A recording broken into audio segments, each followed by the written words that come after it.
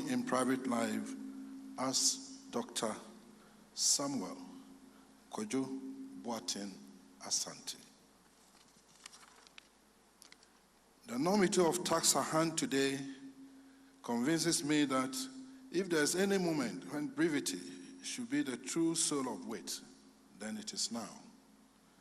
Accordingly, I've chosen to keep my welcome remark short by simply letting you all know how welcome you are to the beautiful campus of this rapidly growing university, the University of Professional Studies, Accra.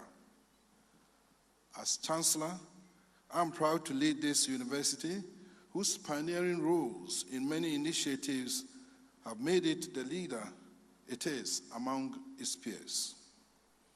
I'm delighted that our law school has once again continued and sustained this path-breaking tendencies with its second Lifetime Achievement in Law Award. In a special way, I thank all of you distinguished people for coming to grace this occasion and to celebrate a special man, Nana Krobia Asante, for his contributions to our dear country and the world at large.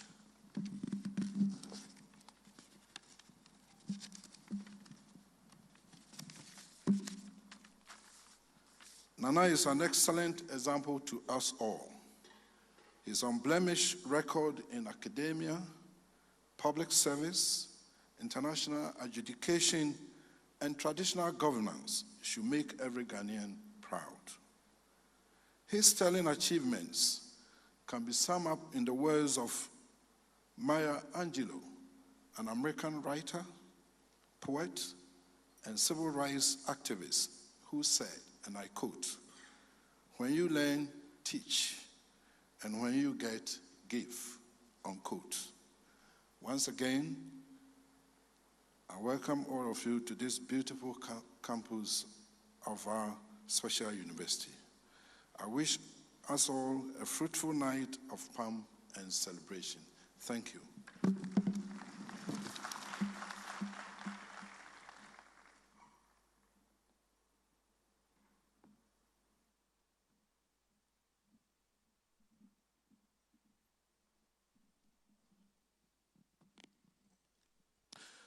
We're eternally grateful to you, Dr. Kofi Kodria-Sapong, the Chancellor of the University of Professional Studies.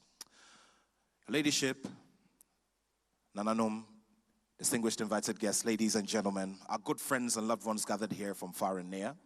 We're also live on the Joy Prime channel, and later on we'll also be live on the JoyNews channels. As has been said already, tonight is one of celebration, and tonight is one of acknowledging effort, great effort that will go down in history and will also be an example for the younger generation to follow. By way of introduction, my name is Nathaniel Atto. This evening, I will be your master of ceremonies, and it's my hope that together we will give the honoree the great memory that he deserves, such that every other day he will look back at tonight and smile and thank the good Lord on our behalf. We're known as a society that likes to celebrate the worst of news and unfortunate happenings. But tonight, as we gather here, and as we go through these very special moments of history, I'm very sure that we're unconsciously inspiring others who are joining us via our live stream on Joy News and on Joy Prime and various platforms to also rehush and realign themselves in terms of how they view society and in terms of where they place achievement and positive things. At this time, it gives me great pleasure to welcome here to the stage a fine gentleman who traces his legal roots to the Harvard Law School. Over the years, he has positioned the University of Professional Studies Law School as a place leading the charge for thought leadership and critical issues affecting the development of our nation. Tonight, I'm very sure that he's basking in great pride like most of us, especially considering the fact that we are all gathering to do something that must become an important part of our calendar year in, year out. Before emerging here on the campus of the University of Professional Studies, he had also done a lot in terms of adding to the bite in the academia, having served as the Dean of the Law School of the Ghana Institute of Management and Public Administration. Please help me with a big round of applause to welcome the Dean of the UPSA Law School, Professor Ernest Kofi Abuchi. And before he attended Harvard, Your Ladyship, he attended St. Augustine's College.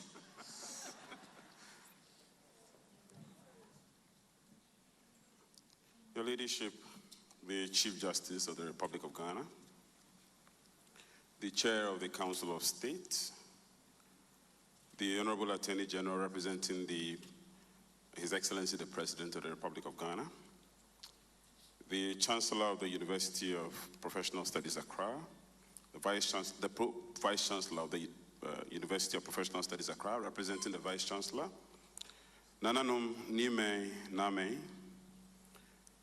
members of the Peace Council, my lords, all other distinguished protocols observed, ladies and gentlemen, those who stand in the moment of history often underestimate the moment. And so, lest it be said of all of us by posterity that we failed to recognize the importance of a hero amongst us today. We have today gathered to testify to the wealth and richness of Nana Dr. S.K.B. Asante's life, a life of service and scholarship. Since he was introduced to his country at the turn of the 1990s, Nana has remained relevant to the needs of Ghana and responded to the cause of service like the patriot that he is. When the UPSA Law School set out to award eminent champions of the rule of law and juristic contributions to both home and abroad, starting in 2003, we were inspired by the desire to acknowledge the unsung heroes of our time. We were determined to highlight excellence that is often glossed over even in the most celebrated of our statesmen. The recipient of the maiden award, Justice Samuel Kofi Dateba, epitomized a standard many aspire to in our country. His award was emblematic of the UPSA Law School's belief in associating with excellence while extolling the timeless values held by our honorees. This year's honoree is himself a paragon of virtue, who stands tall in his achievements and honor. In a society teetering on the brink of moral decadence, one which excellence and virtue remain depleted resources, Nana Dr. S.K.B. Asante remains a standard bearer of what is doable. The Lifetime Achievement Award in Law is the UPSA Law School's statement of thanks to the trail of achievers whose early effort lit the torch of faith and whose fidelity to service and patriotism have left indelible marks on the fortunes of Ghana. These are my heroes, your heroes, and to their worthy enterprises, posterity will and should remember. For our part as a school, we are honored to honor the deserving and for the pleasure of gathering all of you here tonight, this cast of stellar citizens of our country, we remain grateful. And so I'll tell a story before I take my seat. A young boy once approached the father, asking for a car to be bought for him. The father promised the young boy that I'm going to buy you a car if you do three things. One, if you read your Bible religiously. Two, if you do well in your grades. And three, if you keep your beard trimmed. The young man, after a while, came back to the father with a report.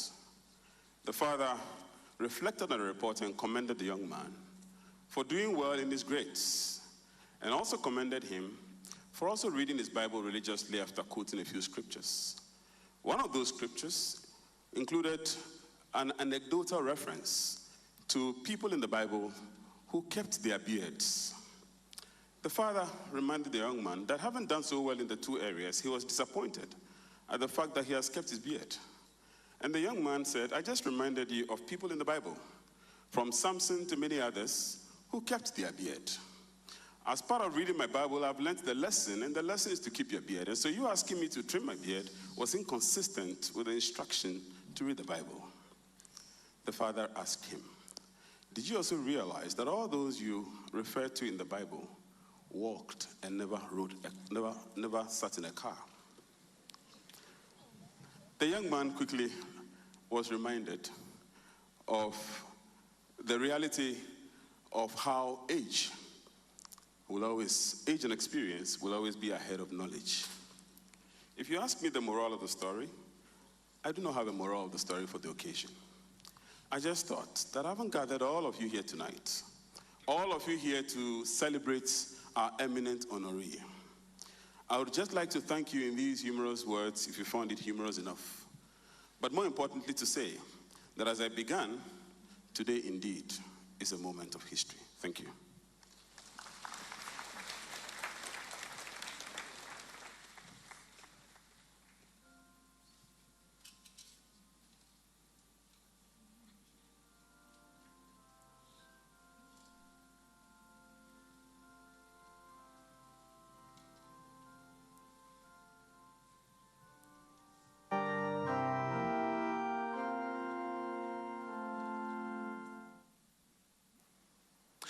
We're very grateful to the Dean of the Law School of the UPSA. Shall we put our hands together once again for Professor Ernest Kofi Abochi. At this time, I would like to pay symbolic respects to the President of the National House of Chiefs, Ojiahoho Yaojibi II. Shall we put our hands together for him? Nana Wonkwasu. We also duly acknowledge the presence of the Omanhini of the Dwabin traditional area, Nana Utu Srebo II.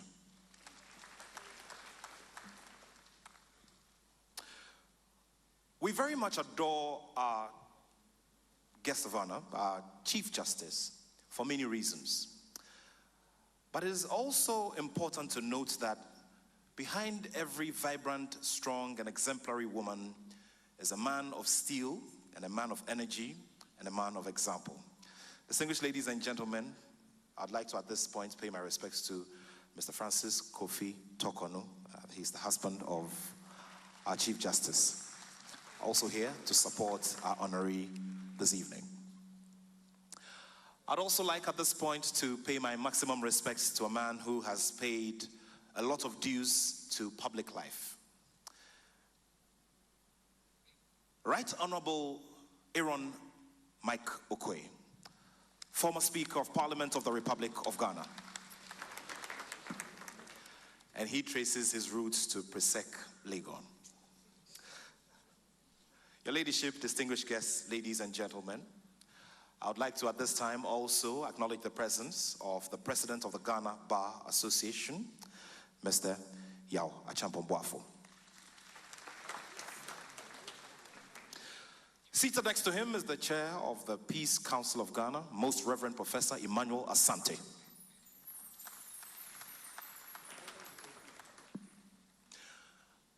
I've also noticed here in the hall some senior citizens whose lives at this time we, the younger generation, aspire to.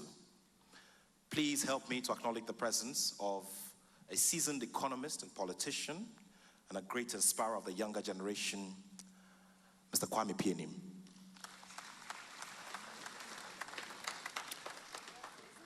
And seated next to him is Sir Sam Esson Jonah, the chairman of Jonah Capital Global. Your Ladyship, Nananom, distinguished invited guests, ladies and gentlemen, good people of Ghana. At this time, I respectfully like to ask all of us to focus our eyes on the big screens as we view what has been put together within a few minutes to represent the rather elaborate story of this great honoree who sits before me and in front of all of you, adorned in royal kente.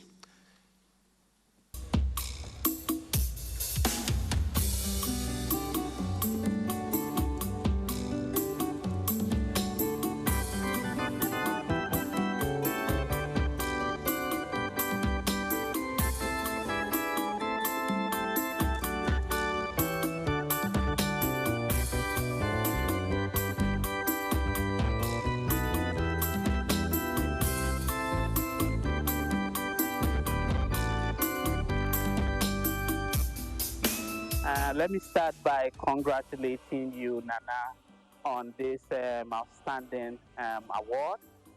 You deserve it in all respects.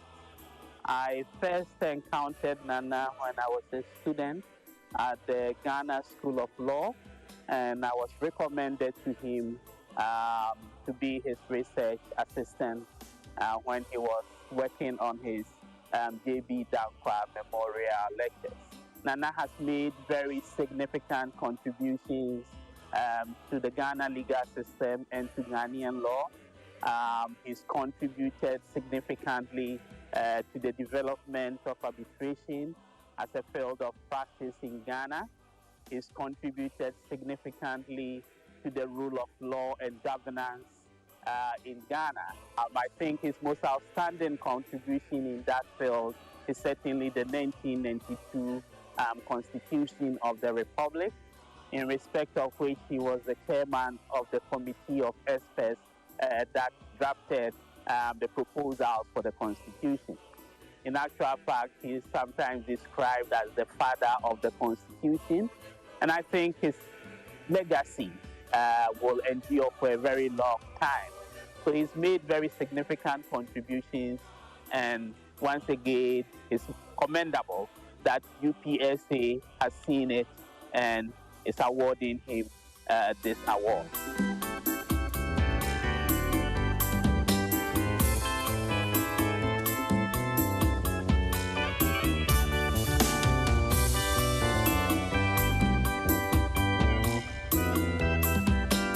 Dr. Asante's international career, coupled with his career in Ghana, his body of work, his body of achievement is so vast that it's difficult to know where to start. But I just want to zero in on the amazing work he did as director, UN Center on Transnational Corporations in the 1980s, about 40 years ago.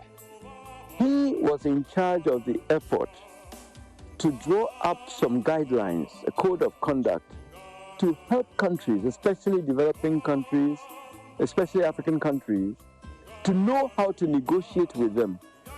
And the groundwork that Dr. Asante and his team did has also been of critical help as countries all over the world draw up guidelines for investment, draw up guidelines to try and stop things like illicit flow of illicit transfers of resources, and so many things relating to investment, finance, and development.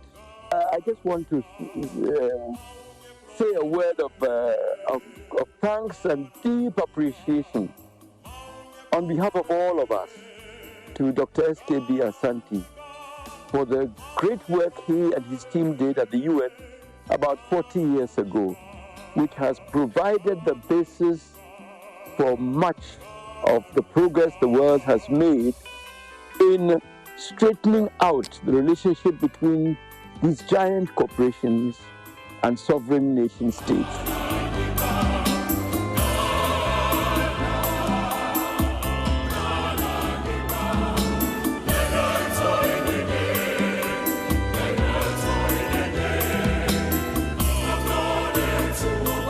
One lecturer was taking us through the politics of Ghana, and he mentioned that, one Dr. Asante was with UN, and now he is the Deputy Attorney General in Ghana from Asokore. That is, I'm also from Asokore. They will say, boah. Say, I'm there. I'm from there. And your point, and will say, I'm passing into you. And I'm trying to say, meaning of you see, and one thing that or they are not personally, and they say, pass and to memoir. Or my be a chairman, a minimum of 8. Or so we had about 16. A chairman, Asokore, I'm the only chairman for 30 years. Or so we are more than enough for him. Some do be a cause no. You will. It's a new one, my. It's a very, very grateful him. Gives me respect. I also double the respect that he gives me. Nana was remembered as one of the great lawyers of this nation. His excellence, his diligence, his love for the profession will always be remembered. Nana has done extremely well in the area of the development of the law. He's indeed a legal colossus, properly so called, and a fountain of knowledge. I think he enjoys sharing his knowledge with all manner of people. I remember recently he had something to do at the courts here. He came to my office and shared with me a lecture he had given to exile law students. That's not too long ago. That's about some 3 or 4 months ago. He showed me some of the feedback he had received from the students, and that was his passion. He delights in sharing knowledge. So on this occasion of honoring Nana, I would say that Ayiko, you have done a human's job. You have really helped to develop the law, developed the members of the legal profession, both the bar and people on the bench, members of the bench. So we say Ayiko, and this award is richly deserved.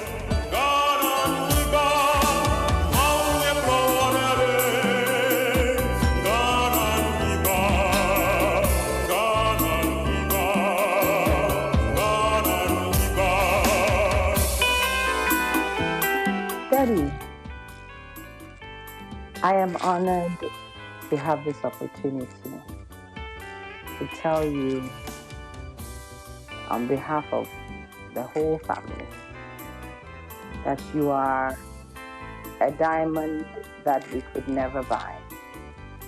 You are a gift to us in so many ways. You are the reason that we are who we are. We are where we are. Words really fail me, and you know that I have a few words to speak, but today I'm slightly at a loss for words because I'm overwhelmed by the fact that God brought you to this earth for a definite reason. You have shared yourself with not only your family, your community, with so many people that have benefited from you. You're always ready to support in any way that you can. Right from his life at Asokori, through Achimota, to London, Nottingham, Yale, and wherever you want to talk about, there have been a lot of things you can glean. As I'm speaking, I have this book with me. Critical and Biographical Essays of Nana Dr. S.K.B. Asante.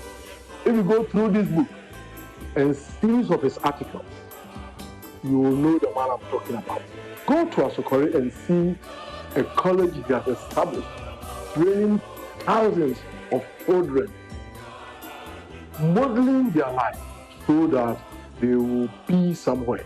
As we are celebrating you today, in the presence of this college, as we take this award, Paul Manso and his family say, Ayiko, God bless you, our mentor, Yamin Shao.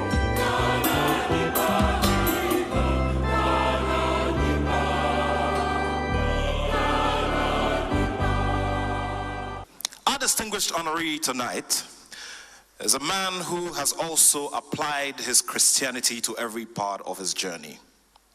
A staunch member of the Accra Ridge Church, and at this time I would like to pay my respects to the Men's Fellowship of the Accra Ridge Church who are here with us this evening to celebrate with them. Please put your hands together for them.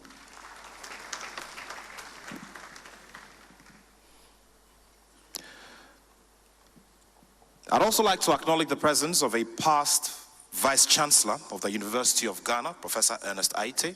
Please put your hands together for him.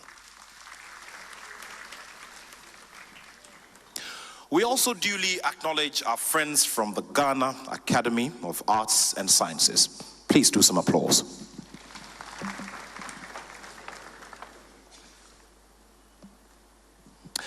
Your Ladyship, Nananum, Honorable Minister, Honorable Deputy Ministers, good friends and loved ones from the academia, good people of Ghana, ladies and gentlemen.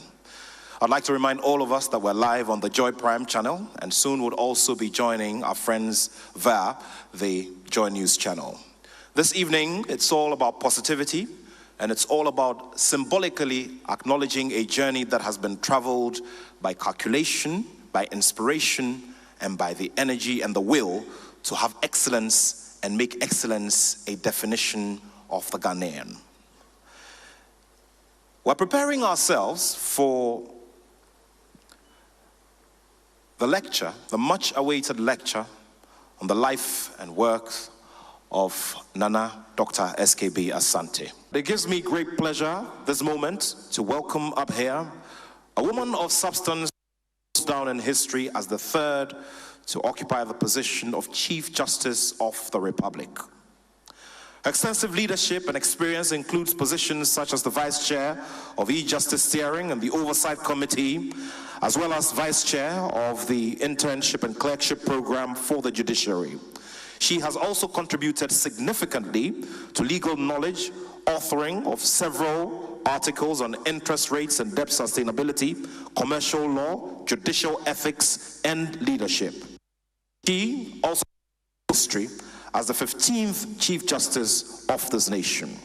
Distinguished guests, ladies and gentlemen, she traces her very proud educational roots from the second cycle system to Wesley Girls High School, Cape Coast. With a very big round of applause, please help me welcome the Chief Justice of the Republic of Ghana, Her Ladyship, Justice Gertrude Tokonu.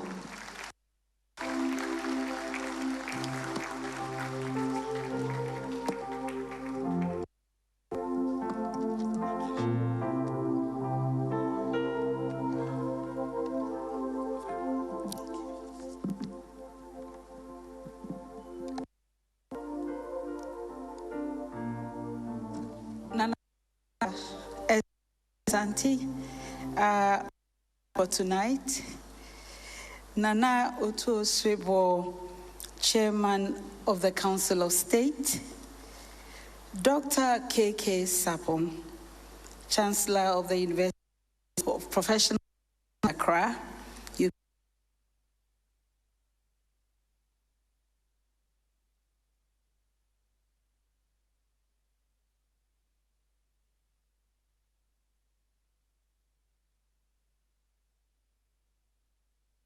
Law, UPSA, the Honorable Attorney General and Minister of Justice and other ministers of state present, Mr. Yao Boafo Achiampong, National President of the Ghana Bar Association, members of the National Peace Council, members of the Council of State, members of the National House of Chiefs, Nananom, distinguished ladies and gentlemen, good evening. It is an absolute privilege and honor to be requested to deliver this eulogistic lecture in honor of Nana Dr. Samuel Kwadwo Boateng Asante, nationally known as Nana Dr. SKB Asante, or Nana Susubribi Krobia Asante, or Mahene of Asante Asokore traditional area. A man I consider within the context of myth and legend. To placate him, I think I have to add a correction to how the MC introduced me, because I did my sixth form also at Achimota School.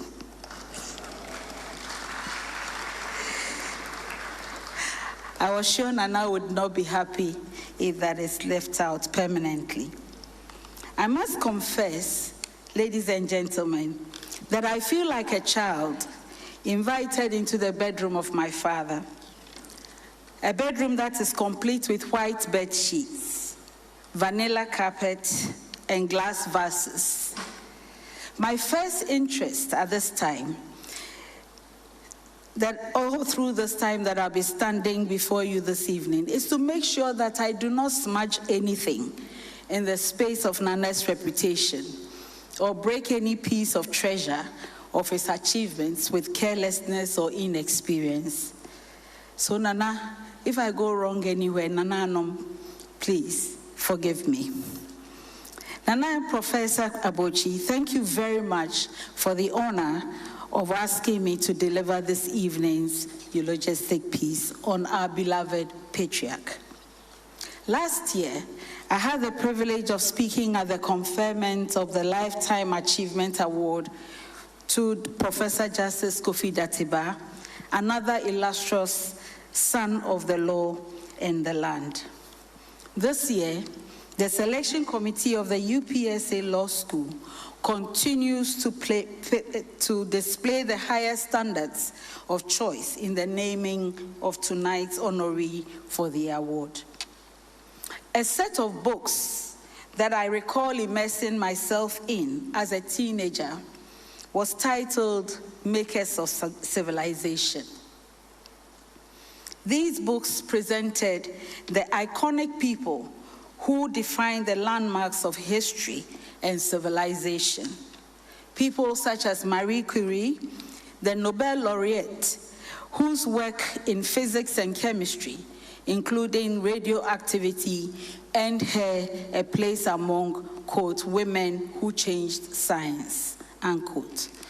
Alexander Fleming, whose work of culturing led to the development of penicillin, and Florence Nightingale, who defined modern nursing. All these persons of great mind were introduced to many a secondary school teenager through the Makers of Civilization series. As I have encountered the different facets of Nana Dr. S.K.B. Asante's life and work as a law student, as a lawyer, as a citizen, and member of the judiciary, I have long formed the position that Nana Dr. Asante's place is within the volumes of the makers of Ghana's civilization.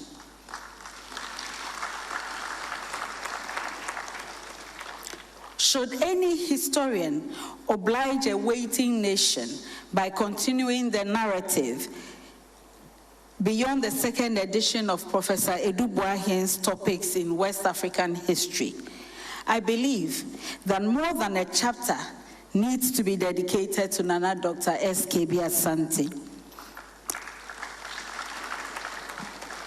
A national hero, a statesman, a patriarch, administrator, academic, national and international civil servant, leader of thought, philosopher, Omaihene, traditional ruler, and social engineer extraordinaire. In depiction of the quality of excellence that the man Nana Dr. S.K.B. Asante embodies, it can be seen from his life work that each of the above identified roles has influenced and filled the content of the other, culminating in trails of effective legacies from every one of them.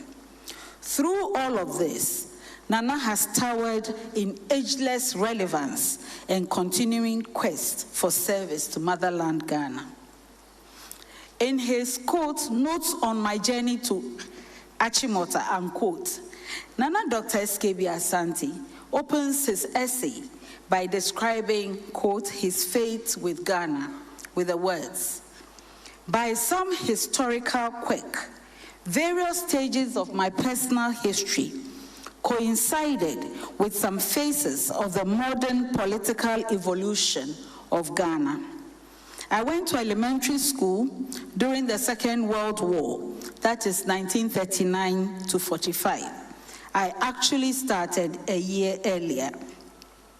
My education at the secondary and tertiary levels took place during the nationalist struggle for independence, unquote. It is easy then to see why this extraordinary man has poured his life into the development of our nation. His greatness undoubtedly resounds in how effectively he allowed the worth and treasures of royal upbringing, education in Achimota School, and birth and growth at the cusp of the historical landmarks that shaped the last century to impact him for good, making him a giver to the nation rather than an untoward taker. Leonardo da Vinci is quoted as saying that, quote, whoever sows virtue reaps honor. The man we have come here to honor this evening has sown so much virtue in our nation and the Committee of Nations that the honor due him must, in Portian descriptions of the virtue of mercy in Shakespeare's Merchant of Venice, be without strain or restraint, and must overflow with the gratitude and appreciation of a nation that he has helped guide since the tumultuous evening of colonialism, through the several chapters of Republican governance, and into the now assertive quest for development, freedom, and justice in the Fourth Republic. Excellencies, Lordships, Nananom, distinguished guests, this is my privilege tonight, and I do so by inviting a walk through the trailblazing trails of Nana Dr. Asante's work on the various stages that he performed them, not only for Ghana, but for the international community. Nana's life work is a tribute to his service towards everything placed in his care and his discharge of obligation with principles of excellence. I first encountered Nana Dr. SKB Asante, Omahini of Asokore Asante, in the hearing of his many initials and designations, stated in hushed tones as they describe this icon of Ghana's national development. And my continued encounters with him have been largely through the corridors of authority, including his presence among members of the Judicial Council. And though my experience of him has been from the distance of observation, the largeness of his influence of grace, teaching, and direction has been so strong because of their impact on national life that it is my pride as a Ghanaian to hold them up.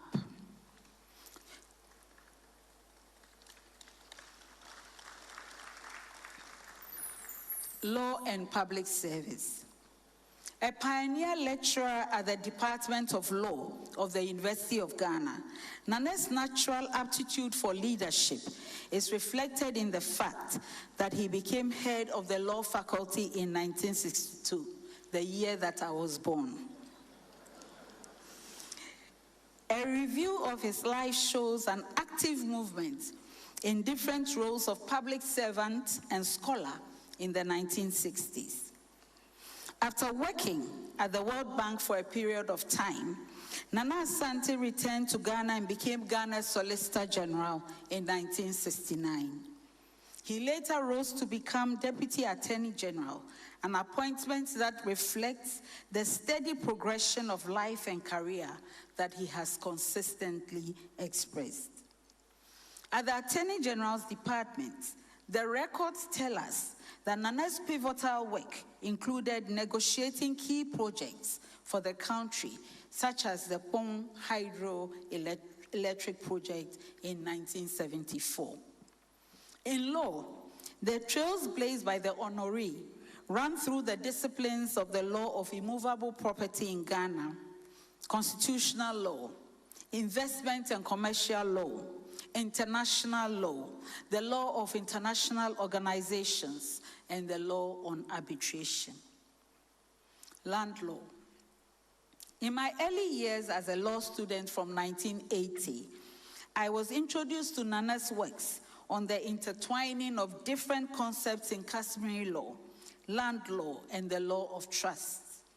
Through his writings that continue to be relevant in providing a foundational understanding of Ghana's land law, Nana elucidated the facts, principles, and philosophies behind the normative structure of Ghana's land law, especially the seemingly fast eroding appreciation of the concept of trusteeship in Ghana's land law. In Nana's reflections on his time at Yale Law School, he provides a window into the environments from which his rich contributions to learning in Ghana's land law were shaped. He had this to say: Yale Law provided me with every opportunity to widen my intellectual horizons, appreciate American approaches to law in various areas, and reflect deeply on Anglo-American and Ghanaian legal concepts. My area of concentration was real property and trusts, subjects which I was teaching at the University of Ghana, unquote. Of course, the appreciation that he is a royal reveals his interest in clarifying the norms of land law in the early years of Ghana's independence and status as a republic. Nana, all students and researchers of law have been beneficiaries of your depth of thinking, research, knowledge, and scholarship in this area of land law, property, and trust. For this and much more, we say thank you.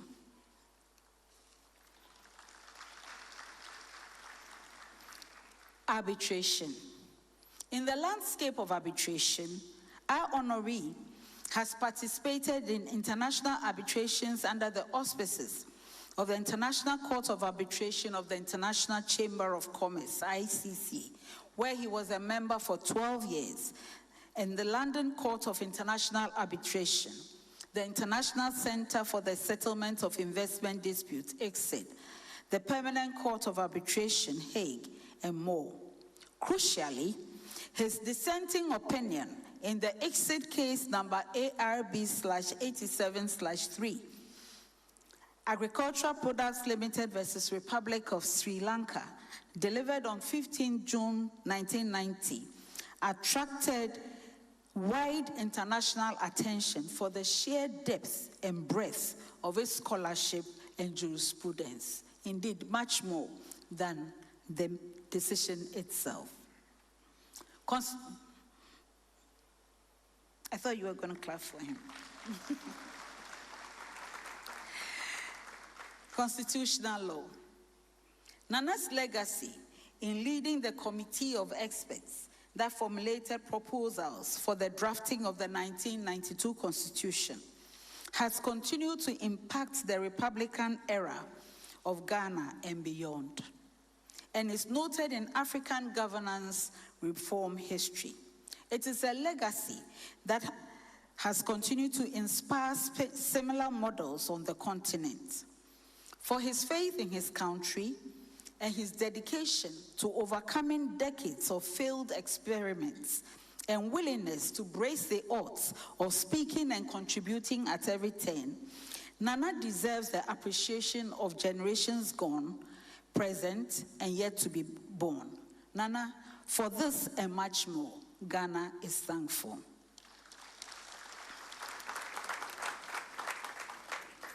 To quote his own words from his speech in 2000, when he represented his class of 1950, 50 years after they entered Achimota School, quote, "We remember Alexander Fraser for his abiding faith in the inherent intellectual capacity of Africans, his deep commitment to the essential equality of all races, and for giving Achimota a sound and imaginative leadership for nearly a decade.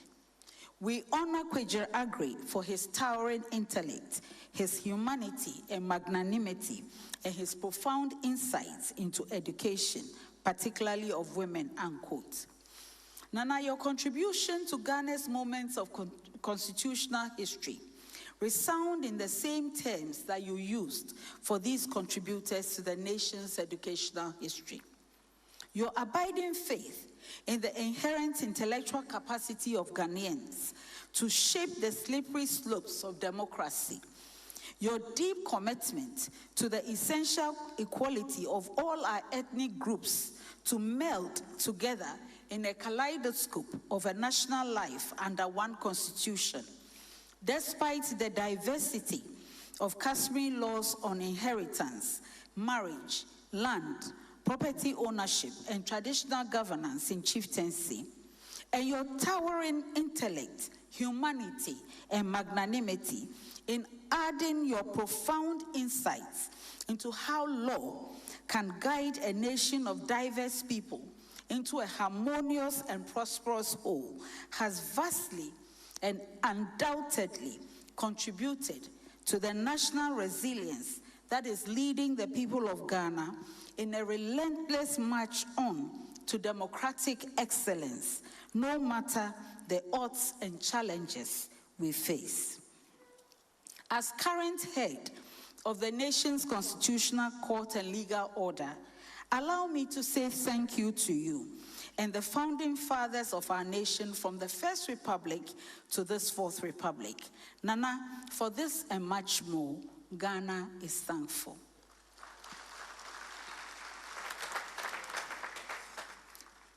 Diplomacy and civil service. Nana joined the World Bank as the first African south of the Sahara to be appointed to the legal department of the World Bank.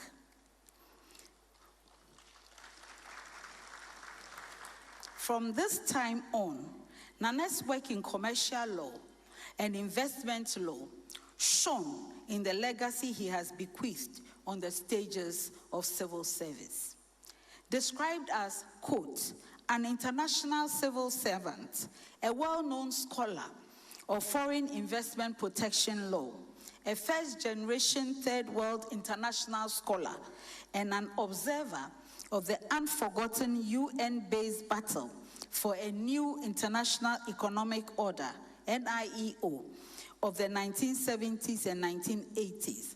In a biographic review of his work by scholar Dr. Kehinde Folake Olaye, Nana Susubribi's work in international diplomacy blazed trails through the UN Center on Transnational Corporations, UNCTC, and ICSID, such that Dr. Olaye points out that Nana's appointment to the UNTC was acknowledged as one of the two most influential appointments of the time in the writings of John H. Dunning, a scholar widely recognized as a father of the fields of research of international business, economics, international direct investment, and the multinational enterprise. Dr. Olaye urges his own position that the publications of this demure man from Asokore during Nana's years at and after the UNCTC are the most important on the work of the UNCTC from a legal perspective. The records show that Nana's services at the International Center for the Settlement of Investment Disputes, ICSID, saw him significantly contribute to shaping the norms that govern international investment law and rules. Working there at a time when politics of seizures by governments of the global south was matched by domineering postures of countries of the north, it is acknowledged that Nana's work was part of early efforts that helped stabilize global investment rules. It will be recalled that in the 1980s and 1990s, ICSID and the Global South projected the voice that tamed post-colonial proclivities and helped to demand space for the proper growth of international relations, trade, and investment. Undoubtedly, Nana belongs to the unsung brigade of international civil servants who guided nations with diplomacy and intellectual strength to the current expansive state of global commerce. Nana, thank you.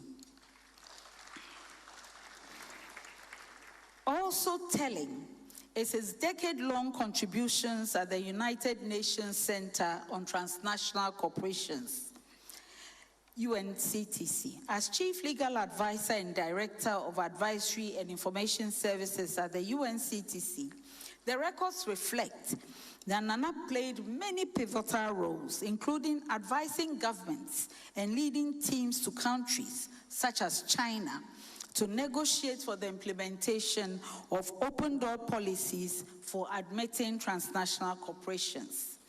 Nana has shared his experiences in publishing and lecturing extensively on international investment law, international law, legal aspects of transnational corporations, regulations of international mineral agreements, and international business transactions.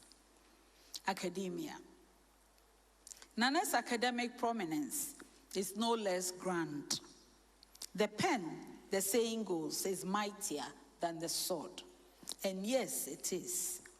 The sword may kill countless numbers that may lie unprofitable to nations in graves sometimes unknown.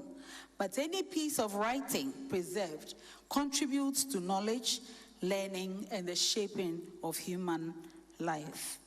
So has Nana's writing brilliance remained immortalized in scholarship that spans the spectrum of all the areas that this icon has worked in. From Nana's work and writings to capture the learnings and teachings of his work, we appreciate a commitment not only to peace in constitutional and traditional governance, but to enhancing prosperity by clarifying rules and principles for marketplace actors. Through my checks in preparation for tonight's address, I discovered that Nana visited and taught or spoke at leading universities of the world, including Harvard University. Nana's depth of scholarship and intellectual contributions appear in some of the most consequential and prestigious law journals, including Yale Law Journal, International and Comparative Law Quarterly, American Journal of International Law, Cornell International Law Journal, Harvard Journal of International Law, Leiden Journal of International Law, Foreign Investment Law Journal, Journal of World Trade Law, Journal of African Law, University of Ghana Law Journal, Review of Ghana Law, Wisconsin Law Review, and yes, the UPSA African International and Comparative Law Journal. By immortalizing his thoughts and leadership contribution to the development of functional norms through writing, Nana not only talked his walk, but he left his words behind to guide, inspire, and justify the development tracks of Ghana, Africa, and the nations of the world. Indeed, in recognition of his immense contribution to scholarship and legal academia, as well as national and international public service, a first script authored by 47 jurists, scholars, and international experts across the world was published in his honor in 2016.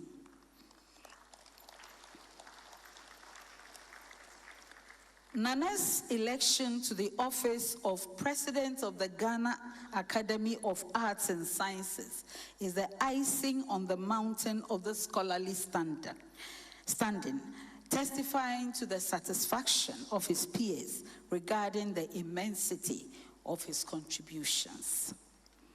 Governance. It is a matter of national note that within the revered institution of chieftaincy, Nana has taken his place as Omahini of Asokore Asante with the nobility, elegance, and ease of excellence that he brings to everything. And undoubtedly, the state of Asokore Asante is also the beneficiary of his huge intellectual background knowledge on the functional norms of customary law, immovable property, trusteeship, and governance. My beloved late father once said something at a family gathering that I have not forgotten. He said that there are two things that may not be noticed when you have them, but which, if lost, will leave a person tragically worse off. The first is good health, and the other is good parentage. Distinguished guests, my humble hypothesis this evening is that the quality of thought and mind discernible in our revered traditional leaders, epitomized by our honoree tonight, has contributed in no small measure to the adeptness with which Ghana's peculiar model of common law, provided for in Article 11.2 of the 1992 Constitution, has guided the stability of our nation.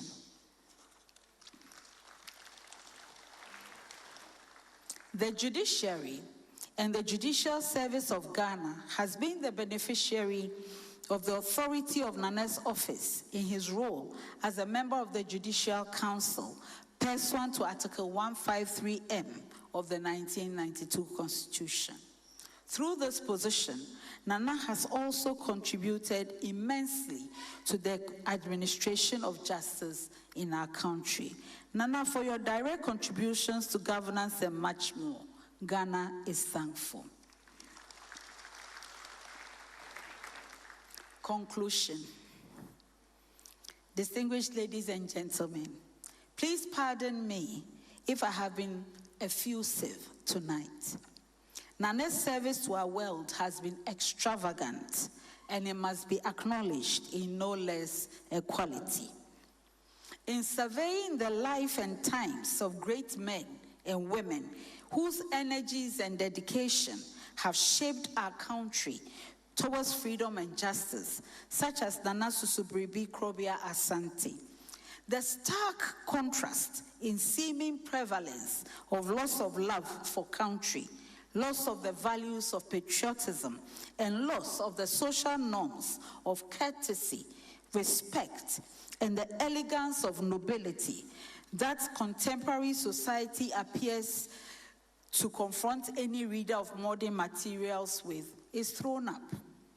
The definition and clarification of honor, outplayed through the words exposition of life work and eulogies expressed here tonight, therefore provides an opportunity for generations behind Nana to appreciate what citizens must necessarily prioritize as true virtue.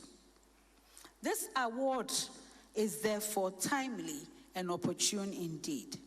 It beautifully weaves into the constellation of achievements which make the man Nana Dr. S.K.B. Asante. Nana's life mirrors the virtue, dedication, and service that every nation needs to become great and strong. Nana Nyamin Shrao, onto Wundamo, we will hold on to the lessons of servant leadership that you have taught throughout your life. For these and many more, a grateful nation and a grateful legal sector says thank you.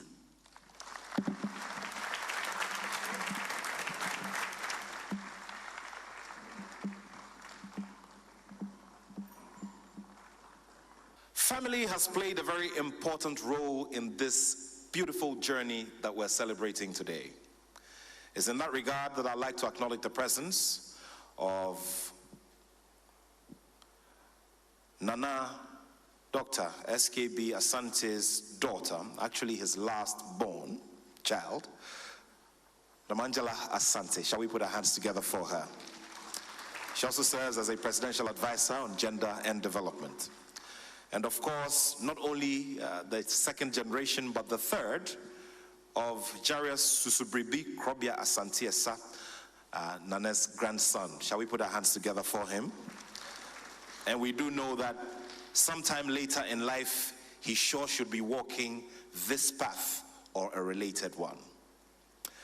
While we go ahead and celebrate the achievers of our society and the beauty of every single thing that each and every one of us have done to contribute to society's big picture, I'd like to pay my special respects to the Queen Mother of Atonsu, who is a classmate of our honoree tonight at Asokore Methodist School, together with the late Professor Edubuahin, who was a flag bearer of the MPP and a great name in the academia. Shall we put our hands together?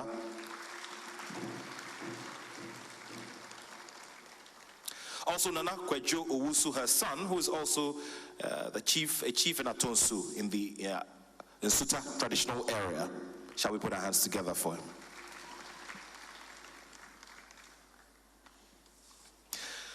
Distinguished ladies and gentlemen, we continue to say a very big thank you to all of our sponsors with whose very generous support we have come thus far in this great celebration.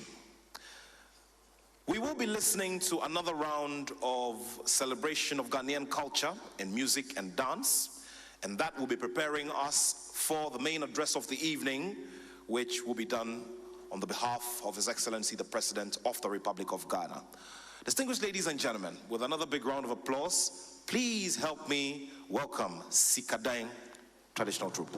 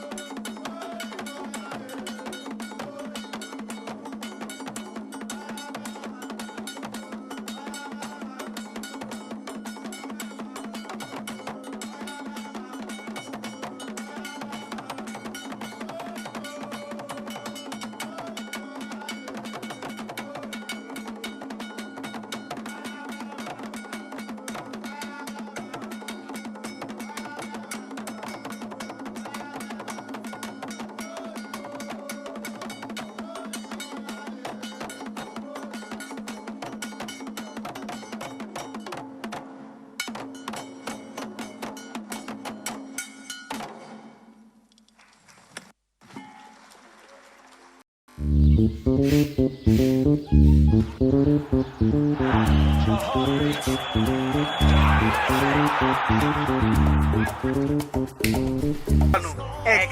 yes, protect local businesses by refilling your gas cylinders at LPG stations nationwide.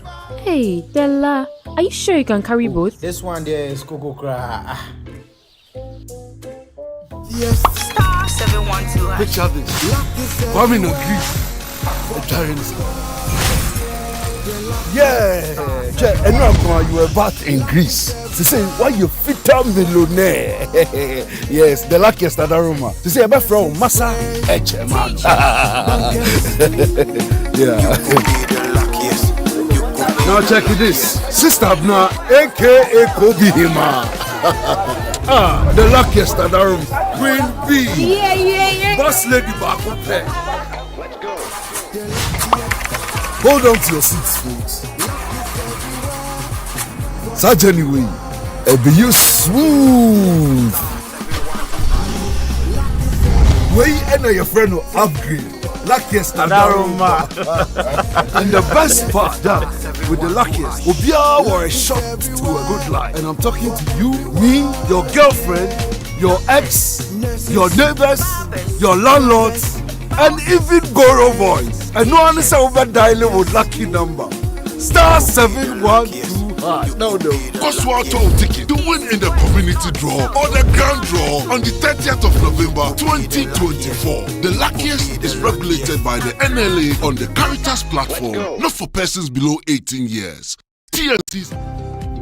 We've been pushing boundaries and empowering generations for 2 years. Building on the success of our previous 2 editions, we are proud to announce the 3rd edition of Financial Economics Seminar 2024. Date, 31st July. Time, 9 a.m. Venue, Accra International Conference Center. Theme, entrepreneurship, a functional element for economic growth and stability of developing economies. Join us for another transformative experience as we gather industry leaders and experts to share cutting-edge insights and strategies. Dr. Mohammed Amin Adam, Minister of Finance, will deliver the keynote address, and Apostle Eric Nyamiche, the chairman of the Church of Pentecost, will chair the seminar. Main speakers, Professor Atinuke Olosula Adebanji, Professor of Statistics, KNUST, Dr. Stephen Amwa, financial economist and deputy minister of finance, Mr. Kofi Adomako, managing director of GCB Bank, and Apostle Samuel Amponsa Frimpong, Esquire, chairman of the Christ Apostolic Church International, will inspire and motivate you to reach new heights. There will also be a panel discussion, an exhibition of products and services by private corporate organizations, government institutions, and diplomatic missions. Come and connect with a community of like-minded individuals, elevate your knowledge, and build meaningful relationships. It's free.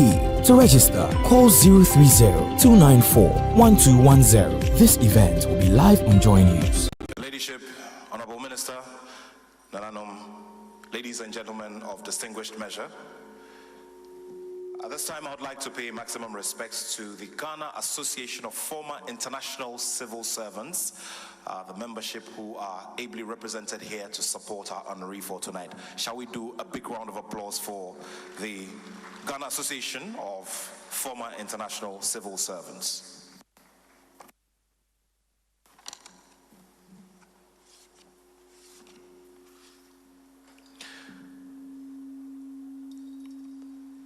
I'd like to also once again remind all of us that we're live on the Joy Prime channel, and this honorific lecture will also be telecast on the Joy News channel, which is also on 421 on DSTV.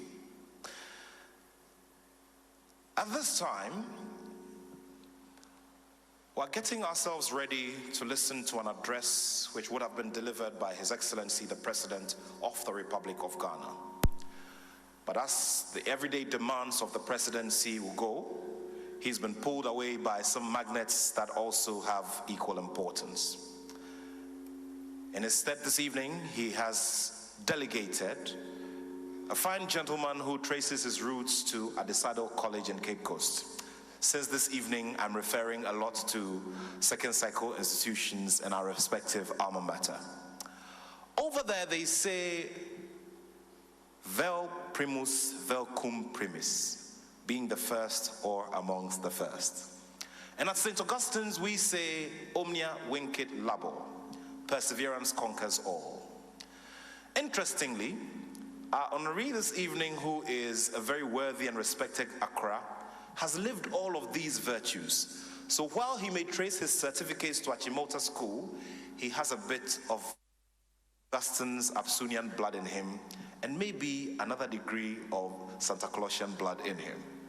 At this time, distinguished ladies and gentlemen, it gives me great pleasure to welcome the Attorney General of the Republic of Ghana, Honorable Godfred Dame.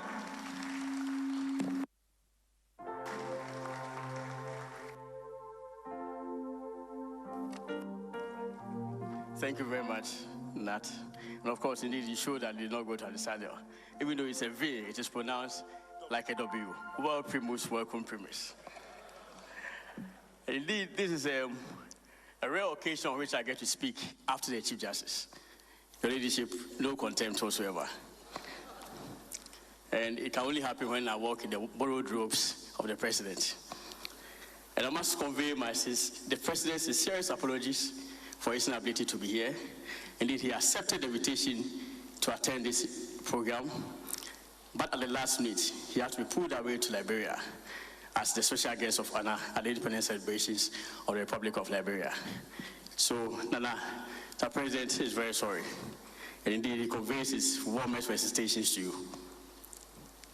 And I must also say that as a special guest in my own right, I had my own personal words and reflection of the truly remarkable life of an exceptional gentleman who has served not only Ghana, but Africa and the world. But of course, when I walk in the broad roads of the President, I'm compelled to jettison him and read only the President's speech. So Nana, I think I'll find time and indeed document him and publish it. I think you deserve it. Congratulations to you. So I proceed to discharge my assignment, which is to read the President's speech. Eminent clergy, Her Ladyship, the Chief Justice, and who is today beautifully accompanied by a gentleman I describe as the fourth gentleman of the land, Mr. Francis Tokunu, the Chairman of the Council of State, Nana Otu Sebo, Justice of the Supreme Court of Ghana and other Superior Courts of Judicature, the former Speaker of Parliament, Professor Aaron Mike Okui, the Chancellor of the University of Professional Studies, Dr. K.K. Sapong, Deputy Attorney General Afretia Yeboah, the Dean of the UPSA School of Law, Professor Kofi Abochi, the President of the National House of Chiefs, the President of the Ghana Bar Association, eminent traditional rulers who have come to celebrate the life of Nana Dr. S.K.B. Asante, members of the Ghana Bar Association, and of course, an eminent Santa Clausian, Dr. Sam Jonah, I acknowledge you. Distinguished guests, ladies and gentlemen, the President indeed says that he's very grateful for the invitation to be here today as a special guest of honor at this prestigious event of the University of Professional Studies, Accra, UPSA, the 2024 Honorific Lecture and Award Ceremony. We gather under the theme, and I quote, celebrate a legacy of service and excellence, end of quote. A fitting tribute to the remarkable career and contributions of our esteemed honoree, Dr. S.K.B. Asante, now a respected traditional ruler, Nana Susu Pribi Krobia Asante, or Manhin of Asokore Asante. Tonight, we celebrate a man whose life and work have been synonymous with integrity in public life, devotion to duty, and a strong attachment to the rule of law. Dr. S.K.B. Asante's illustrious career in law, spanning several decades, has left a considerable mark, not only on the Ghanaian legal profession, but also on the international legal stage. His contributions have enriched our legal system, fostered a culture of excellence, and inspired generations of legal practitioners. On a personal note, I'm proud to say that Dr. S.K.B. Asante can be properly described as a protege of my father, Edward Kufuor, the third Ghanaian Chief Justice and the President of the Second Republic.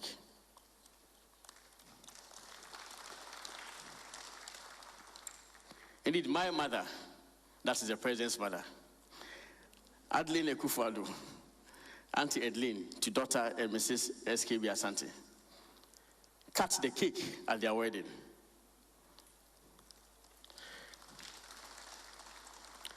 This mentorship was not just a relationship of guidance and learning, but a firm bond of shared values and common vision that shaped Dr. Asante's career and philosophy.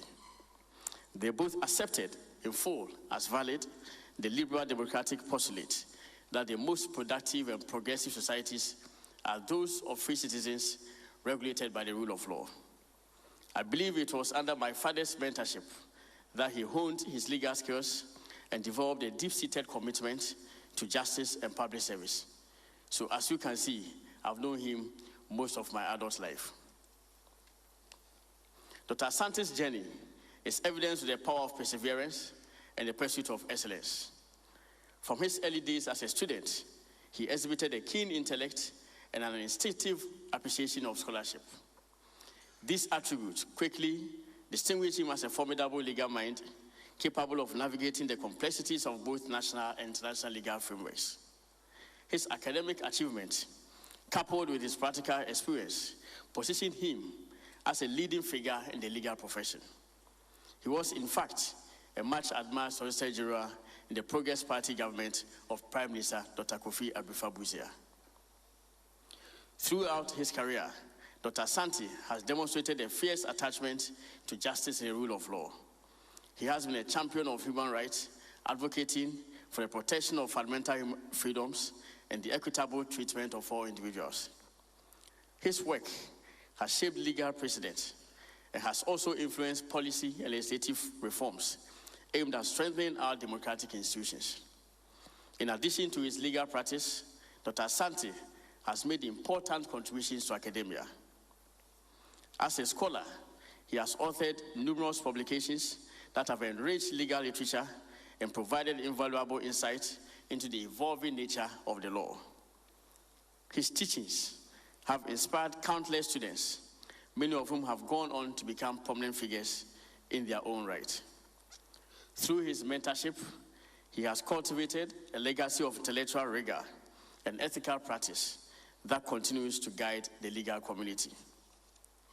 One of the most significant highlights of his career was serving as the chairman of the committee of experts that drafted the constitutional proposals, leading to the promulgation of the 1992 Constitution, the Constitution of the Fourth Republic, the longest, most enduring republic in Ghana's history.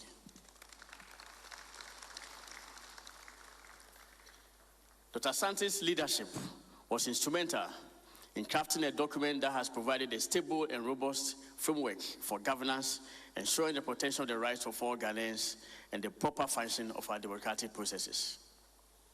His legacy extends beyond the borders of Ghana.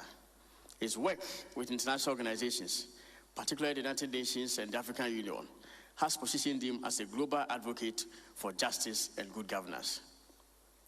His contributions to international arbitration and conflict resolution have been instrumental in engendering peace and stability in various regions. His efforts have not only brought honor to our nation, but have also advanced the cause of justice on a global scale. As we honor Dr. Asante tonight, we reflect on the broader implications of his work. His career serves as a powerful reminder of the importance of upholding the rule of law, defending human rights, and striving for excellence in all our endeavors. In celebrating his achievements, we are called to emulate his example and to continue the work of building a just and equitable society.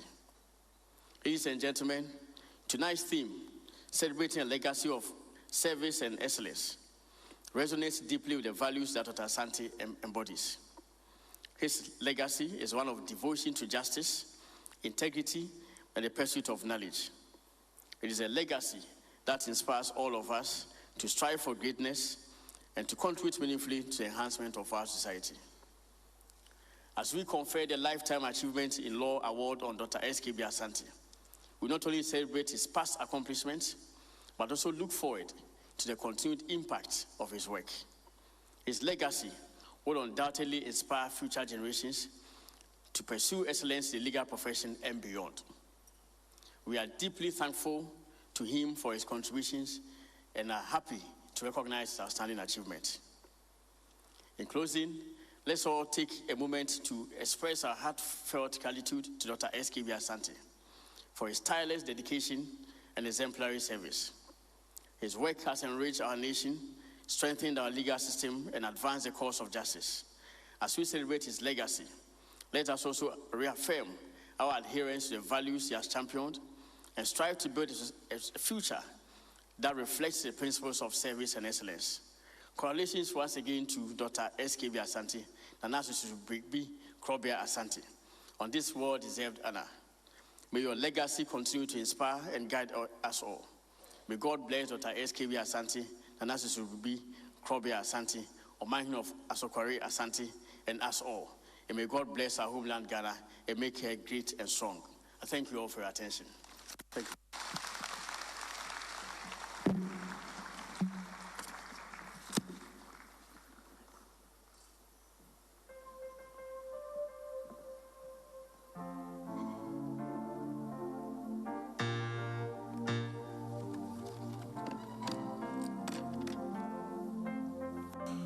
We're very grateful to you, Honorable Godfred Dame, for delivering the message on behalf of His Excellency, the President of the Republic of Ghana. And on a very light note, just in case you're wondering if this really came from His Excellency, the President, you just have to listen to the very last line, which says, "I thank you all for your attention." Please put your hands together for him one more time.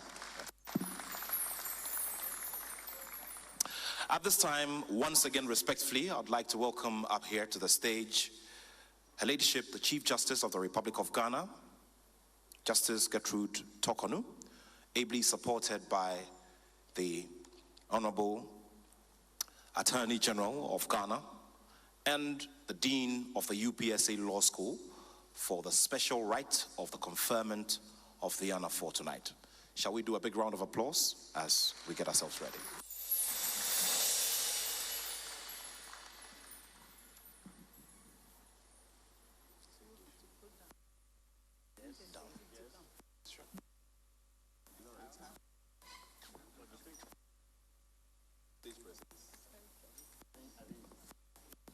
Shall we please rise and acknowledge?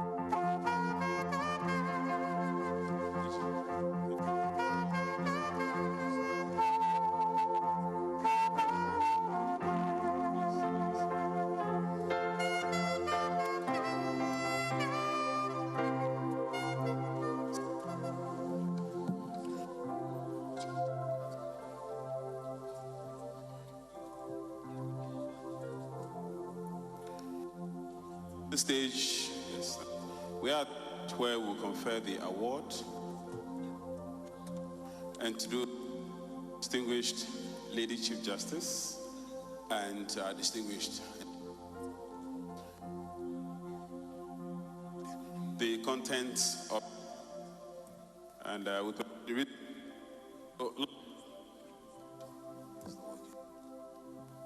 Lifetime Achievement Award for your excellence, inspired a I'll take it again. For your excellence in leadership and service, you have inspired goodness and devotion to the national cause across the many decades of your service. Your exceptional eminence as an academic and a stalwart international and domestic public servant has brought honor unto yourself, your country, Ghana, and the people of Asante Asokore. As a chief, you have stayed true to your heritage and the finesse with which you have blended national governance, duties, and traditional leadership has charted a path for many to emulate. Particularly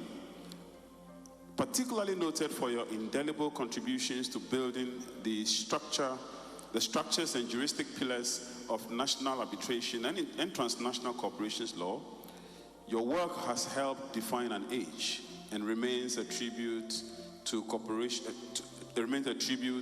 your devotion to the life of service and a better world. Leading the team that drafted the 1992 Constitution of Ghana remains a lasting legacy of your work, on which posterity will reflect and yearn better knowledge of you. As a testament to our shared values of excellence and integrity, the UPSC Law School presents to you this plaque extolling your rich accomplishments accumulated across a lifetime of leadership to the cause of community, nation, and humanity. In acknowledgement of your contributions in academia, global and domestic public service, governance reform, national leadership, and mentorship of generations, therefore, this Lifetime Achievement Award in Law is hereby conferred on you. Nana Susubrebi Krobia Asante, Paramount Chief Asante Asokore, conferred this 25th day of July 2024 by the UPSC Law School, signed the Dean of the Law School, Nana Adodankwa Akufo-Addo, His Excellency, the President of the Republic of Ghana, Gertrude Tokonu, Chief Justice of Ghana.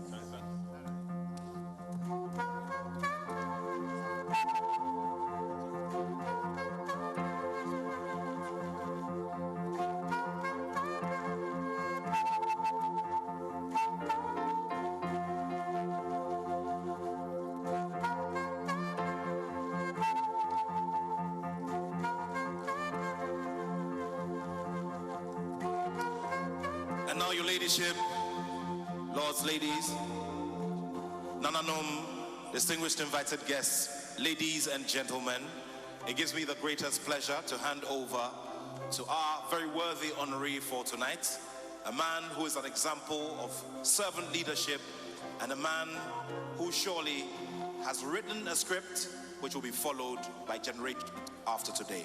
Shall we do a big round of applause as we pay this very big honor one more time?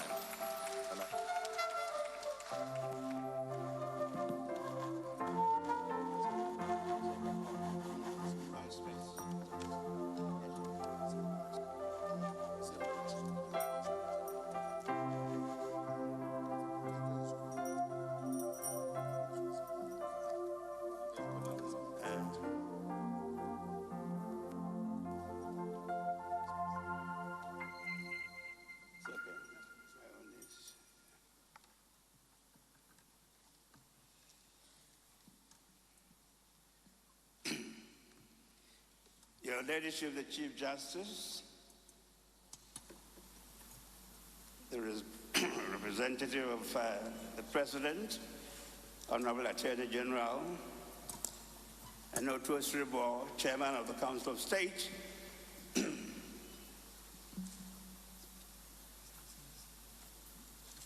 the President of the National House of Chiefs, Justices of the Superior Courts, my brothers, revered traditional leaders, the elders and citizens of Asante Asokore and Koforidua Asokore,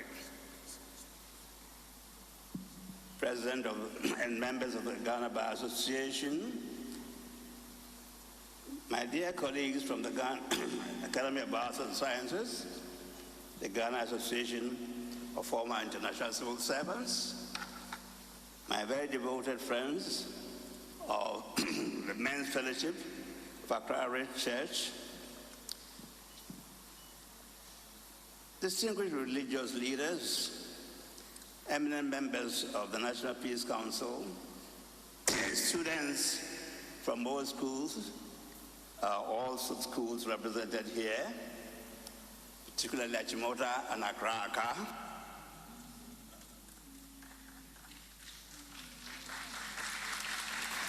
Thank you.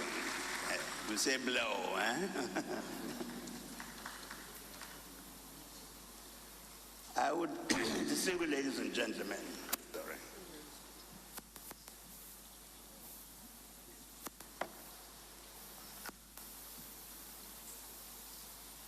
First, I would like to thank His Excellency the President most sincerely for this tribute to me. He has seized this opportunity to express the indebtedness of my wife, Philomena, and myself to the President's late parents, HE President Edward Akufo-Addo and Madam Adeline Akufo-Addo, for the gracious mentoring and support that we received from them for decades. I'm truly grateful to Her Ladyship, Justice Gertrude Sokono, Chief Justice of the Republic, for this touching eulogy in my honor. I'm really humbled, Your Ladyship, overwhelmed. It is at once gratifying and humbling to hear such words from the head of our judiciary. And I also recall meeting you in various places, particularly at the Judicial Council and at various workshops where you have shared your deep knowledge of the law, particularly international construction law.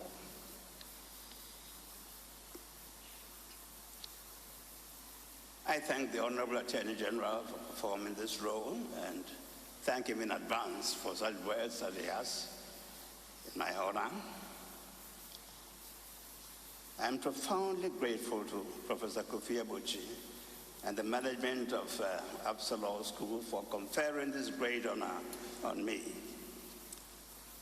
I commend you and your colleagues, particularly Ms. Gertrude Ama and Ms. Edna Obiri, for this singular recognition, not forgetting the other members of the steering committee, and the tremendous energy invested in organizing this event.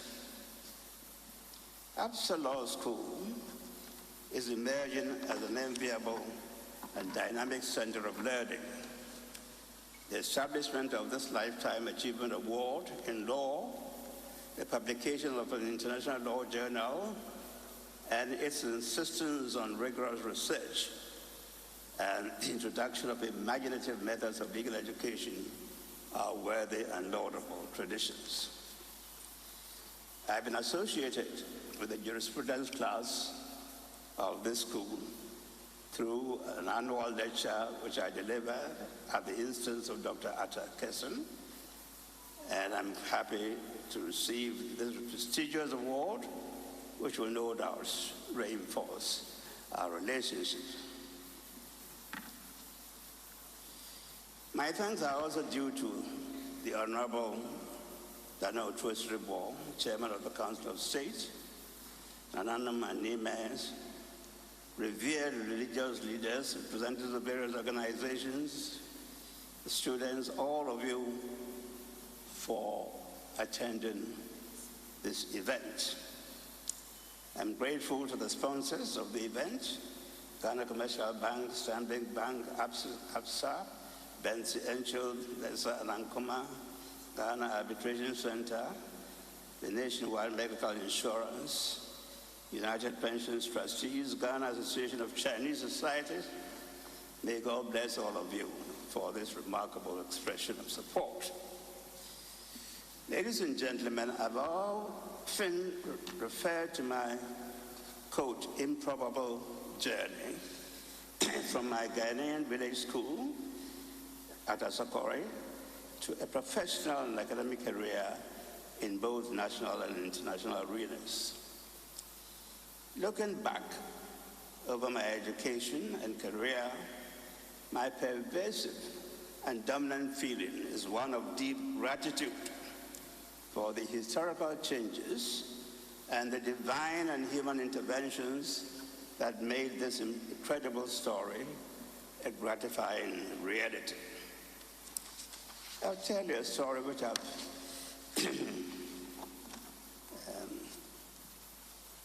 narrated so many times. In 1943, the late Michael Diana, who was then a school inspector, visited a Socorro Methodist school, and after observing me for a while, asked me, "Little boy, what would you like to do in future?" This was 1943 in Asokore. Displaying the bravado of a son of 4 people, I declared that I wanted to be a lawyer.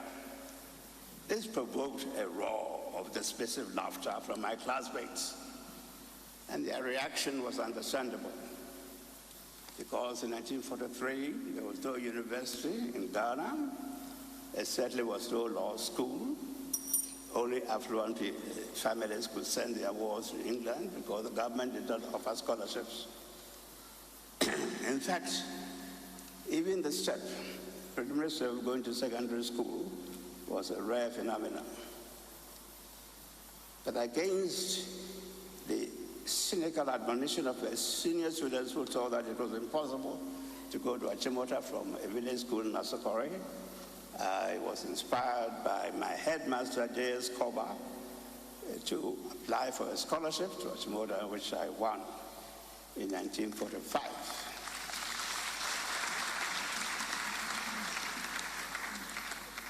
Now, a lot has been said by her ladyship about my career, but I want to point out the milestones in my career which have emboldened me to describe my journey as an improbable journey. So I've told you what happened in 1943. Now, every 10 years thereafter, I'll disclose what happened to me. In 1943 was this question put to me, and my declaration, which was regarded as fanciful. Then, 1953, I was admitted to law school at Nottingham University in the UK. In 1963, I was a lecturer at the University of Ghana, having completed a brief tenure as acting head of the department, law department of the university. In 1973, I was Solicitor General of Ghana after surviving General former Colonel Kutu Achampo's coup d'etat. I was then engrossed in international negotiations for the restructuring of Ghana's external debt and the acquisition of 55% equity interest in foreign-owned mining and timber companies.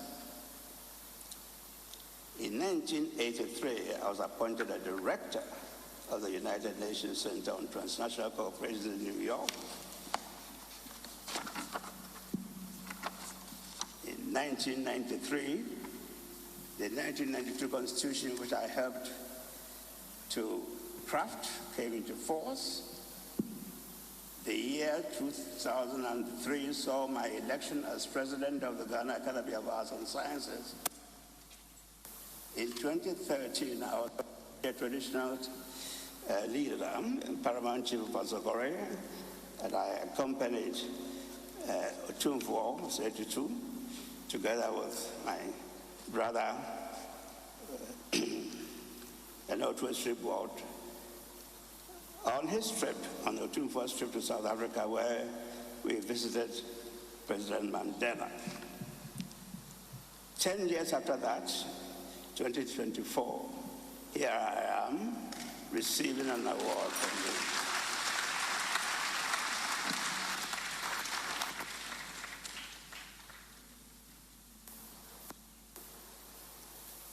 I would like to disabuse your minds of any notion that I have an extraordinary ability. So how did this improbable journey become a reality? My short answer is the incidents of divine and human interventions. I must first express my profound gratitude to God Almighty for shepherding me through this 8-year journey. Anybody looking at the circumstances in which I was lifted from Asokore into global service will acknowledge divine protection and guidance in this journey, for which I'm eternally grateful.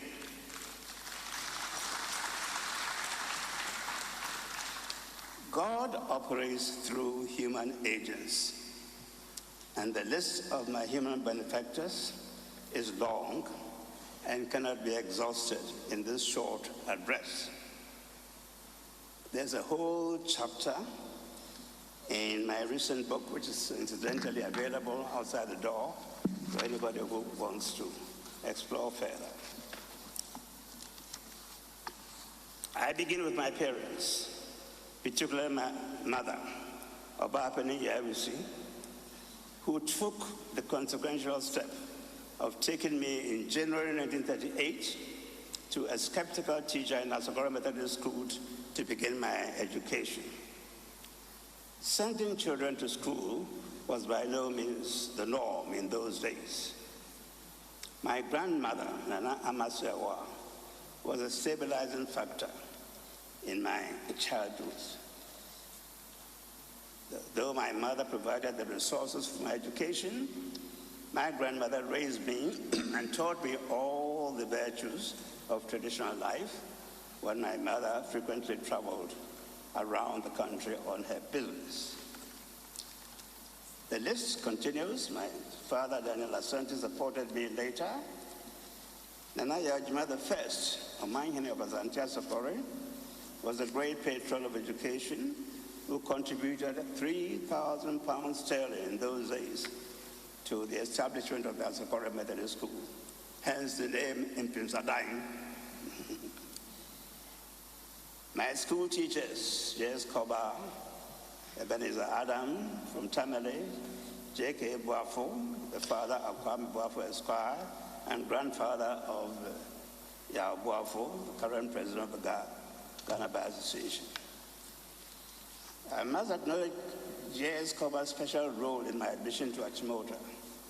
He urged me to take the Achimota entrance examination for 2 years, and I was dissuaded by some senior students who thought that it was impossible for somebody to go from a village school to Achimota, not knowing that Achimota welcomed people from all backgrounds.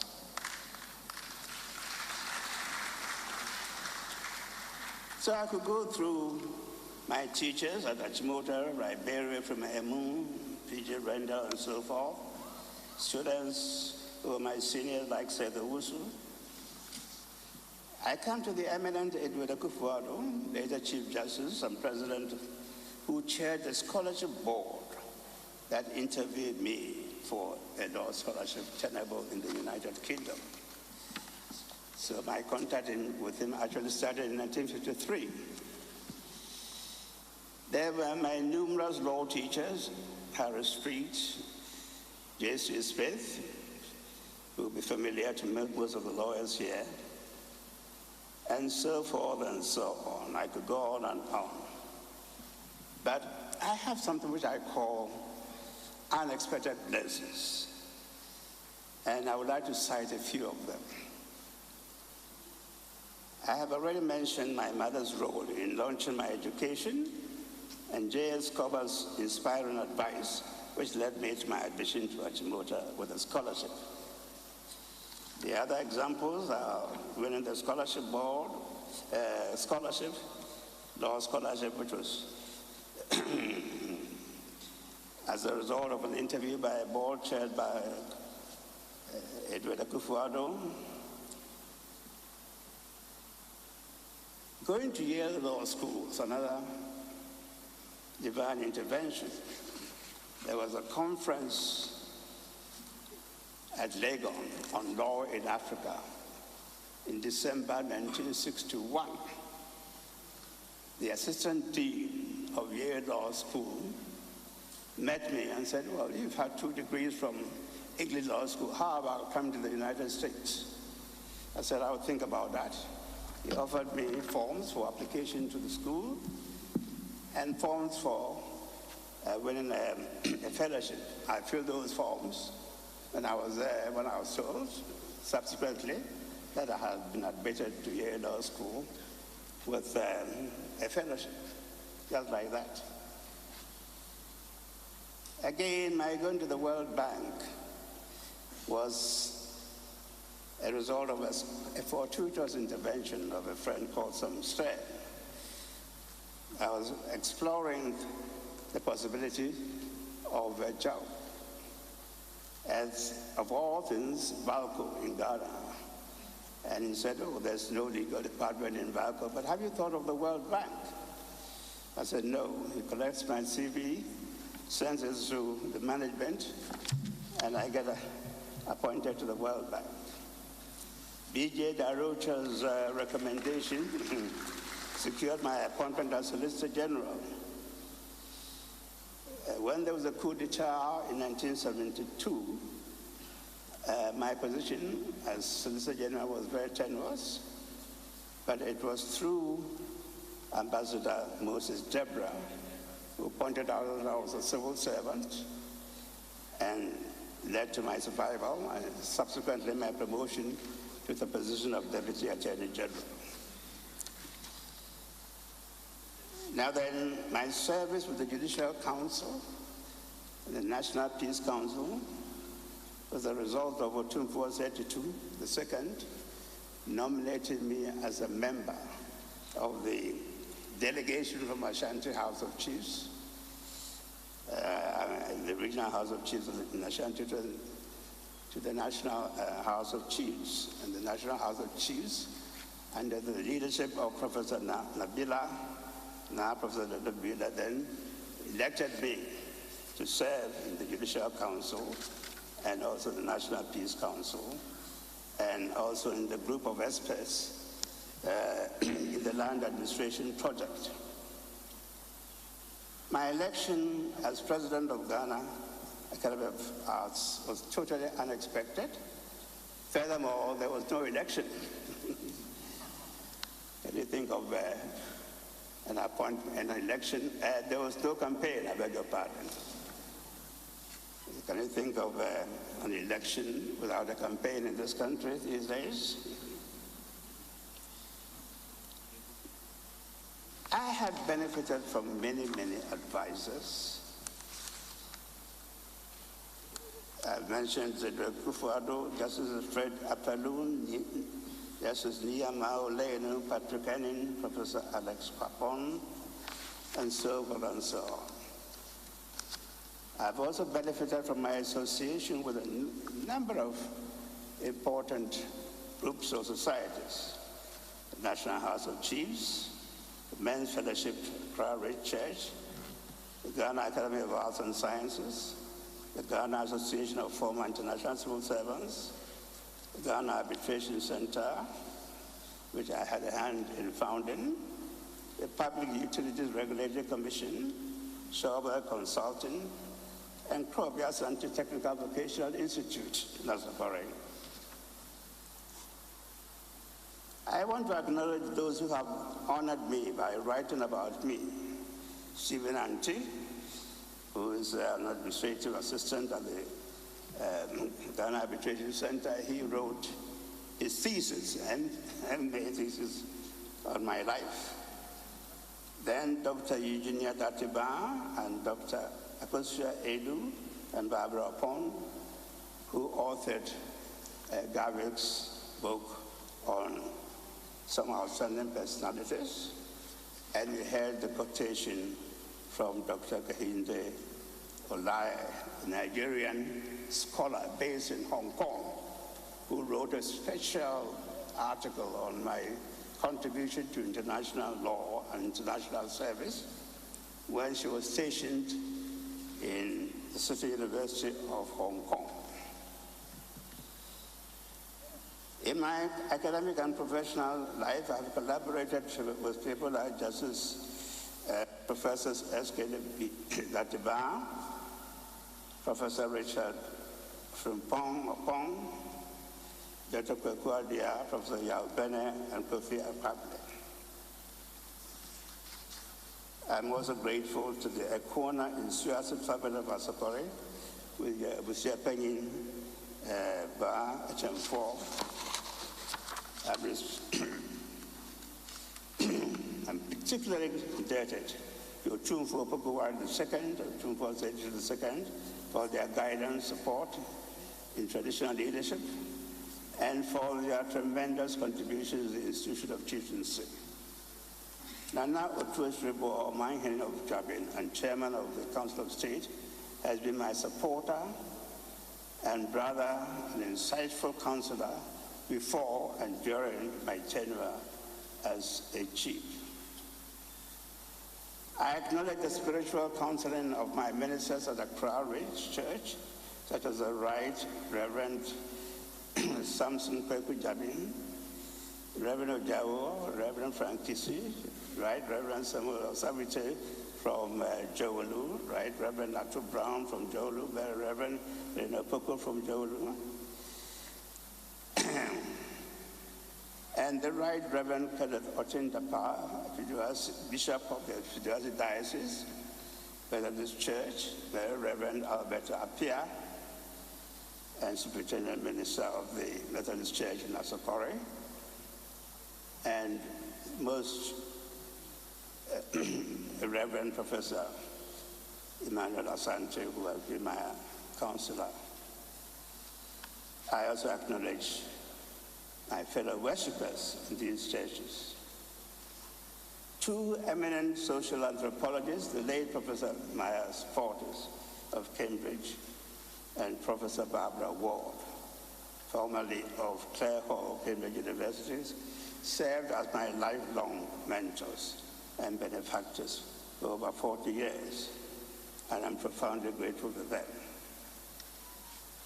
I have been faithfully and lovingly supported by my children, Adlai Kweku, Amadodu, Joyce Amasewa, Dominic Kofi, Philomena Ama, and Angela Nanakua. Finally, I cannot thank my dear wife, Philomena, well enough.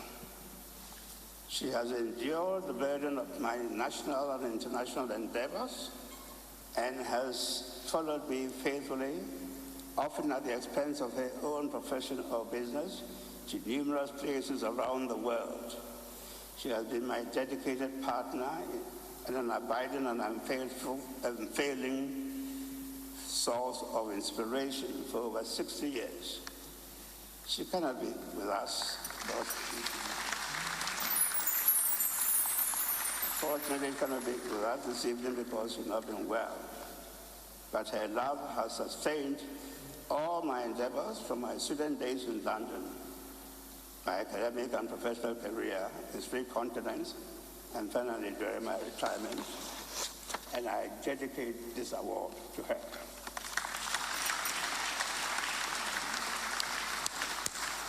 We have just celebrated her 90th birthday, 20th July.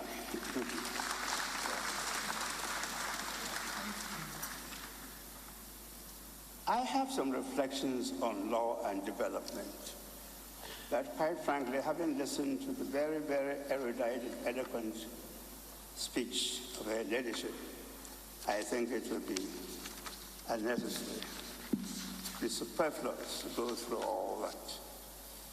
I'll just point out a few things and then conclude.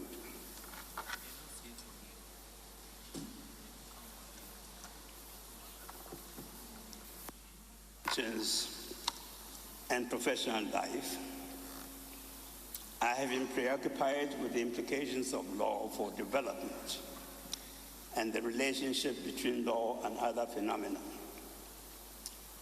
This approach does not derive from any abstruse jurisprudential premise, but from the circumstances of my professional experience.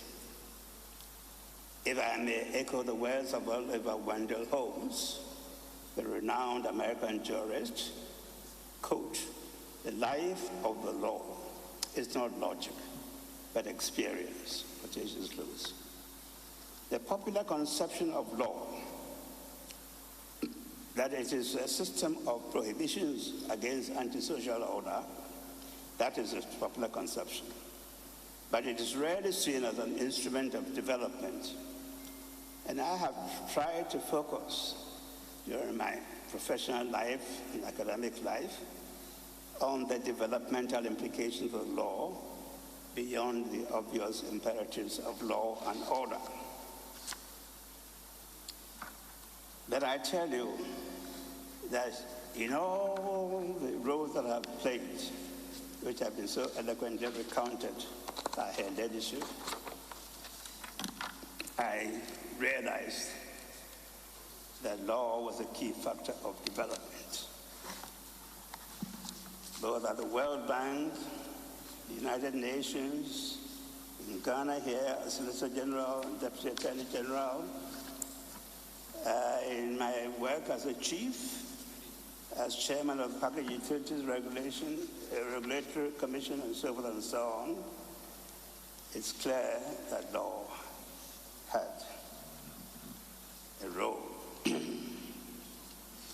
Even my involvement in the Constitution of Ghana was actuated by the idea that the Constitution had developmental implications. I have taken the trouble to mention the key aspects of my legal career to demonstrate to law students and interested parties that legal practice is by no means limited to the drama of litigation in court.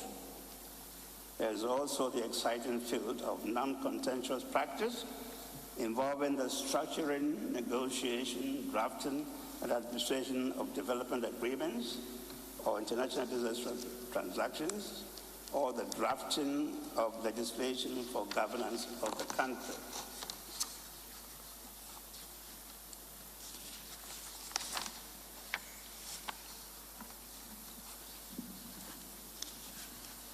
That having traversed diverse aspects of law and development, or more generally, what are some of my findings or recommendations?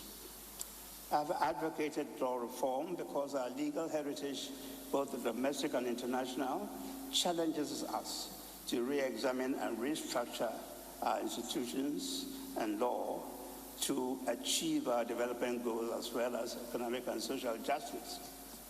At the international level, I've argued for the reform and broadening of traditional concepts of international law to accommodate the interests of developing countries.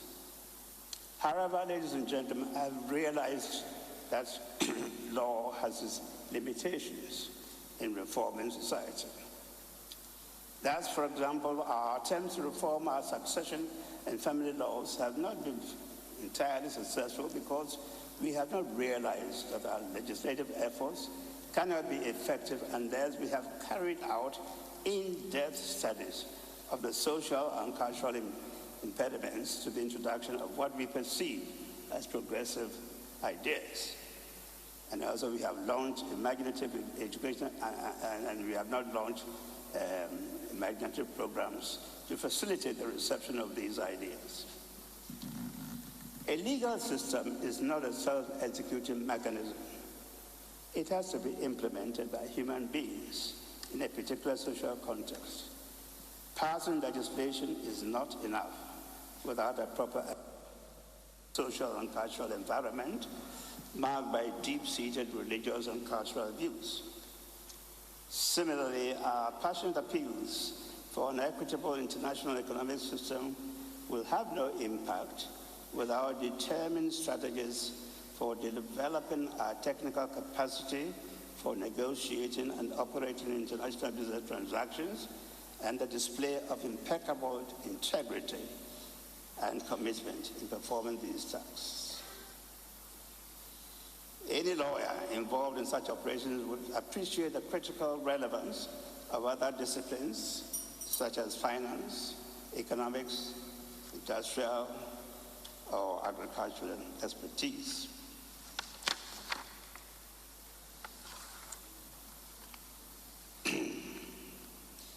This is particularly true of constitutional review.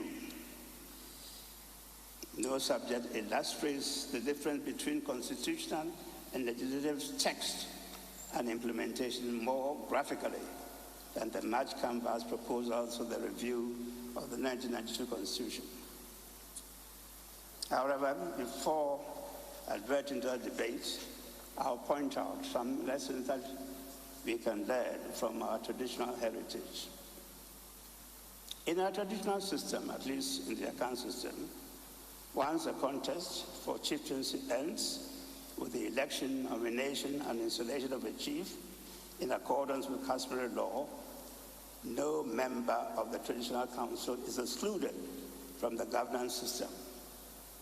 Once he swears an oath of allegiance to the new chief, he maintains his position, whether he originally supported the chief as a candidate for the stool or not. There is no majority-minority divide in traditional governance. This is something that we could learn.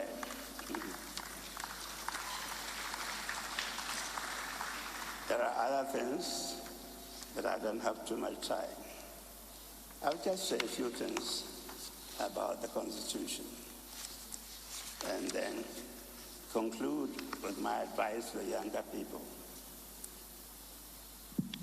As chairman of the committee of experts that formulated proposals for the 1992 Constitution, and as a senior citizen who has been privileged to observe the constitutional order of the country for over 30 years, I have no hesitation whatsoever in extolling the virtues of the Constitution.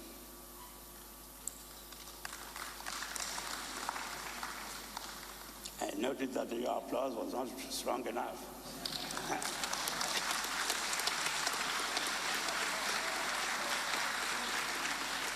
Our Constitution has the most liberal charter of fundamental human rights in our history. Our directive principles of state policy contain every concept of good governance.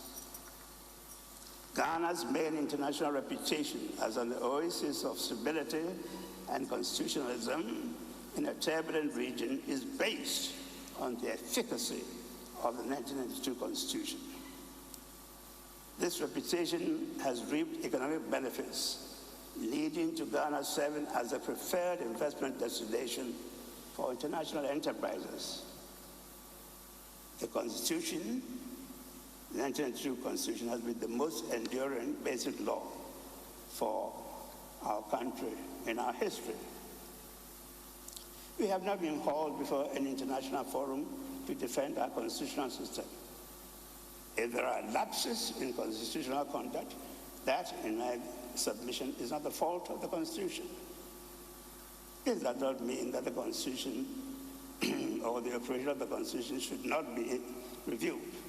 However, respectfully, the expectations of such an exercise should not be exaggerated. Like legislation, the Constitution depends on human beings for its implementation, which may be flawed by virtue of the shortcomings of human actors in the governmental system. I have often said that constitutional review would not necessarily achieve economic takeoff or development. I will go further to submit that constitutional review would not necessarily cure all the ills that plague us in our governmental system, such as corruption.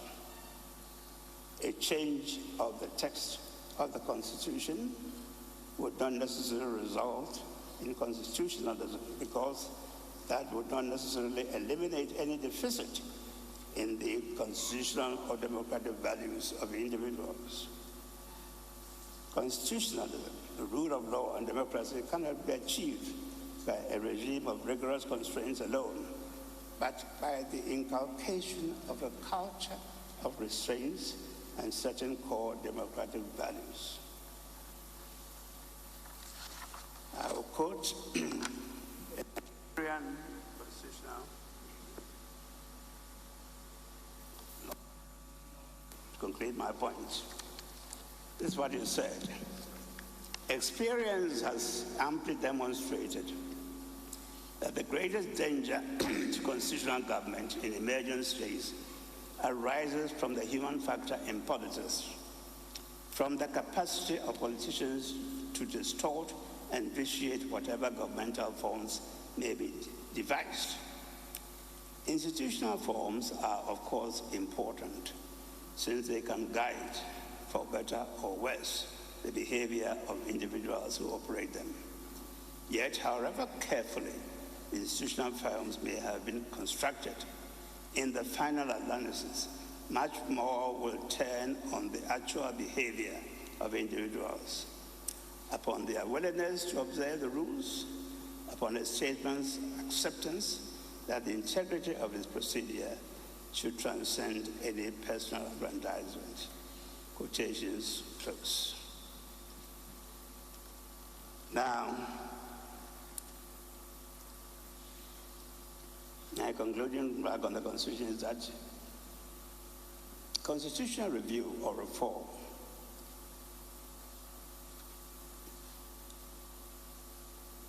international experience demonstrates that crafting a perfect constitution without addressing the basic needs of people would ultimately undermine the stability of the constitutional order.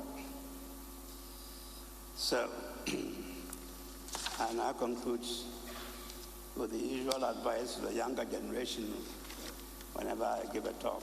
What do you say to the young people? My advice to the students who are here is as follows. Pursue the sterling and more enduring values of life, not instant acquisition of wealth or instant power or fame. The test of a successful life is its beneficial impact on others in any human endeavor. 2, do not accept limitations. Remember my progression from Asokore to the global village and back. Wholesome ambitions can be achieved by the grace of God and by personal industry and exertions.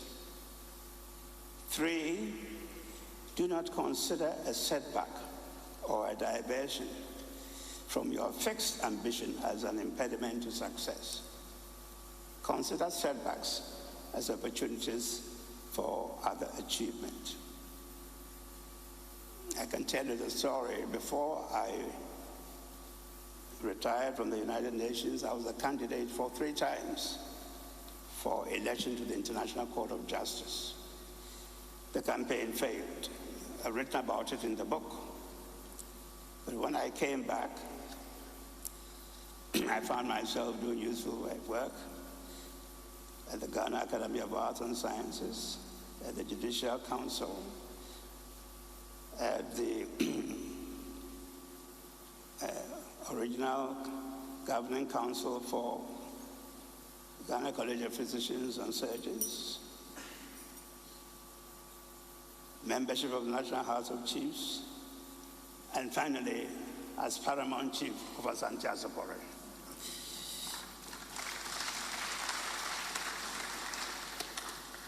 My 4th advice is, above all, count your blessings from God and be mindful of His grace and mercy. Lean on Him and do what pleases Him, indeed, what will have a beneficial impact on others. With these words of advice to the younger generation, I'd like once again to thank all of you most sincerely for joining me in this grand ceremony, and especially to Absa Law School for honoring me, and to all the sponsors of this event. Thank you very much.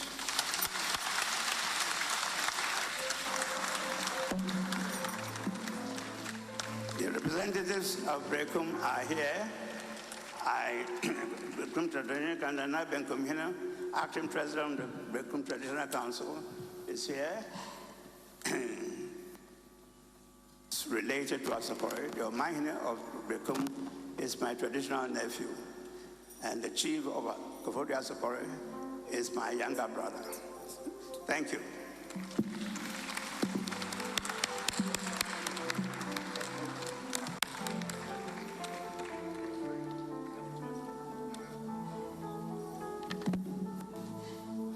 Well, in his own words, we should do a round of applause.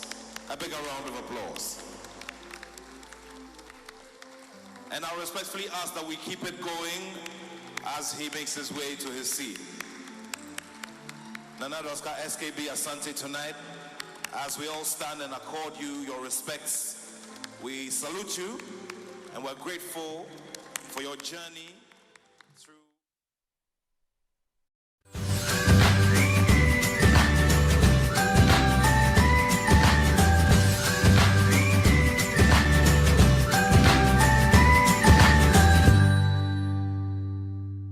Hello beautiful people, it's time once again for Home Tips with Mira, and we are still continuing with this episode of using squash. So what can we use it for? In today's episode, we will do some baking with squash and sweet potato. So stay tuned and don't go anywhere. We'll be right back.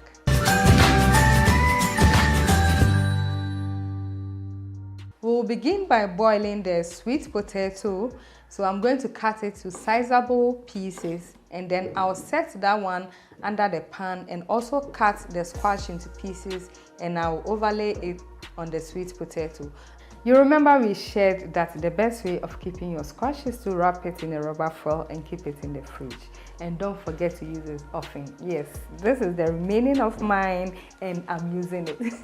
So if you also have some, please use it. I'm not going to peel the squash. I'm going to cut it like how I cut the sweet potato. I'll boil everything together before I remove the peel. I'll then sprinkle some salt on it to taste and add water, and I'll set it on fire to boil.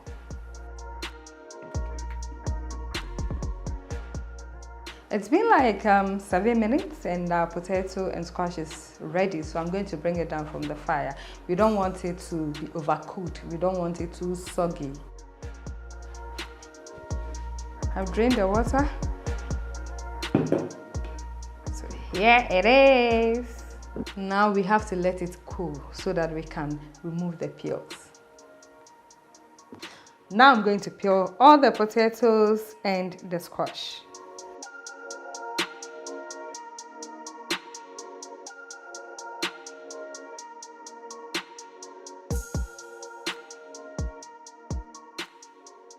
The potatoes and the squash have been peeled, and now I'm going to mash it. So you can use a masher to mash it, or you can use your tapoli to mash it. At this point, I'll need a fine consistency, so I'm going to use my tapoli to do that. So I have finished mashing my potato and squash, and here it is. It looks like otto. So healthy and nutritious. So if you have a baby, in fact, you can give this meal to the baby. Now let's start to add our other ingredients. I'm adding all the liquid-based ingredients, then I'll add the powdered ingredients. Some coconut oil. So 3 spoons. Honey as a sweetener instead of sugar. Remember, the potato itself is sweet, and so is the squash. Then I'll add my vanilla. Now I'm mixing everything into a uniform paste. Then I'll add the flour. I have wheat flour, I have cocoa powder, and then I have cashew nut paste.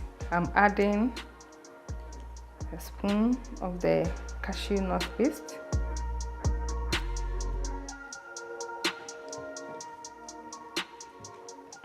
I'm adding my cocoa powder.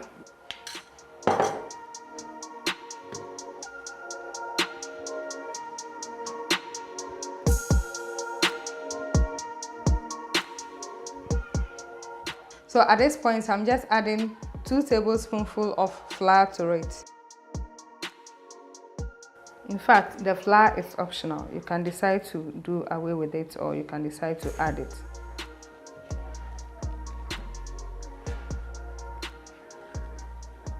Now everything is ready for baking.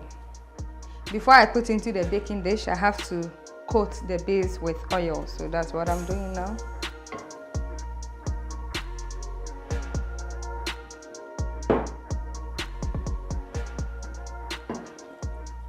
It is ready and I'm going to put it in the oven. I have preheated my oven. So in case you're also doing it at home, please don't forget to preheat your oven before you slide it in.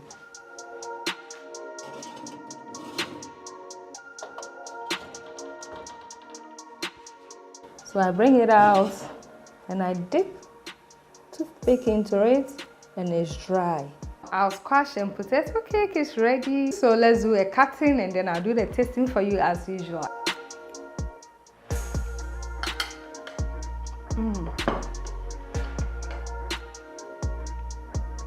Okay, I just want to encourage you to try and use squash in every way possible. You know, you can use it in your cooking, you can use it in your stew, in your soup and all that, and it will help to bulk it up. It will add different nutrients to your food and all that. Explore with the squash. Explore using this unique vegetable because it contains vitamins, minerals, very essential for your growth. Thank you so much. Please, whilst doing it, go on my YouTube page and then subscribe and share so that others can also learn of this recipe, and follow me on Facebook, like and also share. Thank you so much and enjoy the very best of the season. Until I come your way again, it's bye-bye and stay positive.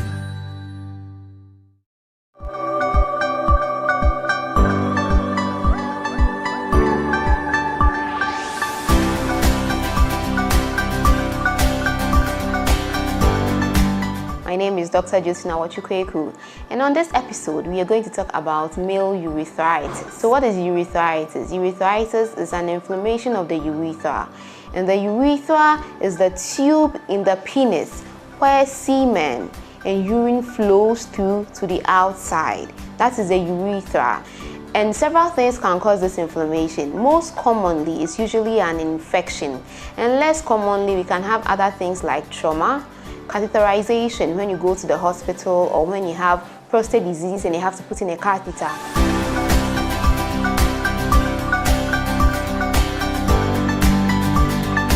So sometimes reactions to certain chemicals like spermicides when you're having sex and other things. But today our focus will be on the causes by infection. Basically, most of them are bacteria.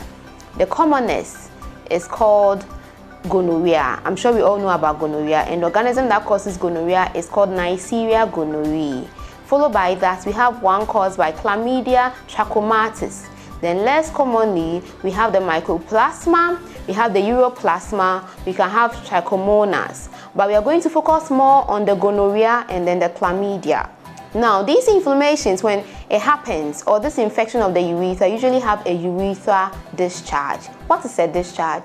A discharge is any liquid aside urine or semen that will come out of your urethra. So if you're a man and you see anything coming out, any form of liquid, whether it is thick or light, coming out of your urethra, and then it is not urine and it is not semen, then you have a urethra discharge.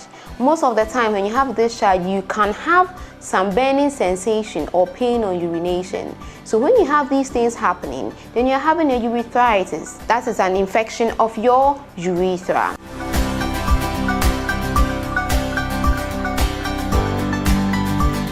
So for the gonorrhea, usually when you have it, it happens speedily. Like within 3 to 4 days, you realize that you're seeing the discharge and you're having this burning sensation, and it's really, really uncomfortable. For the chlamydia, it's usually very slow. It happens slowly over a period of time, and it takes a very long time, but then you realize that no, this thing has been happening, so let me see a doctor, or let me do something about it. The discharge for the gonorrhea is usually white or opaque yellow, and the one for the chlamydia is either watery or mucoid, and sometimes it's usually very small. That is the major differentiation, but you can't just, look at it and say that I have gonorrhea or I have chlamydia. You have to come and see your doctor.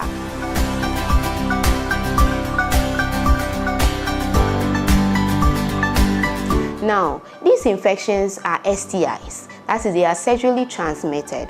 So for you to have them, then you must have engaged in an unprotected sex, or you are being promiscuous. That means you're having sex with different other people. And because of that, it is a disease of the young.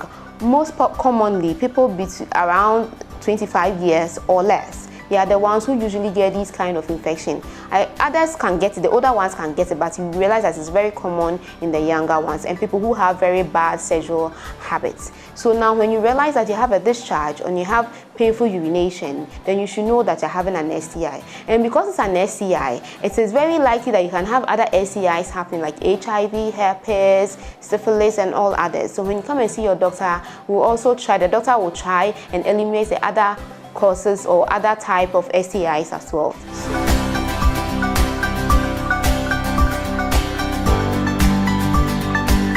So our dear gentlemen, please, if you see any of these symptoms, please rush to your nearest facility, see your doctor, and get treated. We have our numbers, our WhatsApp numbers also popping up. You can call us if you need help with anything, if you need guidelines to anything, you can reach us, and you can also comment in the section below. Thank you very much for listening to us.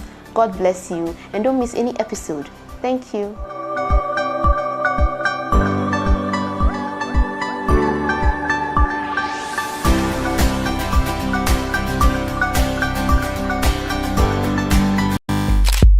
This is not about your left or my right, no. It is about power. But also about how that power changes hands and how it changes the lives of the people. This is about your future, our nation's future. It is about choice. So be informed and decide well. We will help you to do that as we've always done. You can trust us. We are JoyNews, your elections headquarters.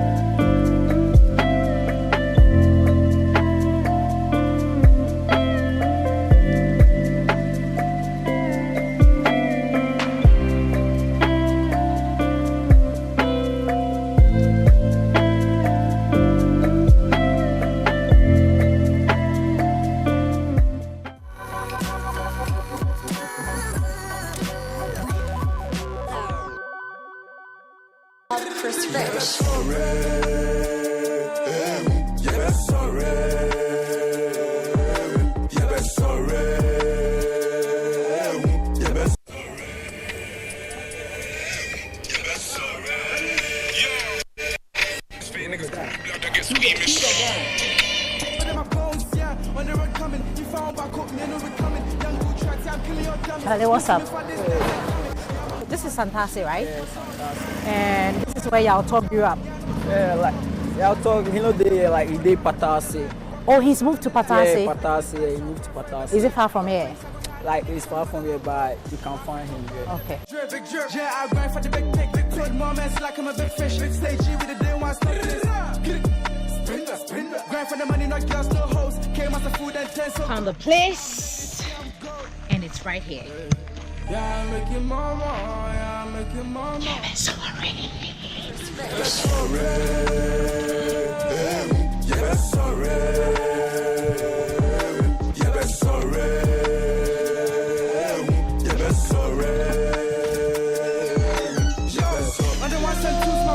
Look at that, we're graced with a beautiful lady. Hi, how are you? What's your name? My name is Fanny. Fanny. Yes. Nice to meet you. Who is Fanny? Fanny is the other house. Yeah. Oh. You see? Right place, right time. We have to say a very big thank you to Mommy because she made this possible. She actually allowed us in her home and we're very excited. Thank you so much.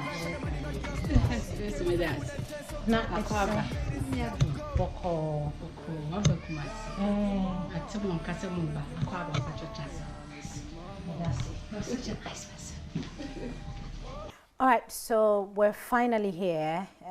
Told you I am inside Kumasi once again, inside Patasi specifically.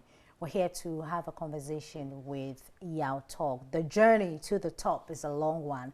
And when you hear that, you know that you're on E-Vibes. And so Yao is on E-Vibes. But of course, we can't, you know, come to Yao Talk's house and not have a conversation with the mom because she made all these possible. She obviously welcomed us into her home, and she's sitting right here. Hello. Akwaba. Yena. Pacho Monsieur. Me pacho debi. Minum bi ncheye. Na it's saying. Nyame adum na mo so he. Boko. You don't look like you have 3 children. And comforta kampa. But I adum. I adum ne ahwe. Na dia bedu sabe. Yeah, so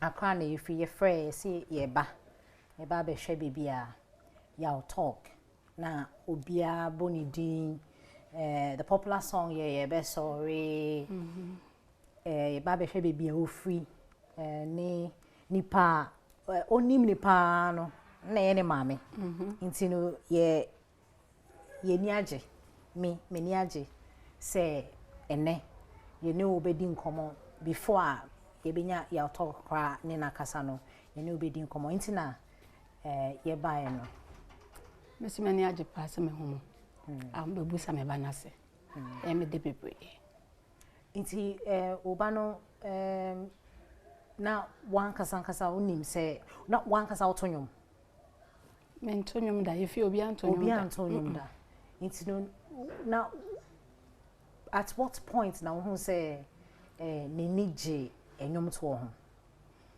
onem na obobo starting no na obobo but me dem ko je cap nyina but no be obobo na empese obedi agrako se na misru oba se metete be ma na metete be ma da but na se me ma ha adwen ba na me try se mani be ko ho timtimi fa ne boot nyina si so obekọ ana me ya na me siege ne ball no ti lockdown ba e hihye fi ya wa me run room na o trams masa na wo sua de o san ma me sua de ti nti we ade sua na wa tro ne say sana ye nwom ba na me nim ti e bie na ana be be so ko studio ana pe ko pe boom studio ni de one stop no ma stop no but na me say de wa ko fa ba say me tanachi ma na ye no so me stop on the ball ti na me say me stop on the stop ni bibi for biom unim say toda ye maame no bibi say assess that will stop any ball no bibi say to say nyom to wako say sometimes ye maame no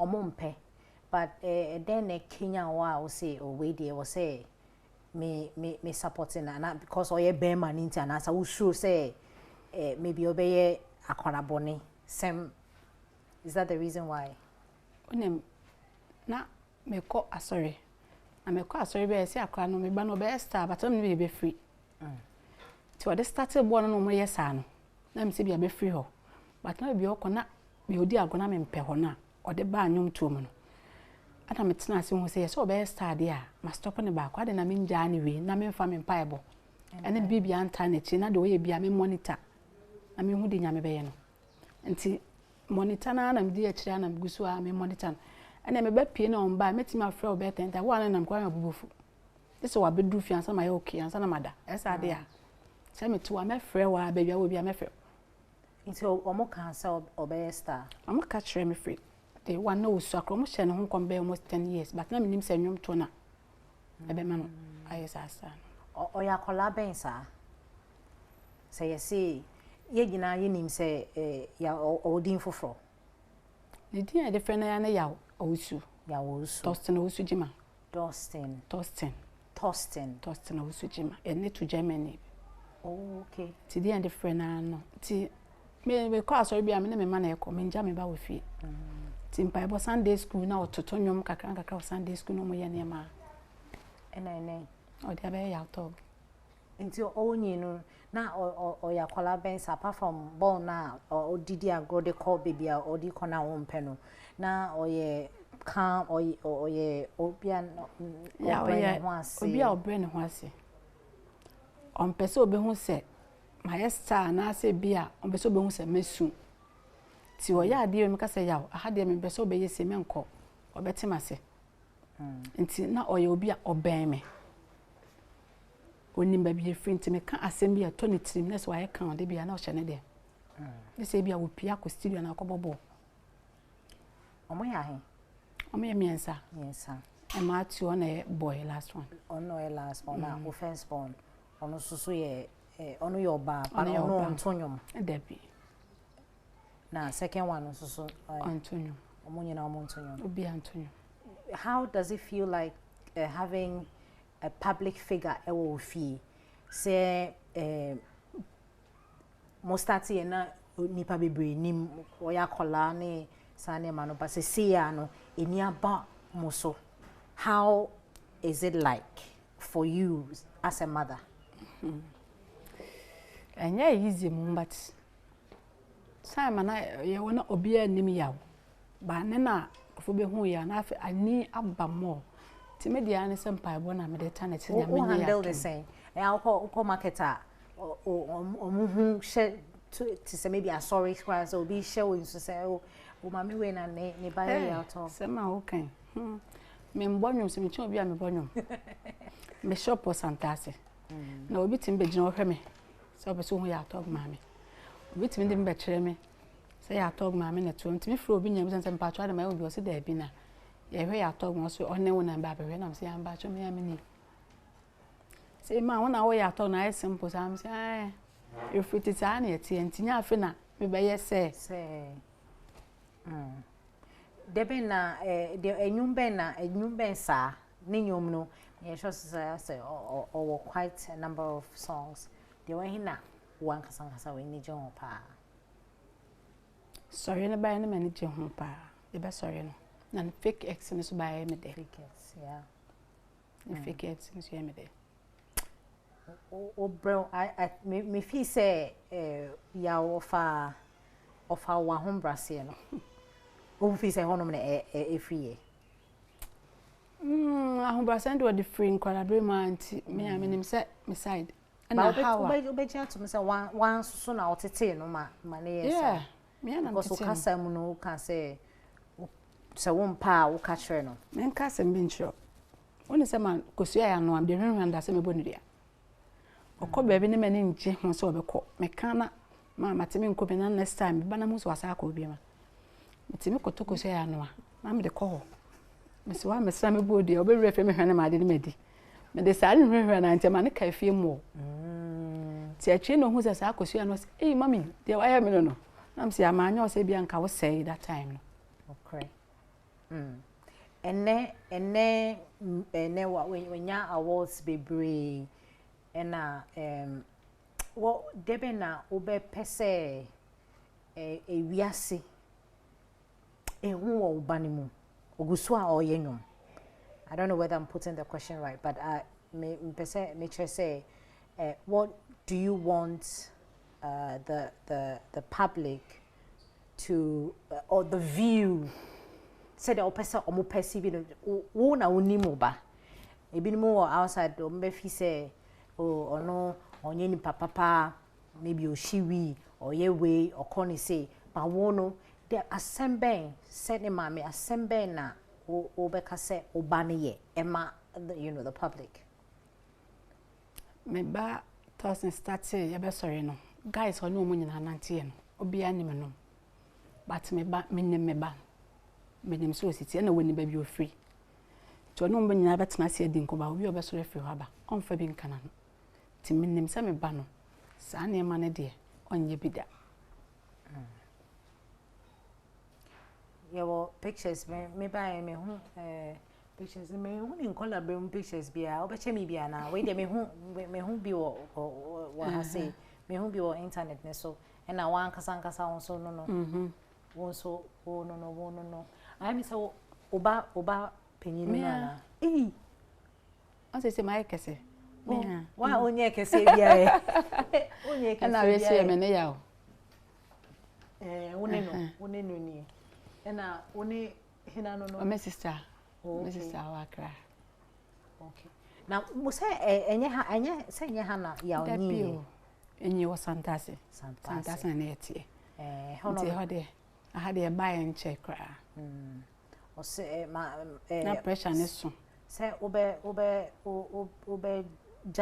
Jana Maya said the bear, Yenene Beko Santasi. I know, permission Mohodi.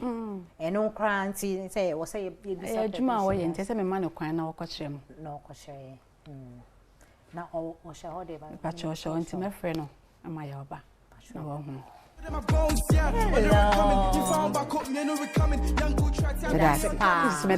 Yes, mom. Joyce, Mensa. That was a pass. We need time on mine. The man at the center of everything that we're doing here on E-Vibes, Y'all Talk. You know, I didn't know that your name is Texan or something like that. Tostin. Yeah. That's a beautiful name. Why are you not using that? It's the talk.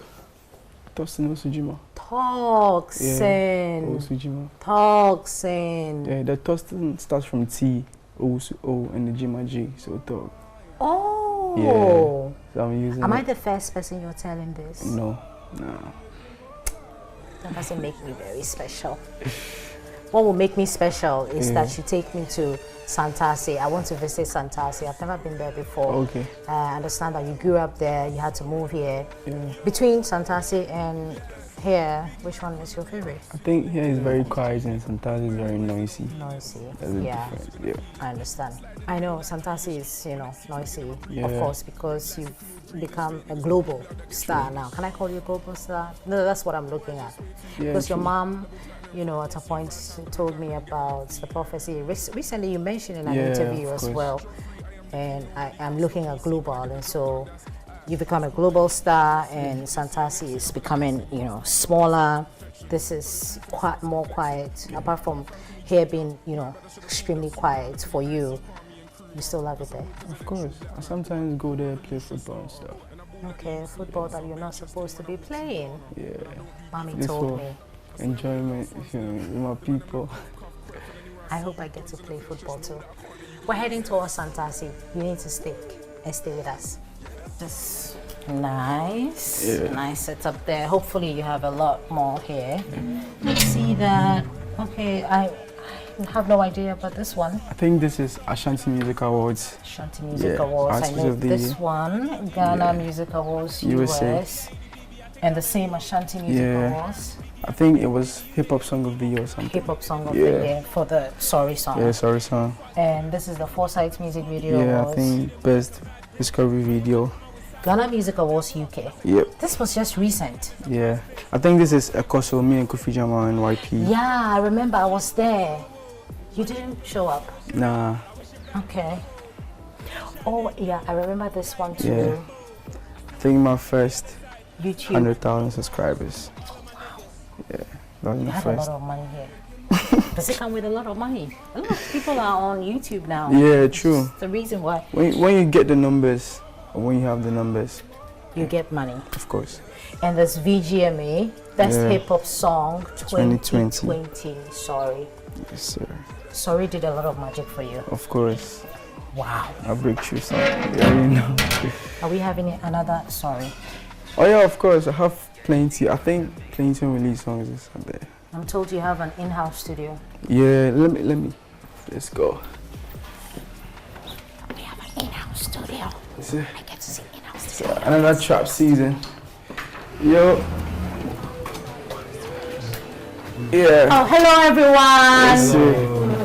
Oh, we have the whole crew here. Yes, sir. Oh, it's a small little studio. Yeah, I don't really record here. You don't I just record. take vibes here, then go to the main studio. Okay, so what kind of vibes do you pick? Any here? vibe that comes outside. You have a lot of friends. We can, introduce them. Yeah, I think that would be nice. This is Shizzle. Yeah, one bad Shizzle Manizzle. Yeah. There's somebody called Shizzle. No, we say something like Shizzle Manizzle in Yeah, Africa. true. Yeah, Shizzle. so that's Shizzle. Is that Manizzle? Nah. Who's that? This is my godfather, Mr. Bones. Oh, yeah. Godfather, Mr. Bones. He's a presenter too on Kesman he TV. is. Yeah. Oh, wow, Mr. Presenter.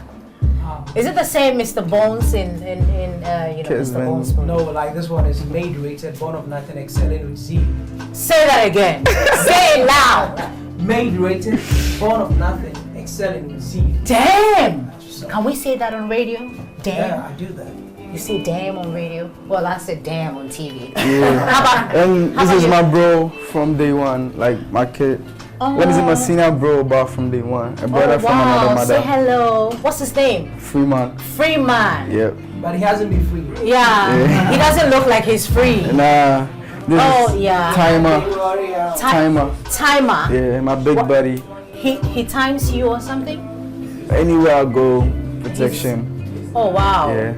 Hi, Mr. Timer. How you doing? Oh, he gives you protection. He must give you protection. Yeah. He also gives you protection? Yeah. Like part of your security team? Of course. What's his name? Figo. Figo? Yeah. One bad man. Undercover. Oh wow. Yeah. So what kind of vibes do you have? Like, do you have here? I have what kind of vibes do you pick up? Different vibes, like Afrobeat, hip hop, Joe. You listen to the song. It's not out. Okay. Yeah. That's you? Yeah, I don't do Joe only. I'm an artist that create different vibes. You see, I was going to ask that because, everybody is like, oh, Yao is, sort of doing something different, drill music that we're not, used to. Yeah. And so that's what we look at you. Like we look at you, we listen to your music and we think that it's just drill. And this sounds incredible. Yeah, different vibe. Can somebody who is listening? I feel like I'm the only one listening. Somebody listening, can we get that sound? I was just recording it, I think yesterday. This is the hook. Okay. Yeah.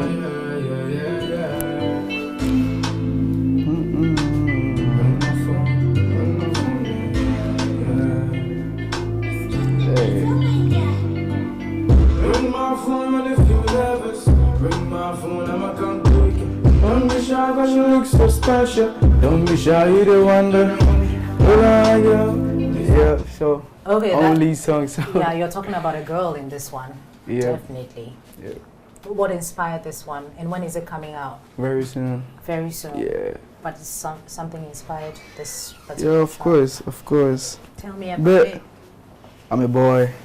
I have girlfriends. Not like I'm dating now. I have friends who are girls. My people here too have friends who are girls. So kind of something that they can relate. Yeah. Girls who are friends. Yo, yeah, where you at? Let's link up. You feel me? So try to confuse you. No, it's confusing. Yeah. Like your boy, you have friends. Yeah. I call you, let's link up. Link up and do what exactly? No, like friends. You already know what friends do. Yeah. Well, I don't have too many friends. But, well, this is something that you should look out for. I'm sure you've had a sneak peek of, what's coming. And I'm very excited that I got to listen to it like first. I don't know about Mr. Bones here, but it's on the E-Vibes channel first.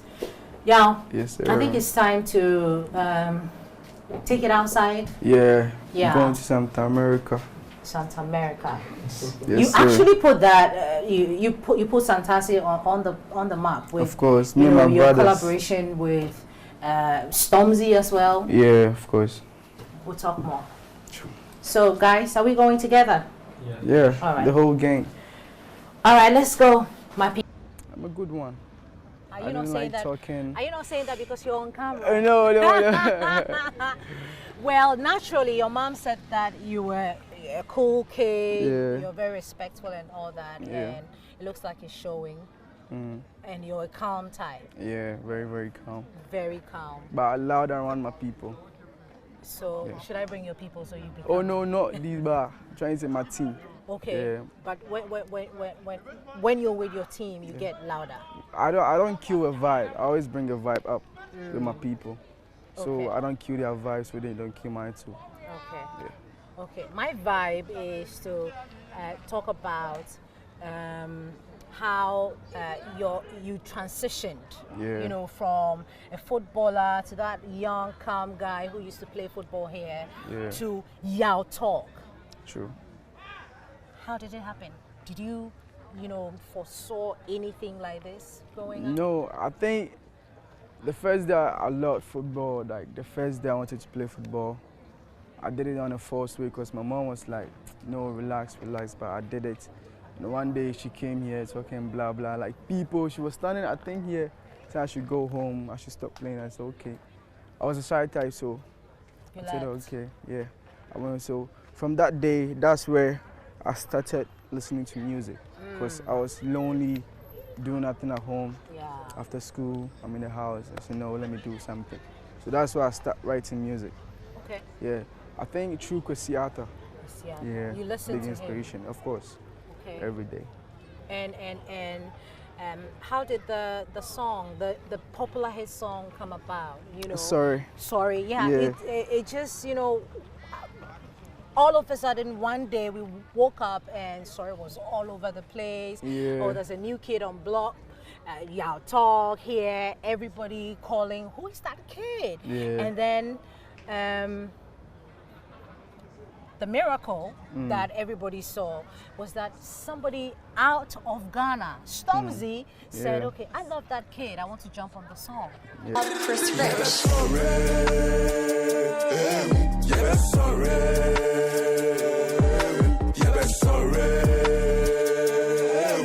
And look at the people, they're all coming out for you. Yeah, it's the love. The love is crazy, but I would say growing up here was kind of hard and sometimes pressure will be on you because every day people are doing something bad that can influence you. So if you don't set your mind to do that, I want to do the good things, you turn into a bad guy or a bad boy. So growing up here is very hard. You need to choose what you want.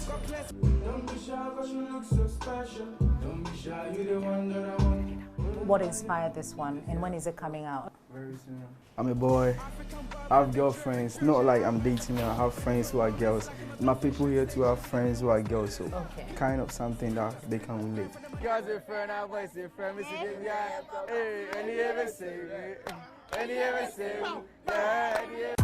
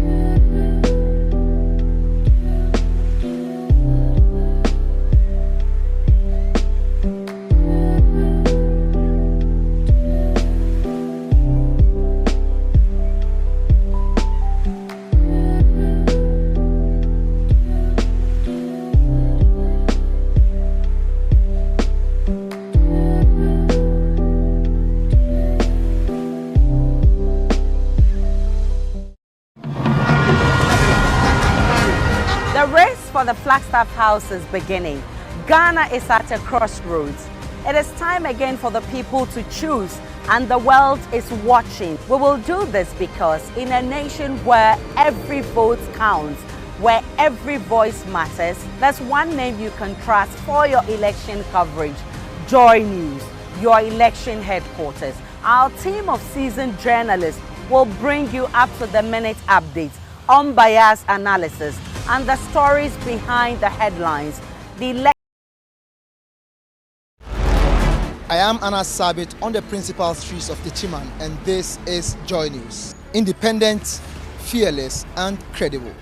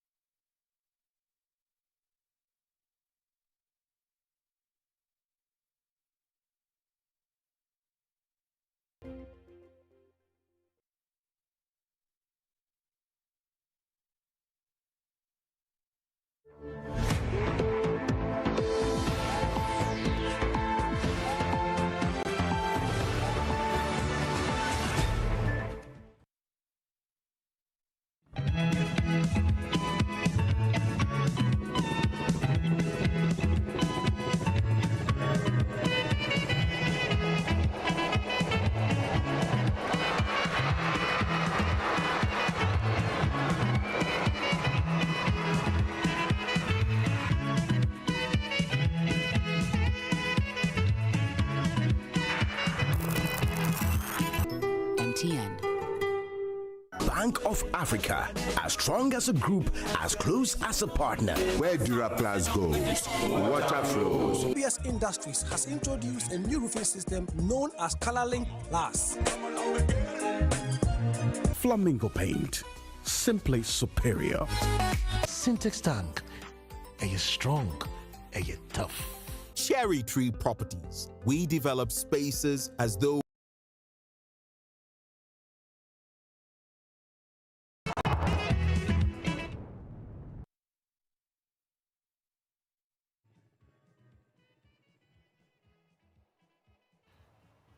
Good morning. Welcome to News File. This is your most authoritative news analysis platform. And here on News File, as always, we put Ghana first. The finance minister says he understands your feelings, that he and his government appreciate the troubled times you are in. Yes, so for you who can no longer afford 3 square meals, for you who can't make that travel because of the cost of transportation, for you who will buy that wache without meat, without egg, he says he understands your circumstance. Do you believe him, or you think that he's simply not in a situation to appreciate your circumstance? There are matters of job creation, even in the economic circumstances. But how does he take us to economic recovery with the debt burden historic of 742 billion Ghana cedis? Never in the history of the country. It will cost Ghana 34.9 million United States dollars to maintain, has been traced $1 billion. We will share with you what the Auditor General had to say about this company using staff of the National Ambulance Service for the work and getting paid double for it.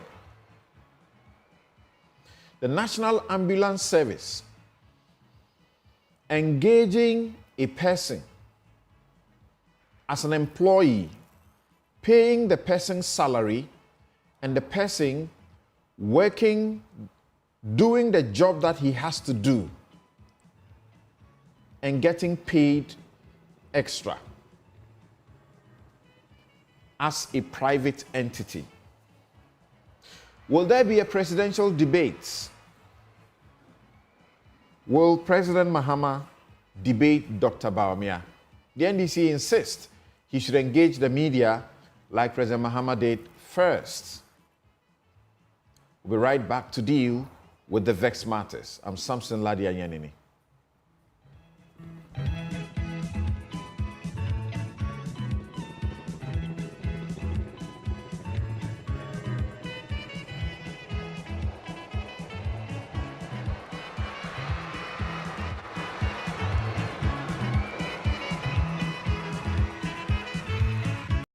Number 1 from here, 2 and 3 from here, 5 and 6 from here.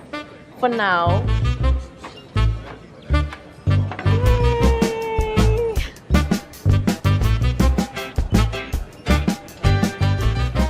Now I have the number 7, 8, and the number 9.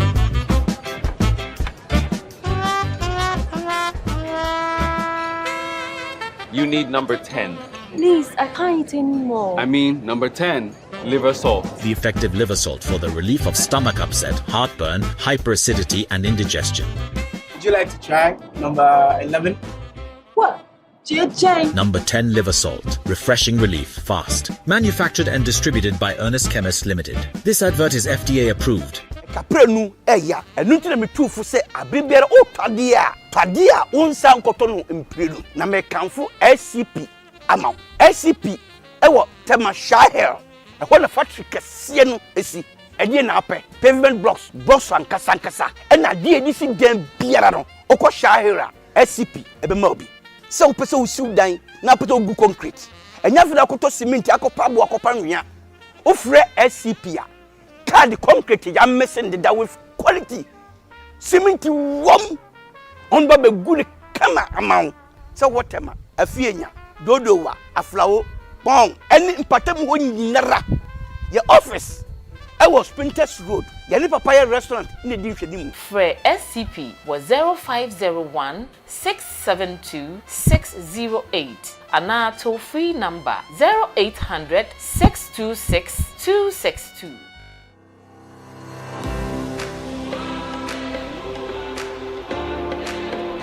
At Academic City, we are not just students. We are problem solvers, innovators, and future-ready leaders.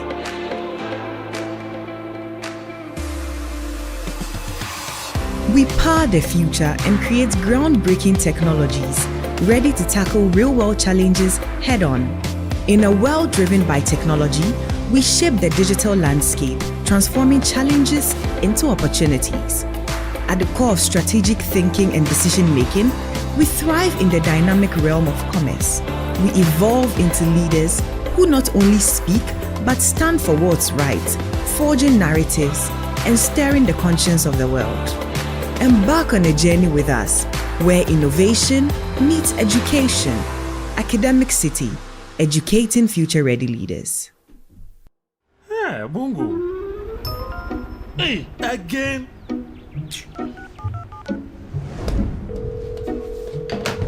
Hello, thank you for calling MTN. Yeah, this is Jerry, Jolly J for short. Hi Jerry, how may I help? These days I'm not happy with you guys at all. What you guys do is not cool, crowd. How do you mean, sir? You've been giving Bongo gifts all the time. Who is Bongo? Oh, Bongo, my friend. You purchased in my room. You don't know Bongo. Oh. You've been giving free gifts, but I don't. That not be giftism. That's MTN rewards, sir. You can also get freebies because on MTN, doing always gets rewarded. Doing more of the things you love.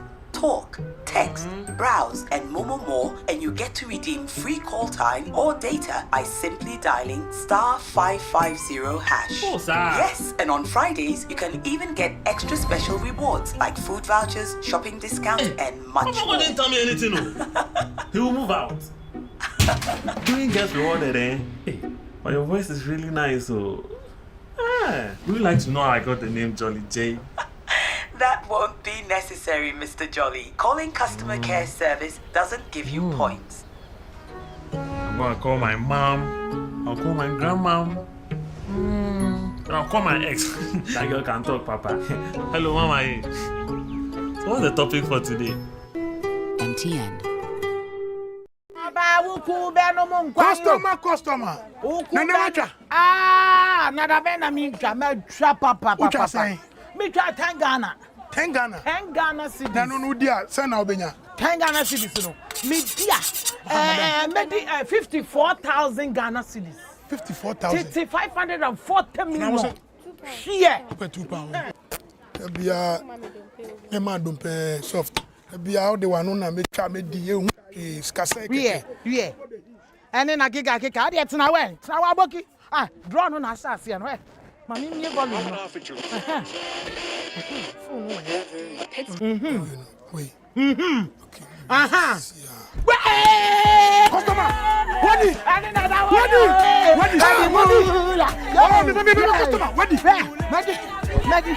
Hey, make a big phone. Make a you for phone. For phone. Darling. *946 hash. Now that pick 4 numbers. walk over baby Eddie. It's a no cressa. What I'm a can drown when one no. Take that 54. Mario. Is from 0 to 9 up to 3 times daily to become one of our daily lucky winners. Dial *946# to play now. Or you can also play online at www.gamepackgames.com. Game Park is regulated by the National Lottery Authority.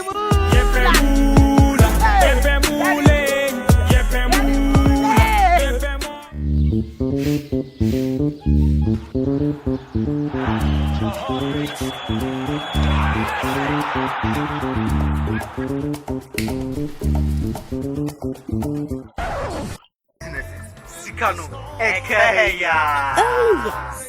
Protect local businesses by refilling your gas cylinders at LPG stations nationwide. Hey, Della, are you sure you can carry both? This one there is Coco Cra.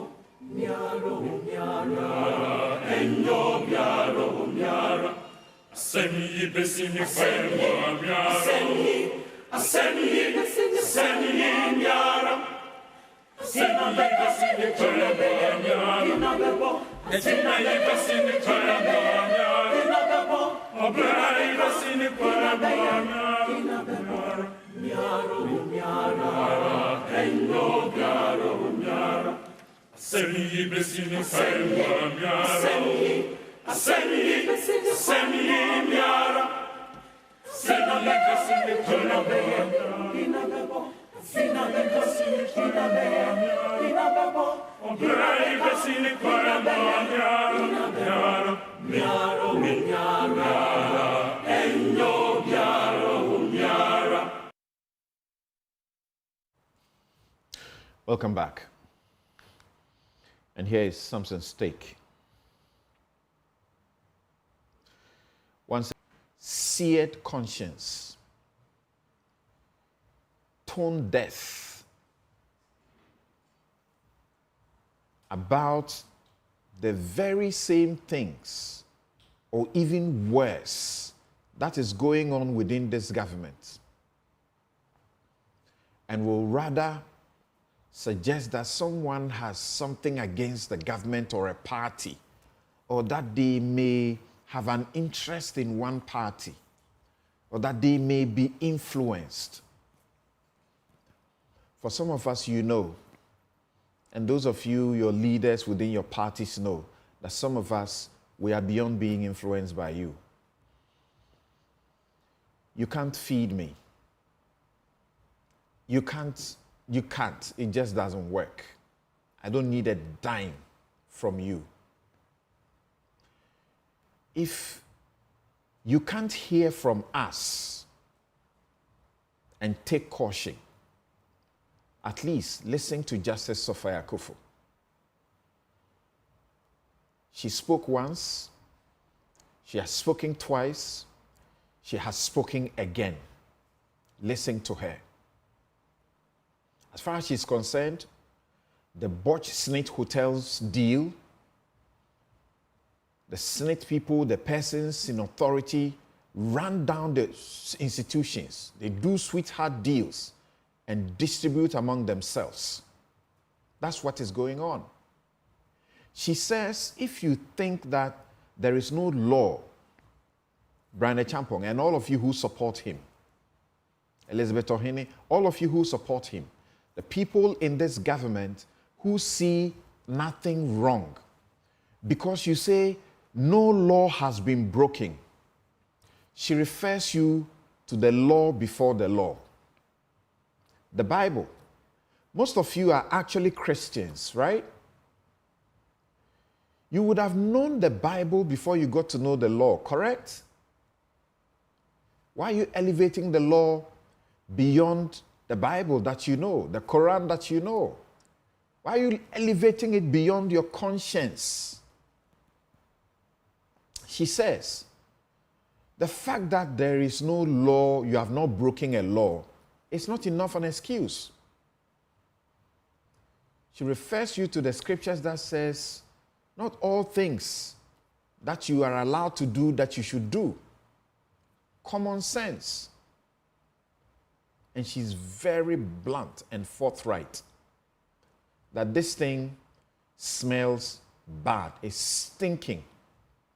She's commending organized labor who showed up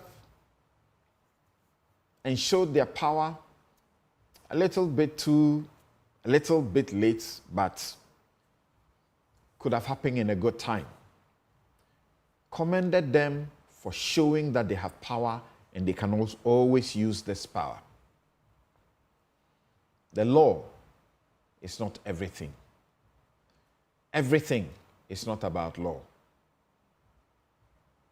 Thank you very much, ma'am, for standing up for Ghanaians and showing to some of us that it is worth doing what we continue to do, that it is good to keep faith with Project Ghana. And that will be my take. I'll be right back with my guests.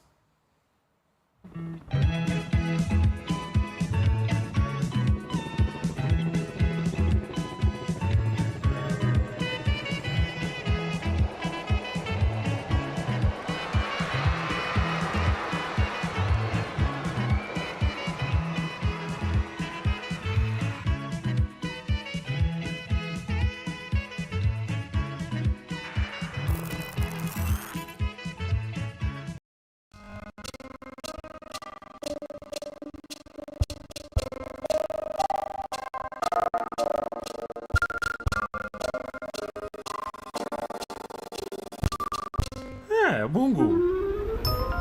Hey, again.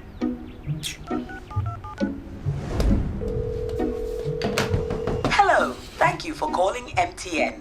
Yeah, this is Jerry. Jolly J for short. Hi Jerry, how may I help? These days I'm not happy with you guys at all. What you guys do is not cool, crowd. How do you mean, sir? You've been giving Bongo gifts all the time. Who is Bongo?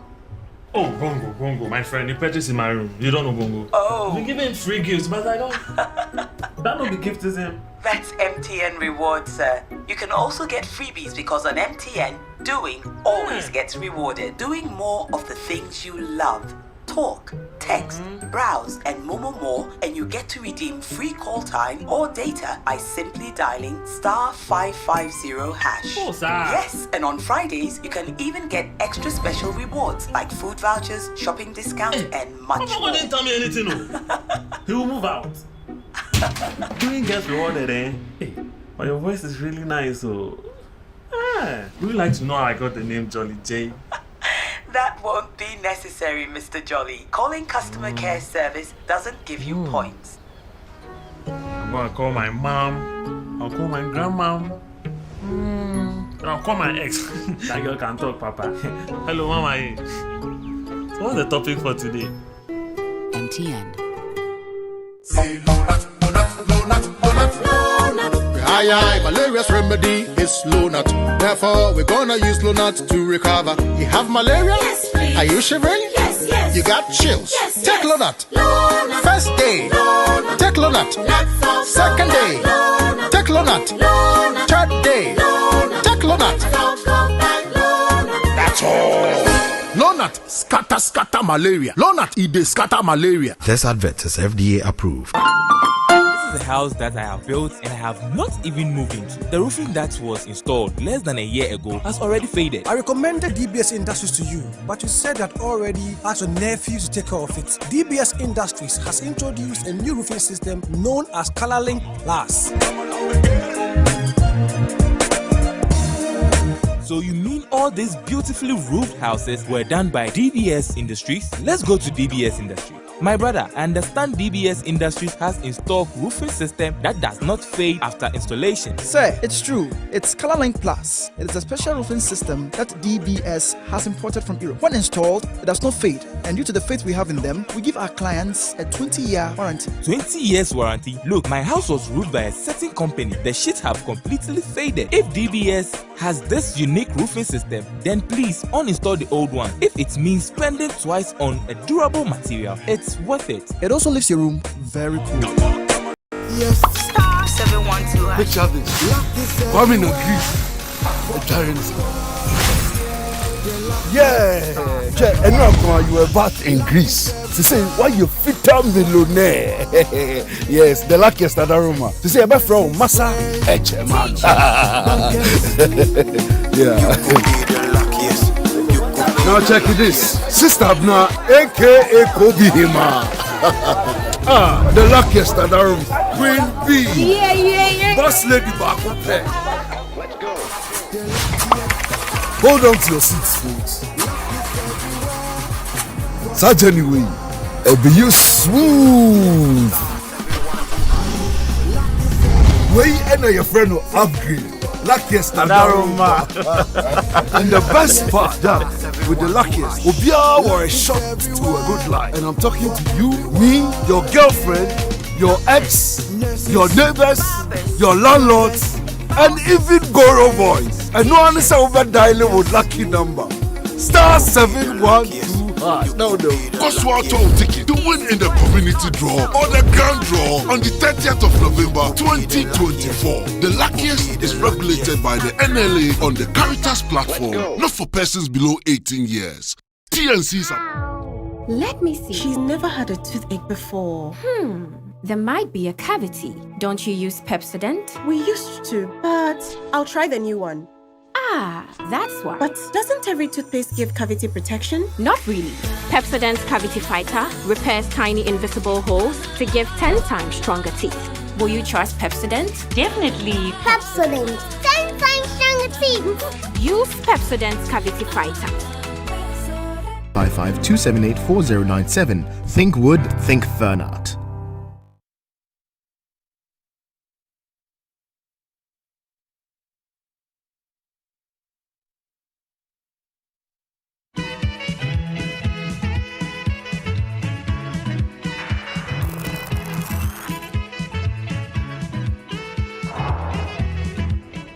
The last 2 years have been extremely challenging globally, and Ghana has not been an exception. The difficult economic environment has truly affected businesses and families, particularly the vulnerable in our society. These challenges have severely affected households, increased cost of living, and limited the creation of job opportunities. Our young people continue to seek employment opportunities beyond what the state can provide. A difficult time, and I deeply empathize with our fellow Ghanaians. Mr. Speaker, over the last 2 years, government has embarked on a number of decisive measures to get us back on the path of fiscal consolidation, economic stability, and growth. And I'm happy to note that these policies we have implemented are yielding the expected results. Growth continues to exceed our expectations. The 4.7% growth rate reported by the Ghana Statistical Service for the first quarter 2024 exceeds the 3.1% recorded in the same period in 2023. Inflation is declining. End June inflation rate of 22.8%, a reduction of 31 percentage points from the December 2022, which confirms the target of 15% by end 2024 is possible. Exchange rate has largely stabilized compared to December 2022, despite the recent pressures. Finance Minister did talk about how government was living within its means and how they were not coming to Parliament to a high tax regime. The Minister has walked us through some major interventions.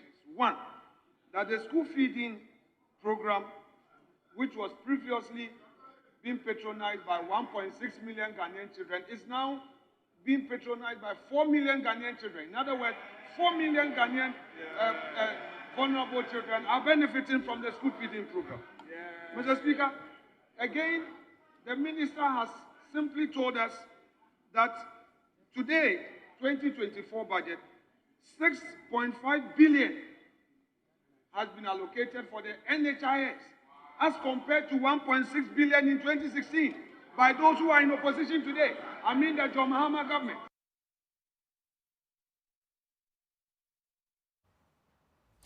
You're welcome back. You heard the Finance Minister, Dr. Amin Adam. You heard Keso Attoforson, the Minority Leader, and the Majority Leader, Alexander Afenyo-Marking. Here in the studio, Godfred Bokwing, Professor of Finance and Economist, University of Ghana, Dr. Stephen Amoah, Deputy Minister of Finance and MP in Shaiso. Kofi Adams is MP Buam and member Public Accounts, Defense and Interior Committees of Parliament.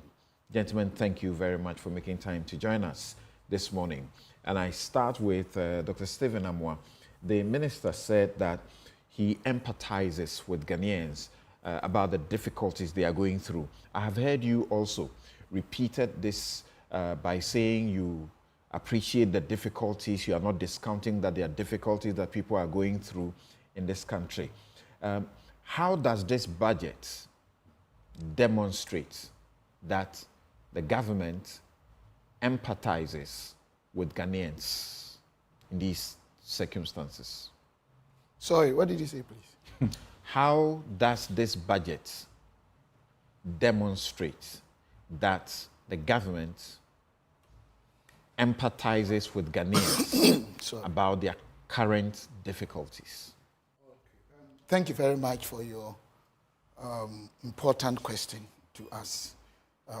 My regards to the good people of Ghana and my greetings to my fellow discussants on your platform, and I thank you for this opportunity. And I also greet the Nshiaso constituents, every stakeholder there. I thank them for this opportunity, by the grace of God. I think it is quite clear that the media budget, 2024 media budget review, which was presented, is a material evidence of the fact that we actually integrated the welfare and the utility and the satisfaction of the good people of Ghana by making sure that in times such as this, looking at our fiscal space and looking at our debt to GDP issues, even though it has been reduced slightly after including the Dachi and the ESLA and the Cocoa Board stuff like that, we still reduce it from about 72.9 to about 72.3. We still have to, we should have, honestly, increased our our taxes to enhance our internally generated fund revenue to still consolidate our fiscal space. But we consider the fact that, yes, Ghanaians, just as like most of the countries in the world, are still going through post-COVID hardship. It is a fact. Prices and stuff like that. So we decided not to introduce any new tax, increase anything that will increase or put further burden on Ghanaians. Aside that, my minister, Dr. Amin Adam, by the president, through my minister, we have actually launched SME Go. Committed amount of about 8.2 billion. And this time to make sure that SMEs, actors are given large amount of money so that they can create jobs to support Ghanaians.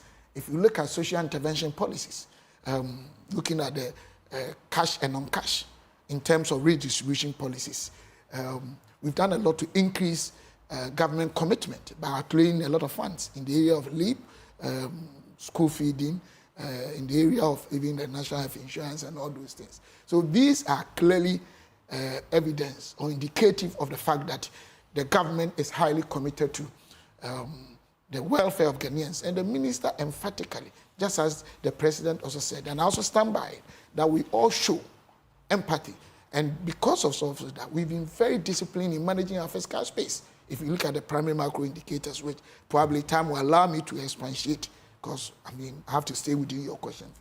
We've been working so hard to stabilize the economy and make sure that we can grow to affect these areas. So I think it is very clear statement that the government, per its recent policies, per its discipline in terms of disciplinary actions, being a government that is actually taking into consideration how the world went, the crisis that we came in, and that led to we engaging IMF and setting indicative targets that we have outperformed almost all the targets and bringing this economy back to life. If you see that the trends, the negative trends are being reversed.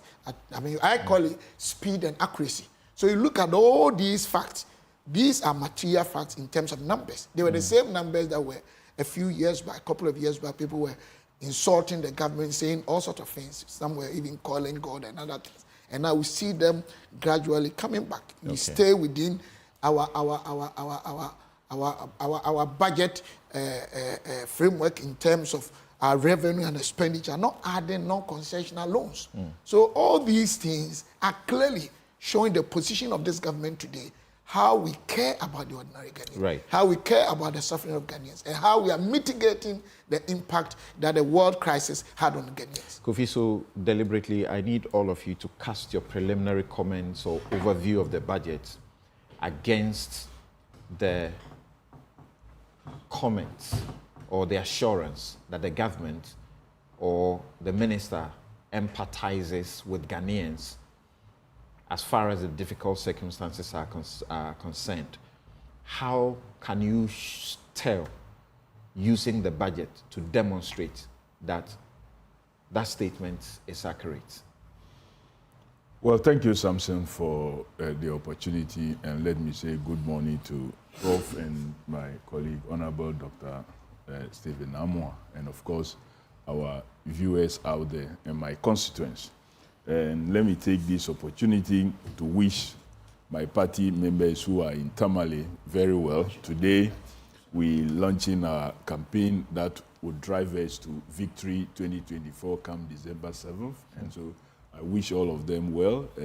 Those who are still journeying, maybe journey mercy to all of them. And I believe that they will return to their positions and carry on with the intentions of the party to campaign massively to make sure that we act out this non-performing government.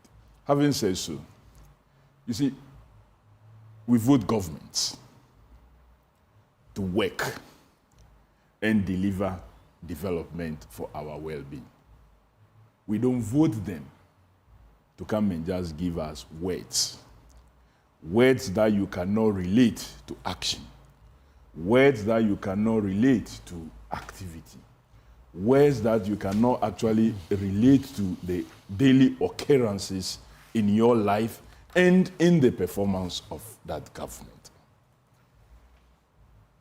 I would have thought, and we will be looking into the details as we moved on, that in empathizing, you give us indication that you are doing A, B, C, D to demonstrate that you truly empathize.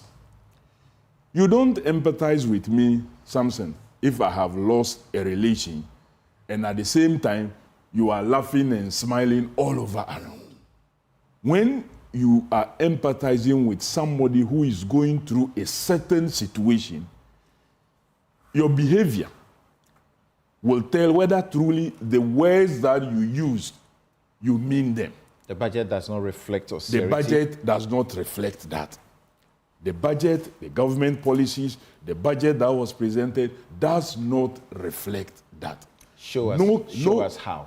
For example, we've all been complaining, businesses have been complaining, that they need a certain support, a certain arrangement that will enable them perform better or at least come above and be able to sustain themselves. Because a number of them are already leaving the country and more have plans to leave. This budget that was presented gives no comfort to any business person. If your situation doesn't get worse, they have just told you that you are just going to be at the same thing that has been happening is what is going to happen. No comfort for any business. So you were in the house yesterday. I was in the house yesterday. You approved tax waivers for how many companies?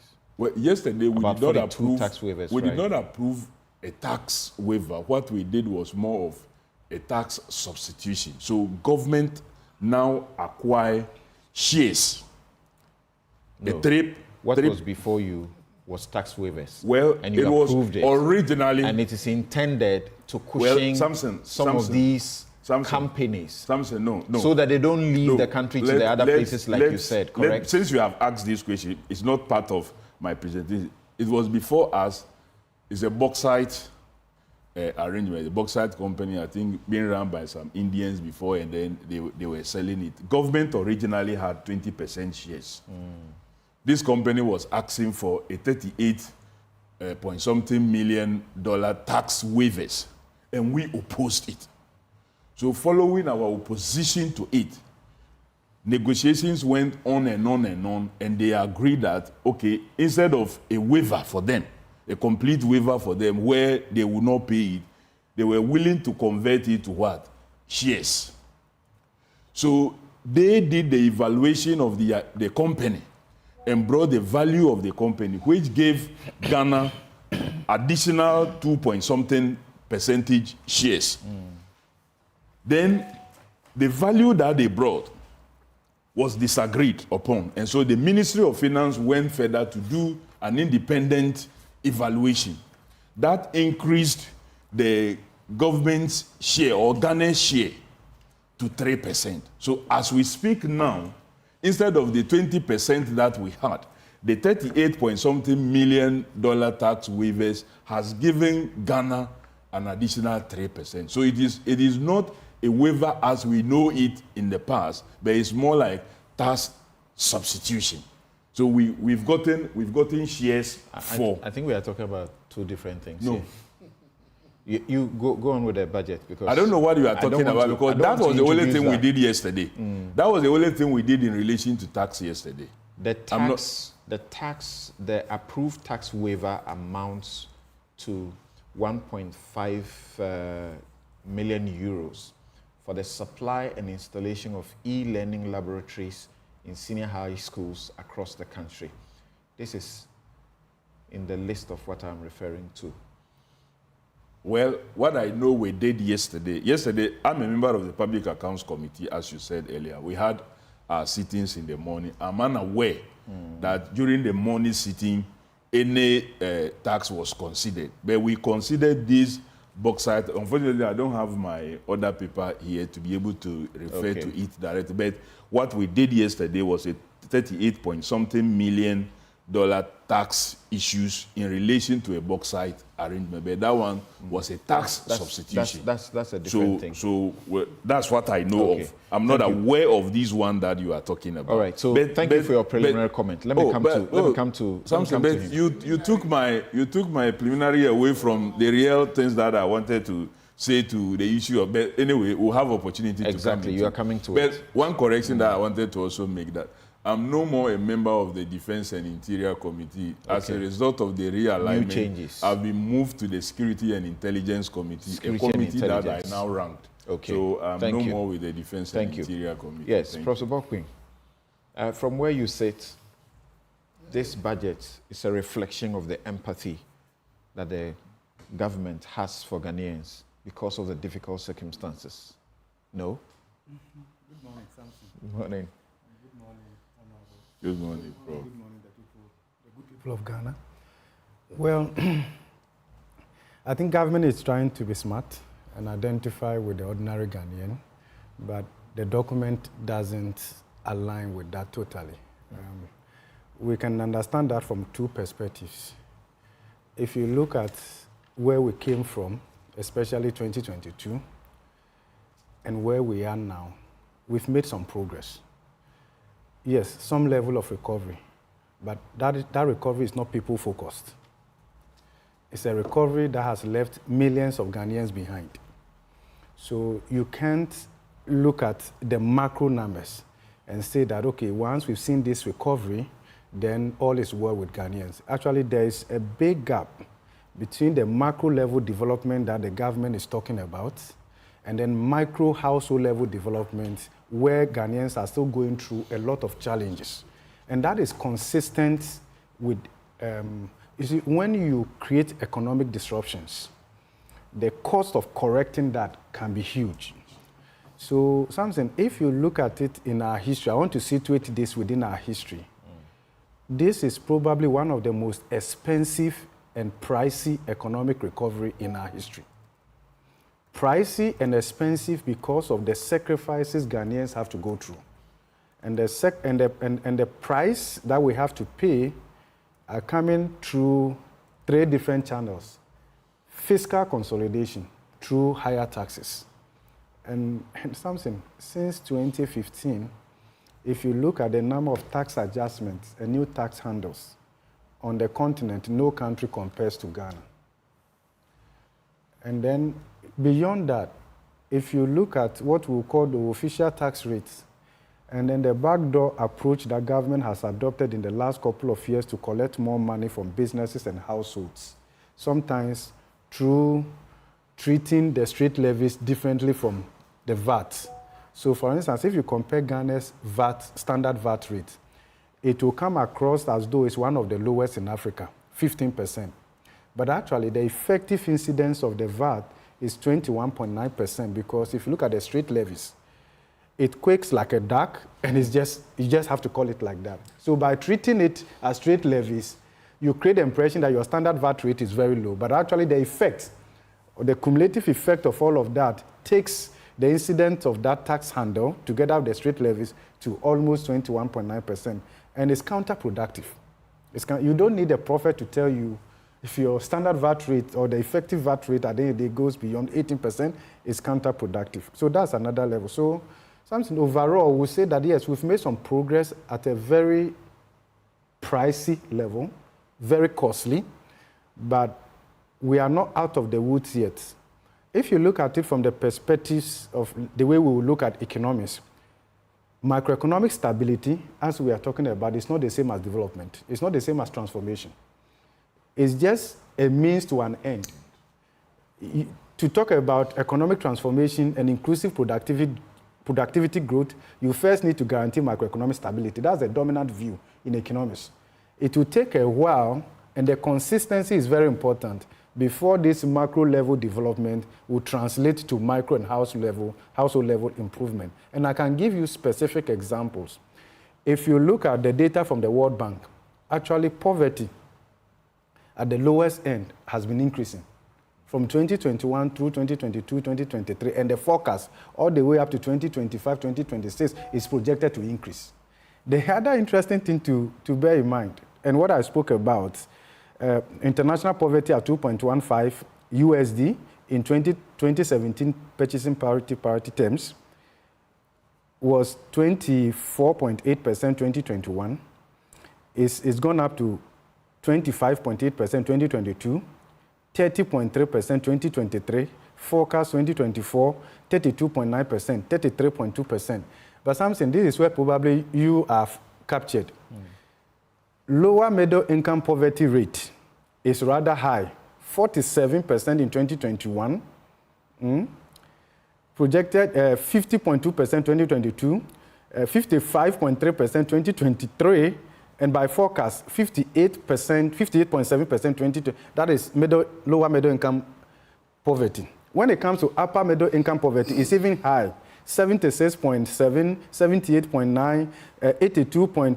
It's simply also because of the impact of inflation and the rest of them. If you look at vulnerable employment, if you look at the number of the percentage of the youth that are not in school, are not in employment, don't have any skill, we are hitting close to 2 million. If you put all these things together, and even if you look at how many Ghanaians were pushed into poverty in 2022 alone because of inflation, the question is, that was almost 900,000. Yes, and since then, more people are... That was extreme poverty. Yes, and a lot of people are joining that pool. So the question is, how many people have this recovery lifted out of extreme poverty? how is this recovery carrying Ghanaians along? So that's why we are saying that this recovery is not people-focused. Because if you look at the dynamics right now, it will also be too early to judge the IMF program at the micro and the household level, because it will take a while before all of this. So I think what we need right now is a certain level of humility and assurance to Ghanaians that we need to sacrifice a little bit long, hopefully, that in good times we'll be able to share it among every Ghanaian, but we are not there yet. All right, thank you. Yes, you want to make a response. You do that quick before I ask you my substantive question. Yes, oh, okay. Steve. I thought we were going to go into... Because you lifted your hand up. A couple of things I want to say. Samson and Prof and my brother here, let's be very honest. Anytime, it doesn't matter who is in government, that government touts itself with this macroeconomic stability and achievement. Ghanaians do make this comment. We don't feel in our pocket. It doesn't have the micro impact. Practically, it is true. But let's be very technical and tell them one of the major causes, which is as a result of uncontrollable factors. Our economic market, or our market, is largely SMEs. And normally the SMEs, their systematic risk index is far less than 1. What it means is that when the economy moves 10% forward, they move slowly or they don't move at all. We have elsewhere that the market largely are having systematic risk index of 1. So when it moves, they move with them. So practically, it takes a very long time. So if you have just about, say, even 1 year after this world crisis, where our inflation rate went to about 50.1%, the world grew -3.3%, Ghana was growing 0.4%. With all these, dangerous zones we find ourselves in economically, and we are recovering. Practically, you will not have ready impact on Ghanaians. So it is a fact.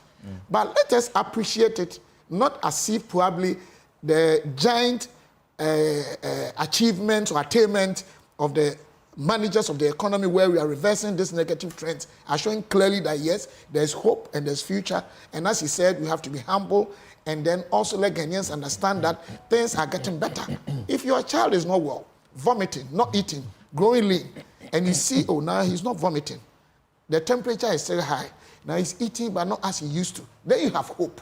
And this is where we are. So sometimes this connection between macro and micro in our country is as a result of our market nature. All right. We need to understand There's been a reduction in the appropriation bill, and that is 21.7 billion Ghana cedis. What does that mean? What I know is that we have interest payments. They are external. If I'm lying, Prof is here. And then we also have, I think, one other area, amortization. So what it means is that maybe we are appropriated to spend A, B, C, D. We are staying within, but are not going beyond. Because, of course, our difficulty now is probably, in my opinion, sometimes as a country, expenditures that probably get our fiscal space out of order and put us into trouble. Right. So I hope you needed understand that quick explanation to ask you a next question. Can you help me further on that? Yeah. 21.7 billion reduction in the appropriation bill. What does that mean? It's largely a reflection of the progress we have made with the external debt restructuring. So when they presented the 2024 budget, they had incorporated the full interest payment and amortization. But now that we are done, we need to recalibrate that to reflect the savings and the relief that we have made. So essentially, it's not like government... As a result of the interest, has done anything. external interest, and that is not the kind of expenditure card we have been pushing for all this while. So let's not package it as though this is extraordinary and all of that is... And of course, something, that's why we are saying this is one of the most pricey recovery. Right. So if you look at the savings, even if you talk about the Euro bonds, some Ghanaians have invested in Ghana government Euro bonds, even if you look at the domestic and the rest of it. So whilst government is counting the gains to bondholders, this costs, these sacrifices and all of that, then people have to adjust their lifestyle in order for the country to have a breathing space. Thank you. So Samson, for example, if you look at paragraph 70, they had interest payments which amounted to 29,348 million. That's about 3.5% of the against the target of billion. Against the target of what? 44.8 billion. So you realize that it is because you are not servicing your debts, you are not paying interest as a result of the program in which we are. That is what has brought about that savings. Not because they have cut expenditure in areas, including areas they have promised. Wasteful expenditure. Just yesterday, we were looking at the foreign exchange payments and receipts of Bank of Ghana report. You would realize that travels and all kinds of things in 2023 went up heavily against the president's promise that this was not going to happen. So it tells you they are not cutting costs in areas they should be cutting to help reinvest. In Kenya, the Gen Zs went on the street and stopped it completely. The president has stopped it. Yeah. So unnecessary travels have all been cut. And we have one too many in Ghana. Yeah. Now, Steve, the finance minister talks about our debt burden, the debt hole of 742 billion. The Akufo-Addo government alone has brought us a debt addition of 619 billion plus from what the Mahama regime had added, which was 86 billion. The things that you intend to achieve within the next, 4 months, are they plausible? Are they realistic in the face of this deep debt gulf? Okay, Samson, thank you very much. Once again, just quickly, I think we're being asked what you've been doing to kind of support the poor in our country. My brother raised that we've done nothing. Time may not allow me, but I realize that we have disbursed about 5.4 billion cedis to support LEAP, school feeding program, capitation grant, NHI since 2024 to reduce the burden on the vulnerable in our country.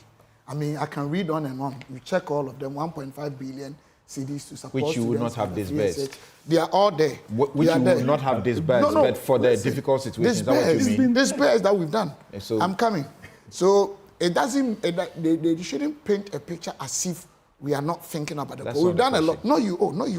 That's not the question. But let me go and answer your question. Something. Yeah. We need to look at our economy, what it is, and explain. Sometimes allow people, I don't know everything in finance and economy. I wouldn't say that. You're a finance person. But it's my area when it comes to macroeconomic and finance. Just as you speak on law, doctors speak on health. Sometimes people should also listen to us. Practically, if we want to take, you. If we want to take away in finance, PhD is not a cheap thing to come by. If we take away politics, we run what I describe as negative effective tax rate economy. What it means is that whether party A or B in government, whether COVID or no COVID, generally, monies outlaid every year in this country by all governments. If you divide them among the households, the money each house will get is always, or generally, or most of the times, less than the amounts that government generate as revenue without or excluding loans if you divide the same amount. What it means is that characteristically, we spend most of the time more than we generate. A country that direct tax, for the people who pay tax in our country, forms about 6%, about 2 million out of about 34 million. We have a lot of issues with our tax-paying population. No, direct tax.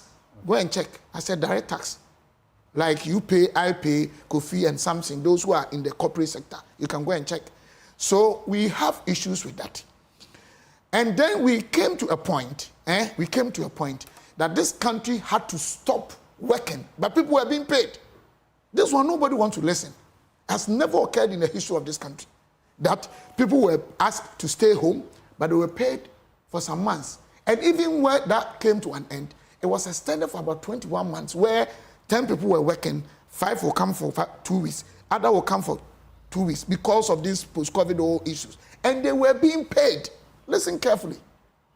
Private sector sacked over 40,000 people. Payees, corporate taxes. We fall short of our revenue by, I think, somewhere around 12 billion. Check all these things. So we were forced to adopt that financing where we need to use loans to to finance some of our statutory obligations and some of the things we needed. And that's why the president made this, in my opinion, divine statement that when it comes to life, we don't have what it takes to bring back life when people were dying. But when it comes to the economy, we can. And now he's proving right. I'm not saying there's no hardship. And even that is why this book, where is it? PFM Act. If you read the section 18 of this 2016 Act 921, it gives some concessions in terms of how we can even suspend our fiscal policies and stuff and rules, because we need to cater for this situation. What we are saying is that our debt has gone up, but debt management is calibrated in nature. It depends on the prevailing situation. When you couldn't have made a lot of revenue generation domestically, you stick to, we had a situation in this country that after Kufuor, the next 8 years of my brothers, our debt was increased from, I think, 9.2 to about 122, which was over 1,000%. We don't want to go back and forth with this sinusoidal performances of some of our indicators. The fact of the matter is that it's not good news. We understand it's not good news. But however, our economic challenges or prevailing in our country is said that we have issues with generating funds ourselves. And that is why... The Ministry of Finance, where you sit, you have a plan and you know when we can say we have come to recovery, when we can say we are getting to recovery. As far as you are concerned, when are we looking to the recovery? Recovery of what? Economic recovery. Oh, but of course, it's on course. Check. No, I know that. It's on course. But there is a target. When will we get to economic recovery from this current state in a debt gulf, I said whole, of 742 we have about debt to GDP of about billion. 55%, I think, by 2028. In present value yes, terms. that is what we have. And then something... By 2028. Yeah, but let me explain something to you. So you appreciate the historic nature of where the government has brought us. No, except that you are saying that the debt burden of over 600 billion in your time is justified because of COVID, correct? Not just COVID. And then it's because of, not just COVID largely, yes. But because of, I use a word, negative effective tax rate economy, where the taxes we generate, revenue, they are always woefully inadequate against our expenditure needs. Problem. That's always but I wanted to explain these targets to you. Okay. Target settings are kind of something we can change depending on the time. You remember, our GDP growth, the target for 2024 budget was 3.1. As I'm talking to you now, we are growing around 4.7, more than that. In fact, even when it comes to this whole issue about inflation rate and others, we went as far as 54.1. You remember, even exchange rate went to about 54. Now we are doing about 18. So when it comes to target, it depends on the prevailing. So we'll keep on even revising our target.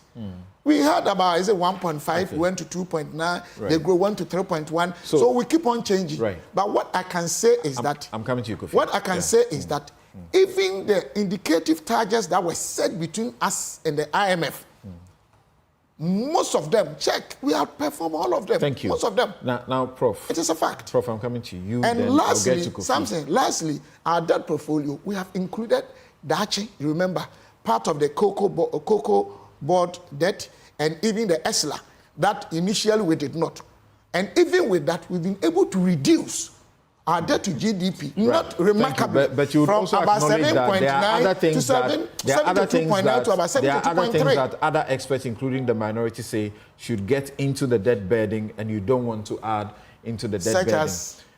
They were treating them as below the line. Thank you. So some say, I think you should laud the government for what you've been doing, although there are challenges. You should laud us. Thank you. So, Prof, the same question. From the explanation you have given about the reduction in the appropriation, it helps my audience. Now, from where I sit, I just look at it. I say, so Jerry Rawlings added only 3 billion, 3.4 or so to our debt burden. I look at Mills, I say he added 6.2 or so to our debt burden. And then what's his name? Kufuor 6.2, I mean, and then Mills 26, then Mahama 86, then Akufo-Addo 600 plus. And then I look at the budget as we have, and I ask myself, how are the things there achievable in the face of this debt burden? Something. It's huge. I'm sure Ghanaians would have to come to terms that we have a long way. Exactly why I asked him the question about the targets. And that's what I'm saying, a certain level of humility and coming to the realization that it would take us a little longer than probably ordinarily would have expected. If you look at it from, let me start off this way. 2018, Ghana was among the top 6 fastest growing economies in the world, 2018. In fact, 2019, Ghana's economy was projected as the fastest growing in the whole world. Now, among those countries that Ghana was in the top 6, post-COVID, if you look at the rate of their economic growth, it's far better than Ghana. If you look at it across almost all the indicators, inflation, interest rate, and all of that, it's far better than Ghana. I will tell you why. If you look at what COVID did to Ghana, it's more of what Ghana did as a result of COVID rather than what COVID did. And when I put it that way, it's a clear case of Ghana taking advantage of the virus to mess up. And it's quite characteristic of Ghanaian politicians. In crisis moments, we take advantage. You saw what happened in the financial sector cleanup, the total cost at the end of the day, vis-a-vis what we're trying to achieve. And then something, look at it within the energy sector crisis and how we took advantage. Take or pay and all that went with it. Today, the biggest threat to our fiscal space is the energy sector. If you look at the energy sector shortfall, from now to 2026, it's projected to reach around approximately 98 billion cedis in energy sector shortfall that the government have to pay in order to keep the lights on. Then you can across. Okay, so this is the real issue. Even though we've created some space, very expensive, through domestic debt restructuring and external debt restructuring, the totality of it is that we have actually pushed the can down the road. And that's why I'm saying that it's a long journey. The headwinds are very real that we need to take into consideration. Look, I mean, if we say no government has borrowed like this government, of course, the size of the economy has not remained the same compared to those other regimes. But if you look at the amount of debt this government has accumulated in the last 7.5 years or so, and you look at the real assets, the underlying assets that we have generated, I don't think we have been prudent. You can't run away from that. But Prof, we've moved beyond 72 debt to GDP. Okay. Let me just continue. Don't respond to him. Just continue. That's the most important aspect. Please make a note. That's the most important aspect. So, and then if you look at it over time, and you look at the rate of growth of investment in fixed assets vis-a-vis the rate of borrowing, you see the divergence, which tells you that the bulk of the borrowing actually didn't go to enhancing the cash flow generation capacity of the economy. When you borrow largely for consumption and the rest of them, it makes the debt a bad debt. Borrowing, there's nothing wrong with borrowing. You've not committed a sin by going to borrow. We have good debt and we have bad debt. Okay, so the path of making a debt a bad one is what we chose. It's simply because if you look at how much of the borrowing we have done that went into actually investment in enhancing the cash flow generation capacity of the economy and what went into consumption and the rest of them, you see why we are in this mess. So this is what happens. In good times, borrowing is good. In bad times, it magnifies the negative effect of borrowing. So if it hadn't been COVID and Russia, Ukraine, this government would have gotten away with murder because the crisis wouldn't have crystallized within the time that it happened. It would have probably happened, if we look at our projections, 2025, 2026, you would have seen almost all that we are talking about here. But what COVID did was to fast track And it happens right in their face. And probably the reason why we're wondering, hey, what do we do? And the rest of them. Look, if you look at COVID, the fiscal deficit Ghana recorded in COVID year is the highest in Africa. It's the highest. If you see the graph, I can show you here. Ghana is an outlier. So the question is, what was this about this virus that made Ghana's expenditure go that high? And it's simply, it doesn't make sense. Right. For management and the rest of them. I think we should just admit. Then this is the reality. So what we have done with this debt restructuring is especially to just... when you take into account what Ghana received because of COVID. In a certain way, you could even say it was a blessing. We made profits. Some have said so. Yeah, I lean towards that. If you look at the numbers, even if you look at the shortfall in revenue and what we receive from the IMF and the World Bank and the rest of them, look, if we were prudent and efficient with our expenditure management, Ghana would have recovered out of this COVID and Russia-Ukraine better off. And of course, you can see it in other countries. Rwanda, Cote d'Ivoire. Look, when COVID came, with all the challenges that came and we lost market access, in the first quarter of this year, 3 countries have gone to the Eurobond market, including a tiny country like Benin. Okay, Benin is putting right leadership on the table. Investors are trooping to Benin. Check their numbers. Look at Cote d'Ivoire. Look, Cote d'Ivoire, the president of Cote d'Ivoire, early part of 2022, said, I don't need to govern with 41 ministers. Can you imagine? At the time, we're looking at something more than 88. He reduced it to 31. The president was asked to do so to give a certain signal, but he simply didn't listen to anybody. This is what we call leadership. Look, people are resigning, he's replacing them and even adding them. Look, something, we started talking about this actually in the third quarter of 2021, that leadership needs to respond first because hardship lies ahead of us. But there's a way of courting citizens when you first internalize the austerity and then you can get people to follow you. Okay. We failed to do that. All right.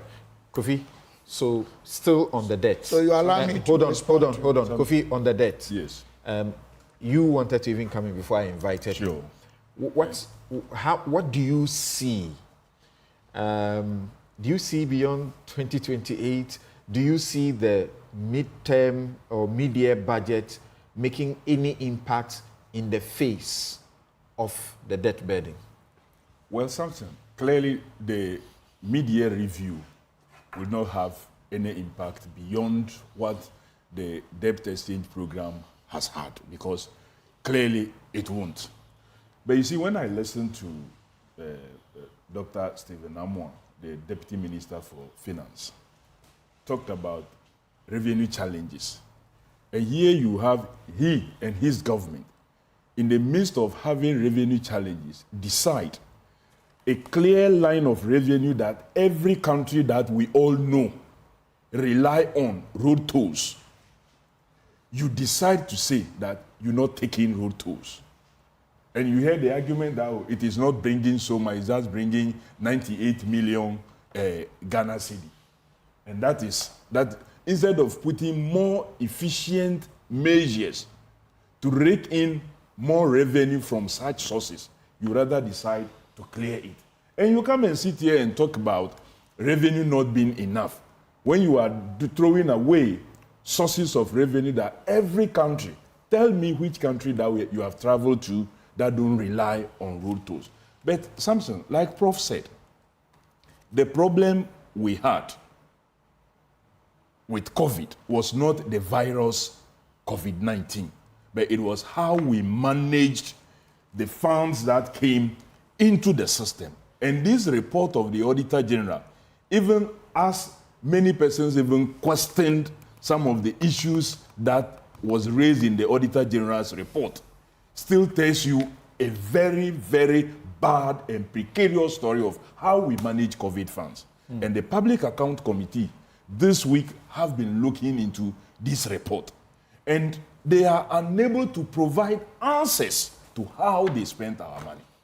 And so government continue to quote COVID as the reason for the problem, but it was not the virus that caused us the problem, but how the same government managed the funds that was vested in their hands is what has brought us to this state of affairs. Debt. Samson, you hear him say, oh, we have lowered it. How have you lowered it? You inherit a system where debt to GDP was less than, let me even say 60% or even less. You shot it up to over 100% at a certain point. Thank God the debt management or the restructuring has... Sorry, not to cut you. Do you know the debt to GDP of Kenya, which has led the people onto the streets? Yeah.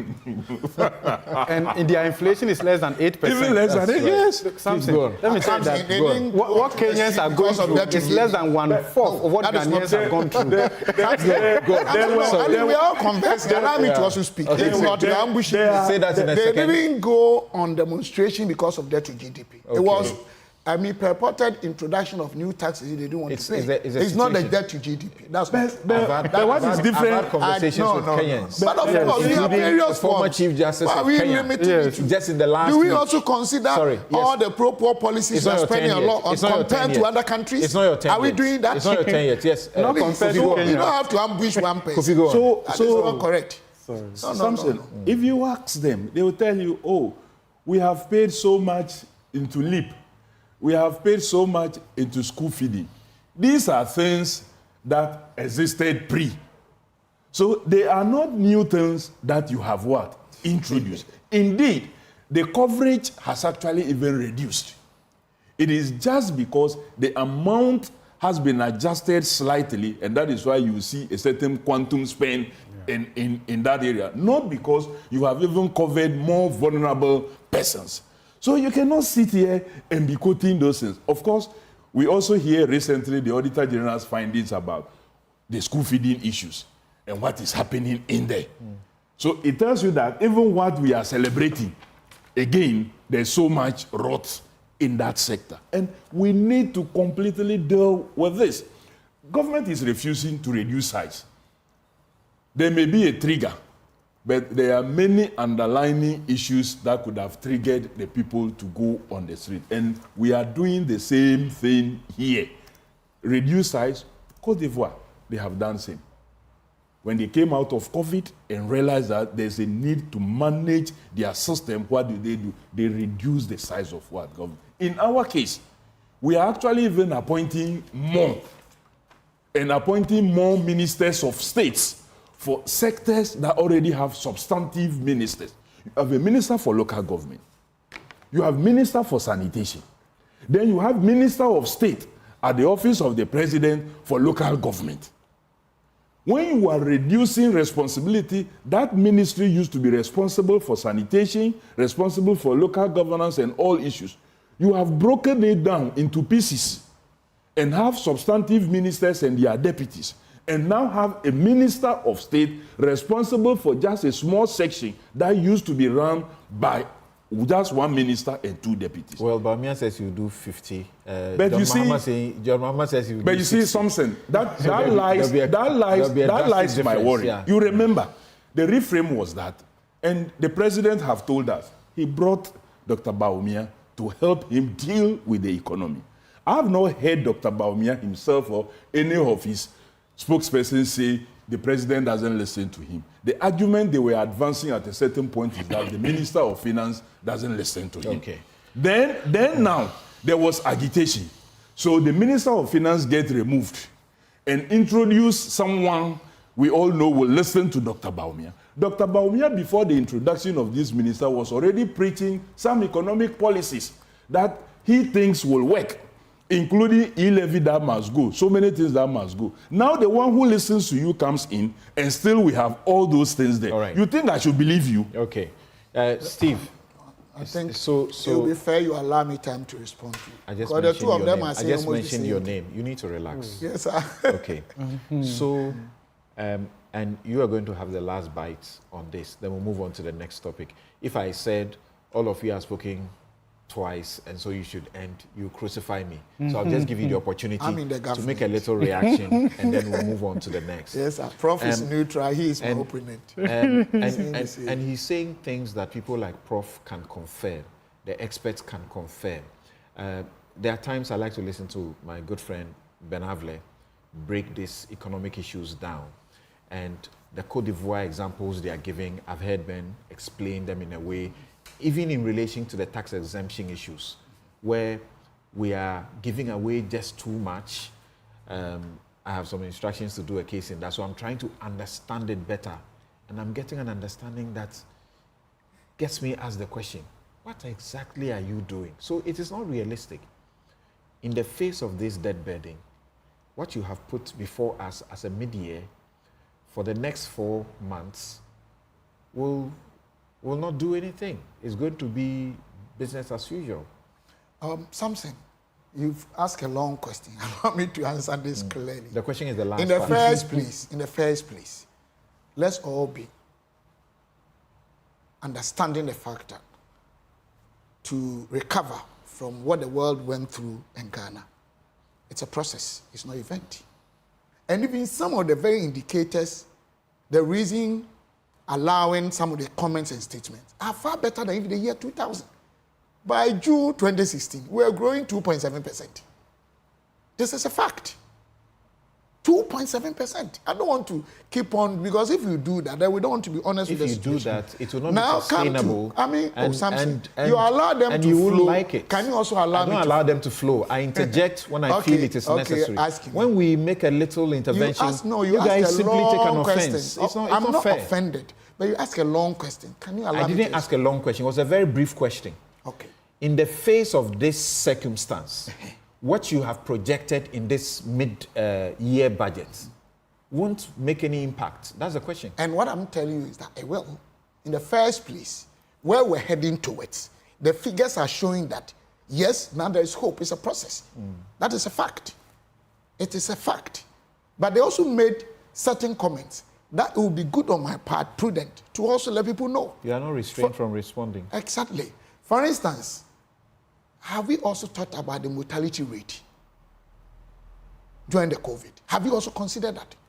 What happened to the Ghanaian, their lives?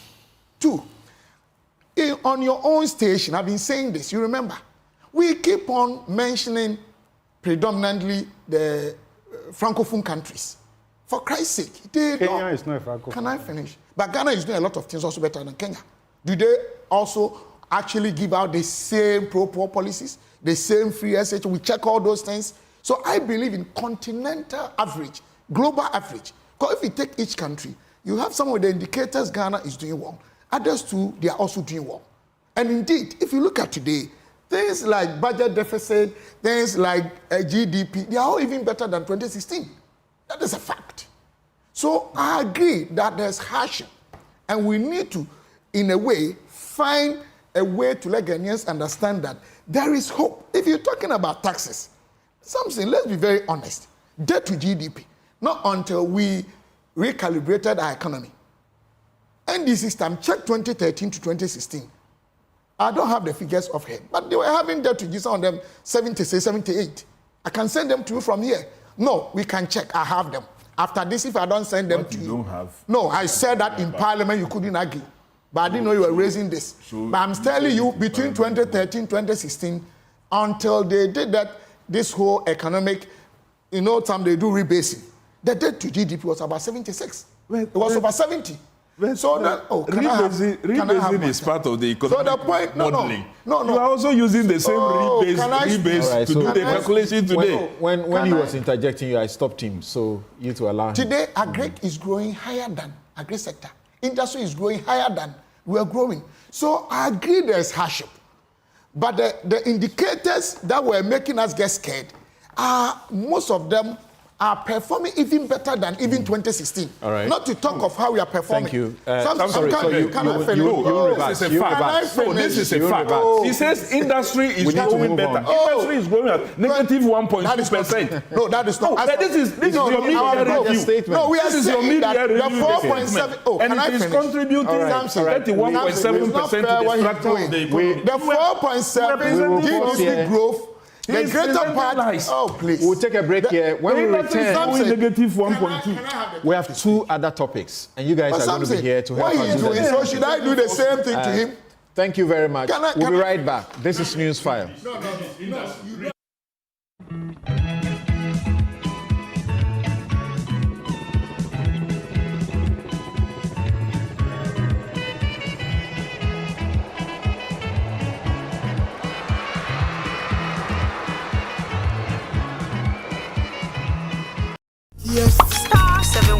Picture this. Coming in Greece. Yeah, and now you were back in Greece. To say why you fit a millionaire. Yes, the luckiest at Aroma. To say about from Massa Echeman. Yeah. Now check this. Sister Abna, aka Kobe Hima. The luckiest at Aroma. Queen B. Yeah. Boss Lady Baku Pay. Hold on to your seats, folks. Such anyway, it'll be you smooth. Way and your friend will upgrade. Luckiest Adaroma. And the best part, that with the luckiest, will be our shot to a good life. And I'm talking to you, me, your girlfriend, your ex, your neighbors, your landlords, and even Goro boys. And no one is over dialing with lucky number. Star 712 hash. No. Coswato ticket to win in the community draw or the grand draw on the 30th of November 2024. The luckiest is regulated by the NLA on the Caritas platform, not for persons below 18 years. TNCs.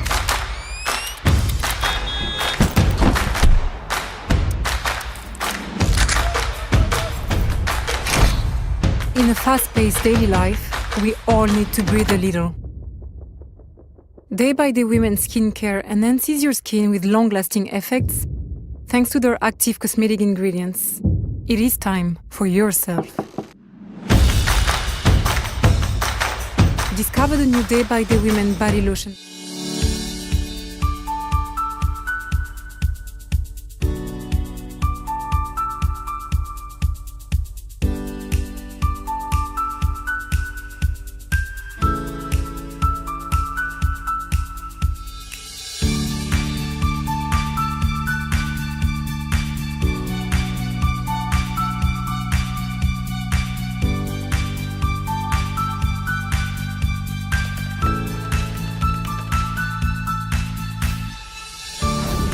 Doing never stops until the job is done.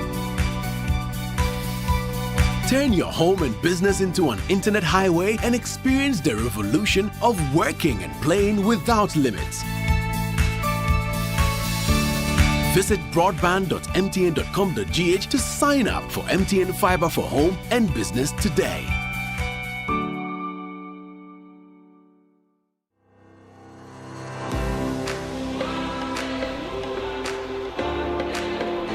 At Academic City, we are not just students. We are problem solvers, innovators, and future-ready leaders.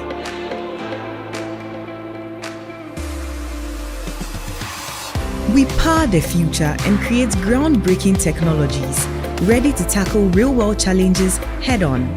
In a world driven by technology, we shape the digital landscape, transforming challenges into opportunities. At the core of strategic thinking and decision-making, we thrive in the dynamic realm of commerce.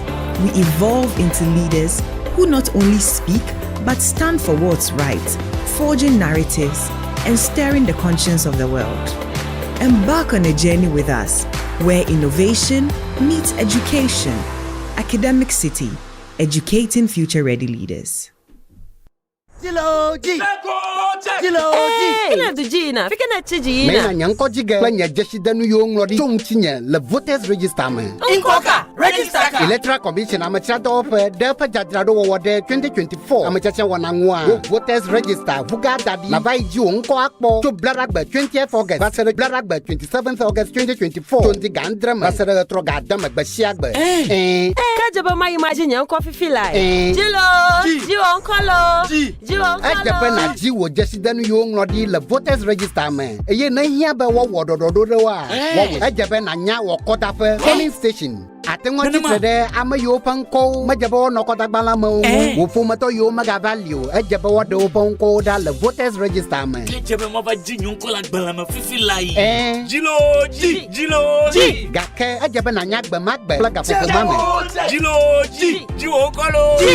Dongo na 2024 general election Electoral Commission amacha don ofe have voters register adadi ba me de share na kpo manwie bobo be wonto eyi aji wo jesi danu yo lo dadi chongu le voters register vuvu dadi yi yoma to blaragba 20th August basere blaragba 27th August 2024 so ndi gandre basere retro gadan gbe siagbe agatenwa wonu ya okatan to mobubuji ama yo nlonko adako a watenwa ji ope jeside nu nlodi oka no ta side *711*51# le network de share de ji ama yo ope ID card bu alo o manya fi yo lewo watenwa yi exhibition center aji ope jeside nu yo nlodadi exhibition officer o watenwa perenwo na ji wo jeside nu yo nlodadi no voter ID card malio ha akodala yi jebe wadako atenwa chitrede nko de fe jeside nu yo nlodi angu kude amade ngu to amoya ojibe ama amachio ama anye dukobubu mato ama afa susumele de dio ama amanye ama yobe yenye ama amanye tafa macholao Jilo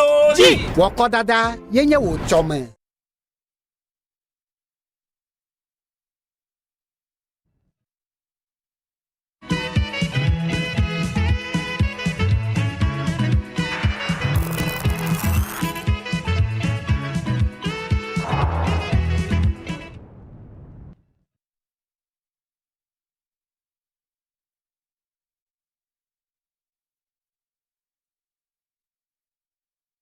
John Mahama. I am looking forward to a debate with John Mahama on the economy, on the country, on the governance. But I'm afraid that he's running away from a debate, isn't it? His people say he doesn't want to debate, but he doesn't want to debate because he knows I'll expose the emptiness of his policies. He says he has a 24-hour economy that he cannot explain. It's as empty as an empty barrel. He cannot explain it. None of his people can explain it. They say they will be exporting lions and elephants. But when we meet mano a mano, we can debate and the country will see where our policies lie. And that is where we should go. We should give the country an opportunity to listen to us. But if he chooses not to debate, I will continue to sell my policies to the people of Ghana, and you will take the decision. In this house, the spokesperson for the minority on the issues of finance is Honorable Adongo. The spokesperson for the minority for the issues of the economy is Honorable Kweku Rekithagen. And the spokesperson for the budget for the minority is Honorable Ampem Dako. Mr. Speaker, we all know that the chairman of the economic management team is the vice president. So the vice president can only debate Honorable Adongo. He should debate Honorable Adongo or debate Honorable Kweku Rekithagen. A driver mate cannot debate an experienced driver. No. That is the fact. So we throw at the challenge. He should debate Honorable Adongo first, Honorable Ampem second, and Honorable Kweku Rekithagen third. Before Right. All right. So the issues of the debate or no debate went into Parliament because Afenyo Marking brought it up. I don't know how it came up in the House. My guest still here in the studio, Godfred Bokping is Professor of Finance and Economics, University of Ghana. Dr. Stephen Amwa is Deputy Minister of Finance and MP in Shaiso. Kofi Adams is MP Boem and member Public Accounts Committee. He is now in the Security and Intelligence Committee and is a ranking member for that committee. On our very last issue after this particular subject, we'll be joined by Kwame Sapong Esiedu, who is a D&D Fellow on Public Health and at CDD Ghana. He's a pharmacist, member of the Royal Pharmaceutical Society of Great Britain, Pharmaceutical Society of Ghana, and the Institute of Pharmacy Management International. Right. So Dr. Bawumia said he wants a debate. In the US, funny, Joe Biden called for a debate. As we speak, Joe Biden is no more on the ticket of the Democratic Party. What is going on? Right after he called for the debate, it didn't take long. Then the IEA issued a statement of intention to do what it does every election year. And then the John Mahama campaign, under the hand of Joyce Bar Mukhtari, issued a statement taking a dig at the IEA that they are fronting for the MPP and they are seeking to manipulate the elections. So here we are. This has become a big debate. So Kofi, the NDC has been saying John Mahama has met the media. If Dr. Bawumia also wants, he should dare have a media encounter before he talks about a debate. But is it the case that you are not happy about the manner in which the Vice President went about the invitation for a debate? He makes the invitation and then asks that you are running away from a debate. Is that the problem? Well, Samson, one of your maybe former regular panel member on this platform, Kweku Bako, has spoken to Dr. Bawumia's comical invitation for a debate. And he clearly stated, and I agree with him on that, that the best way to kill a debate of a serious one is to go and stand on some platform somewhere and say you are going to debate. We don't do that. At least you have cited the American debate that happened. I don't think that President Biden went to some platform somewhere and said, I am going to debate Donald Trump. No. They use the structures and system to reach out. He called for it before the organization. And got a point of agreement. Then it was announced and they went on and had it. I will discuss what happened there. But it is also on record that His Excellency John Dramani Mahama is so far in the Fourth Republic the only sitting president to have engaged in a debate.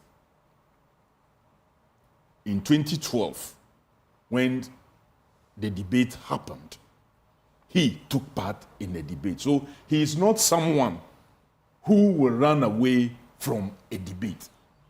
So everybody knows about We're that. talking about different personality. Nana Akufo-Addo boycotted in 2016. I think 2016, I actually moderated the IEA debates. He boycotted it, but it's not Nana who is on the ballot. I'm telling you about the John Dramani Mahama that I know when it comes to debate. But the same Dr. Bawumia, I don't know why you have not played his voice in 2016. When they were out there doing the Malata market economics and inflation calculation and putting all the things that are not in the inflationary basket into the basket to do their calculation. And a call was made for a debate, like you rightly said. He led the fight against a debate that John Dramani Mahama should go and debate the suffering market women. He should go and debate the suffering students. He should go and debate the suffering teachers. So for someone who led this attack against the request for a debate, for today be looking for a debate to clean up his image. And like our national chairman said, there are two persons that you must avoid debating.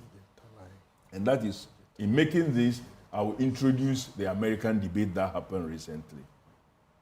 One who he described as a fool. Two, he says someone who lies, who doesn't work with facts. And I will add one who lies and has no conscience. Avoid debating them. He also said he doesn't think that our vice president is a fool. But for his second category, he cannot deny anything or say anything about that. You talked about the Biden's debate. That debate, as you watched it, when it came to policy, when it came to agenda to move America forward, Biden delivered excellently. On the substance, on the facts, excellent. Biden was there. Excellent. Trump was fact-checked. And he broke the fact-check. He told a lot of lies. He told a lot of lies. Yes. But that's not what we are talking about. No.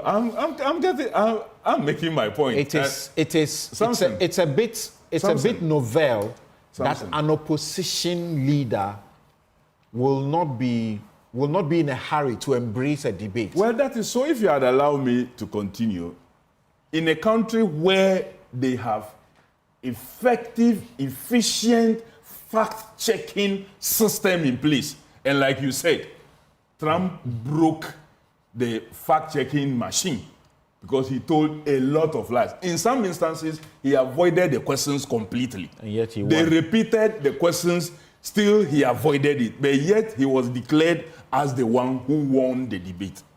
And many Biden supporters were angry because Biden was focusing on answering the questions instead of responding to the lies being told by Trump. Fact, Biden has not been pronounced as having lost the debate on the basis of fact. He has been pronounced as having the debate, having exposed his frailties, that he's not ready, physically fit to be president. If you were to analyze, and his campaign has come out to explain that, I think a day or two before, he had gone under the weather. But they didn't had COVID. Yeah, they didn't want to use that as a basis for what? Because if they did that, it would be more damning. So he has to present himself for the debate and had challenges in even voice. Voice audibility was poor. But we know, like the propaganda we are familiar with in Ghana, the man is not well. He can't remember a lot of things. Trump becomes his vice president. He says Vice President Trump.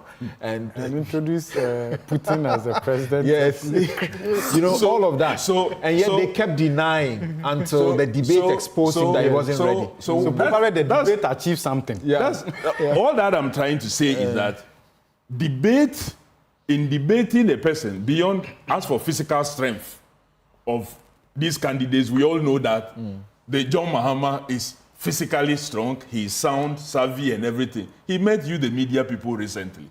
You threw all the questions that you can at him, and he answered all of them, at least to the general satisfaction of the media persons present and all that. So, John Dramani Mahama is not one person to shy away from debate. But you don't debate someone who will be presenting, who, like, he stood on the platform and said, John Mahama cannot explain his 24-hour economy. When you went to Movenpick and met John Dramani Mahama, did he explain his 24-hour economy? Of course he did. Not? He did. But you have Dr. Baumia on the platform saying that he cannot explain. And his people are now explaining, and they are saying they will export lions and elephants. So if you have this type of person, how do you engage in a debate? Of course, the figures and the facts are already out there debating Dr. Baumia. Like I put it, yam, somebody took a yam to a studio the last time, that a yam that was selling for 5 cedi under John Mahama is selling for what? 40 cedi today.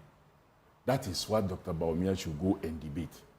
The rice, 5 kg rice, that was selling for 25 cedi, is selling for what? 165 cedi today.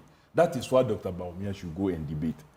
The dollar that he said at 3.9 cedi, it is Midonyami exchange rate. And that when the fundamentals are weak, the exchange rate will expose you. Today, you need almost 16 cedi to get a dollar. That is what Dr. Baumia should go and be debating. Not be looking for, and he goes about promising, he said he will give phones and you pay 1 cedi, 2 cedi.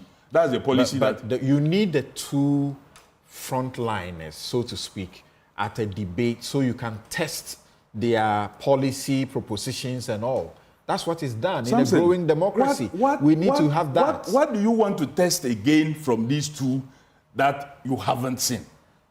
His Excellency John Dramani Mahama has spoken to size of government. Yes. And he is committed to it. He is spoken to the Women's Bank project.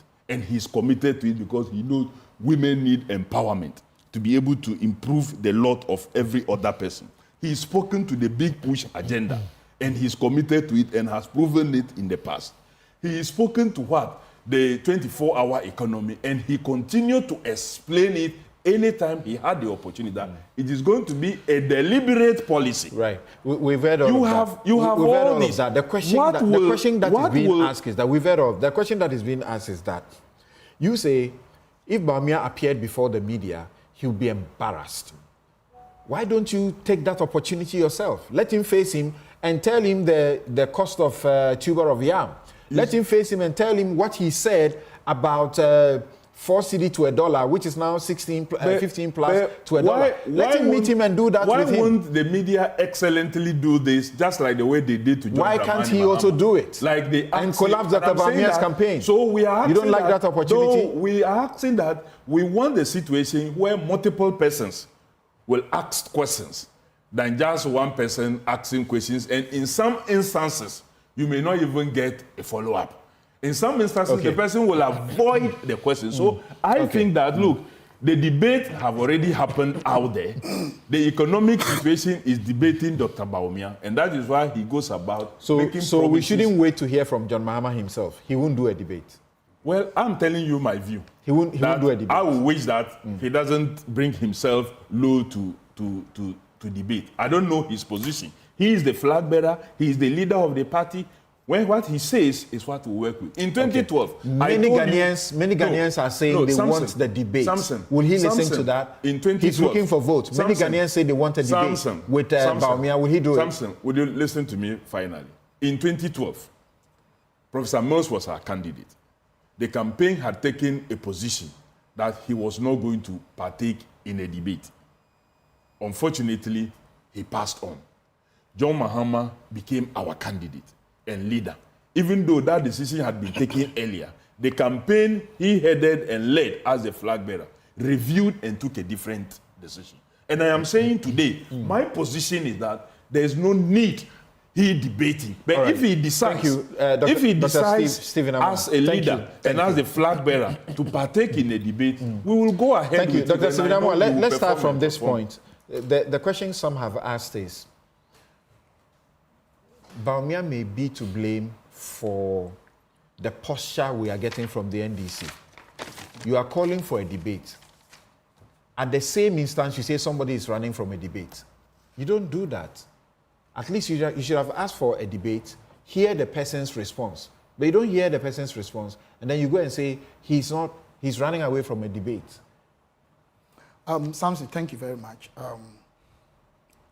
Honestly, when I'm speaking about leaders, you know me, I find it very difficult. I become somehow inhibited because if you are not careful, you make a statement and you're speaking against somebody you respect so much. These are all two great leaders that probably I wish one day I could have been them. But honestly, I mean, trying to discuss these issues, the reverse version of what you are saying is that why can't the person also speak? Let's even assume without admitting that, okay, His Excellency Alhaji Dr. Mahmoud Bawumia shouldn't have, per your position, which probably I disagree, shouldn't have said that. But why is it that His Excellency, former President Mahama, also won't come and speak? So if he hasn't spoken, and all the people around him are saying he will not debate, then Alhaji Dr. Mahmoud Bawumia, His Excellency, is right. But let's ask ourselves, is it important or not? That definitional element of importance in considering this issue must be given the needed attention. Because debates all over the world are intrinsic part of election processes. You need to know who you want to give your mandate to in terms of proving record, in terms of ideas, in terms of visions, in terms of policies that the person has. In any case, we have something that we tout Dr. Bawumia with. Digitalization, the digital man. All over the world, one of the most important elements in developing countries is digitization. Now, all over the world, now we are even moving to AI. So he thinks, apart from the fact that when it comes to the economy, he was the same person we are insulting when the economy was not doing well post-COVID. But he was there when we were growing 7% for almost averagely for almost 3 years. And he's there when the economy is now trying to do so much well. The 7%. So he thinks the 7%. They say that I'm coming. They had gone to IMF and they had done all the things right. Well, so that the is what they say. Came right after he took over. That was political. No, that was something. Can you allow me to speak? All right. That was political talk. Don't even mind. When it's bad, there's no reason. When it's good, then it's not Bawumia. So Dr. Mahmoud Bawumia thinks Ghana is not like even US and UK. They already have a structured economy. So sometimes, in my opinion, it doesn't necessarily, I'm not saying it doesn't, but necessarily to that extreme end, to call for somebody who, in terms of competence, in terms of, proving record and all those things, with the fishing and the policies and these things, to be given that consideration. But Ghana, we have a lot of weak fundamentals. I'm even thinking that at the flag bearership level, within the circles of the NDC and MPP, there should be debate. Something we can't keep on sitting there. And sometimes people will use probably some sort of jargons and political arguments to deceive and introduce a lot of arbitrariness in the decision-making processes of Ghanaians. So that people make decisions sometimes not out of well-processed data and gotten the right information. So I think the call is in order. Nobody is saying that former president, His Excellency, his health situation, I think he's very healthy. That's how I see him, very strong. But Dr. Mahmoud Bawumia and we, the MPP guys, we believe that Dr. Mahmoud Bawumia is better than him this time. And that we want to show to Ghanaians that he is better than him. And if somebody says that I can beat you, and you think he can beat you, come on the floor. When the point is, Bawumia demonstrated even humility. Right. Look at the way he stated it. In a very humble way. That come, I'm better than you. It's a very clean, humble, respectful call. He thinks. And I think Ghanaians know. Should he have added he's running away, he doesn't want a debate? At the same time, he's inviting him for a debate. Something. If I say that, let's go to Bukom. We are going to fight. You have yourself, I have mine. I'm saying come. Your people are saying you won't come. You will not speak. This is the first I will time, say that you are running away from me. No. This is the first time he called for the debate. It is at the same time he was calling for the debate that he was saying the one he's calling to debate is running away. Yeah, because preceding to Dr. Bawumia's thing, people all over, some people, I wouldn't say, have started those propositions or whatever. They started calling them to debate. But I think debate should be extremely important as intrinsic part. Right. Because you know what? You have made that point. I want to say this. You have made that point. Have you heard it I want said, to even extend it to the flag, is it flag bearership? So that even the people themselves will know who they are presenting. By saying this, I'm not castigating the competence or otherwise of former President Mahama. The NDC have said. But between the two, Dr. Mahmoud Bawumia is seen to be better and has a proven record and is well positioned to beat him. The NDC have said, and others have joined them, to say Mahama has engaged the media. He should also engage the media first. Have you heard the response we are getting from the NPP when you say he should engage the media first? But Dr. Bawumia has been engaging the media. We are told that he's going around engaging the people directly, and that the people, in even some circumstance, the people know the issues better than the media. Can I ask you one question? But John Mahama has also been doing the same thing while he's engaging the media. Tell me anywhere Dr. Bawumia is, that if the media practitioner had not been present, how were we getting the report? How do we get the reports about John Mahama? How do we get the reports about John Mahama going around the country? Something. Everybody has... I flip the question back to you. How do we get the reports about John Mahama going around the country? Everybody has his campaign strategy. Bawumia, I know, at all times can and probably will engage the media the way you want it. But he's already engaging the public, the space in which the media is a critical member. That's the same thing John Mahama is doing. I'm coming to. He is saying that, come and debate me. This is what we are addressing. You are talking about individual respective strategies.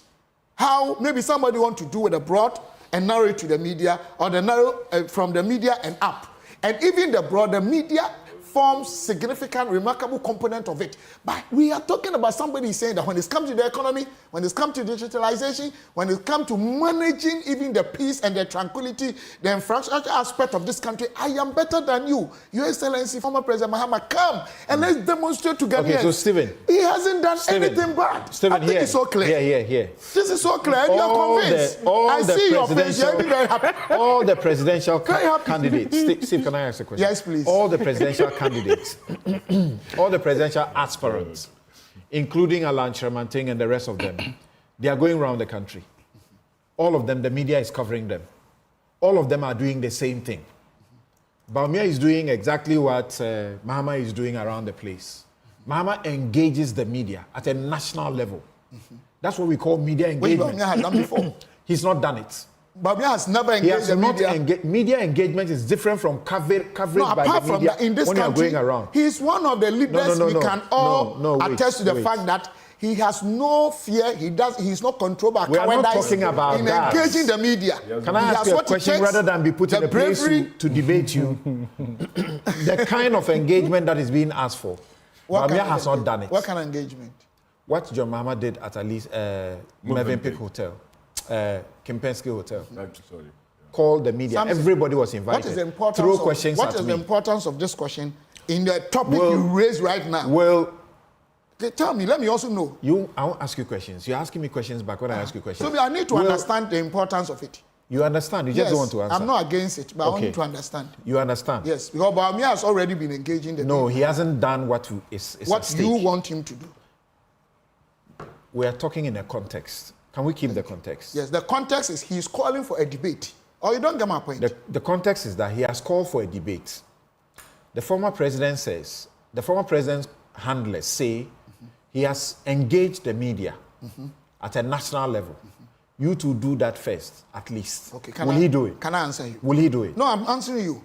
Now you say the former president's handlers are saying this. That one you are saying that Bawumia should do it. But when the handlers of the former president are saying that he will not debate, that one you say that Bawumia hasn't heard from the former president. So I think there's a dichotomy. Me, I haven't said anything. I'm asking questions. The point is, we have not finished the campaign, have we? We are not December yet. So whether somebody does it today or tomorrow, in my opinion, is immaterial. Okay. But what he's doing, it involves the media. But the prevailing issues that we are all debating on the table today, as our debate menu, is that Dr. Mahmoud Bawumia is saying that I am better than you.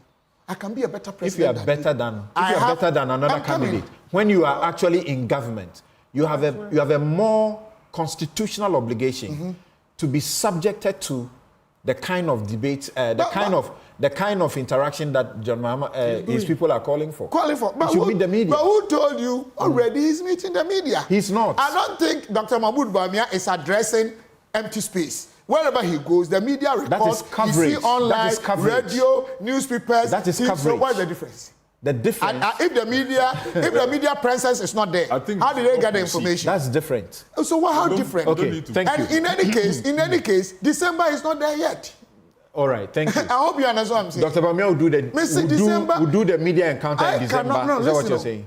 No, if you want to say that, because listeners know I'm not saying that. Okay. What I'm trying to say is that we have now up to December. Right. We don't know his programs. Okay. Already, he's engaging the media, but I understand your point that you want him and the media alone in a room. You know Bawumia is very bold, strong. He's been engaging the media since he became even vice president. Your opponents you say, know that. Your opponents say you know that. He's scared that if he does that, his campaign will collapse. So can you also say that former President Mahama is scared of debating Bawumia, so that to show that Bawumia is better? You can say that if you want. Why not? So you can also say that. I'm saying that Bawumia is already engaging the media. He's not. So how did they get his stories? That is media coverage. Oh, come on. Now the mass coverage is the same as engagement. Now here, surprise. Possible Queen. So now if Bawumia engages the media, you'll be okay. First of all, don't direct this at me. It's not about me. No, okay, they will be okay. Sorry, will they be okay? First of all, from where you sit, how important is this thing about candidates getting into a debate? How important is it? Something. It's interesting. I think when it comes to presidential debate, each party is looking at it from a strategic point of view. the end goal.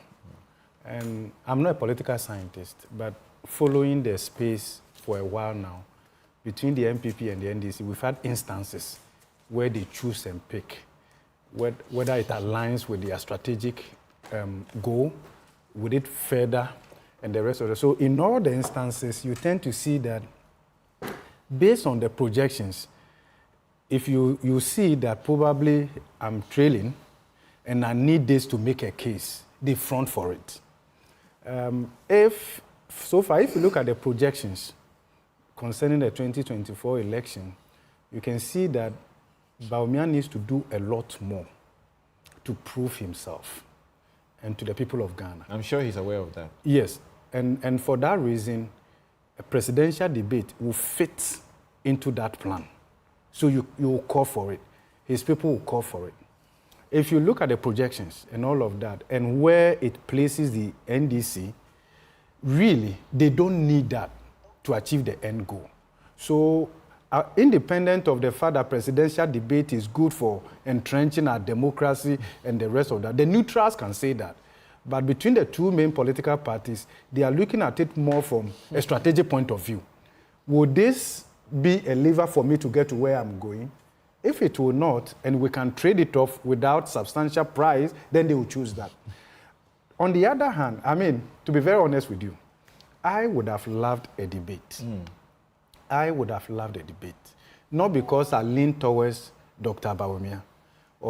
And I also don't think that the former president, he has so much credential in the area of communication and his demeanor and all of that. I don't think the former president cannot hold his own in a debate against Dr. Bawumia. If I recall correctly, in 2016, he said instead of Nana Akufo-Addo engaging in a debate, he was sitting in a radio station doing a resh. If you remember that. Yeah. Who said that? Who said that? John Mahama.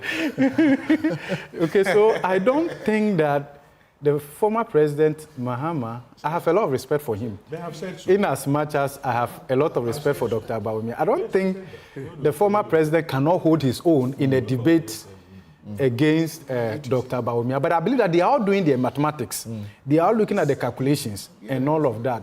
So from that perspective, I think we should respect their individual rights and all of that. But if it's that important, do you think Dr. Kwame Asante says, for example, that it's unfortunate we have not institutionalized debate, though it's a good program.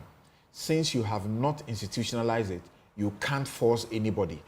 Do you think we should come to a point where it will become obligatory? Yeah, we need to move our democracy forward.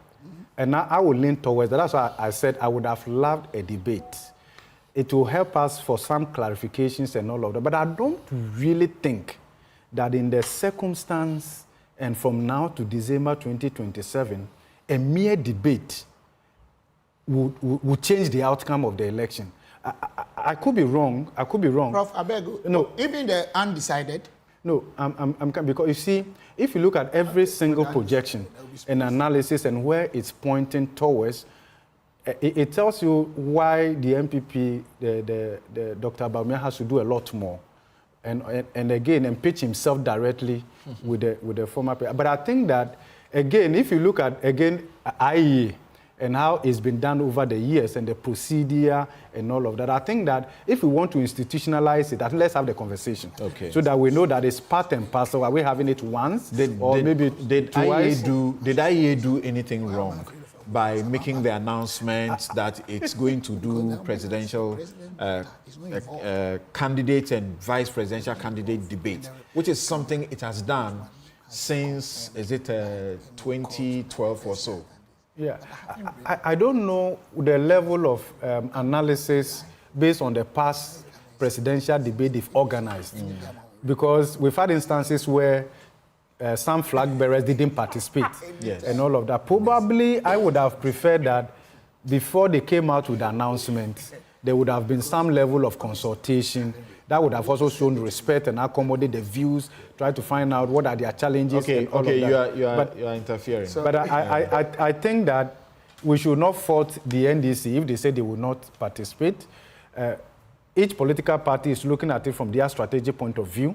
I would have loved a debate, and that would have been helpful. Okay. But at the end of the he day, has been doing this since 2000, and he has been consistent. Even when they boycott, the major parties boycott, they still do it. Yeah, and if you look at instances, look, 2016, somebody boycotted the debate.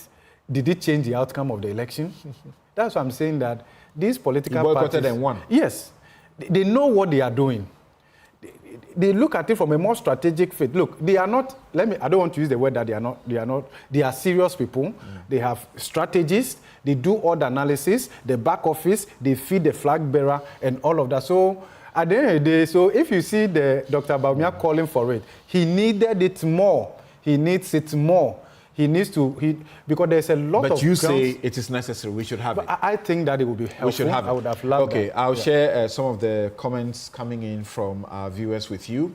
And Divine says that, please, the NDC does not need a debate with Bawumia to sell itself to Ghanaians. A debate with Bawumia will only serve as a platform for the latter to try and revive his credibility. It appears the NPP always has different meanings for words and phrases. Today, engaging the media means engaging in political platform campaigns. Dr. Santis says that it is good. Okay, I'll share that message just fizzled out. This one says, the recent Trump-Biden debate, only 5% said they would be swayed by the outcome of the debate. So the impact is insignificant. And this is coming from Fred 5%. In Adenta. Then this is from a call. He says, Bawumia has almost never granted an interview in all the 7.5 years of his vice presidency. Ooh. He has never sat anywhere to take questions from the media. But that's if you say the campaign, but the 7 years, he's not sat with the media to take questions. Okay. It depends on how you see it. Well, he was in Asempa studio where he talked about quality. Ken says, you see empty heads. When it came to substance, it was fumbling. But when found his voice profoundly loud on matters of campaign. Okay. Then this one, Sami says, engaging the media is different from engaging and covering your activities. Engaging the media means subjecting yourself to be asked all manner of questions about your vision and what you have done. Also, can Bawumia also answer the 170 questions he asked Mr. Atta? He has never subjected himself to the media. Okay, so that's another person confirming what the other one said. This one says, does Dr. Amwa know the difference between media coverage and press conference? The two are different. No, I never okay, said thanks for your... you were arguing with me over that. No, I never said they were the same. Stickers should be serious. Should be serious. Should be serious. That's why you are running the country. If people are not paying tax, you should blame the government of the day. Samson, please give Prof more time to talk to us about the budget. All the statements are against me. Yes, I'm selecting the ones against you to read, if that's what you want me to hear. Do you want to hear more? I never said the two were the same. So anyway. Watson says that politicians use spending to measure achievement, but this is entirely wrong in the measurement of outcome and impact in economics. Let the politicians know that we don't use spending or expenditure on social media interventions like school feeding to tout ourselves as achievement. We can spend on something, but it does not measure outcome. Those spending can go to corruption. Yeah. All right. So And then Ernest says, what the professor is saying is exactly my issue. If all the money we have borrowed is not manifesting in our lives, then it must be in the people's pockets. Borrowed your feed corruption, please. And this is why we are where we are. All right. I want to pause here. I've got a lot more messages. When I come, I'll try and share a few. Then we will continue. Thank you very much. We'll be right back.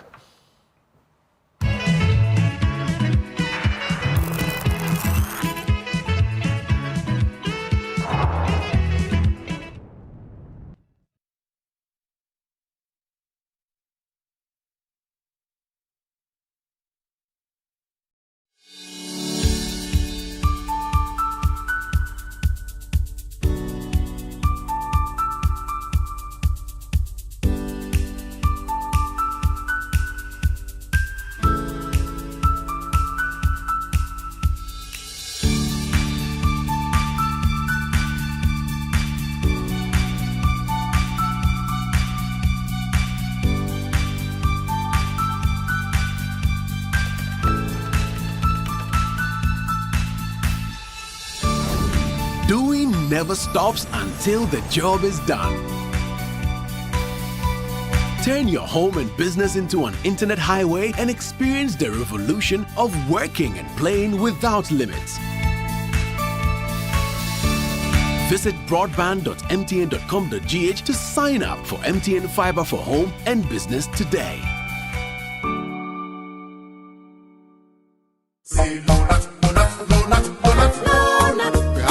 Malaria's remedy is low nut. Therefore, we're gonna use low nut to recover. You have malaria? Yes, please. Are you shivering? Yes, yes. You got chills? Yes, take low nut. First day, take low nut. Second day, take low nut. Third day, take low nut. That's all. Low nut, scatter malaria. Low nut, it scatter malaria. This advert is FDA approved. Now let me tell you why you should choose Safari Valley as your conference destination. The new conference building combines modern amenities with the tranquility of nature, providing the perfect backdrop for your next seminar and corporate retreat. The only conference destination with so many activities. You don't have to travel to visit your tennis club, the gym, or the stables. They have it all. Enjoy this rooftop viewing deck, basking in the sunlight with the sight of wild animals roaming freely in their natural habitat. At my break, I'm able to practice my putting. It's a unique experience that sparks creativity and rejuvenates the mind. Visit Safari Valley Eco Resort in Ghana, bringing you closer to nature. Lima. Kaya azon chanla. Inshallah, you will not be shakam labor voters register map. You didn't register. Electoral Commission name yum nati to swell. No so come lay or will no ben shakam voting register map puni. Bending ba silmin gwali August biapishi dale. Halli silmin gwali August biapishina point 2024 when sahing ba ga point asbasi. Halli ga yob zawun jaka. Na do tun nchane lehenden zo kumfongo. Oh lehema. The two nali ama ben shakam voting register map puni. Di malmaln ka cheka ba mallan. The latunami a polling station. Anyangum betu no voti. Anto cheka ba ye oyule voting register map puni. Adangunda kan yum to no yuli voting register mani. Dunguna rotunin chancelen user pumpum. Lema. Amade tunami dapsilma min sahama. The Yenswan Zanka 2024 people mapolo. Electoral Commission nim yala ban zang people bukuma wo solo kaso kamnya. Sahango ye pai. Yinkang ma manka chante lele amam. Zangba silmin goli August biapishi. Hal ne biapishi ayo point. The asba kurga ayo point. Hal ne rezawuni kurga yobu. La dam sama. Den lampai. Ban sabne voti ne toime *711*51# Nambenu che tangal mizo. Nyanya beben shakam nang dedi. Nipo shaban la ben bon kombo vote bambe ne to chang yuya sabbe shaba fonden. Bamite le beben shakam zo. Electoral Commission tun de ben to swanka le aben shakam zo. Hal aika avote bambla asa. Muntu vote bi nye usually. Kala nirma ba payum pishi ayika. Be o patang pia be o kala o hankal be so votu bambil ko zang sabi be ka fongma ne nirin yo on to yeli ka be yela yule memo beba apibu nyaso Star 712. Picture this. Coming on Greece. The giants. Yeah. Check. And now you were back in Greece. To say why you fit a millionaire. Yes, the luckiest at Aroma. To say about from Massa H-Man. Yeah. Now check this. Sister Abna, aka Kobe Hima. The luckiest at Aroma. Queen B. Yeah. Boss lady back up there. Let's go. Hold on to your seats, folks. Such anyway, be you smooth. Way and your friend will upgrade. Luckiest at Aroma. And the best part, that with the luckiest, Obia or a shot to a good life. And I'm talking to you, me, your girlfriend, your ex, your neighbors, your landlords, and even Goro boys. And no one is over dialing with lucky number. Star 712.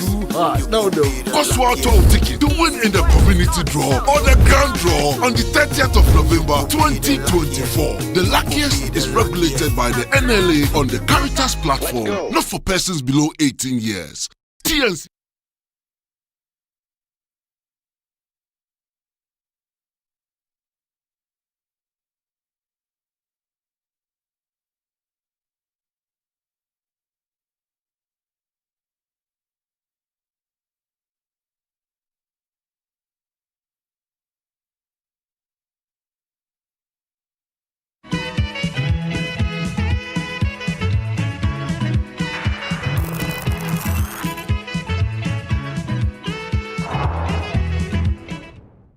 Back.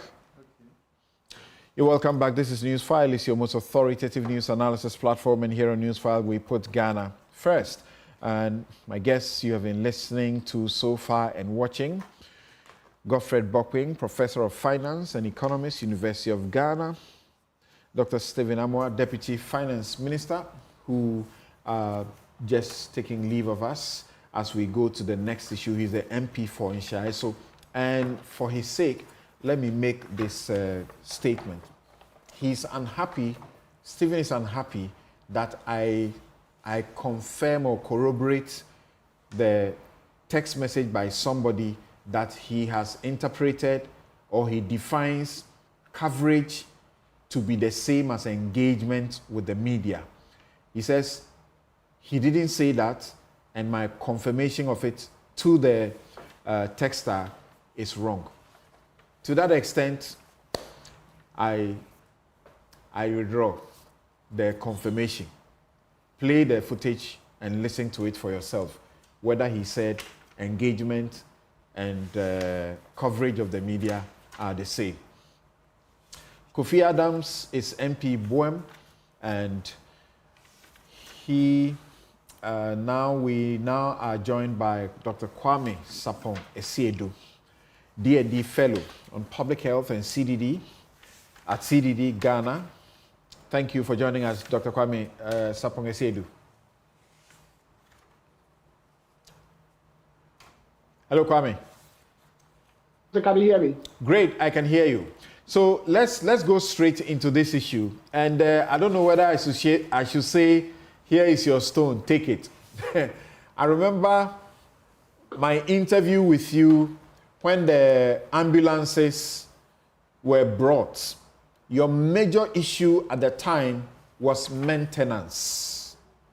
Maintenance is what is leading us to issues of inflated contracts, issues of conflict of interest, because we are being told that the daughters of the president, two of them, and their associate in one company have found themselves in this company that is doing the maintenance of the ambulance contract, among other issues that are coming up. The Auditor General is the one that sort of provided the folder for Okudzeto Ablakwa to begin this particular expose. In the course of this discussion, I'll be sharing some portions of the Auditor General report with you. It was a special audit in 2022 that was done. Performance audit. It was Performance audit.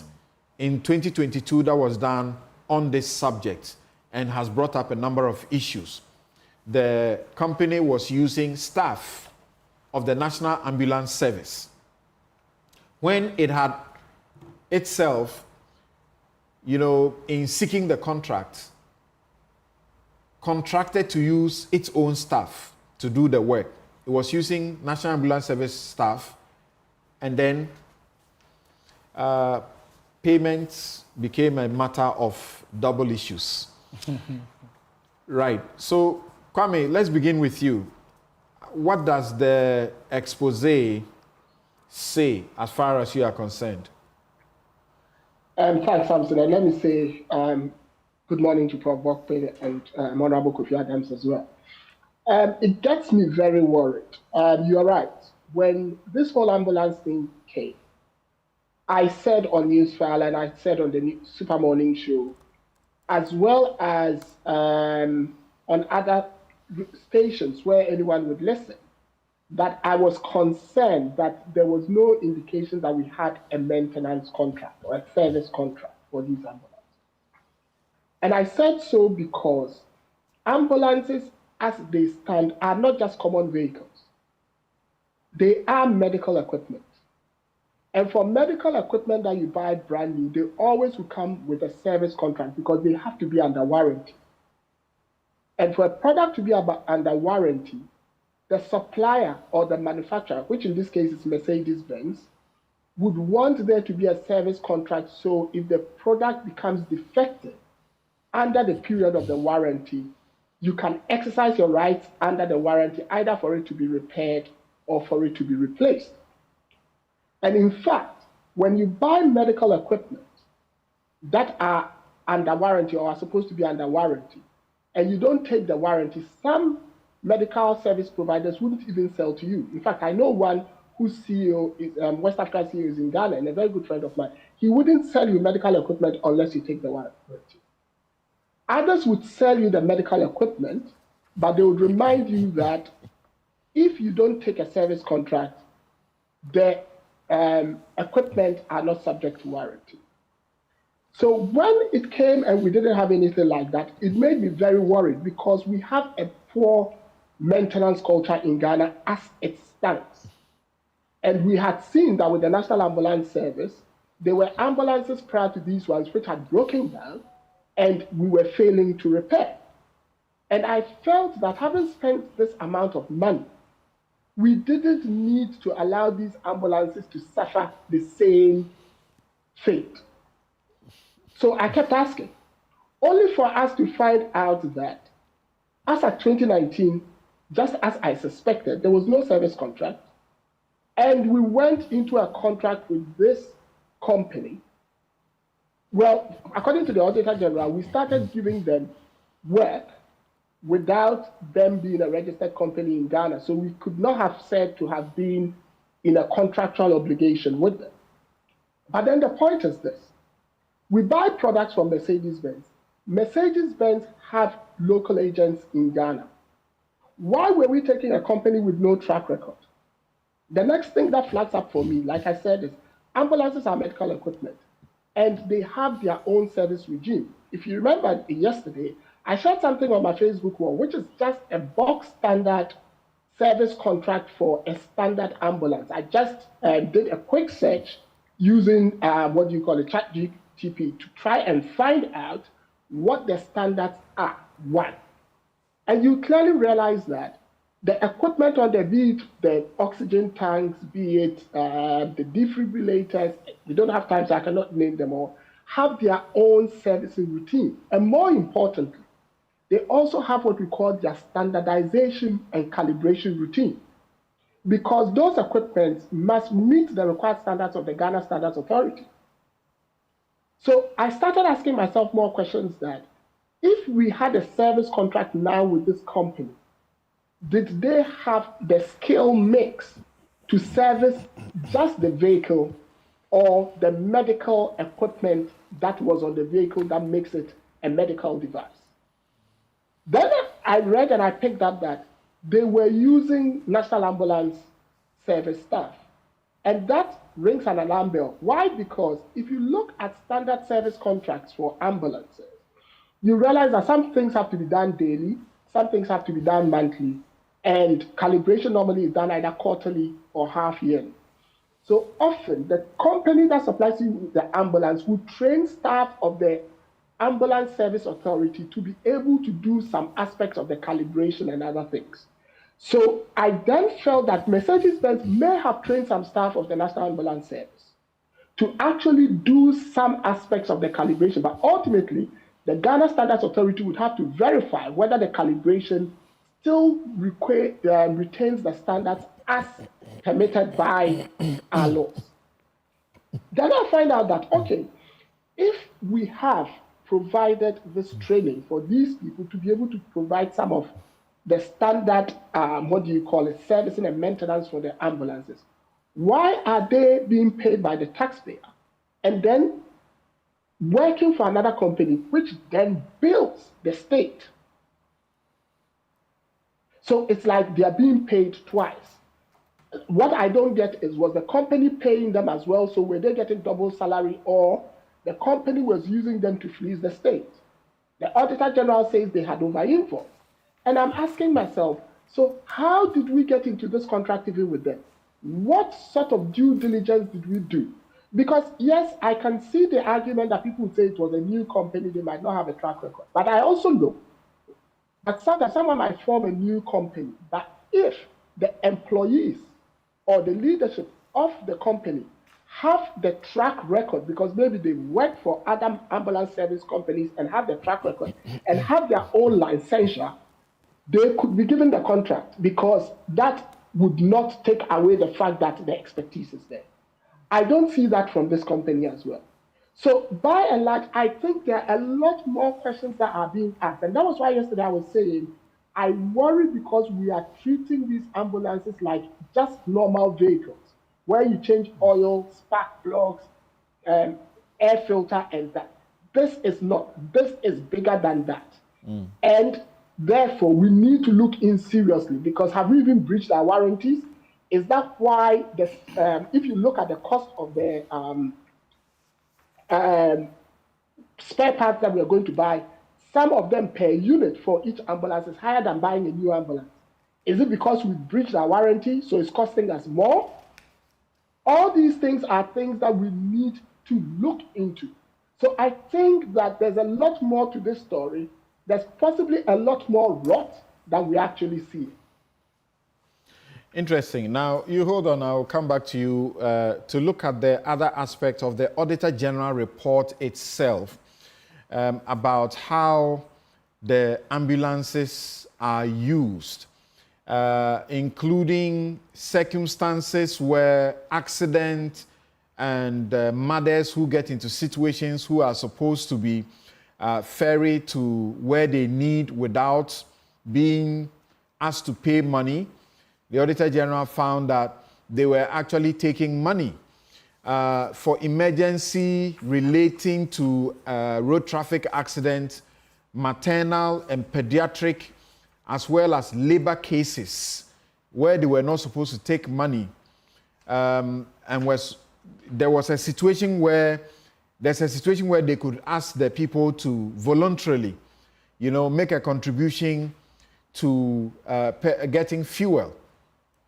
It found that they charged, I read in paragraph 105, despite categorizing these services, the National Ambulance Service charged for cases related to maternal, pediatric, and labor emergencies, although these cases fell within their criteria of ineligible payments. And they have a table where they show us circumstances where people were being asked to pay 200, 150, 450. I think the highest was 450, among other things, where they were found to have engaged that gentleman in Kumasi to be providing the services. They had engaged him, employed him. They said they poached him and employed him to provide a service and he was being paid every month. And yet, they still took service to his garage, which was still there. And he was working on it and then getting paid differently from his monthly payment. Well, they have terminated that on the back of the audit report. There are refunds that they are supposed to make. They have also, as it were, pursued the refunds, both from, I think, that gentleman and also from the service company where, in Okudjeto's letter to the special prosecutor, he made this suspicion. He says that he said, this Okudjeto, in his petition to the special prosecutor, he says that that you take urgent steps in the supreme national interest to stop the imminent payment of the remaining $24.9 million US pending the final determination of your investigations. Remember that $10 million has already been paid. $10 million has already been paid. Investigate the extent to which the very close business association between a director of Service Ghana Auto Group Limited by the name Stephen Okoro with the daughters of President Akufo-Addo, Jan Kroma Akufo-Addo and Edwina Akufo-Addo, who all together incorporated Goodbox Limited on the 12th of August 2020 and also incorporated Good Grow Limited on the 20th of August 2020, may have influenced the irregular award and unconscionable terms of this ambulance spare parts transaction. It is particularly instructive to highlight that Stephen Okoro and Jan Kroma Akufo-Addo are both directors of SFO Initiatives Limited, incorporated on the 9th of August 2013. And he provides all the documentation as far as these companies' bona fides are concerned to the special prosecutor. It may sound very familiar. Let me start with Kofi Adams. It may sound very familiar, where companies just spring up at the same time a certain project comes up. And they don't have track record, and yet they qualify under sole sourcing and get these kind of contracts. The SMLs of this world, we know how these things have gone on. From what you have read from the Auditor General's report and Okudjeto's petition to the special prosecutor, what do you think is wrong? Well, if any at all? Samson, there's everything wrong about many things that we do.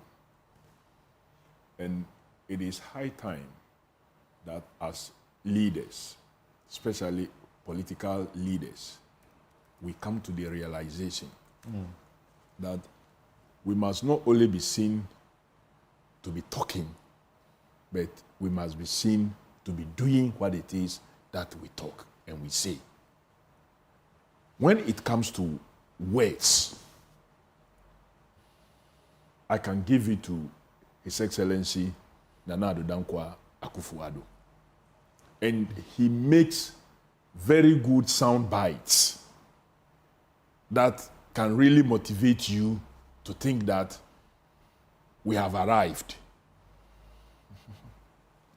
If it is in my government that you want to make money, then stay out, because that is not what is going to happen. Sole sourcing is bad.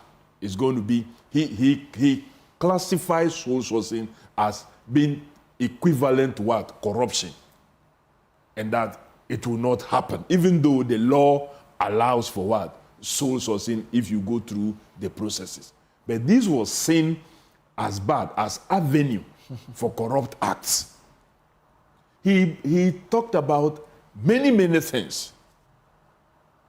Family and friend became a matter. Yes, obviously now it is worse. Sole sourcing is worse than before. But the question is, what do you find? What do you find wrong? Particularly listening to Kwame Sapong-Asiedu, the list of things that you need for maintenance of an ambulance.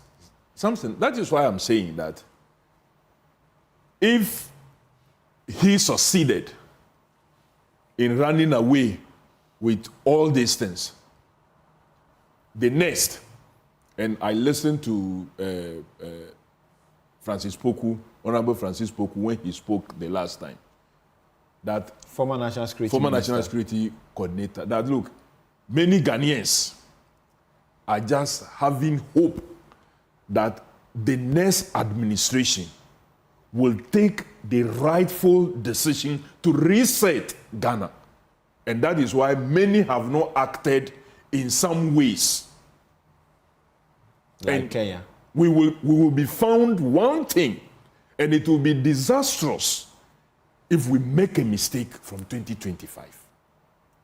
And so all these things that we read and see should awake us the more. And that is why, in many times, I would come to that. I don't want to go to that point, then people will say, I'm making a proposition for my party or what have you. But clearly, we must have this at the back of our minds, that the country is boiling. You can't take the people for granted. You can't take the people for granted anymore. You can't. These things cannot happen. You, the politicians, we mean. Look, and not just the politician. You see, sometimes this thing, Public Accounts Committee have gone into it. We raised it. We've done our report. That report is, though, yet to be taken on the floor. It's yet to be taken on the floor. We went into it, and they could not provide answers to this. And it's very well captured in our report. And I'm happy that Honorable Okudzeto Ablakwa has taken this to the next level following the contract that was signed by Mr. Ken Ofori-Atta for the 34.9 million. Until the last day. You see, when you look at the figures involved, first and foremost, when you pick the Auditor General's report that you read and you look at page 24, paragraph 46, it talks about the insurance that should have covered some of those ambulances. Yeah. And in talking about the insurance, he said the agreed figure was 10%. And the cost of the ambulances was $80,000. So the 10% premium insurance was $8,000 per ambulance.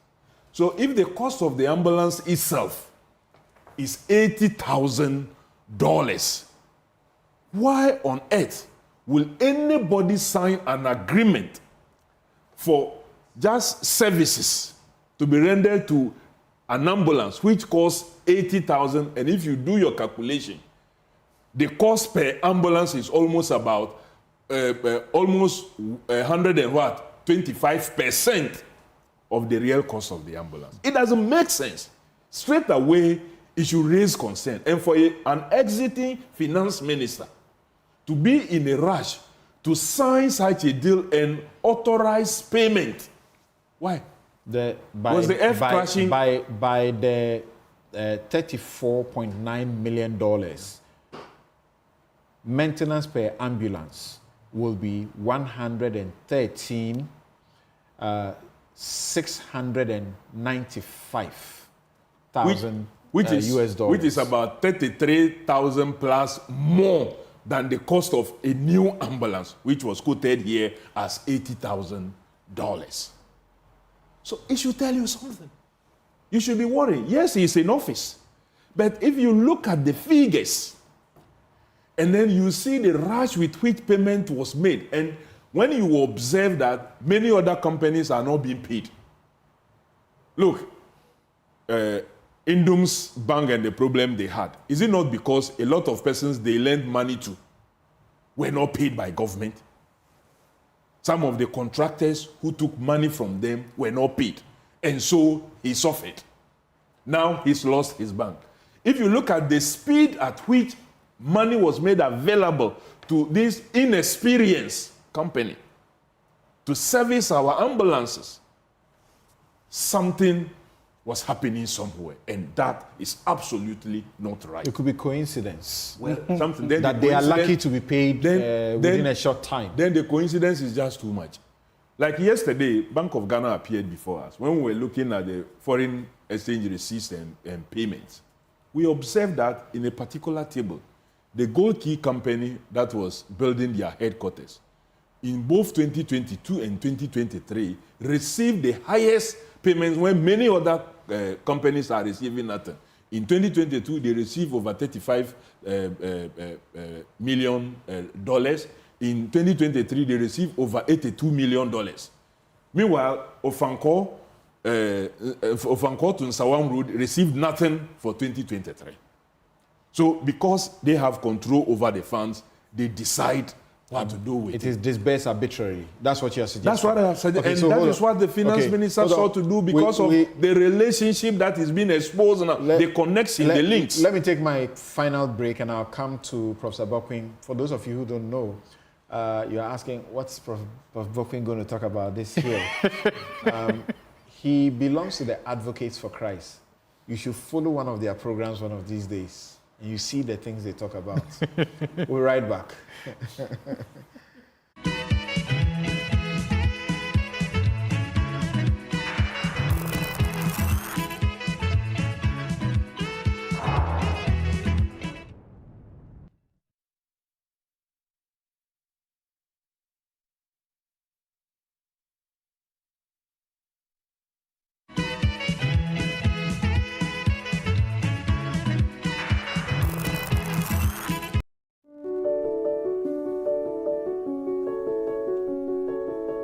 Hi, my name is Aaron. I'm 15 years old. I'm in junior high school. Hi, I'm Samuel. I'm a pharmacist and I'm 30 years old. Everyone calls me Kapi because I'm a carpenter. I'm 37 years old. I'm 9. People like to eat my bread. I am a baker. They call me Auntie Betta. I am 51 years old. I'm 84 years old. I'm Grandma Beatrice, a retired nurse. I have sickle cell disease. I have sickle cell disease. I have sickle cell disease. So do I. So do I. To all the sickle cell warriors out there, we see you. We know the pain you go through because it happens to us too. You may have sickle cell disease, but sickle cell does not have you. So, chase after your dreams. Your impact must be felt in this world.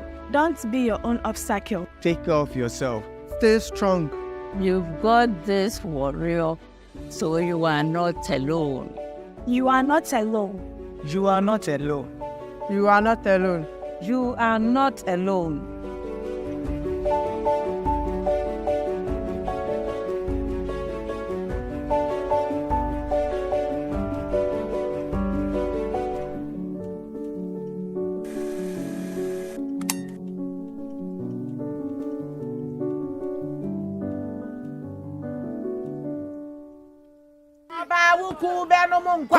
Customer. Nada bena minka me twa papa. Ucha say. Me twa 10 Ghana. 10 Ghana. 10 Ghana cedis. Na no dia, say na obenya. 10 Ghana cedis no. Me dia. Me di 54,000 Ghana cedis. 54,000. 540 million. Here. Pay £2. Ebia me ma dumpe soft. Ebia how the one na me twa me di ehun skasa. Yeah. And then I kick I did na we. Na wa boki. Draw no na asase no e. Mami mi volume no. Wait. Okay. Customer. What is? And then that What is? Maggie. Hey, make a big phone. Make a you for phone no. For phone no. But darling. *946# hash. Now that pick 4 numbers. What? I can draw when no. Pick 4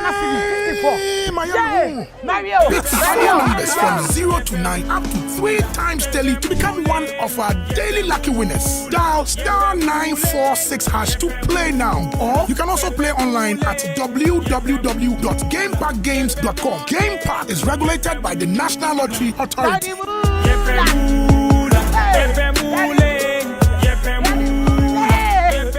Excellent Furnish 055 278 4097. Think wood, think Fernart.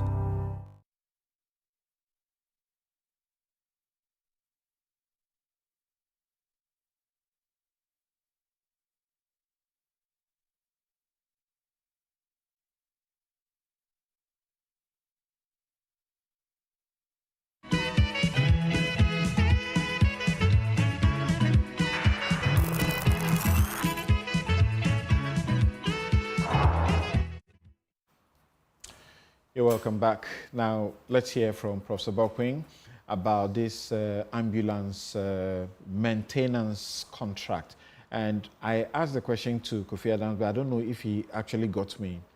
If you see the list of things, items that go into the maintenance of an ambulance, as shared with us by Kwame Sapong-Esiedu, it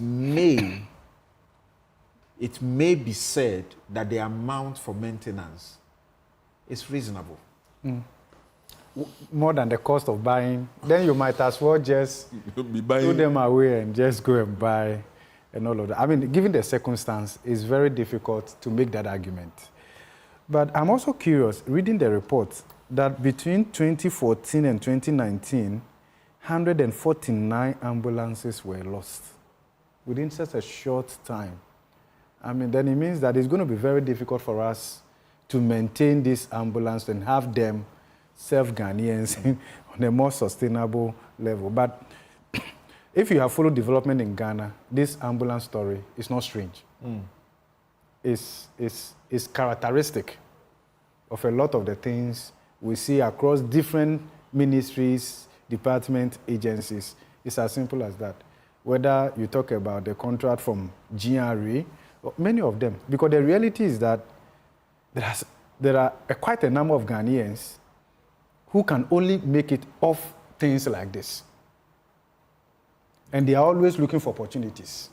Always looking for opportunities. Explain, what do you mean? These are successfully unemployed people taking advantage, trying to make it. I mean, the little opportunity is not about the common good.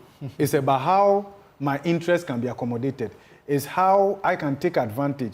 So it's the same thing. So those who have access to little are still stealing little. Those who have access to more are stealing more. That is all that is going on. It's very difficult, and I believe that maybe we should have more of this performance audit, so a lot of things can easily be identified, and we see how we can correct them. This is not my area, but I think there's one thing that the managers of our economy and politicians will understand, that 3 years ago, we were not talking like this. 4 years ago, we were more sympathetic for government. That's right. That is changing. And it's even going to be more intense from 2025. So, because the point is that increasingly, look, there are so many Ghanaians who go to bed not being sure where their next meal will come from. What we call development. So today, a government comes and says that if you want to know the roads we have built and everything, go to a certain website. Come on, that's not development. So you mean that if it is there, we can't see it? If the roads are there, I can't see it, and all of that. Please, politicians, whether in opposition or in government, Ghanaians have endured just too. We are getting to the point where we can't take it anymore. Prof, ordinary street lights and traffic light. I was in this studio, I think about 4 weeks ago. The street light just in front of us here, the intersection wasn't working. I thought today, by the time I come, it will be working. Still not working. The Auditor General's report at page 35. So it's a 108-page report. And I invite you, Ghanaians, let's do beyond just listening and being doubtful as to whether the MP is talking facts or even the media is dealing with facts. At page 35, the heading is the MOU with that company did not inure to the benefit of the National Ambulance Service. And they give you a whole story. They talk about inflated invoices, among other things. Collusion. Yes, you come down to page 41. They talk about inflated invoices to the detriment of the National Ambulance Service, despite the use of staff of the National Ambulance Service to carry out the maintenance activities. Provision of ambulance services in the country cannot be sustained. Then they talk about how they are using the staff. They should use their own staff. They gave the impression that they will get staff. And you find places where the ambulance service staff, you have about 6, and you have one person from them. Does that suggest to you that they were actually not set up to do this job? Well, this is a clear case of seeing an opportunity and taking advantage of it. Not that you have the experience, you have the capacity to deliver on the mandate. And I believe that if we were following competitive tendering and doing the right thing, this company wouldn't have been selected. Samson, wouldn't have been selected. This is what So under sole source, if you don't open up for competitive tendering, sole source, the regime is very restricted. Either you have expertise, either you have proprietary, rights over something. Either there is a catastrophe. Or maybe because this is emergency, makes it just emergency, right? Okay, even for the service of the ambulance. So it's emergency. Look, Samson, this is where I will borrow Justice Jones Doche's words and add just one. It is clear indication of create, loot, and kill. Not share. Not share. Create, loot, and kill. They are not sharing with anybody. They are just looting and killing because no proper service is being done. If you look at this report, there's no fault reporting mechanism. There is no indication of what service was actually done. So you can drive an ambulance in there and possibly drive it out without proper servicing because no proper recourse is kept. Okay, so quick. And it's also a clear case that it's pervasive within the National Ambulance Service itself. In terms of how they were even using the ambulances, charging patients, vulnerable people. So you can see that this is a total breakdown. Right, so I'll go to him quickly, but I want just about 30 seconds from all of you. From the outcome of this audit report, where they asked for refunds, they didn't ask for abrogation of the contract. They just asked them, let them pay back this amount of money. The Emmanuel Owusu Boedu, who was also employed, receiving money as an employee and still doing business and getting paid differently. They also asked that he too should refund some amount of money. What do you think should be done in 30 seconds? Well, I think that they should go beyond that. And do what? What exactly? The Auditor General didn't recommend beyond this. Should it end there? I believe that Public Account Committee... We've been having engagement with the Auditor General. Sometimes before we take reports, like the 2023 report, we've had an engagement with them. And along the line, we'll be making recommendations that sometimes some of their recommendations is so inconsistent. The same offense somewhere, they will recommend for application of the relevant sections of the law. In another, they will ask the person to just refund. So they now tell us that as a committee, we have powers to make other recommendations other than what they have made in their report. I think I also lean towards that. That's why I was asking whether it ends just here. Are you disappointed that this Auditor General will not do what Dom Levo used to do, which is backed by the Constitution and the Supreme Court through the Occupy Ghana case, also affirmed you should issue disallowances and surcharges? Yeah, probably some of these things will lean towards a certain perspective. And I want to believe that the Auditor General should see through this. And also preserve his own reputation. Because at the end of the day, you will leave the office as an individual. Exactly. And your own CV will be Okay. rolled out to you one day. Let's wait to see what the special prosecutor will do. The special prosecutor also issued a statement I'm very curious about. It says if it determines that it has the mandate to investigate it.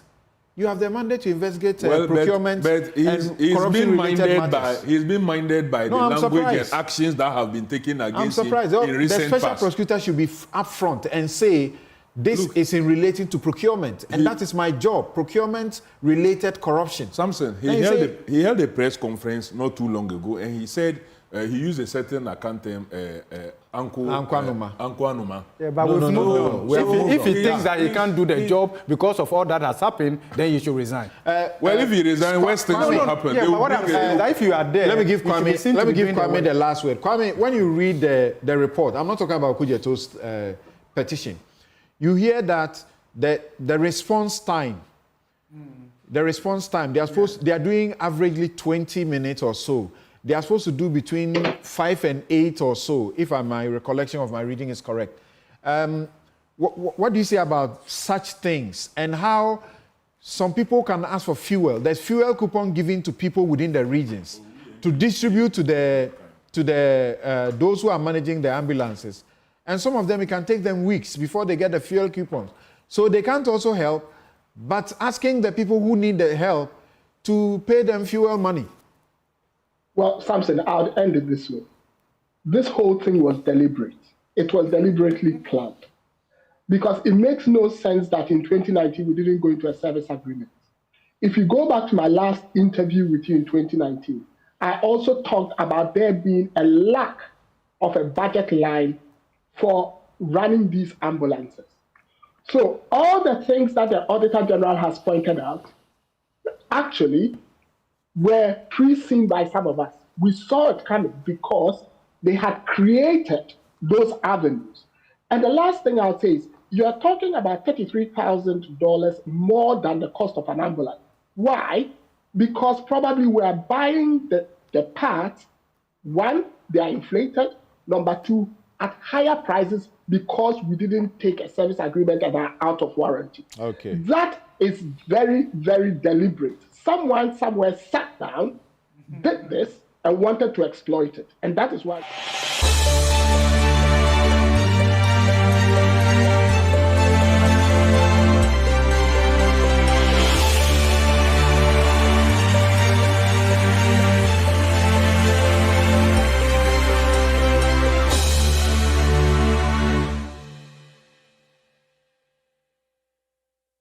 Now, on this edition of The Sages, we delve into the remarkable journey of Abdul Latif Abdallah, distinguished professor, poet, revolutionary, and Pan-Africanist. Prof, you're welcome, sir. Thank you very much for that very generous introduction. This book of poems, that is astonishing to many people. They did not know that you actually wrote it in solitary confinement. And it is astonishing because it was not pretty much known that you had a long history of actually studying literature and the poetry and the creatives in ways that many who write with the competence that you write actually went through. Now, tell us about that journey. In any case, how come Jomo Kenyatta was that opposed to the Kenyan People's Union in the first place? Now, before I answer that question, I think I would like to add something to my first response. And this is especially for the young people. What I would like to tell young people is that education is not obtained only in the classroom.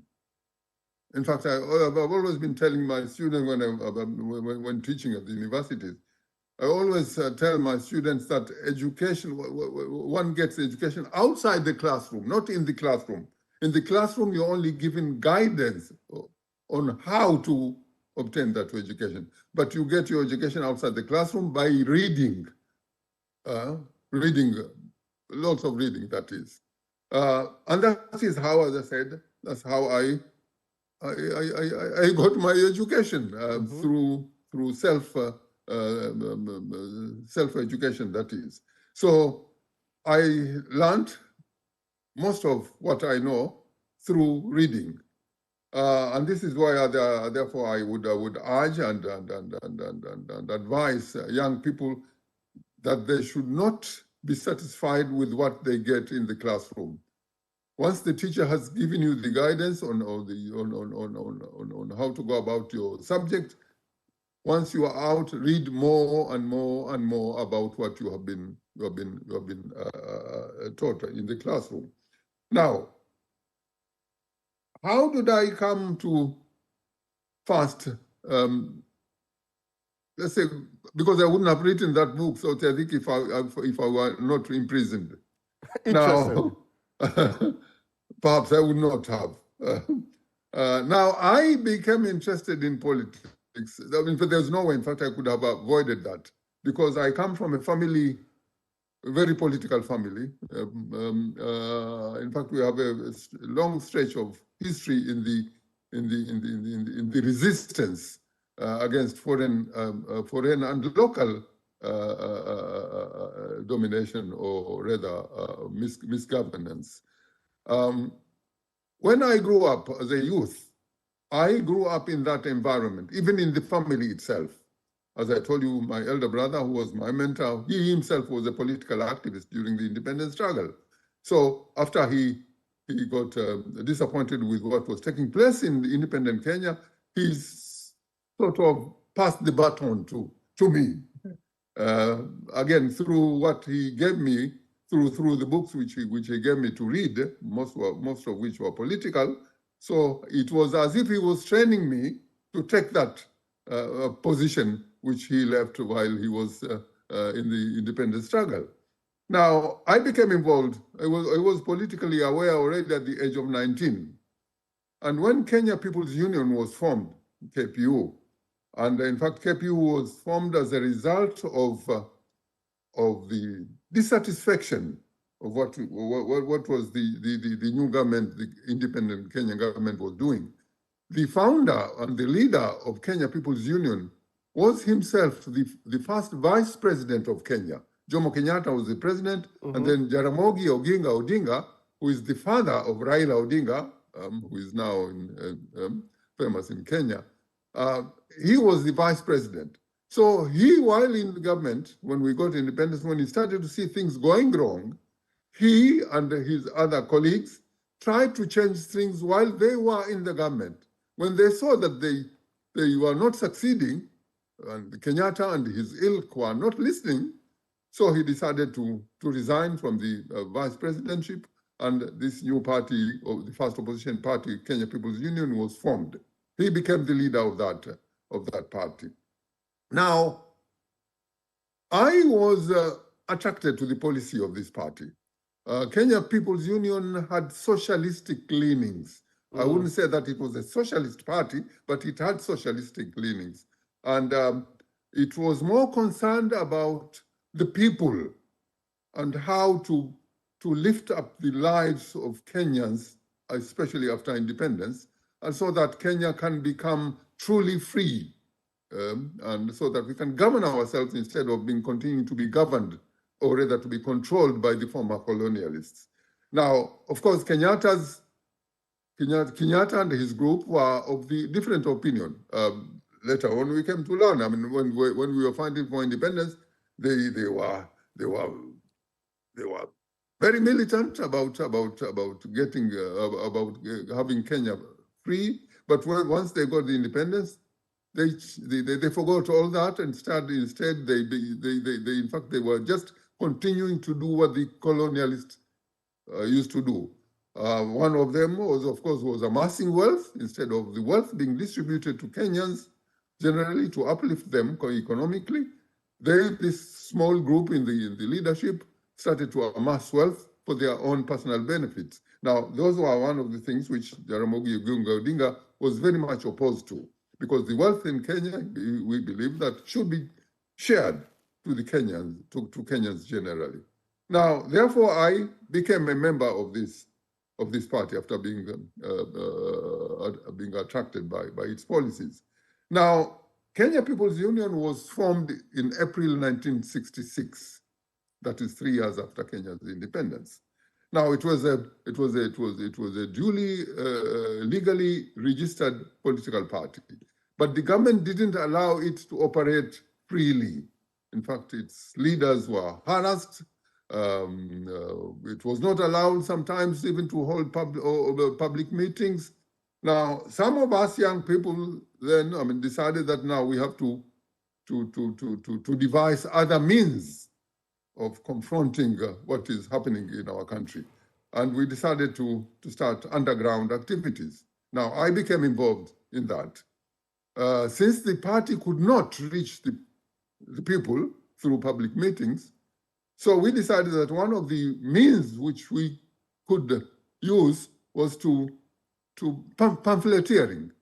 So my task, one of the tasks which I was given was to write pamphlets every month to explain its policy and also trying to criticize the government where we thought was going wrong. Now, this is what I did, and this is what, in fact, what sent me to prison. I managed to do that for past 6 months without being known, because the thing was being done clandestinely, secretly, written secretly, published secretly, and then distributed secretly.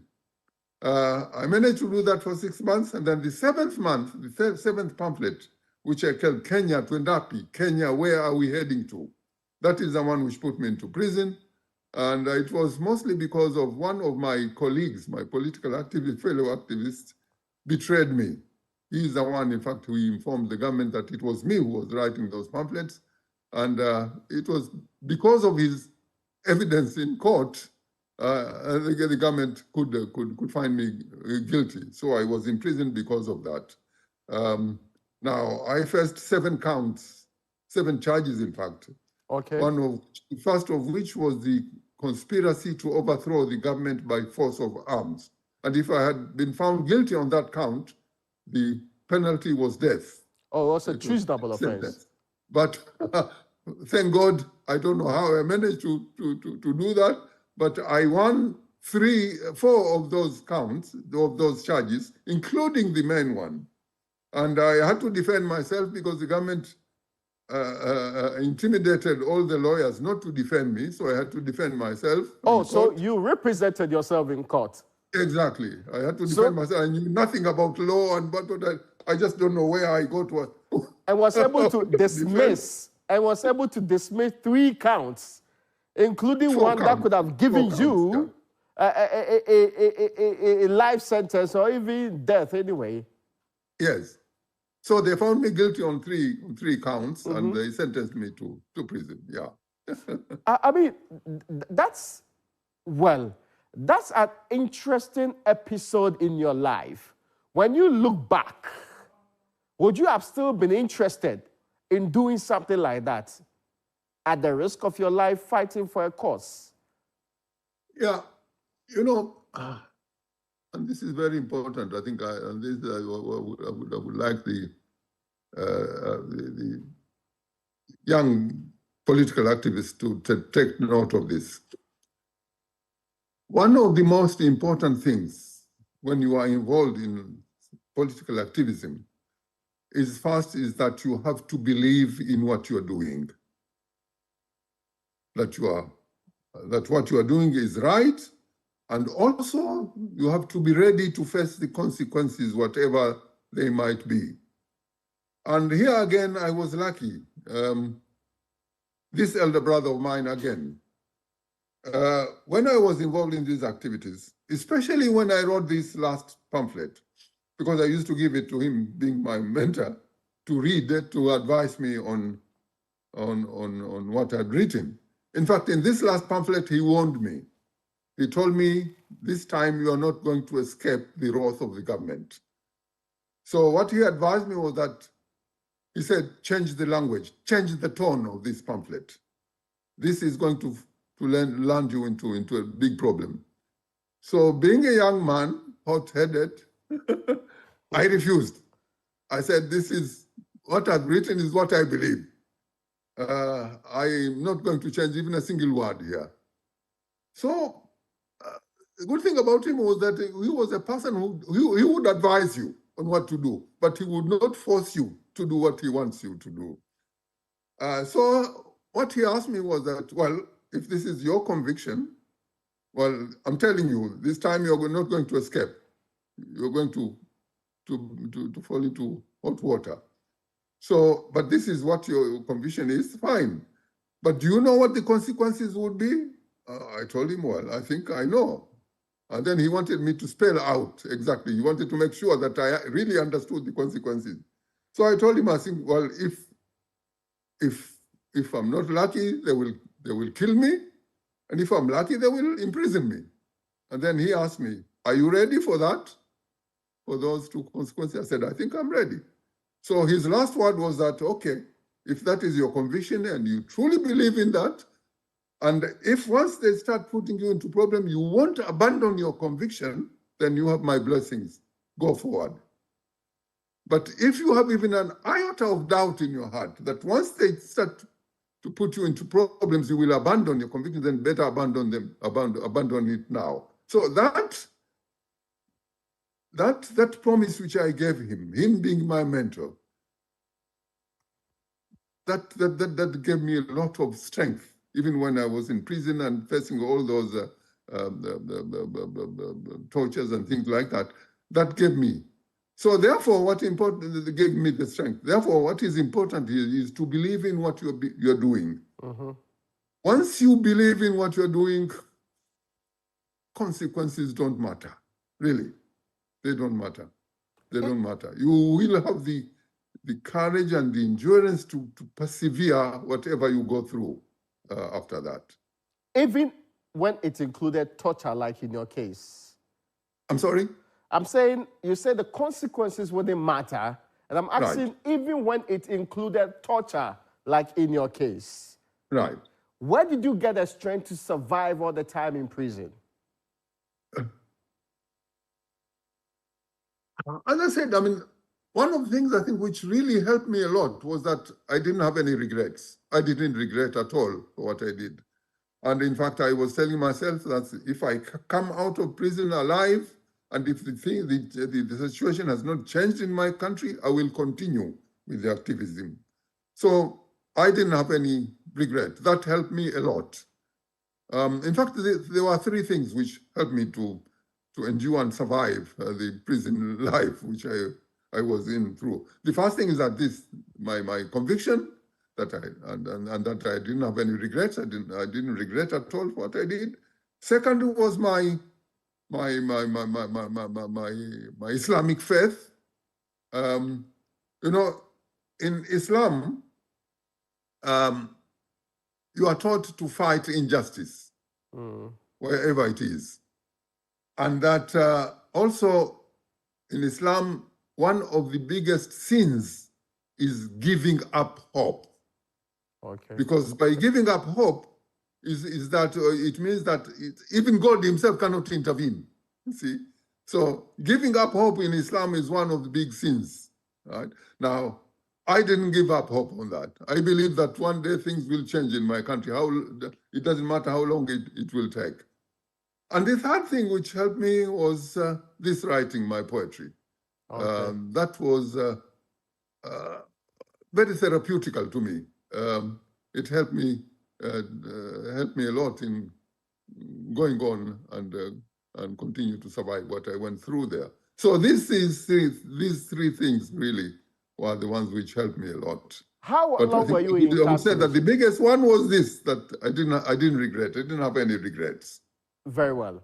How long were you in incarceration? I was in prison for 3 years. In fact, first I was sentenced to only 1.5 years imprisonment on those 3 charges running concurrently.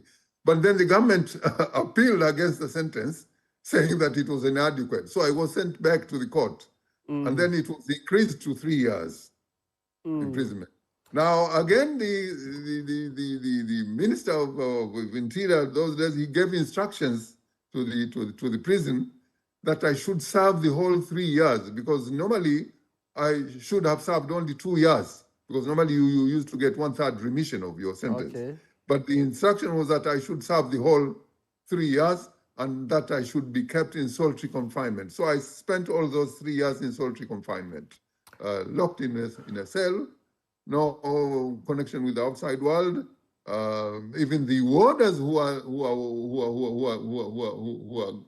guarding me who are not allowed to talk to me.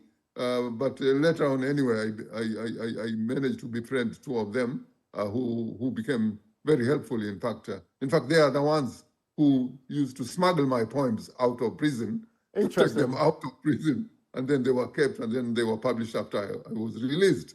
So yeah, so that's that's how I spent 3 years in solitary confinement. From 1960, I was arrested in 1968, December, and sentenced in March 69, and I was released in March 1972. Now, when you look back, do you think there are young Kenyans today who understand the kind of struggle you had to go through and are willing to do the same for causes like what you fight for? I think, I think here the environment, political environment helps a lot.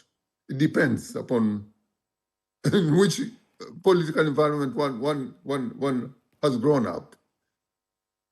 I, for one, again, as I said, I got involved in political activism just a few years after Kenya got independence. Now, if you look at the environment then, and I think it was the same in many African countries, the environment there was full of this urge and need to bring about changes, especially coming out after colonialism. The environment was that many people wanted to change things for the better. Okay. That was the environment I grew up in. So I could not escape that. That apart from nationally, and also, as I said, at home, I was surrounded with that type of people who were into environment. Okay. Through my peers and my so I think when I compare that period to now, many African countries, I wouldn't say all, but in many African countries, I'm so sad to find that young people don't have that, not as much as they should have. But again, it's partly because they are in a different environment now, where people believe that now we are governing ourselves, which we are not, of course. If you look at it, we are not ruling ourselves. We are still being ruled by the former colonialists. This is what we are in that stage, which is called neo-colonialism. But many people believe now we are ruling ourselves. This year we have independence, which is not independence in the real sense, really. So many young people, maybe, and also nowadays there are a lot of things which distract young people from engaging themselves politically, especially with political activism, which has to be done in order to change things for the better. There are so many attractions here nowadays, which we perhaps as young people didn't have, and therefore didn't perhaps, we're not scared of losing. We had nothing to lose. Okay. Whereas many young people nowadays, they have so many things which they are scared of losing, thinking that, if I get involved in political activism, if I'm arrested, and then I'll lose all that what I have and things like that. So I think it mainly depends on the political environment. Now, the other question is related to the time it is being said that Daniel Arap Moi attempted to bribe you. I mean, a test of your character, some may say, right. But what does this really say about the period you were in and the times and the things you had to withstand to stick to your convictions? Right. Now, after my release from prison, as I said, I had not changed my political stance and nor my conviction. I still believe that we have to continue with the struggle. Now, when I came out of prison, I continued to criticize the government. In fact, I lost many friends. There were times when I went and met with friends, for instance, who normally back home, people after work, they would sit together perhaps and have tea together either in a restaurant and things like that, or just on a baraza. So when I went and joined those whom were my friends, knowing that I still continue to criticize the government, I would see people leaving one by one. They didn't want to be seen to be with me or to be associated with me. But that didn't stop me. I continued to. Now this elder brother of mine, Sheikh Abdullah Nasib, he called me again this time. What he told me was that if you cannot keep your mouth shut, because this time, if they arrest you again, they'll make sure. The last time they tried to use the law to kill you, but fortunately enough, you won that charge, whose penalty was death. But this time, if they arrest you again, they'll make sure that they kill you, even extrajudicially. So if you cannot keep your mouth shut, better leave the country. Now, this time I listened to his advice. Now, and one of the reasons that after my release from prison, nobody wanted even to employ me. Now, the condition those times, when you tell people this time that some of the people, especially young people, they find it strange. But in those days, I mean, to be opposed to the government was literally a death sentence, because so many things were, I mean, you had so many obstructions, and one of them was that nobody wanted to employ me. Here I was, unemployed. Fortunately enough, there was a vacancy at the University of Dar es Salaam in Tanzania. I applied for that, not being sure whether I will get the job, because it required somebody with a university degree, which I didn't have. As I told you earlier, my formal education ended in primary 7. So I applied for that job, and I was called for the interview.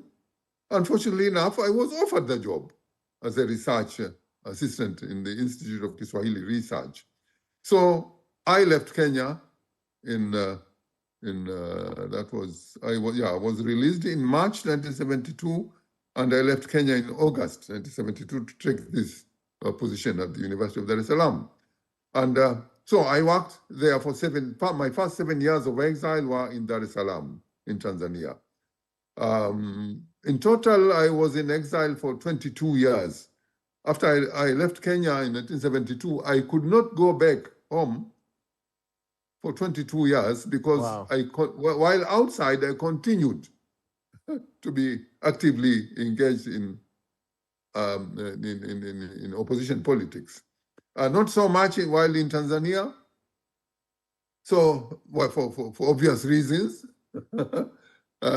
So after my contract finished in Tanzania, after 7 years, I could not continue to work there because the law then, I don't know whether the law has changed now, was that if you are not a Tanzanian citizen, you could not work for more than 7 years.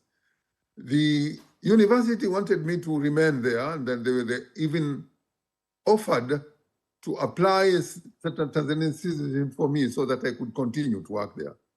But there I was in a quandary, because if I had taken the Tanzanian citizenship, I would have automatically lost my Kenyan citizenship, and with it, the right to intervene politically in Kenya. Yeah. So I declined. I said, thank you so much for the offer, but I cannot do that because I would still want to be actively engaged in my Kenyan politics. So fortunately enough, I had gotten a job in London with the BBC Swahili service. So I took that job. There's a question. there's a Yes. question about how a revolutionary Pan-Africanist appears to be in bed with an institution at the core, some say, of neo-colonialism at the time. I'll come to that question. That's after this short break. Right, okay.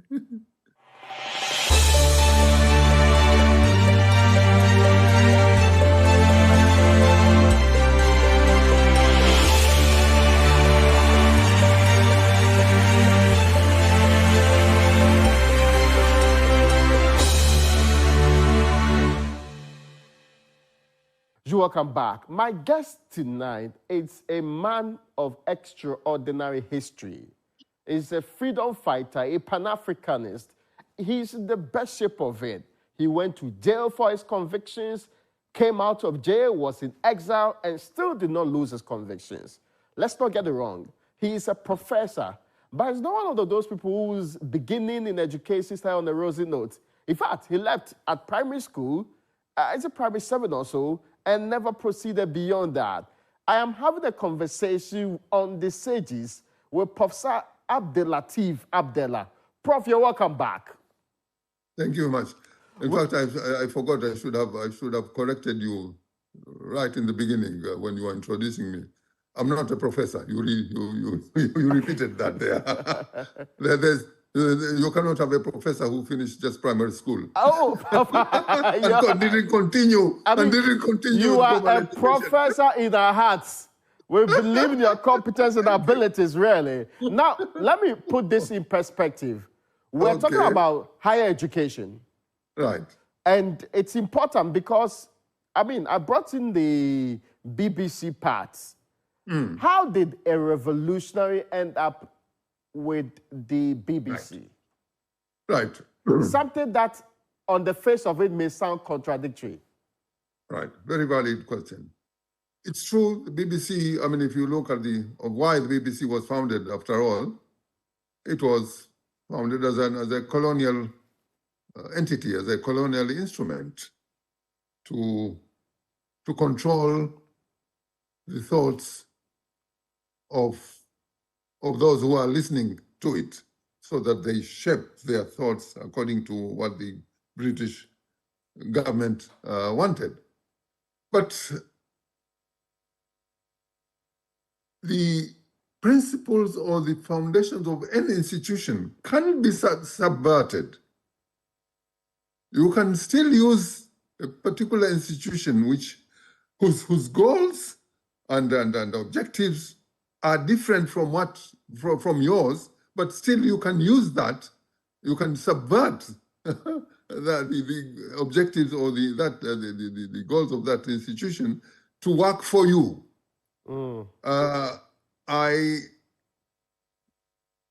cannot say that one can do that 100%, but you can manage to do that. And I can give you some examples. When we were working as a broadcaster at Swahili service, for example, the news in the BBC is sacrosanct. The dissemination of news is sacrosanct. Okay. In fact, as a result, we used to receive our news bulletin from the newsroom, and you could not tamper with that. But now they came in English, and you had to translate them. Now, you as the translator, you can work wonders with it. I get you. I'll give you one example. In those days, South Africa was fighting for apartheid, independence against apartheid. Now, you receive a news bulletin from this newsroom saying that the South African terrorists attacked a particular installation, for example, a government installation, using Soviet made weapons. See, now you will think that that's very innocent, but there's a propaganda there already. Okay, first calling those freedom fighters terrorists, Secondly, that they are using Soviet-made weapons. Now, remember those days? There was this still Cold War going on. Cold War, yeah. Therefore, you are already telling the listener that these people are bad, they are terrorists. Secondly, they are using the weapons supplied by a very bad country, Soviet Union. Okay? Now, you know as a translator, to circumvent that, and this is what some of us who are progressive working there did, was that first we never translated the word terrorist for a Swahili word, for equivalent of Swahili word, which is gaidi. Now, instead, you just said, you translated mpiganaji, a fighter, which is neutral. Okay. See? So the South African fighters said the South African fighters attacked, and then Soviet supplied weapons. We just don't translate that. Anyway, just because if you look the other way around, for example, Israel, if Israel attacked the Palestinians or Palestine using American supplied weapon, in the news bulletin, that will not be mentioned. They wouldn't say that it's American supplied weapon. So if you cannot mention it here, why do you mention it here? Now, if you are politically aware, you see these traps and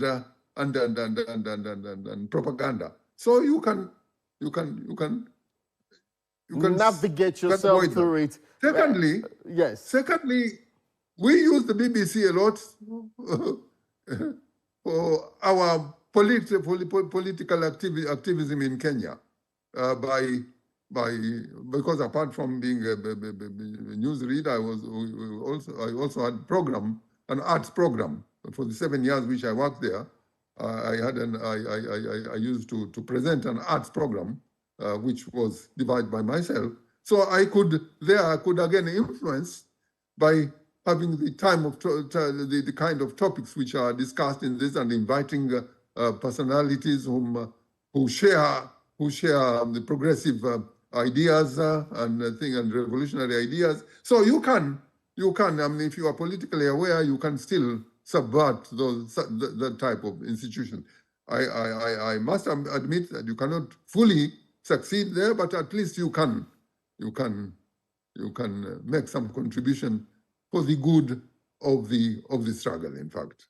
So that is my brief answer to that. No, I think that's a very poignant point to make there. I mean, you use the tools available for you, even if they appear to be contradictory on the face of it, to achieve the ends that ought to be done effectively and perhaps efficiently subsequently. That's history will come to judge the truism of the impact of that on the ground. But Prof, there's another question that is on the minds of many. Yeah, first you asked me one question which I haven't answered yet. Okay. About Moi trying to bribe me. Yes, the Arab Moi incident, yes. Right. And now, conviction after I left Dar es Salaam, when I moved to London, that is when I became more involved, because as I said earlier, for obvious reasons, I couldn't do as much in Tanzania, considering most of our governments, African governments and African leaders defended each other and supported each other. I'm not saying that President Nyerere was in favor of what is taking place in Kenya, but because of the legal and constitutional restrictions, they could not allow opponents of Kenya to be openly active against their governments in Tanzania. So whatever I did in Tanzania, it was very secretly, not openly. But once I moved to London, again, taking advantage of this relative freedom, which is there. It's relative freedom. It's not completely, it's not a complete freedom, but again, you can make use of it. That's when I become more active.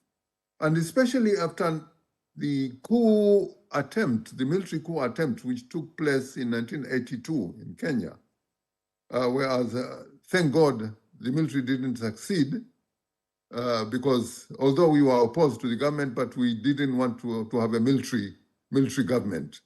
And especially looking at the experiences some of you brothers in West Africa had with military governments, we didn't want to have one there. So we were happy that it did not succeed. We wanted it to be democratically changed, I mean, the situation. So, but once the coup attempt failed there, the government became more repressive. Many people were arrested, many people were killed. So I was in London then, that was 1982. Ngugi wa Thiong'o, who was teaching at Nairobi University, had come to London to launch his new book. So while there, this coup attempt took place. He was advised not to go back, so he was stranded in London. Now, me and him didn't know each other before. We only knew each other through our writings. But there were other Kenyans as well. There were other 5 Kenyans whom we mutually knew. We just got together, the 7 of us, and we said, now we have to do something about what is happening in Kenya. We should not just keep quiet. We started to organize. So we started with this, the Committee for the Release of Political Prisoners in Kenya, which we formed in 1982, in order to fight for those who are arrested after this coup attempt.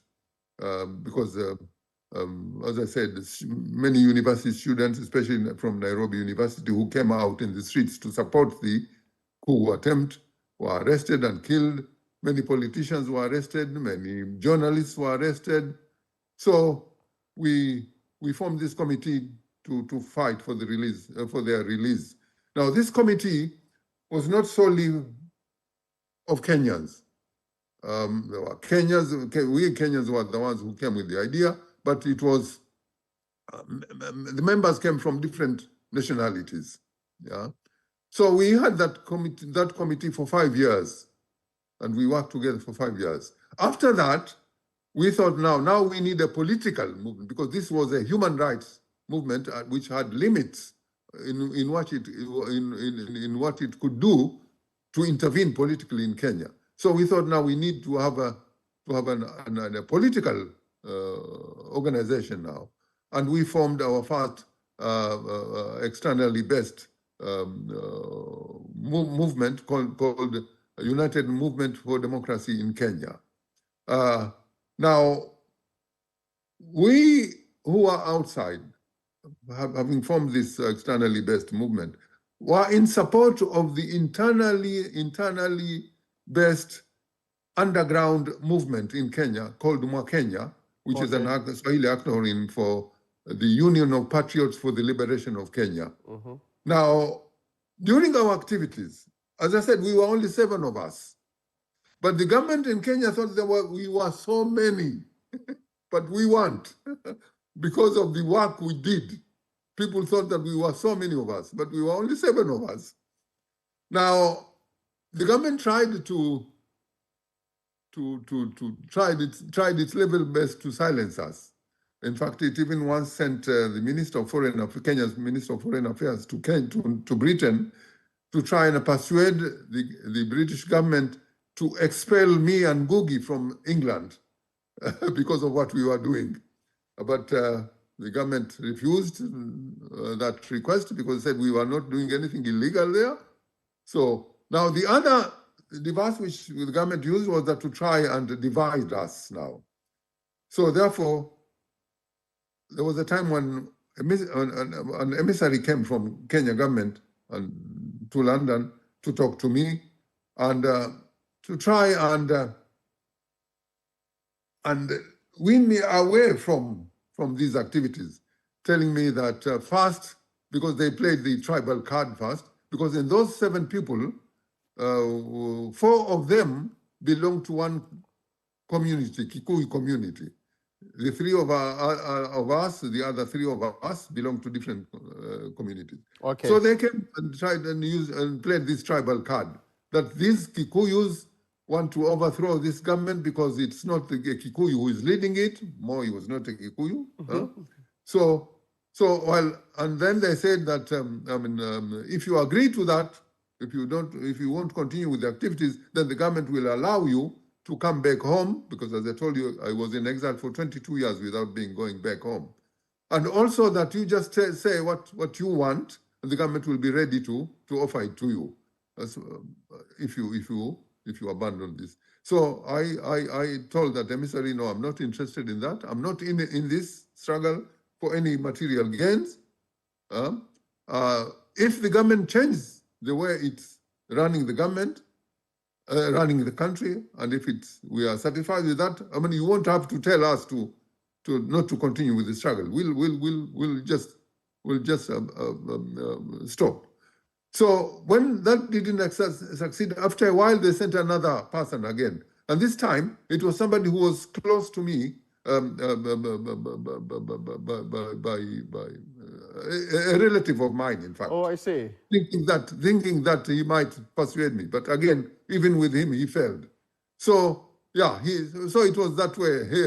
They tried to lure me and bribe me in that way, but I refused. I stood my ground. Yeah. Is politics of conviction worth it? Does it pay when you reflect back at all the years of your activism and the things you have done, possible impact on you, and even family life? Is it worth it? Very much so. Very much so. The fact that, I mean, if for only one thing that I didn't abandon my conviction, it was very much worth for, because I don't think that I would have forgiven myself if I had changed from what I believed in and abandoned it. And yeah, no, it was worth it. It was worth it. But the left in Kenya is not doing well. The left I'm sorry? in Kenya, I'm saying that the left of the political divide in Kenya is not doing well.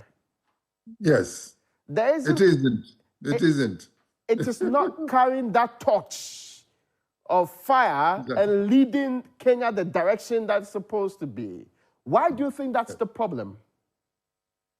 I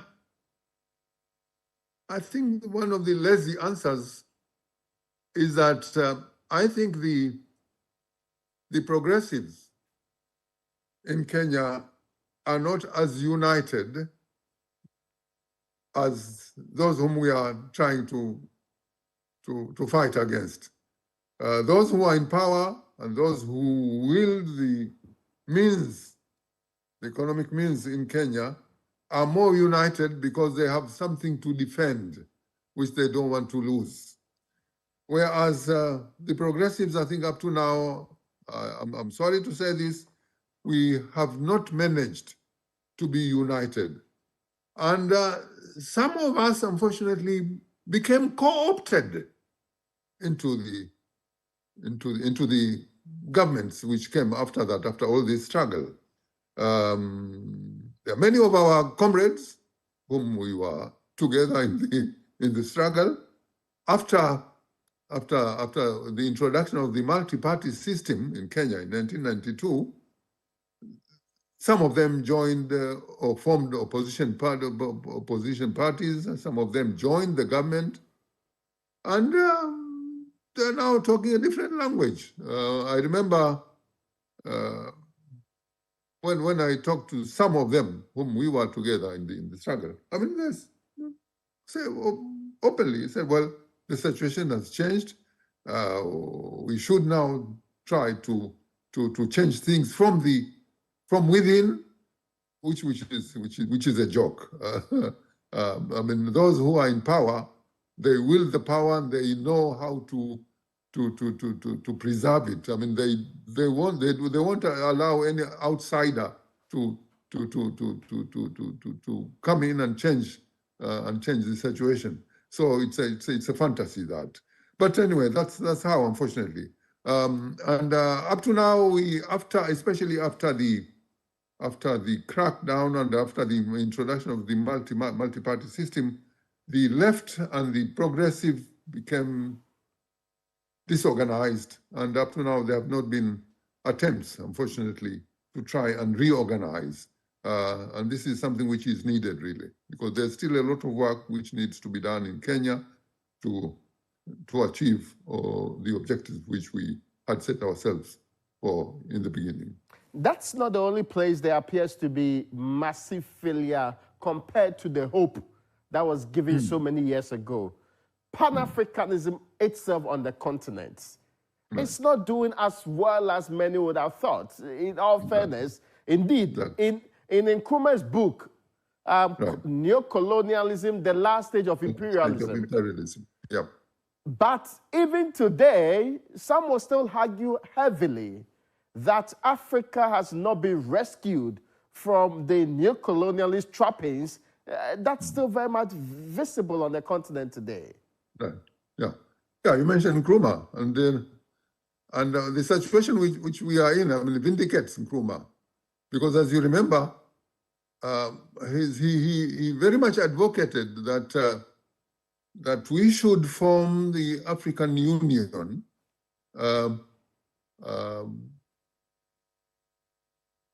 instead of having this separate governments in separate countries. But as again, because of this new gained independence, many of those who are leading the political parties had the plans of their own, as I said earlier, and it was to gain power, to hold power. And once they tested that power, and this is what Nkrumah warned against, once they tested that power, they didn't want to listen to any about this, about African Union thing anymore, because they believed, and I think rightly so, that it would diminish their control, or it would diminish the power they had in their separate countries. So, unfortunately, this is where we are now. Now it needs there's a need for Pan-Africanists, and unfortunately, I think there isn't much being done at the moment. I remember the last Pan-African Congress we had was in 1994. And after that, I don't know whether, I was told that there was another one in Ghana which took place, but I don't know which year. But we haven't done anything yet to try and revive the spirit, which is still in great need, really, Pan-Africanism. So I think it's upon, well, we are getting old now. We are old already. It's upon the young people, I think, and again, they should be inspired by some of us who believe in that, so that they can take the mantle and try and bring about this. So Pan-Africanism, I think it should be one of our main things which we should. I'm encouraged, in fact, what is taking place in some of the Western countries, West African countries. I hope they will survive. What is taking place in Burkina Faso, what is taking place in Mali, I consider they're trying to do something to change the status quo and bring about the politics of change. But they are riding on the back. They are riding on the back of unconstitutional overthrow of governments. Right. Yes, I agree with you. But sometimes, I think you have to disrupt things in order to construct something. Interesting. Very interesting. It's an interesting development. As long as the objectives are right. Okay. And that's why I said I hope they will continue with that, because we have seen so many of them. Who came with very, very, very good ideas, very right-minded objectives, and then suddenly, once in power, again they forgot everything. Then they behaved completely differently. So that's why I said I hope after learning through all of these mistakes which we did in the past, they might perhaps hold the banner and others will follow. And the important thing is that, again, the young people really need to be interested in this, in Pan-Africanism, and to be made to be interested in it, really. It's again partly again upon us who are old and who have been through this thing to try and urge the young people and inspire the young people towards this goal. Yeah. Do you think we'll achieve continental African unity anytime soon? Not soon. Not soon. Not soon. It will take decades, perhaps. Oh, wow. It would have been easier, yes, it would have been easier if people had listened to Nkrumah. Okay. I think it would have been easier then. But now that these people have tested power, it's not easy for them to abandon it. It will take time again if, and only if, because work has to be done. You cannot just sit idly by and expect that for it to happen. It won't happen. People have to work for it. And that's why I said young people have to be inspired to continue with this struggle. But it will happening. I think it will happen. On the global stage, we continue to work for it. Yes. On the I don't lose hope, as I said earlier. Okay, that's interesting. On the global stage, though, we have Ukraine. We have what's happening in Gaza.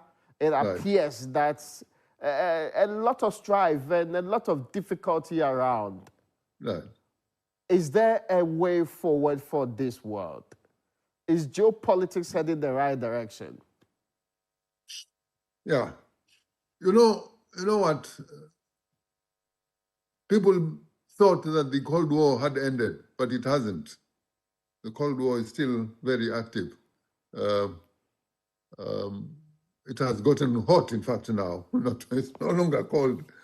So the forces are still there, the opposing forces. And again, just as we in Africa, especially the progressive people in Africa, have somewhat become so, I don't know, disinterested or what? Because, as I said earlier, we don't see any progressive activities taking place in Africa. If you look globally, again, you ask yourselves, where are all these leftists who used to be there in the past? I mean, with what is taking place in the world. But again, some signs have started to appear, and especially with what is happening in Palestine, with these young people, okay, albeit in American universities, who started this campaign against the war there. These are type of the activities which I think should be harnessed, and globally, that is. It should not be, and as we see now, it has affected other parts of the world as well. It started in the United States. The university students started there, but then it picked up in other countries as well. I think the leftists should also should start regrouping, and in order to chart the way forward. Again, it all needs organizing, which there isn't much of it at the moment, unfortunately. Do you suspect that there's a younger group of people on the continent you can point out, or who are coming up with a greater force, with an interest of recharting the path of prosperity for the continent? Well, having lived outside Africa for so many years, because I've been living in Europe since 1979. Yeah. So I cannot speak with authority of really what is happening in there. Perhaps you people who are there could be the best people to inform us. But as I said earlier, I believe that the seeds are there. They need to be harnessed, to be watered into into the plant which we want to produce. So and all this has to be done locally, depending on where people are. I mean, you cannot import these type of things. Things have to come from the ground itself. So I believe that these things will change as long as people get organized. I have to ask you this question because I mean, of course, we know your legacy is huge, but when the sun goes down, what would you like to be remembered for? What would generations unborn, what do you think they should take out of your legacy as a man, an activist, as a poet, and as a revolutionary, as a Pan-Africanist? Well, it is that I tried my best to do what I could. I think that's my... Maybe I would like to be remembered for that only, that I tried to do the best I could in order to bring about changes. Yeah. I am grateful to you, but before I part ways with you, some advice for young people on the continent. The advice which I would give to the young people is that they should put their countries and their continent first, and work for the better changes for our continent and for our respective countries. So I would like them to have the interest of the continent at heart and work for that. Yeah, that's my advice. I am most grateful to you that you found time out of your busy schedules to share some nuggets of wisdom and share your story, your ever inspirational story with the rest of us. And this is not only to Ghanaians, or it's basically every young person on the continent, or every person wherever they may be watching this interview from. We are very, very grateful, sir. Thank you so much. And thank you so much for having invited me and thought that I could be of use. Yes, it was very inspirational. It was illuminating, to say the least. Thank you much. Thank you much. Thank you. And thank you once again. Thank you. Now, all the best.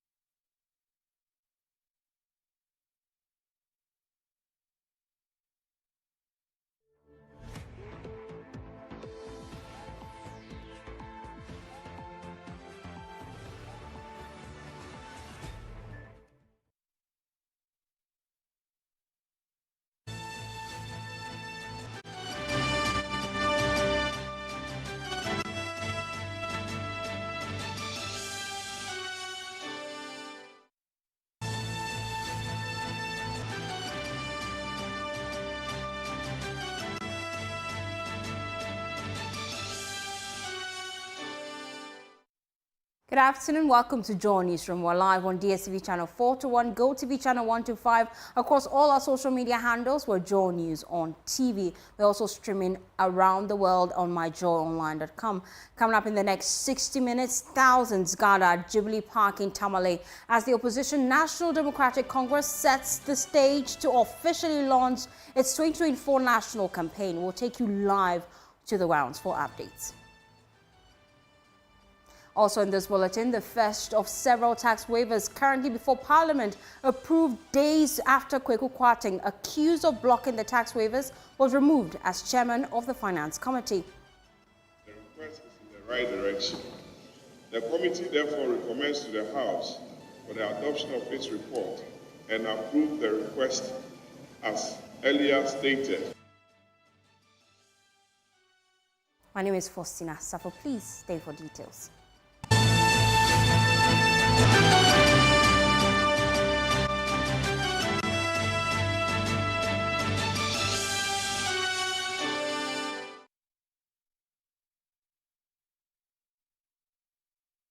Thanks for staying with us. Now, Parliament has approved the first of dozens of tax waivers before the House, which were initially blocked by the Finance Committee.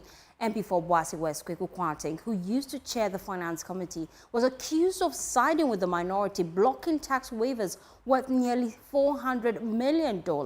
But barely a week after he was officially removed from his role, the first of such tax waivers are now coming to the floor for approval. The tax waiver approved is to the tune of 1.5 million euros for the supply and installation of e-learning laboratories in senior high schools across the country.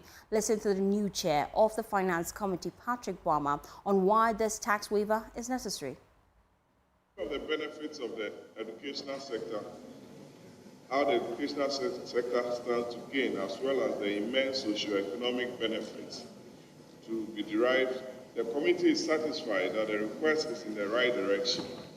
The committee therefore recommends to the House for the adoption of its report and approve the request as earlier stated for the sum of €1,517,040 for the supply and installation of integrated e-learning laboratories in senior high schools, the Televic Phase 2.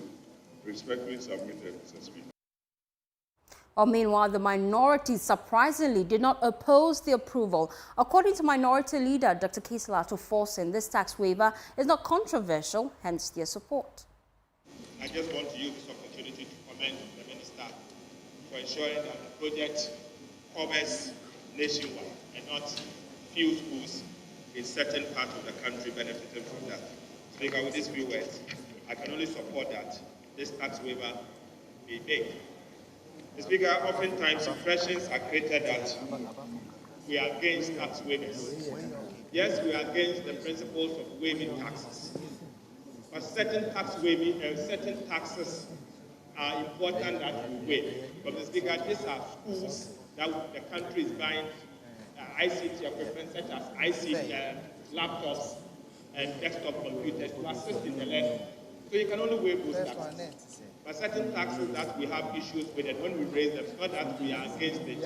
But as for this, Mr. Speaker, there's no way we can vote against such a tax. Mr. Speaker, this is something that is good for the country and is going to support the education sector. I believe we should support. Thank you, Mr. Speaker. Away from Parliament, it was all tears of joy as the family of young Moses Adai was handed a fully furnished 3-bedroom apartment at Trede in the Trima Kwawoma district of the Ashanti region. The 16-year-old, who featured in JoyNews' Hotline documentary Crushed Young, produced by said Kwame Boateng, had one of his lower limbs amputated following a car crash. But what the family thought could be an end to his progress in life turned into a life-changing encounter through the benevolence of listeners of Asempa FM Ekosin Sen show. Emmanuel Brad Kweku was at the handing over ceremony. He filed this report.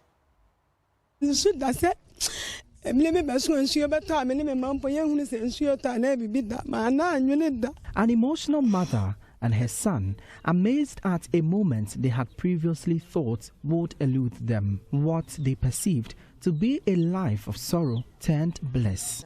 I never imagined this would happen to my family and me. I had planned to beg on the streets if I had no help, but what you've done today is unimaginable. Their shared amusement follows an intervention by the Ekosi Sen Impact Project together with the multimedia group and JL Properties, who handed over a fully furnished 3-bedroom apartment to the family's surprise. Young Moses Adai was featured in JoyNews' Hotline documentary Crushed Young, produced by Seth Kwame Boateng, which highlighted the devastating impact of road crashes that took the jolly life of victims. At a young age of 13, Moses was knocked down by a speeding vehicle while returning from an errand that left his right leg amputated.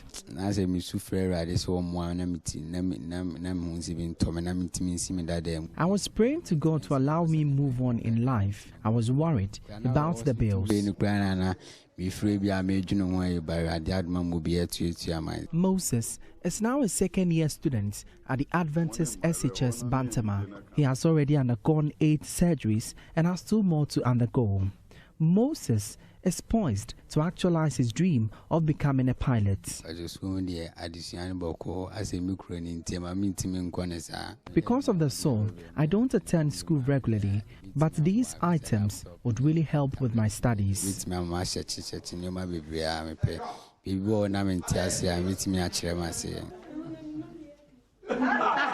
To help actualize his dreams, the group also donated some educational materials, including a laptop and a tablet to aid his learning. Moses is set to receive prosthetics after successful treatment of his limbs. Philip Osebonsu is the lead for the Ekosisen Impact Project. The late John Kuma, as I said earlier, came to our aid and paid for prosthetics with artificial legs.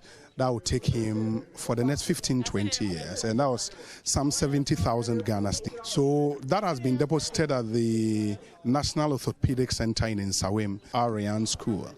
And they also promised to build, to create a mini library for Moses in the house, so he will be able to study. The building, sponsored by JL Properties, is a 3-bedroom apartment fully furnished with all home essentials, including television, beds, washrooms, and a kitchenette. Branch manager of JL Properties, Efriye Amwakwa Mensah, reiterated the company's commitment to supporting the initiative that uplift the underprivileged.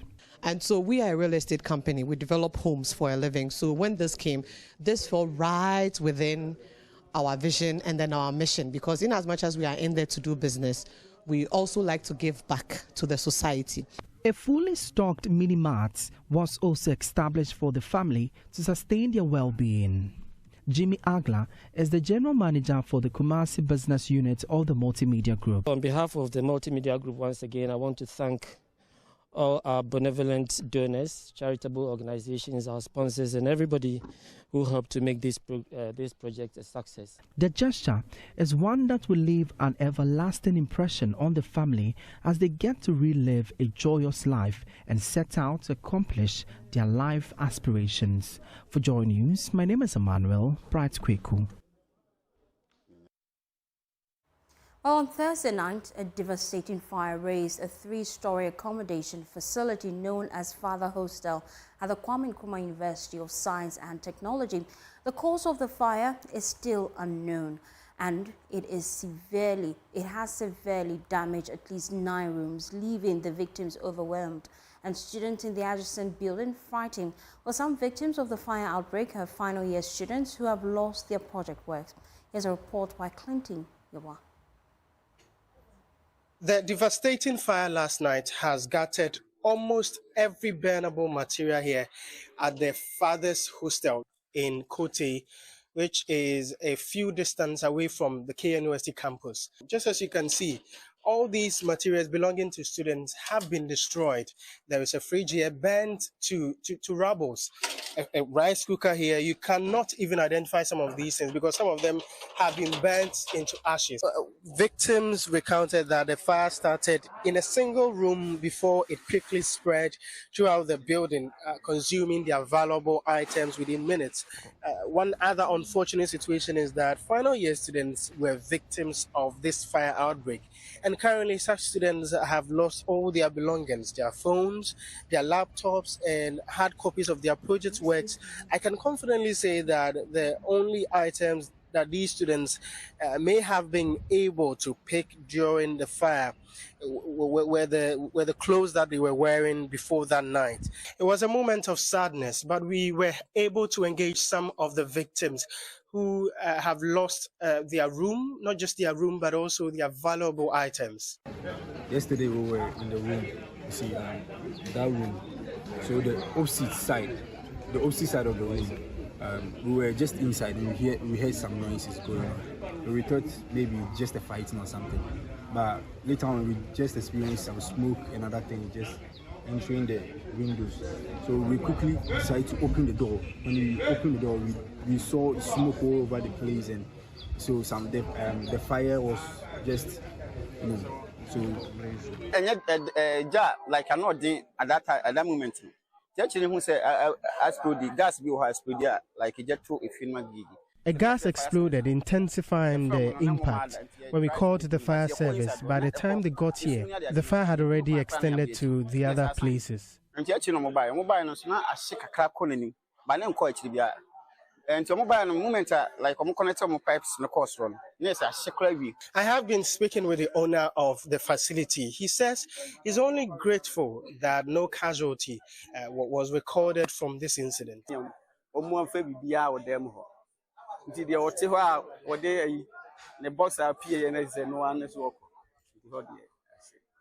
They could not pick anything, but we are grateful that in all of it, no one got hurt.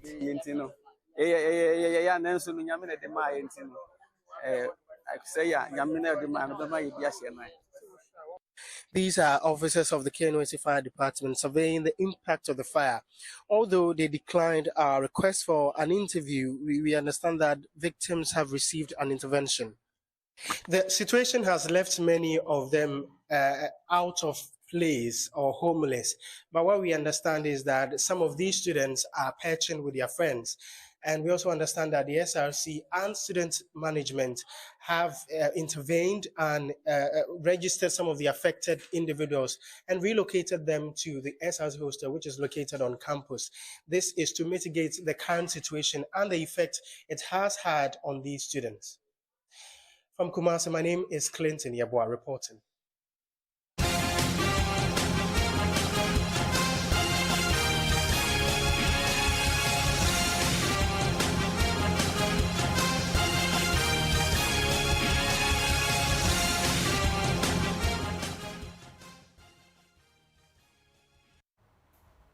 Where your election headquarters. Election headquarters is brought to you by Petrosol, your clean fuel in full quantity, and the Chartered Institute of Management Accountants. Also brought to you by the American Institute of Certified Public Accountants, together as the Association of International Certified Professional Accountants, Chopbox Technologies, a convenient service, and Youth Bridge Foundation, bridging the gap for positive youth development. Now this afternoon, we're taking you to Tamale Jubilee Park in the Northern region, where thousands of NDC supporters have gathered singing and dancing in anticipation of the official launch of the NDC's national campaign. The top brass of the party, we know, have also started tripping in. Key points expected to feature in the various speeches includes the party 24-hour economy promise, the promise of the number of ministers to be reduced to 60, and also the eradication of corruption. My colleague Maxwell Gwagwa is at the venue. He joins us live with more. Maxwell, what can you report?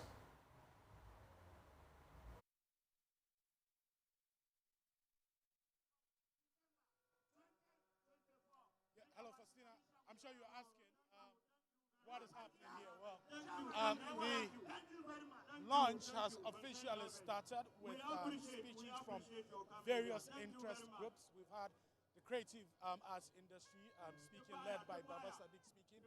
We just had members of the Concerned Drivers Association also speaking. The leader of that group mentioned that in a run-up to the last elections, they actually came out and urged voters to vote for the current president, Nana Addo Akufo-Addo. They said they formed a group called Drivers for Change, Movement Drivers for Change. They are saying that today they are forming a new association, Drivers for Better Change, and they are urging Ghanaians to vote for the NDC because they are not happy with the increasing and astronomical cost of fuel. But what you can see in the background right now are NDC supporters who have been arriving here.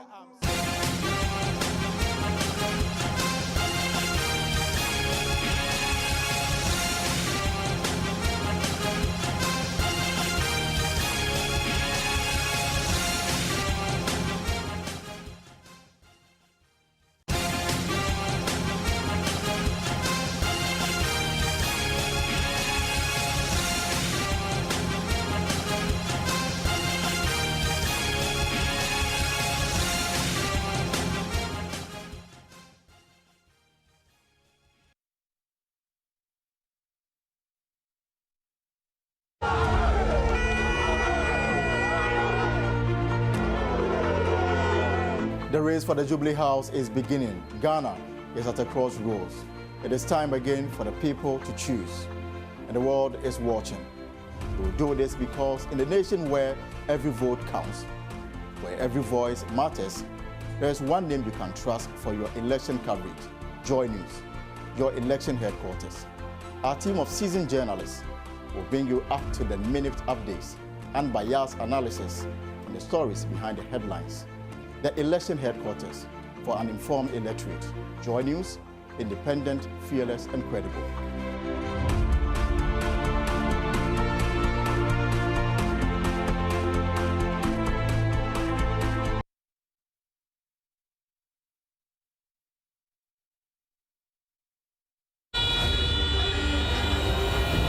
The race for the Jubilee House is beginning. Ghana is at a crossroads. It's time again for the people to choose, and the world is watching.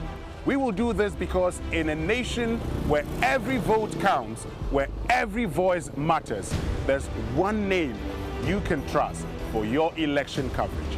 JoyNews, your election headquarters. A team of seasoned journalists will bring you up-to-the-minute updates, unbiased analysis, and stories behind the headlines.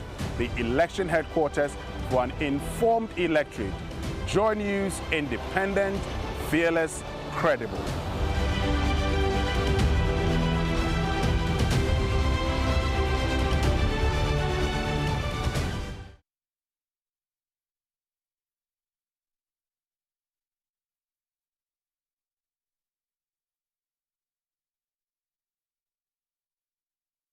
From farm to plate, do you really know what you're eating?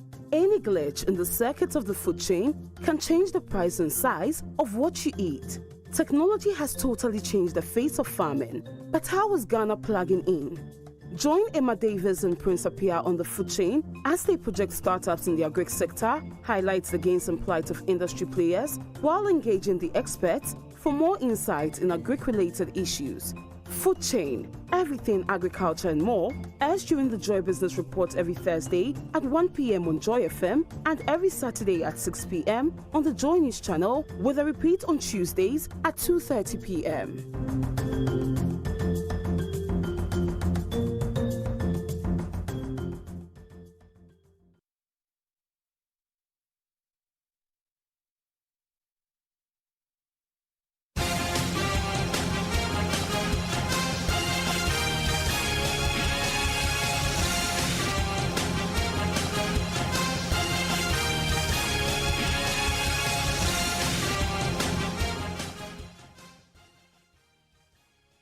Where your election headquarters would like to apologize for that interruption. Let's take you back to Tamale. My colleague Maxwell Gaba is on the ground now, speaking to Joyce Barmuntagre. Let's listen in. Parliament, many of the key stakeholders in our party, and many other people. And you can see the rank and file of the party, many friends of the party, various associations are represented here. Indeed, John Mahama is the man to beat in the upcoming election. We have momentum. The good people of Ghana are ready and poised for change. Indeed, change starts with you and I and everybody else who believes that we must end corruption, end stealing, end the arrogance, end hardship. Look, our poor have gotten poorer. Our hungry have gotten hungrier. Indeed, we took 10 million cedis to go and investigate the Eastern Corridor Road project. Today, that project has been left to deteriorate even further. I believe that the northern region is home to our food basket. They know that John Mahama has great policies for agriculture in this region. He has great policies for infrastructure in this region. He has great policies for our health in this region. Above all, he is a man who will unite the country and march us towards a brighter future. I'm curious to find out, though, what went into the choice for Tamale as a place for the grand launch of the national? Well, you know that with our party in particular, since the days of Jerry John Rawlings, we actually just go around the regions per se. Indeed, like the Volta region, the northern region is also like one of our biggest strongholds and is home to our flag bearer. I was born here, so this is a place where I have enormous love for and great fond memories about. So it's just great to be here and be at home, basically. And I think that you can see that the whole world is watching us today. So even though we are here in the heart of the northern region to launch our campaign for Mahama for President 2024, the whole of Ghana is with us.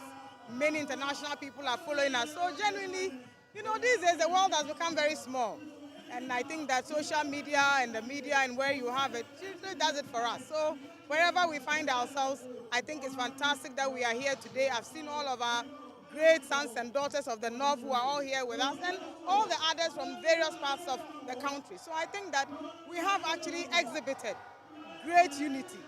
We are defying all the odds, defying the vote buying, defying the corruption, defying everything that is negative about this current administration, and marching towards victory 2024.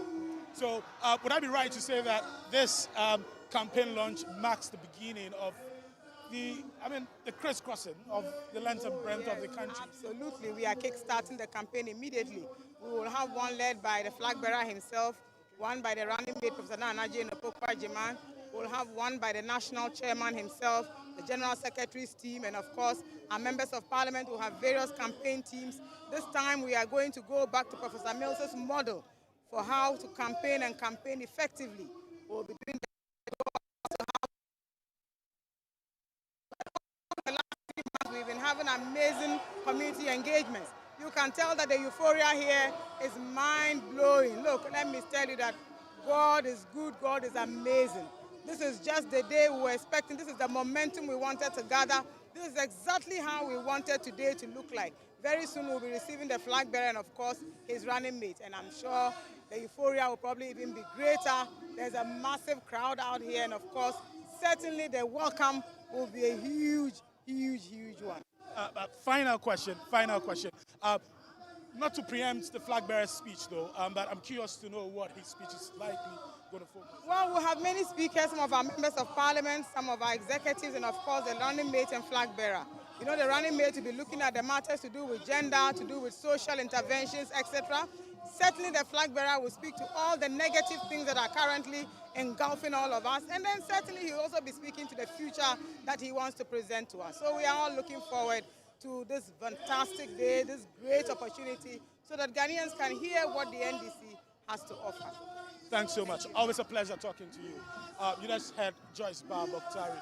She's the spokesperson for the John Mahama campaign. We'll be interacted with some of the supporters who are gathered here. Many of them appealed for the crash.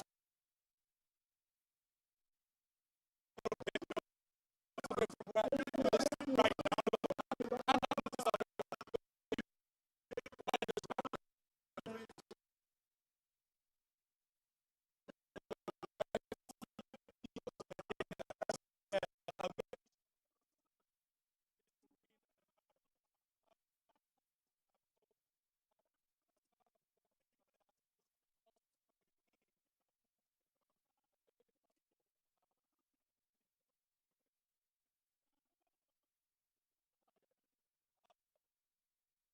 Maxwell Agbagbade interacting with Joyce Bauer, she's special aide to John Dramani Mahama. We'll be going back to Tamale in subsequent bulletin as we bring you the official launch of the NDC campaign in Tamale.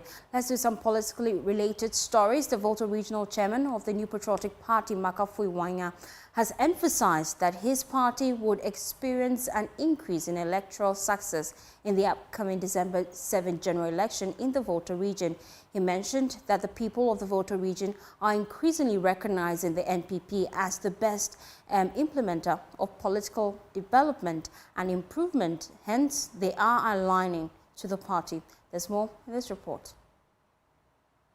These projects include completed works at the Ketu North Municipal Hospital in Ipetha, as well as improvements to facilities at the Hill Teaching Hospital and the University of Health and Allied Sciences. Mr. Wanya also highlighted the construction of roads in Hohwe and Ho townships, the Eastern Corridor Road, the Sokode-Yuhas Titrinu Bypass Road, and the Sokode-Ho Dual Carriageway.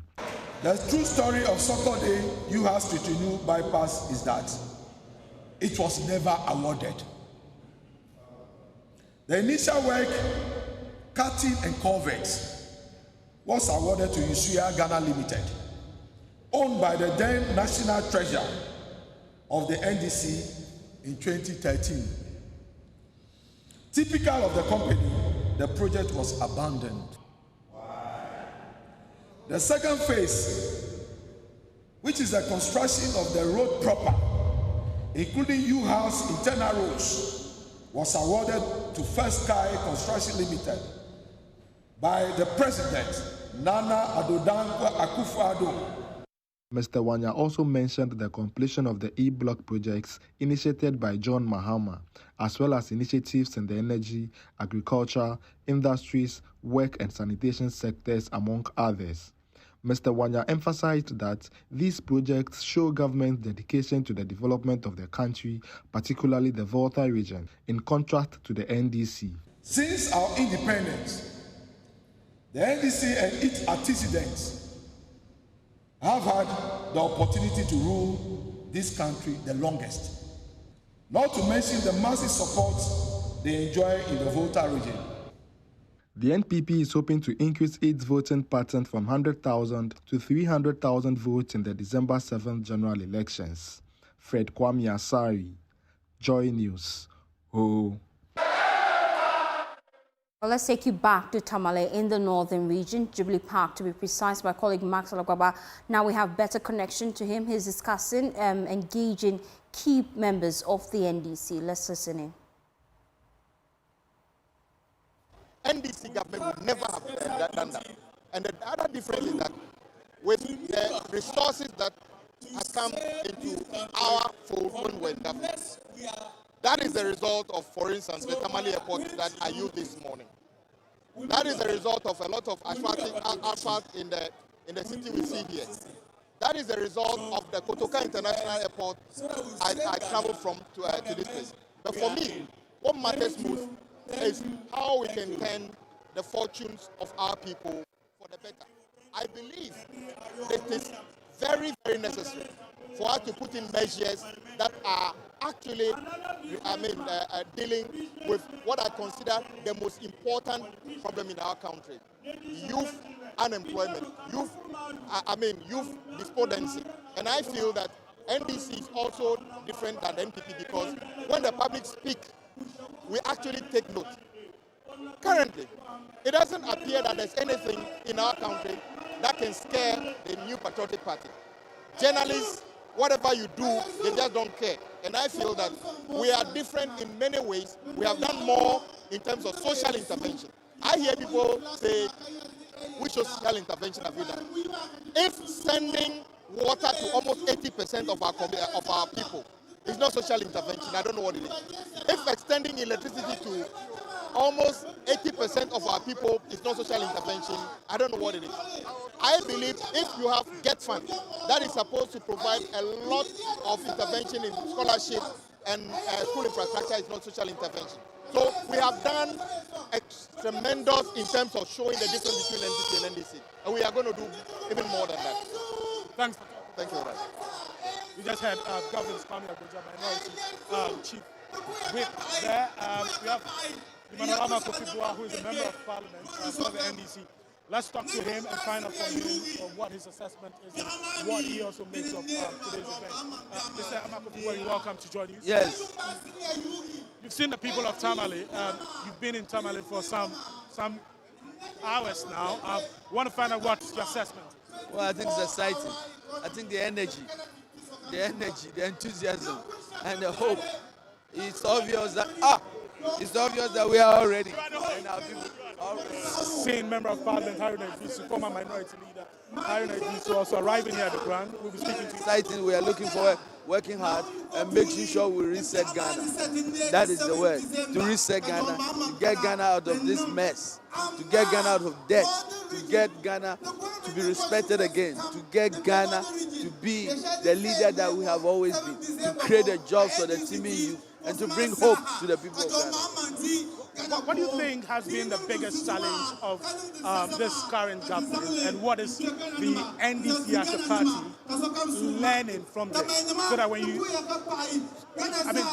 you get opportunity, you can say with the benefit of hindsight, you're not going to repeat it? This government has basically failed to lead. They have failed to lead. They have basically borrowed to the teeth, borrowed beyond our means, and they've basically plunged our country into debt. And because of that, everybody is suffering. Everybody is suffering. And we as a country, we want to reset Ghana, a Ghana where every Ghanaian has a chance to succeed. Thanks for talking to us. Okay, so you just heard from Emmanuel Abakofi, who is also a member of parliament for the NDC. Let's try and see if we can get attention of the minority leader, Cassiola Sukwose. Let's see if he would speak to us. You're welcome to join me. I'll be speaking soon. Okay. So you'll hear me speak shortly. Okay. Well, we just wanted to hear a voice briefly as a minority leader. Just to let you know that I will be speaking soon. And my message to the public, I'll make it known the next few minutes. But our JoyNews audience want to have the scoop of, they want to have an idea of what you'll be talking about. Oh, I think largely the direction of the country and the fact that there's the need for us to have a rethink as citizens of Ghana and to ponder as to whether we want to be comfortable with the direction or we want to change.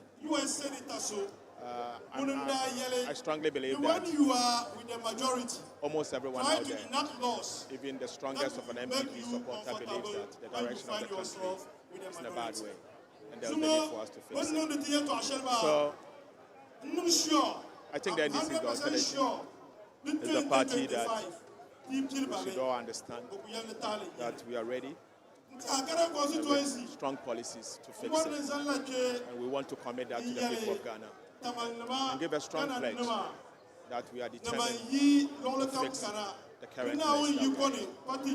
One of the promises of the flag bearer, John Mahama, is that he will reduce the number of ministers and deputies to 60. You've had opportunity to be there before. You know the enormity of work. Do you think this is feasible? Do you think this is doable? It is doable. I mean, easily doable. Because there are certain ministries that deserve to be collapsed.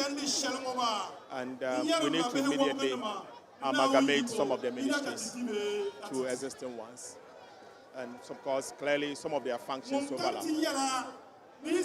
I do not see the reason why we should have a Ministry of Sanitation when we could easily merge it with another ministry, like Works and Housing and Water Resources.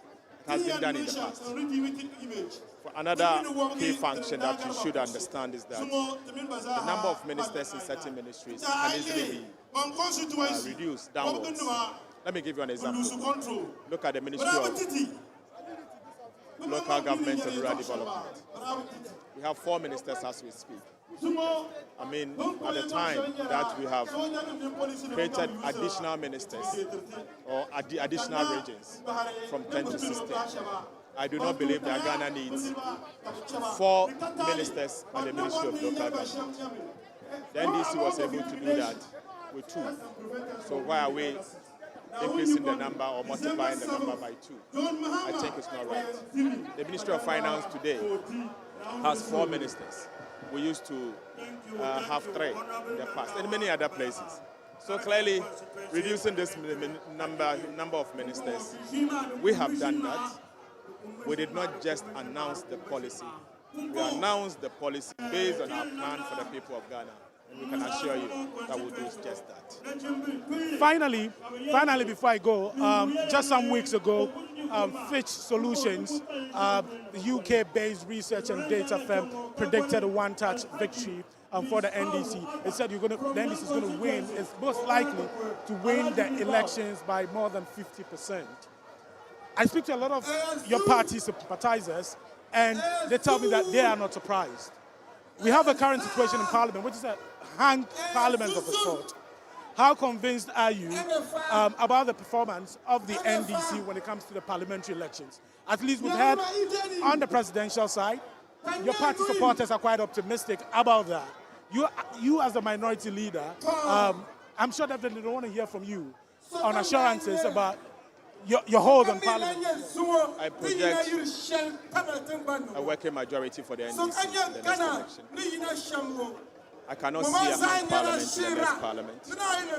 I see clearly the NDC winning a good majority, good enough to manage the affairs of this country. Clearly, the state of the country says that the MPP MPs have failed.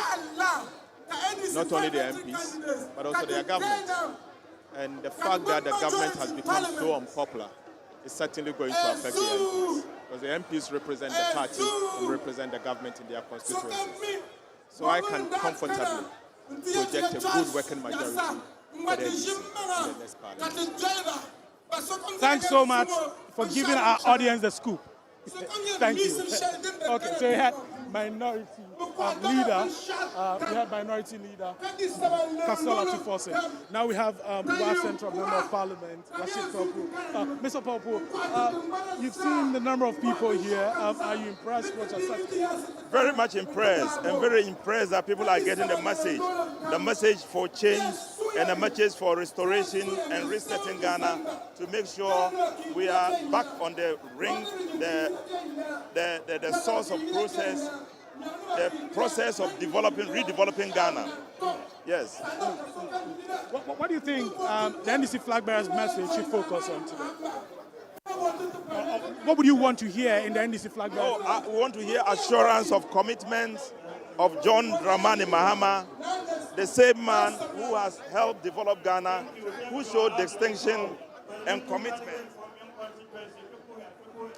Want to hear from him, John Dramani Mahama, his renewed commitment to restore hope to the people of Ghana, to make sure Ghana is back on the track of progress and that all levels of corruption will be eliminated and those who have gotten themselves involved in stealing money will be questioned.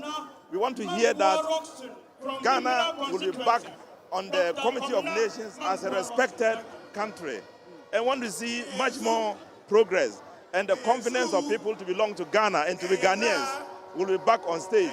We want him to start and tell us the same story. Yeah. Thanks so much for talking to us, Mr. Rashid Popo.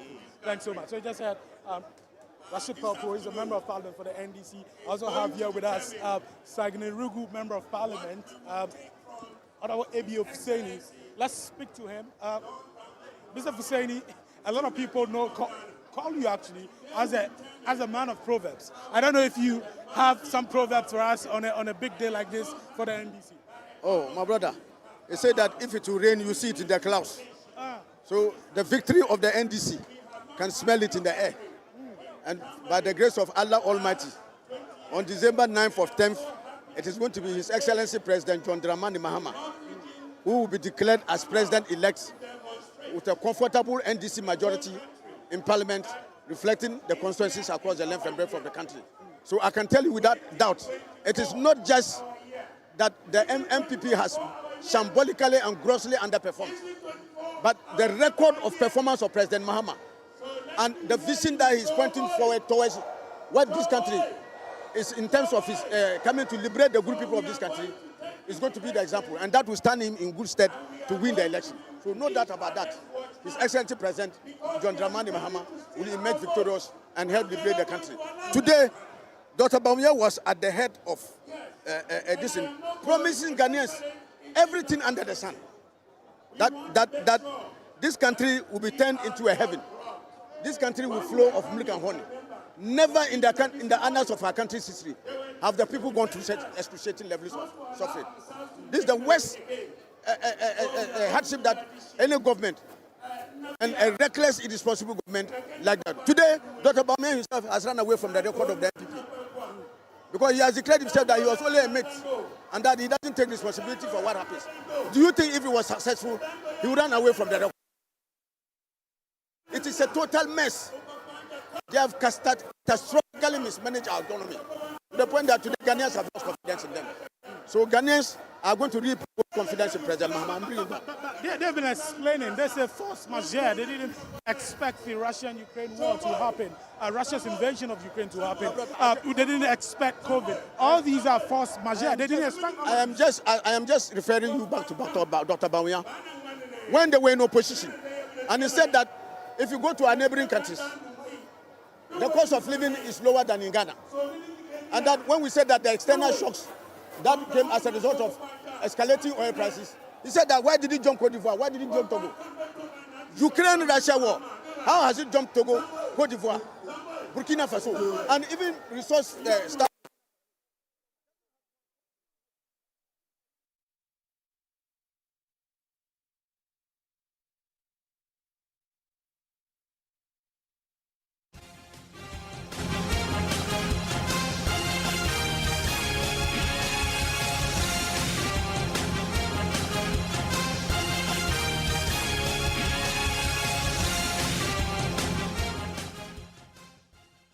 My colleague Maxwell Ogbagba there speaking to key members of the NDC. First spoke to Governor Kwame Agboja. He is MP for Adaklu. He also spoke to Emmanuel Amakofi-Boam, who is MP for Elembele. And then he spoke to the minority leader, Dr. Kesalanto Force. And we'll be back in Tamale in subsequent bulletin. We are your election headquarters. Please stay with us.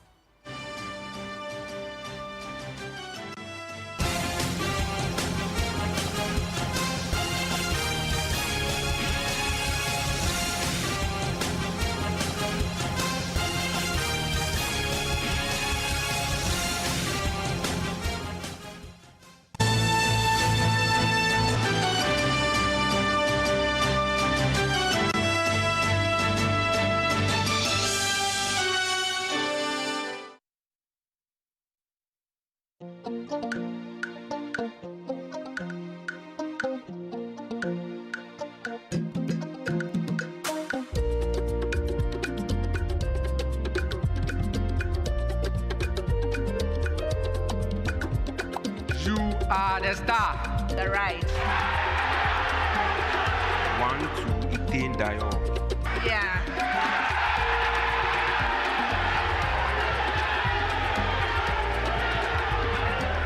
Sodium hypochlorite. Yes.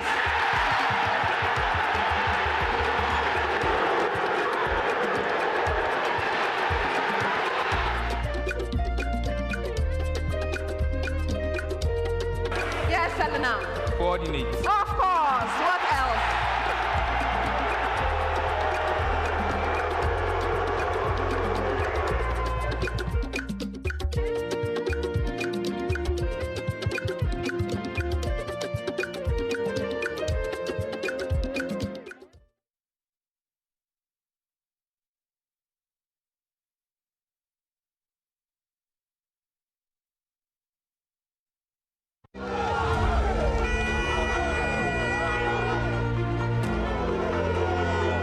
The race for the Jubilee House is beginning. Ghana is at a crossroads. It is time again for the people to choose. And the world is watching.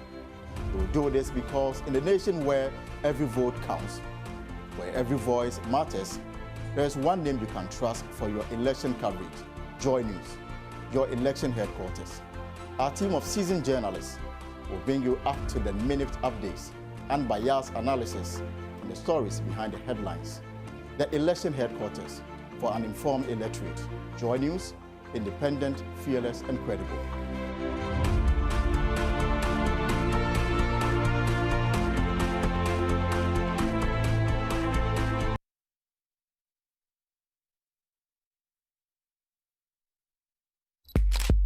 This is not about your left or my right. No, it is about power.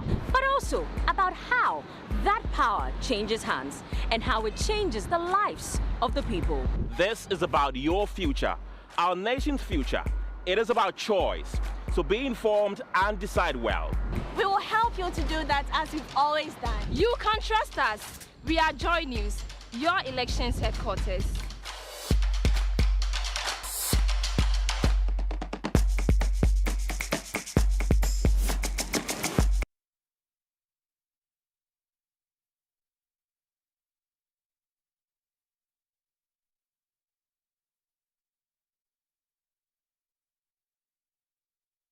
From farm to plate, do you really know what you're eating? Any glitch in the circuit of the food chain can change the price and size of what you eat.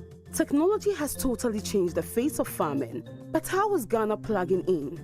Join Emma Davis and Prince Appiah on the food chain as they project startups in the agri sector, highlight the gains and plight of industry players, while engaging the experts for more insights in agri-related issues. Food chain, everything agriculture and more, airs during the Joy Business Report every Thursday at 1 p.m. on Joy FM and every Saturday at 6 p.m. on the Joy News channel, with a repeat on Tuesdays at 2:30 p.m.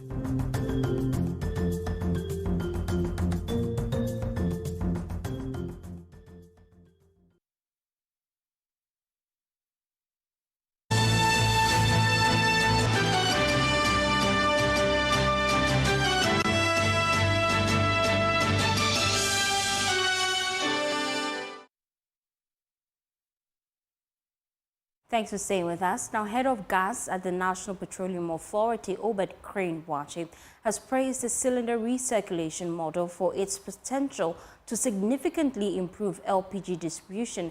Speaking at a regional town hall Deba in Ho, he highlighted the initiative's safety benefits, efficiency and cost effectiveness. There's more in this report. NPA's commitment to stakeholder sensitization and continuous engagement was reiterated, aiming to make LPG accessible to at least 50% of Ghanaians by 2030. The event underscored the socio-economic benefits of the CRM, including job creation, improved public health, and reduced deforestation. Director of Research, Monitoring and Evaluation at the National Petroleum Authority, Dr. Joseph Wilson, gave the keynote address at the Deba. MPA has been engaging consumers and also operators of the LPG on how they can use LPG safely, and also regarding the cylinder recirculation model. So this year we'll be moving from one region to the other, and today is the turn of Volta region. So we are here to educate them on cylinder recirculation model and also the safe use of LPG. The town hall Deba also addressed frequently asked questions about the CRM, such as ownership and maintenance of cylinders, safety measures, and cost implications. Attendees were assured that the cylinders will be procured and maintained by bottling plant companies, ensuring high safety standards and regular refurbishments. Dr. Archibald Yaulecha is the Volta Regional Minister. Which at the end of the day, we are going to promote the cylinder recirculation so that we don't go to the filling station and filling our cylinders. It's not very safe. So this one, it will be much more safer for all of us. So to protect lives and property, we should all embrace the cylinder recirculation model. And if there are any questions and reservations, this is the opportunity for us to raise them. The regional manager for NPA, Godwin Yaokonu, highlighted the practical aspects of CRM and its impact on local communities. He's been speaking with the media after the program. We've been collaborating with the distributors, the LPG distributors in the region, as well as the other retail outlets. For the CRM, we are going to start in Go with Go outlets. We are going to start at the SIC and the Hospital Road, and then we'll also have outlets in Hoho, Kita, Akachi, Jasikan, and then Dambai in the Oti regions. Those are the outlets we are going to start for the pilot phase in the Volta and Oti region. Then based on how why this is just to launch it and make people aware in the region that CRM has come to stay and it's a safer means of using gas. We should move away from charcoal and raise gas, encourage people in the rural areas to get to use gas. Since it's a safer way, it gives them longer life, it takes them off health issues and health challenges. Ivy Satoji, JoyNews, Ho. Come in training. Aha.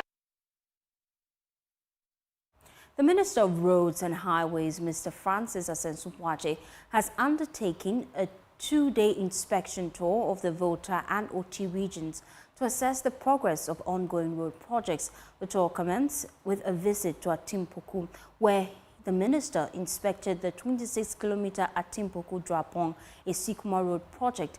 There's more in this report. During his visit, Mr. Asensupwache received a briefing on the 10.5-kilometer whole Sokodik-Bogamadua carriageway. He expressed satisfaction with the project's progress, noting the significant improvement made. Additionally, the minister reviewed the work on the 5.2-kilometer University of Health and Allied Sciences Road and planned to and also inspected the Sikuma Beve Have Eastern Corridor Road. At Japan, Mr. Boate evaluated the impact of a recent flooding incident on the Alabomi Stream culvert. He confirmed that no physical damage had occurred to the ditch and announced that dredging operations will be undertaken to ensure proper flow. He spoke to the media after he inspected some roads in the Hohwe municipality. As we speak, we are in between the Hohwe Golopati road, which for me is the most critical, and this is passing through the main Hohwe town. As you know, you can see the dust and the inconveniences is causing the good people of Hohwe. I believe that this needs immediate attention. So I've instructed that a very good contractor is secured, is sourced to come and attend to this very important road so that it can bring relief to the good people of Hohwe. In general, I'm impressed with the tour.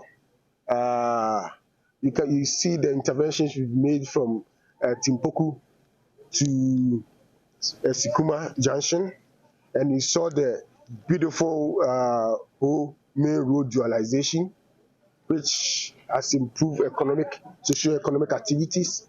You saw the work we are doing on the whole bypass and the rate at which it's progressing. And you have also seen the Sikuma Have, and currently on the Have Hohwe Golopati. These are all very important roads on the Eastern Corridor. And in fact, government has good plans for this road. We doing so with the understanding that should this session be completed, the Eastern Corridor, it will cut the travel distance from Tebahabo to the northern part of the country and the landlocked countries of Burkina Faso and Mali, where a lot of trading is going on between these countries and Ghana. So I'm happy I was able to come. I believe that it will urge the contractors to work very hard and even faster. And those areas too that we saw that the contractors are slacking, we are taking the necessary action so that the work can go on faster, and it will bring a lot of relief to the good people living in this area. Chief Executive Officer of the Fiscal Construction Group, Oliver Akwatechi, has been speaking with the media. This project we're standing on is the Sikuma Have Road project. This is a 45-kilometer project, and as we speak now, the progress of works is almost about 58% completed. The scope of works comprises of clearing, drain works, which comprises of box culverts, and then other concrete works. So currently, we put in an extension of time awaiting approval from the Ministry of Roads and Highways, and we put in up to end of February 2025. And so we are waiting for what approvals they will give us to be able to complete the works. But then we know we can complete it within the record time of the extension we have requested. The inspection tour underscores government's commitment to improving road infrastructure and fostering development in the Volta and NOT regions. Ivy Setochi. Well, and that's how we wrap up Joy Newsroom. For more news, please log on to myjoyonline.com. My name is Faustina Savo. Have a pleasant day as you enjoy the rest of our programs.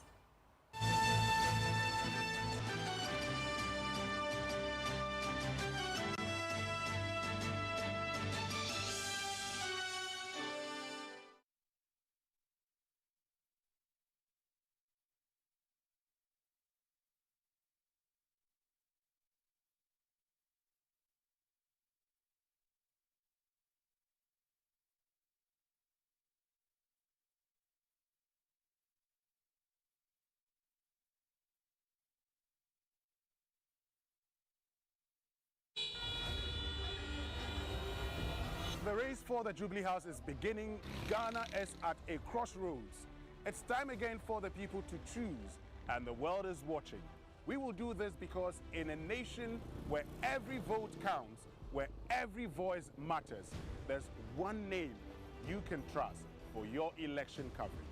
JoyNews, your election headquarters. A team of seasoned journalists will bring you up-to-the-minute updates, unbiased analysis, and stories behind the headlines. The election headquarters for an informed electorate. JoyNews, independent, fearless, credible.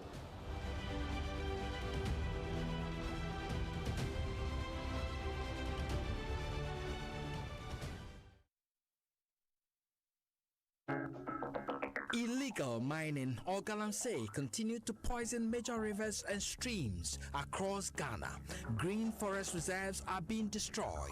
Women risk birth deformities as irresponsible mining spreads contaminants along the food chain.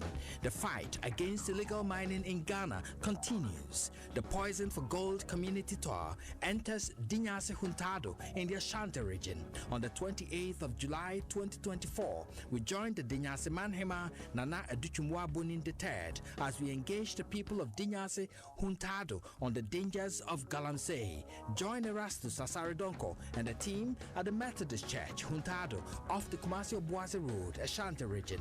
The Poison for Gold community tour is part of the United States Agency for Global Media Nature Crimes Project, supported by the U.S. Department of State, Bureau of Oceans and International Environmental and Scientific Affairs, Office of Conservation and Water.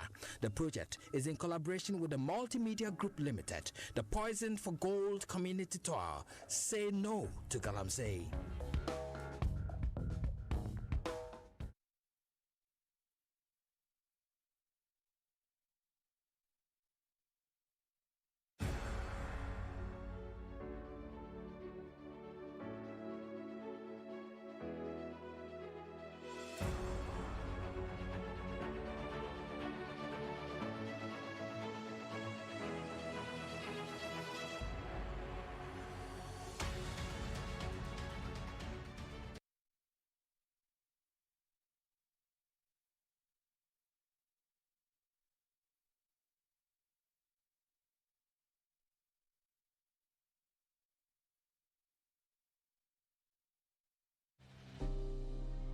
Hello there, I am Emefa Apau, your host.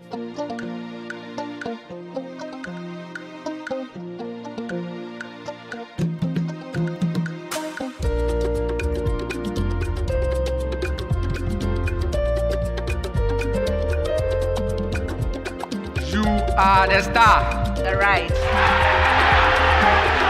Want to attain dialogue. Yeah.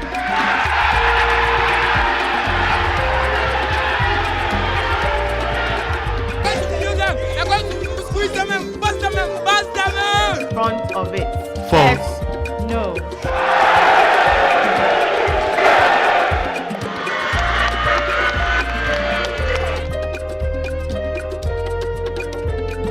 Sodium hypochlorite. Yes.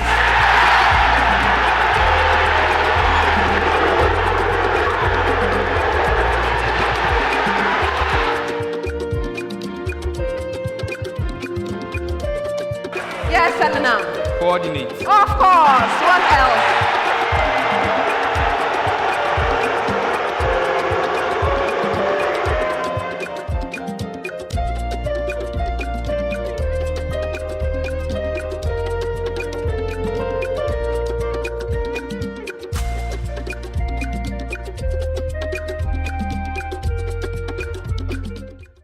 You are welcome to the 1/8 stage of the 2023 National Championship of the National Science and Maths Quiz.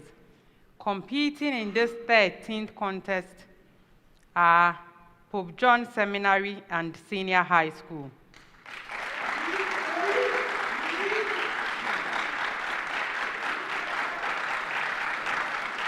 Sims Senior High School.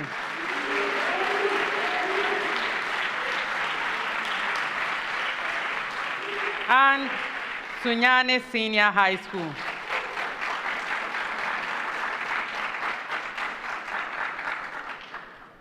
Let's meet the contestants. Pope John Minor Seminary and Senior High School is represented by Emmanuel Kweku Asimate.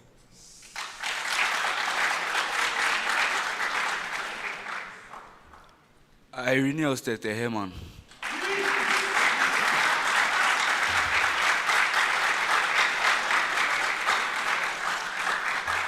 Pope John is the seeded school in this contest. How have your preparations been so far for this competition? Our journey started from the regional championship, and by God's grace, we were able to sail through. And we are hoping that as God was able to see us through the regional championship, He will do the same for us in the national championship.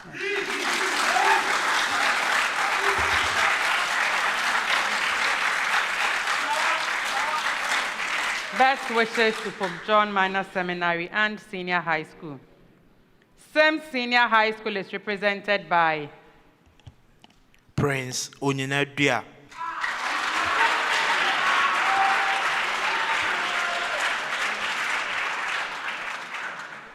Anape Kofi Bright Einstein.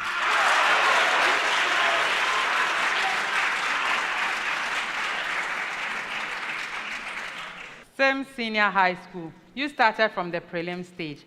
How did it go, and what should we expect from you in this contest? At the preliminary stage, we met Kumaka, our own friends, which was a very heated contest. It ended up we lost, but we are one of the highest losing schools, and we came here. And the message we will give to you is that still a step ahead.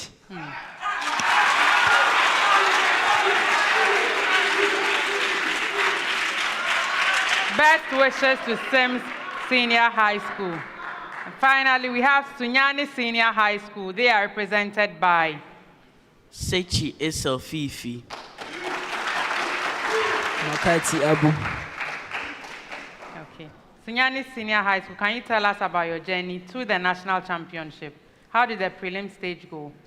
So at the prelims, we lost to St. John's School, but as a result of our high score, we are back at the 1/8. Okay, what should we expect from you in this contest? We are coming to do our best. Okay, best wishes to you.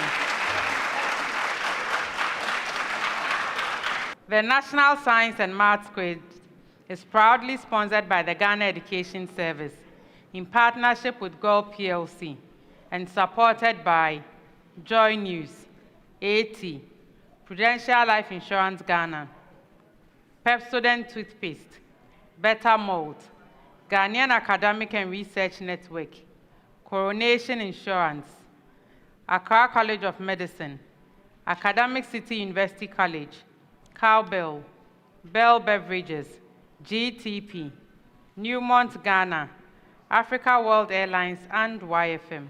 My name is Dr. Thelma Ohineje, a senior lecturer with the School of Pharmacy, University of Ghana, Legon, and I'm your quiz mistress.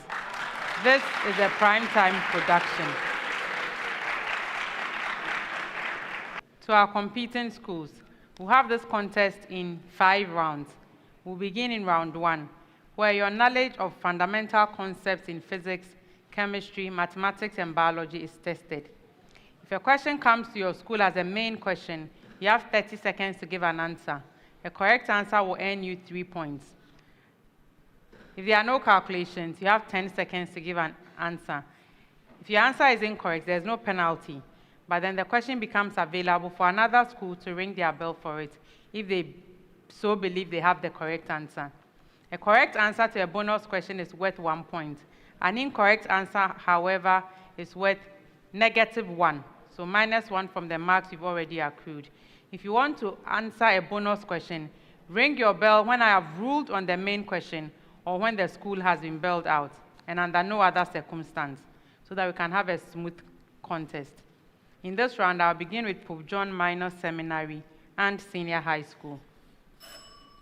Give the solubility product, KSP, expression for the given sparingly soluble salt in an aqueous solution. Pope John, lithium carbonate. Emmanuel, is your hand up? Okay, go ahead. So the KSP expression, we have KSP is equal to the concentration of Li plus that expression squared, multiplying the concentration of CO3 2-. That's correct. Magnesium phosphate.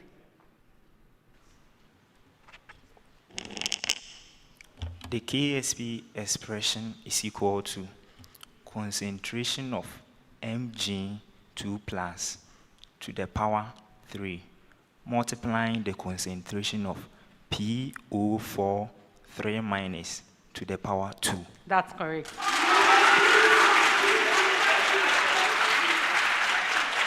Aluminium sulfate.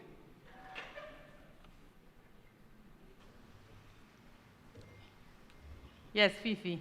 So the KSP expression is giving us the concentration of Al3+ to the power 2, multiplying the concentration of SO4 2- to the power 3. That's correct.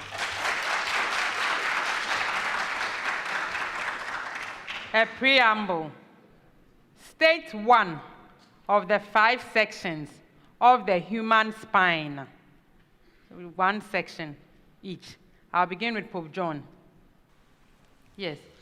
The thoracic section. That's correct. Sims.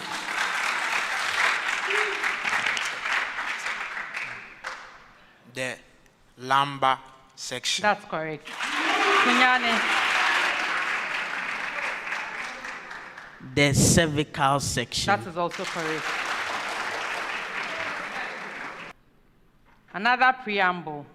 Find the matrix product. Find the matrix product. So Pope John, a 3x2 matrix. 2, 0, -1, 1, -1, 2. That's one matrix. And another one, a 2x3 matrix. 1, 2, 2, 3, -1, -2.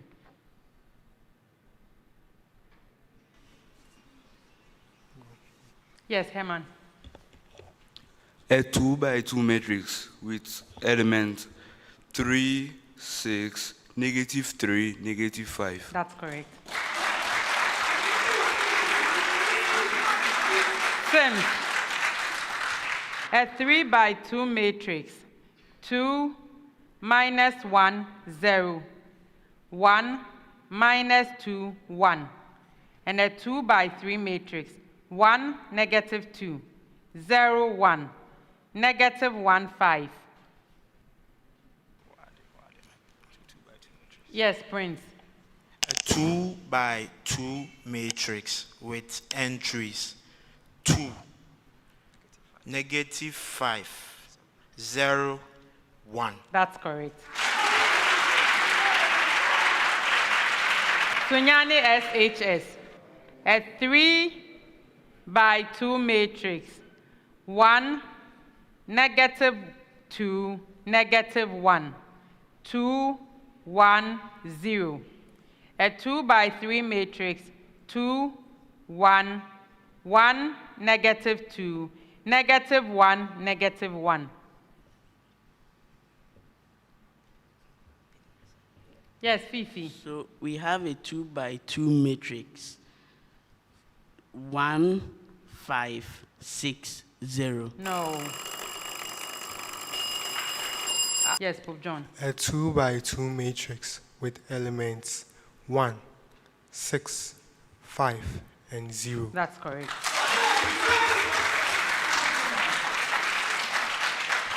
Find the kinetic energy of a particle of mass m and linear momentum p, given that. Find the kinetic energy of a particle of mass m and linear momentum p, given that. Pope John, m equals 0.5 kilograms and p equals 6I plus 3J Newton seconds. 45 joules. That's correct. Sims, m equals 3 kilograms and p equals 15I plus 3J Newton seconds. 39 joules. That's correct. M equals 5 kilograms and P equals 2I minus 6J Newton seconds.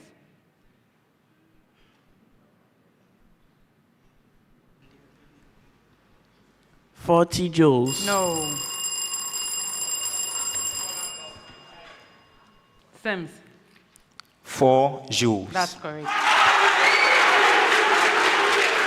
Give a balanced equation for the half reaction indicated. Pope John, the oxidation half of the reaction Cr2O7 minus plus SO3 2 minus gives SO4 2 minus plus Cr2 plus.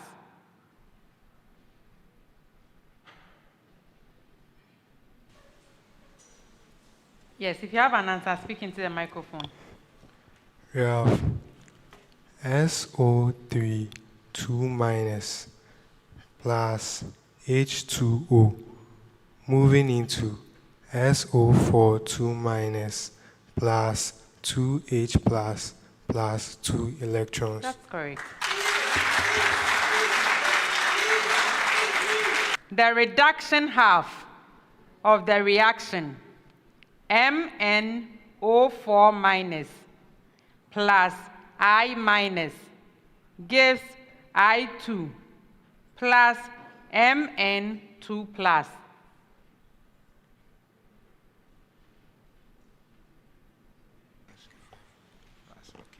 Yes.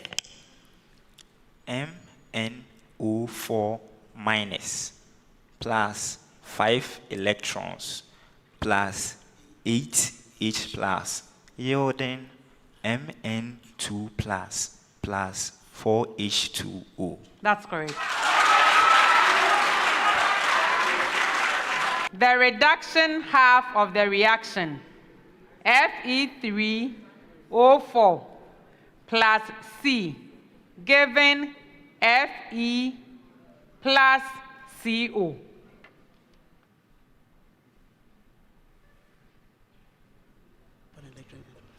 Yes, Fifi. So we have Fe3O4 plus 8H plus 8 electrons, producing 3Fe plus 4H2O. That's correct. A particle has velocity u and a uniform acceleration a. Find the velocity v after t seconds given Pope John. U equals 2I plus 3J meters per second. A equals I minus 2J meters per second squared. And T equals 5.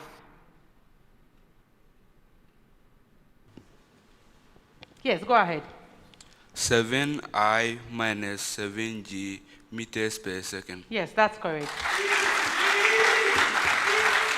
Since U equals 3I plus 5J meters per second, A equals 2I minus 3J meters per second squared, and T equals 2. 7I minus J meters per second. That's correct. Sunyani SHS. U equals minus 5I plus 2J meters per second. A equals 4I minus 3J meters per second squared. And T equals 4.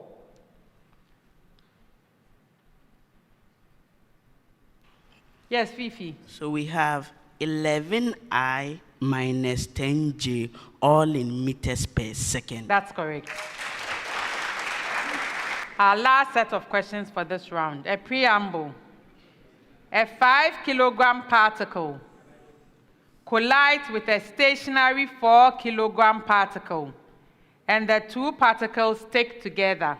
Pope John, find the initial speed of the 5-kilogram particle required for the two particles to move at 20 meters per second after the collision. 36 meters per second. That's correct. Sims, find the initial speed of the 5-kilogram particle required for the two particles to move at 5 meters per second after the collision. 9 meters per second. That's correct. Find the speed of the particles after the collision if the initial speed of the 5-kilogram particle is 54 meters per second. Fifi, yes? 30 meters per second. That's correct. That brings us to the end of round 1. Ohima, maybe you are taking number first. By you. You are telling me to take your number, give me. Guys, now I'm tired. I'll go on a date with whoever gets here first. Princess, really? Okay, I come. Shut up! Mame, Philip, can't come on. Boss, fill my tank with Super XP Ron 95. Well up with Super XP Ron 95 and Diesel XP high performance products from Goyle.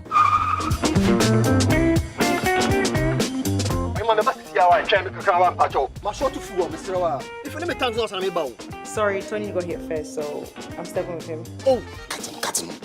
Hey, go for a Choose Super XP Ron 95 and Diesel XP for an energizing driving experience. Always go for Goyle Super XP Ron 95.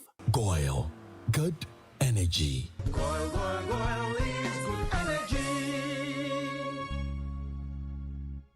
Pepsodent is aware that globally, 1 in 2 children suffer from cavities. That's why by giving her Pepsodent, you're not only protecting her teeth, but also helping her grow up and thrive at every stage of her life with a healthy and confident smile, so she can succeed and achieve all of her dreams. Because every smile matters. At the end of round 1, the scores are Sunyani Senior High School, 15 points. Sims Senior High School, 22 points. Pope John Minor Seminary and Senior High School, 22 points. Round 2. Round 2 is the Pepsodent Speed Race, where all questions are open to all the schools at the same time. The first school to ring their bell and gives a correct answer will be awarded 3 points. If the answer is incorrect, the second school that has rung their bell can answer for 2 points. If the first 2 answers are incorrect, the third school that has rung their bell can answer for 1 point. The speed race is sponsored by Pepsodent toothpaste. Every smile matters. Y varies jointly as X and Z, and Y equals 12 when X equals 3 and Z equals 2. Find the value of Y when X equals 5 and Z equals 40. 400. Yeah, I'll take it. A, B, C are positive numbers such that 3, A, B, C, 48 form an exponential sequence. Find the values of A, B, and C.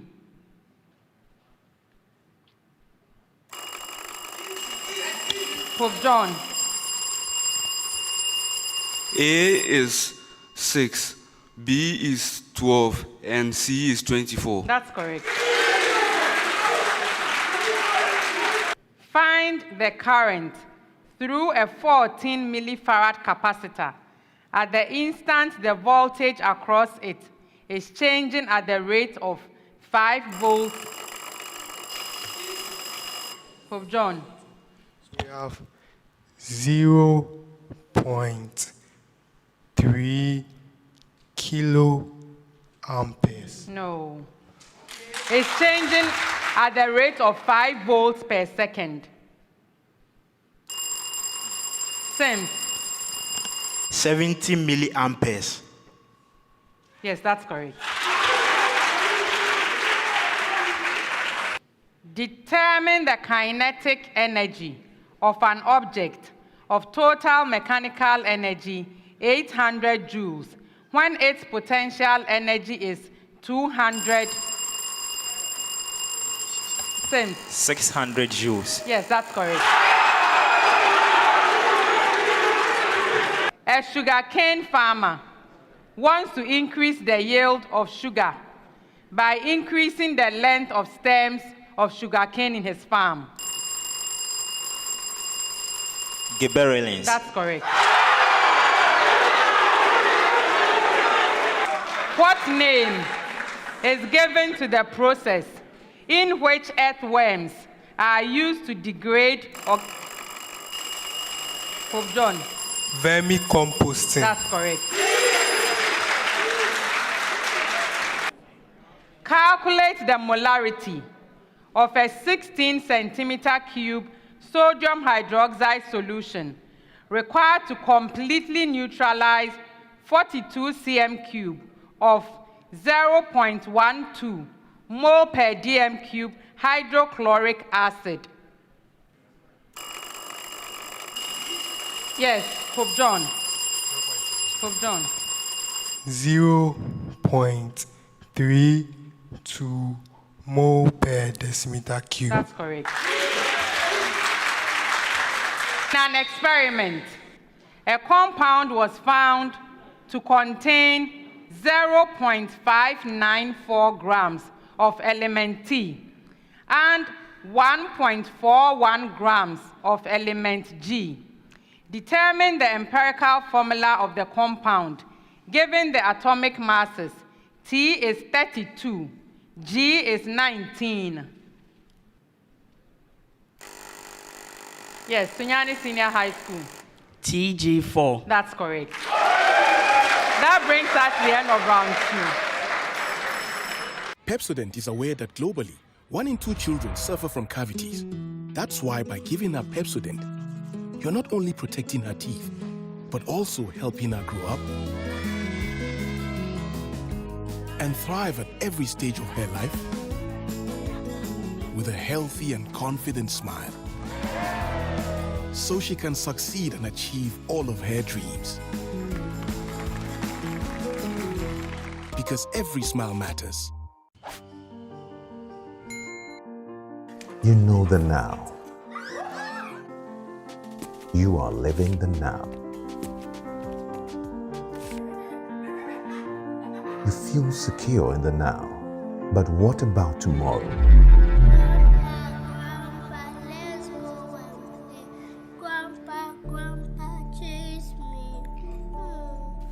What happens when you can no longer do the things you love? What happens to your loved ones when you are no longer here?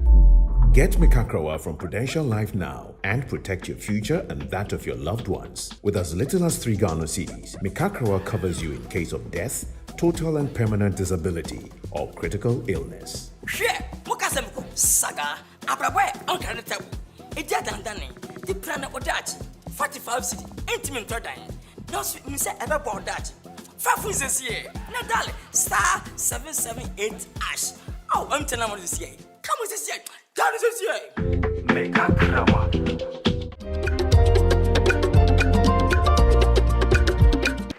At the end of round 2, here are the scores.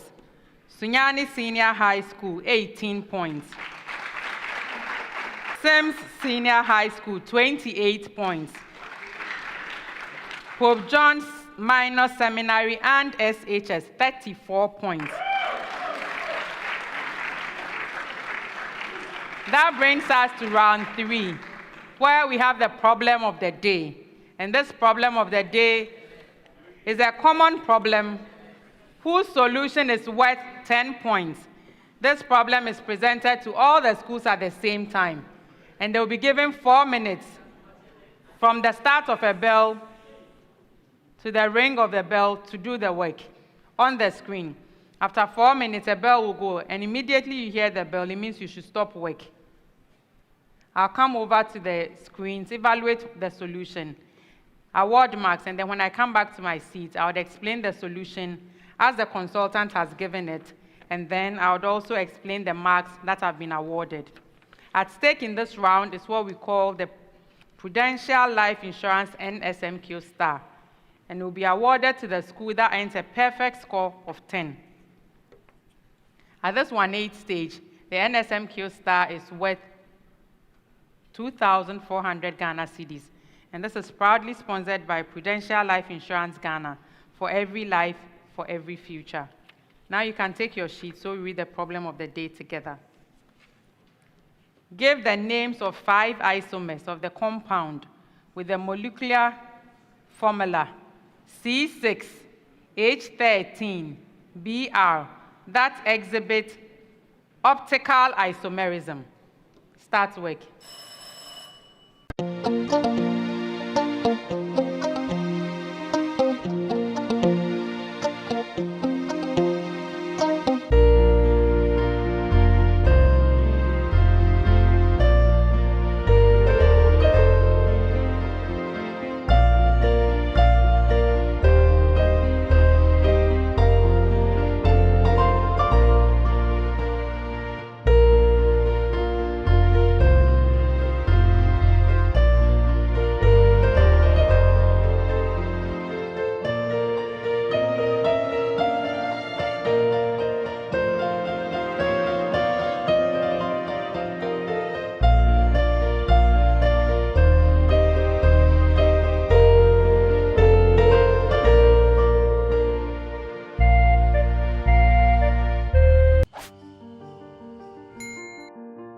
You know the now.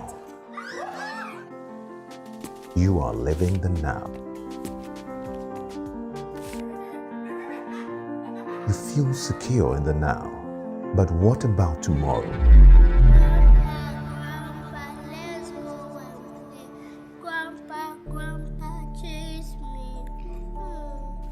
What happens when you can no longer do the things you love? What happens to your loved ones when you are no longer here? Get Mikakrawa from Prudential Life now and protect your future and that of your loved ones. With as little as 3 Ghana cedis, Mikakrawa covers you in case of death, total and permanent disability, or critical illness. Saga, Abraboy, Uncle, a dead and Danny, the planet or Dutch, 45 city, intimate Jordan. No sweet Miss Everboard Dutch. 5 weeks this year, Nadal, star 778 ash. Oh, I'm telling you this year. Come with this year. That is this year. Make up Ohima, no be taking number first. By you. You tell you say take the number give me. Guys, now I'm tired. I'll go on a date with whoever gets here first. Princess, really? Okay, I dey come. Shut up! Mame, feel me talking about what? Boss, fill my tank with Super XP Raw 95. Well up with Super XP Raw 95 and Diesel XP high performance products from Goyle.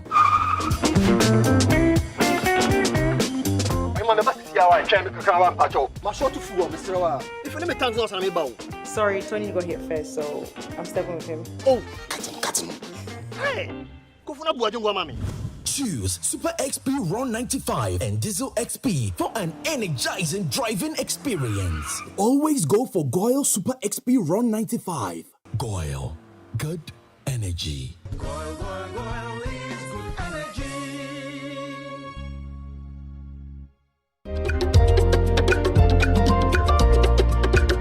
So for this problem of the day from chemistry, they were to give the names of 5 isomers of the compound with molecular formula C6H13Br that will exhibit optical isomerism. So to do this, we need to identify all the possible structures of the compound that has a chiral carbon. So that is a carbon that has 4 different atoms or groups attached. There are 6 of these, okay? So I'll give the names. There are 2 bromohexane, 3 bromohexane, 2 bromo-3-methyl pentane, 2 bromo-4-methyl pentane, 3 bromo-2-methyl pentane, and then 2 bromo-3,3-dimethyl butane. So the solutions from the school. Sunyani gave me two of the names correct. So for every name you give 2 marks. They gave me 2, so they would have 4 out of 10. Sims gave me 3 names correctly. They will have 6 out of 10. Pope John gave me 3 names correctly. They will have 6 out of 10.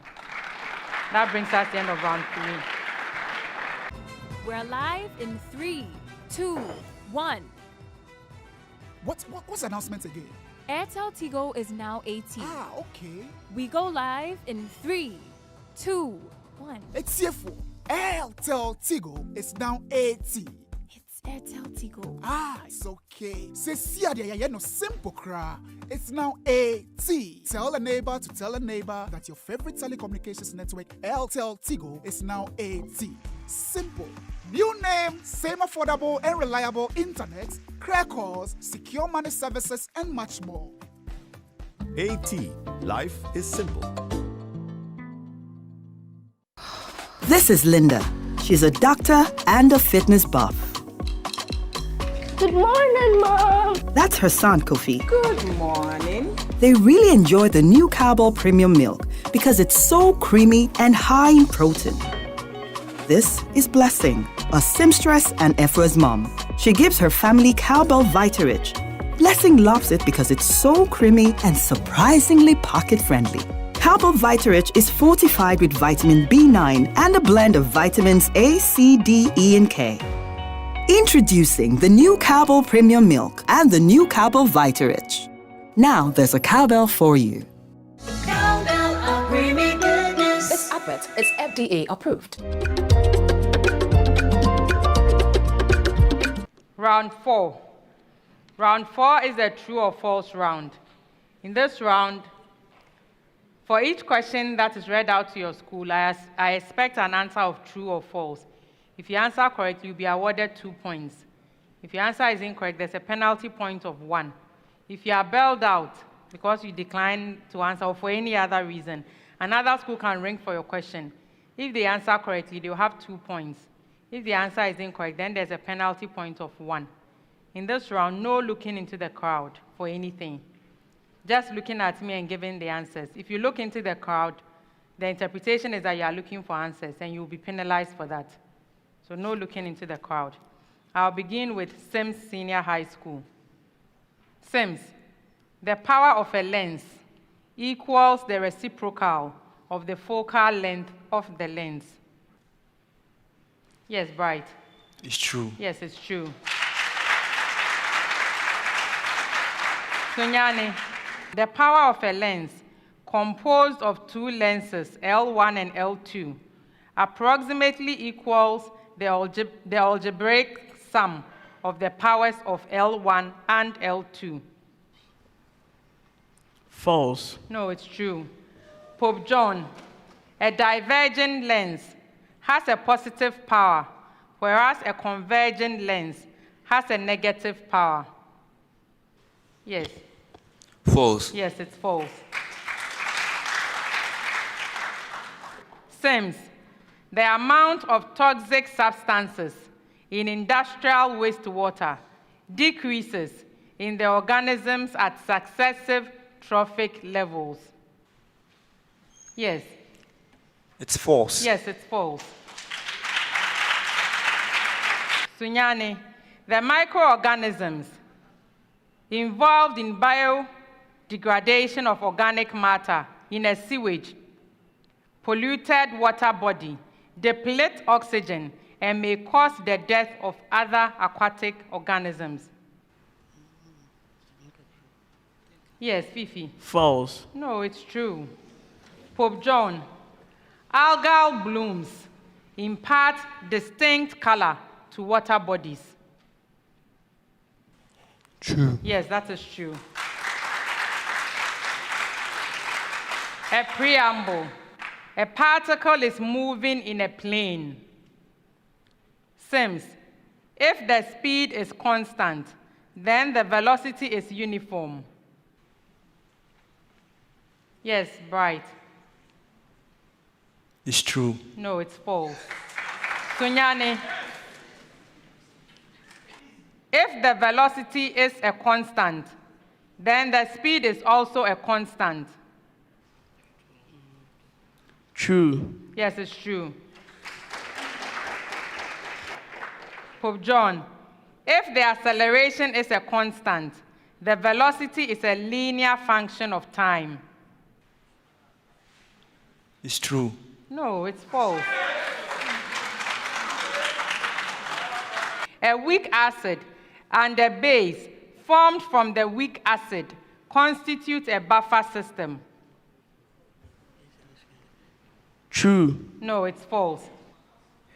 Pope John, a weak acid with a pK value of 3 will form a more acidic buffer than a weak acid with a pK value of 4. True. No, it's false. A heat engine operates between two heat baths, one at 27 degrees Celsius and the other at 227 degrees Celsius. Sims, the thermal efficiency of the engine is at most 200 over 227. Yes. It's false. Yes, it's false. Sunyani, the thermal efficiency of the engine cannot exceed 40%.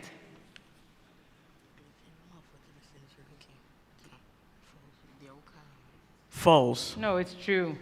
Pope John, the heat ejected at the hot reservoir by the engine is greater than the useful work the engine does. True. Yes, that is true. Sims, minimum peristalsis takes place in the esophagus. Yes, Bright. It's false. Yes, it's false. Sunyani, minimum peristalsis takes place in the duodenum. False. Yes, it's false. Pope John, minimum peristalsis takes place in the rectum. True. Yes, it's true. Sims, sine 57 degrees cos 63 degrees plus cos 57 degrees sine 63 degrees equals √3/2. Yes, Bright. It's true. Yes, it's true. Sunyani SHS, cos 47 degrees cos 73 degrees minus sine 47 degrees sine 73 degrees equals half.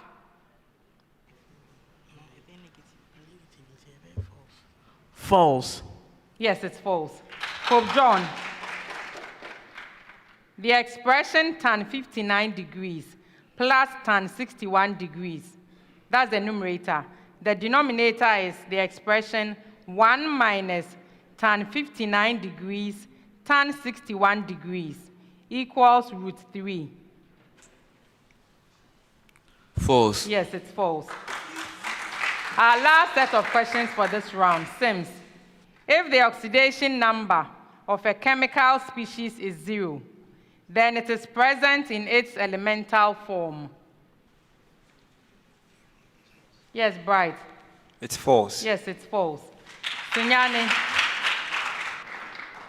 if the sum of the oxidation numbers of all the atoms in a compound is 0, then the compound is neutral. True. Yes, that is true. Pope John, if the sum of the oxidation numbers in a polyatomic ion is +2, The species can only be a cation. True. That is true. That brings us to the end of round 4.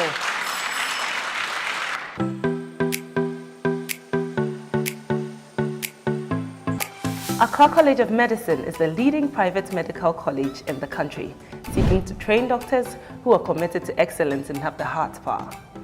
With the state-of-the-art facilities, small class size, and an amazing faculty, we help our students learn better.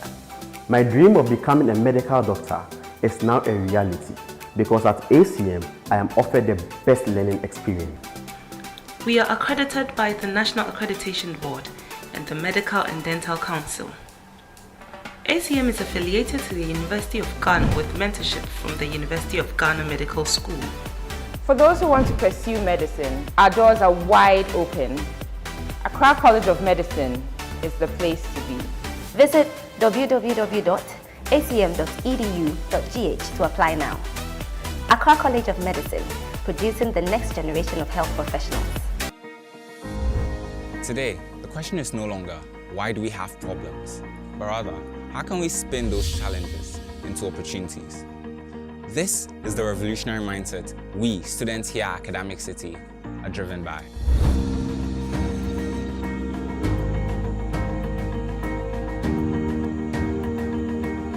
Academic City, we believe that the challenges of today are nothing like the opportunities of tomorrow. Hence, we're poised for the future. And so we say, come join us. Pakuli. Biasonyani. Oyayi Tibatania. Zafra Nadia. Viens nous rejoindre. Brabe Kanya.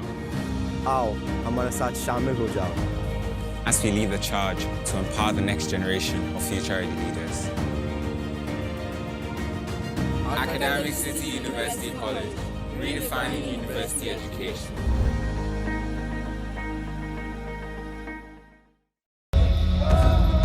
GTP, lifestyle. At the end of round 4, the scores are Sunyani Senior High School, 26 points. Sims Senior High School, 44 points. Pope John Minor Seminary and SHS, 53 points.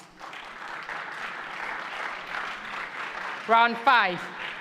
This is the final round of the contest. And here, you would have 4 different riddles to solve. I would assist you to solve for these riddles by reading out a series of clues. At any time while I'm reading, if you have an answer, ring your bell. I'll stop and allow you to give your answer. If you give me a correct answer on the first clue, 5 points. Correct answer on the second clue, 4 points.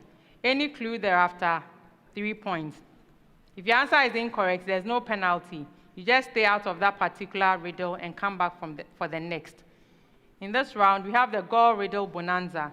And here, Gore will reward a school that solves 3 riddles correctly with 1,200 Ghana cedis. If you're able to solve all 4 correctly, you win 1,600 Ghana cedis. The Gore Riddle Bonanza is proudly sponsored by Goyle, Good Energy. Realized permanent tissue in plants. I am made up of living cells. My cells contain Pope John. Parenchyma. No. My cells contain chloroplast. I am involved in the manufacturing of sugar and starch. My cells have an even thickening of hemicellulose, pectin, and cellulose on the walls. I provide tensile strength. Yes, Sims. Cholenchyma. Yes, it's cholenchyma. I am a physical quantity. I am a dynamical quantity. I have the same dimensions as density times volume raised to the power 5/3. I am to rotational dynamics what mass is to Pope John. Moment of inertia. That is correct. Our next riddle. I am a weak organic acid. I am perhaps the most important in my family. My name is derived from my aqueous solution. I am a precursor for a number of acetates, including,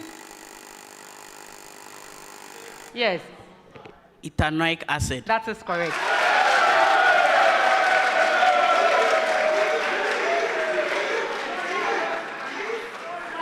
Our last riddle.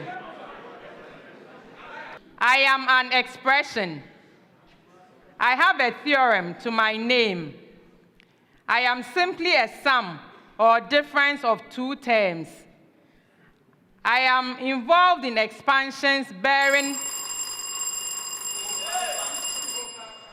Sims. Binomial expression. No. I'll continue. I am involved in expansions bearing my name. Pascal's triangle. Yes, Pope John. Binomial theorem. No. Pascal's triangle is a useful aid in my expansion. Sunyani Second Senior High School, if you want it. Who am I? Yes, Sunyani. Binomial expression. That's what Sim said. It's binomial. Binomial. That brings us to the end of round 5. Ohima, no be I take a number first. By you. You tell me say take a number give me. Guys, no, I'm tired. I'll go on a date with whoever gets here first. Princess, really? Okay, I dey come. Shut up! Mame, feel me talk mama wati. Boss, fill my tank with Super XP Run 95. Well up with Super XP Run 95 and Diesel XP high performance products from Goyle.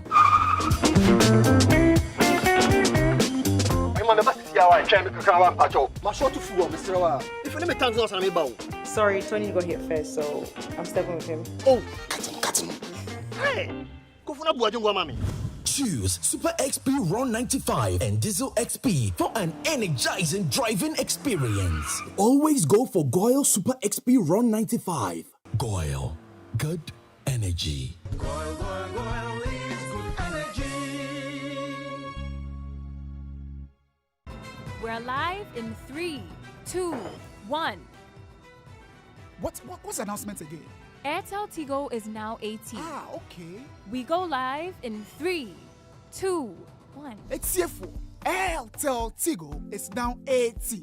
It's Airtel Tigo. Ah, it's okay. Say no simple cra. It's now 80. Tell a neighbor to tell a neighbor that your favorite telecommunications network, Airtel Tigo, is now 80. Simple. New name, same affordable and reliable internet, clear calls, secure money services, and much more. AT. Life is simple.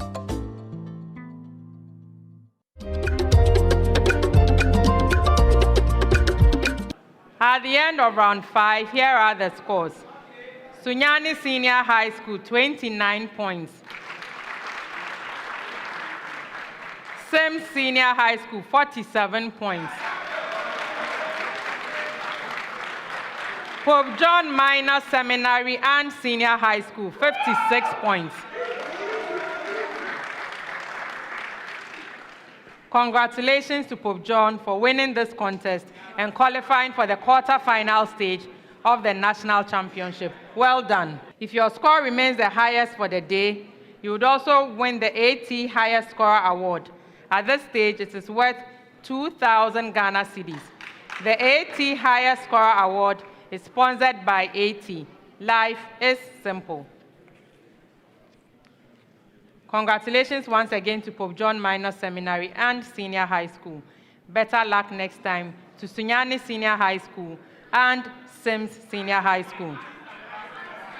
The National Science and Maths Quiz is proudly sponsored by the Ghana Education Service in partnership with Goyle PLC and supported by JoyNews, AT, Prudential Life Insurance Ghana, Pepsodent Toothpaste, Better Malt, Ghanaian Academic and Research Network, Coronation Insurance, Accra College of Medicine, Academic City University College, Cowbell, Bell Beverages, GTP, Newmont Ghana, Africa World Airlines, and YFM.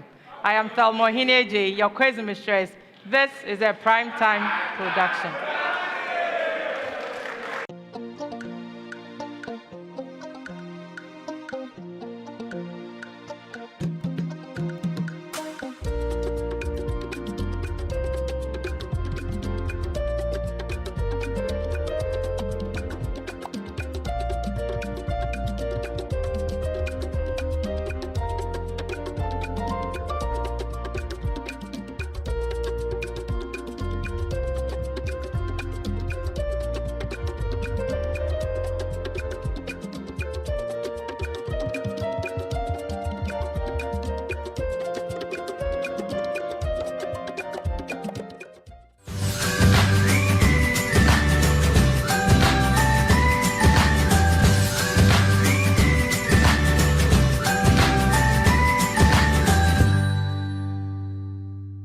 Hello, beautiful people. Welcome once again to Home Tips with Mira. Home Tips with Mira is all about home tips, DIYs, and home remedies. So in today's episode, I am doing something very basic, something very simple, and that is frying eggs. Yes, but I'm adding a certain kind of herb to the vegetables that I'll add to the egg. And that herb is so common. In fact, it grows by itself. It's in our gardens. You know, at times when you're walking, you see it in cracked pavement, but it is highly edible. So before we do that, let's step out and then we will see what kind of herb it is.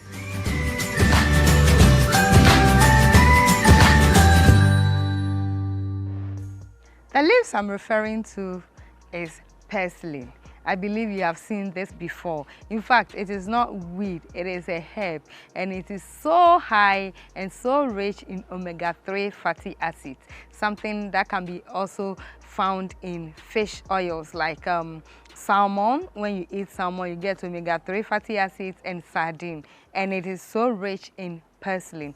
So when you see purslane in your garden or in your house, maybe it is coming through some cracked pavement, please don't uproot it as weed and throw it away. In fact, it has a lot of uses, both medicinal and for human consumption. So now let's look at how purslane looks like. The stem is a bit fleshy and it is pink, you know, a little reddish, and the leaves are also fleshy. And it has seeds. The seeds are so small and they are so black. So I'm just going to cut some purslane and I'm going to add it to other vegetables and I'll use it for my egg. Purslane contains a compound which is called oxalate, and it is so high in it, so it's not so advisable to consume it raw. You can just steam it or boil it and it reduces that one a bit. Just like, you know, how you would consume other leafy vegetables like ademe, like spinach, like kontomire. You know, you just need to boil them up a bit in order to consume them. So it is the same way with purslane. So I'm cutting mine and I'm going to use it for my egg. After harvesting your purslane, cut off the smaller stems and soak it in salt solution for about 5 minutes. This is to kill off any pathogens or living organisms on the purslane. Whilst you are doing that, then you can start to chop your vegetables. But for me, the vegetable that I'm going to add to my egg, I have red bell pepper, I have garlic, I have onion, and then salt to taste, and then I have a bit of cayenne pepper just to add some hotness to it. That is how I like it. And of course, I'm using my usual and regular coconut oil to do the frying. I've chopped all my veggies, including the purslane, and this is a raw purslane.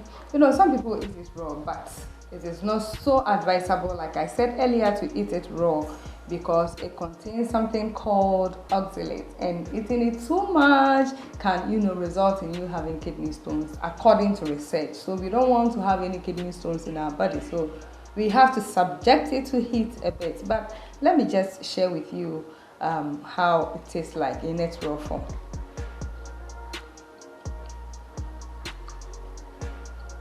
Okay, it is crunchy and it's a bit slimy, and it tastes a bit similar to spinach.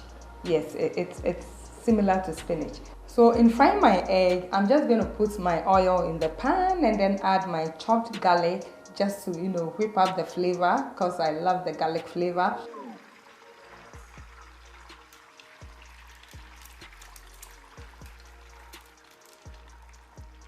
And then I'll put in straight my chopped purslane, because I want the cooking time to be a bit more. So I'll just wait for like a minute, and then I'll add my onion and then the chopped red bell pepper.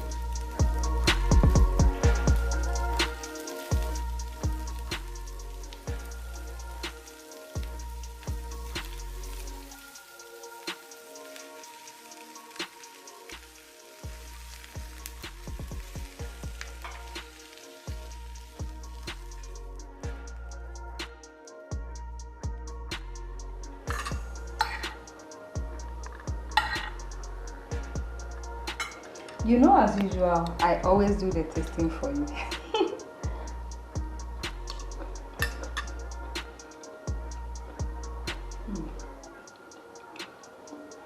So the taste of the purslane now, as it has been cooked, is a bit different from when I tasted it earlier, which was a bit slimy.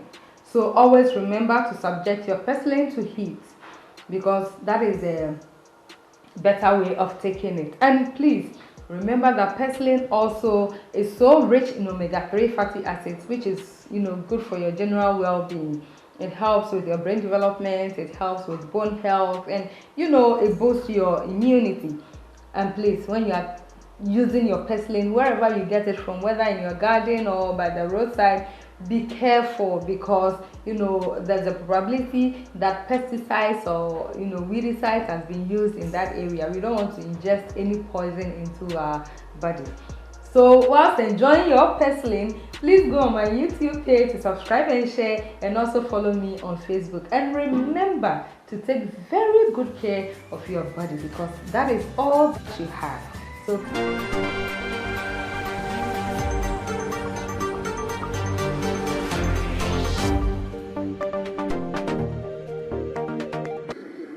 the Right Honourable Speaker, Honourable Members of Parliament, on the authority of His Excellency President Nana Addo Akufo-Addo, I present to you the mid-year fiscal policy review of the budget statement and economic policy of the Government of Ghana for the 2024 financial year. The mid-year fiscal policy review presentation is in fulfillment of Section 28 of the Public Financial Management Act 2016, Act 921. Mr. Speaker, this statement is an abridged version of the mid-year fiscal policy review of the budget statement and economic policy for the 2024 financial year. I respectfully request that the entire mid-year fiscal policy be captured in the Hansa. Mr. Speaker, I want to begin this mid-year policy review by expressing my gratitude to His Excellency, the President and Commander-in-Chief of the Ghana Armed Forces, Nana Addo Akufo-Addo, for appointing me to serve as the Finance Minister, especially at this critical time in our nation's history. It is such an honor and privilege to serve in this capacity, and I'm grateful for the opportunity. As the Member of Parliament for Karaga and one of your own, I wish to also express my profound appreciation to you, Right Honourable Speaker and Honourable Members, for the immense support I have received since I assumed office as Minister for Finance. I will continue to rely on the full cooperation of the House as we work together to serve our country. Growing up as a young boy in Ababu, Tamale, it never crossed my mind that I will one day stand before you to address this august House in this capacity. The young people out there should therefore know that, especially those sitting in the public gallery, that it is possible with hard work It is possible. With hard work, dedication, and by the grace of God, all of you have limitless opportunities to serve our country. Mr. Speaker, the last 2 years have been extremely challenging globally, and Ghana has not been an exception. The difficult economic environment has truly affected businesses and families, particularly the vulnerable in our society. These challenges have severely affected households, increased cost of living, and limited the creation of job opportunities.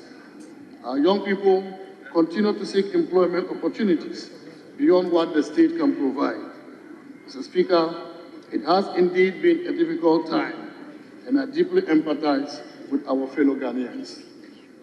Mr. Speaker, over the last 2 years, government has embarked on a number of decisive measures to get us back on the path of fiscal consolidation, economic stability, and growth.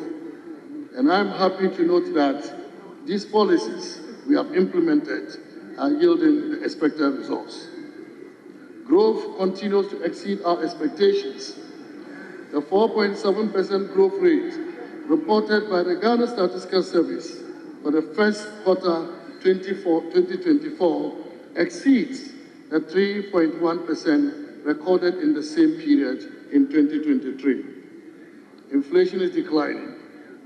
End June inflation rate of 22.8%, a reduction of 31 percentage points from the December 2022, which confirms the target of 15% by end 2024 is possible. Exchange rate has largely stabilized compared to December 2022, despite the recent pressures. The 18.6% depreciation rate to the US dollar as of June 2024 represents an improvement over the 22% recorded for the same period last year. And gross international reserves reached 3.1 months of import cover as at end June 2024, against 2.5 months of import cover in the same period last year. Mr. Speaker, it is evident that we are on the right trajectory. The economy is rebounding stronger than anticipated. The choices we've made and the policies we are implementing are yielding results. We've reversed the negative trends.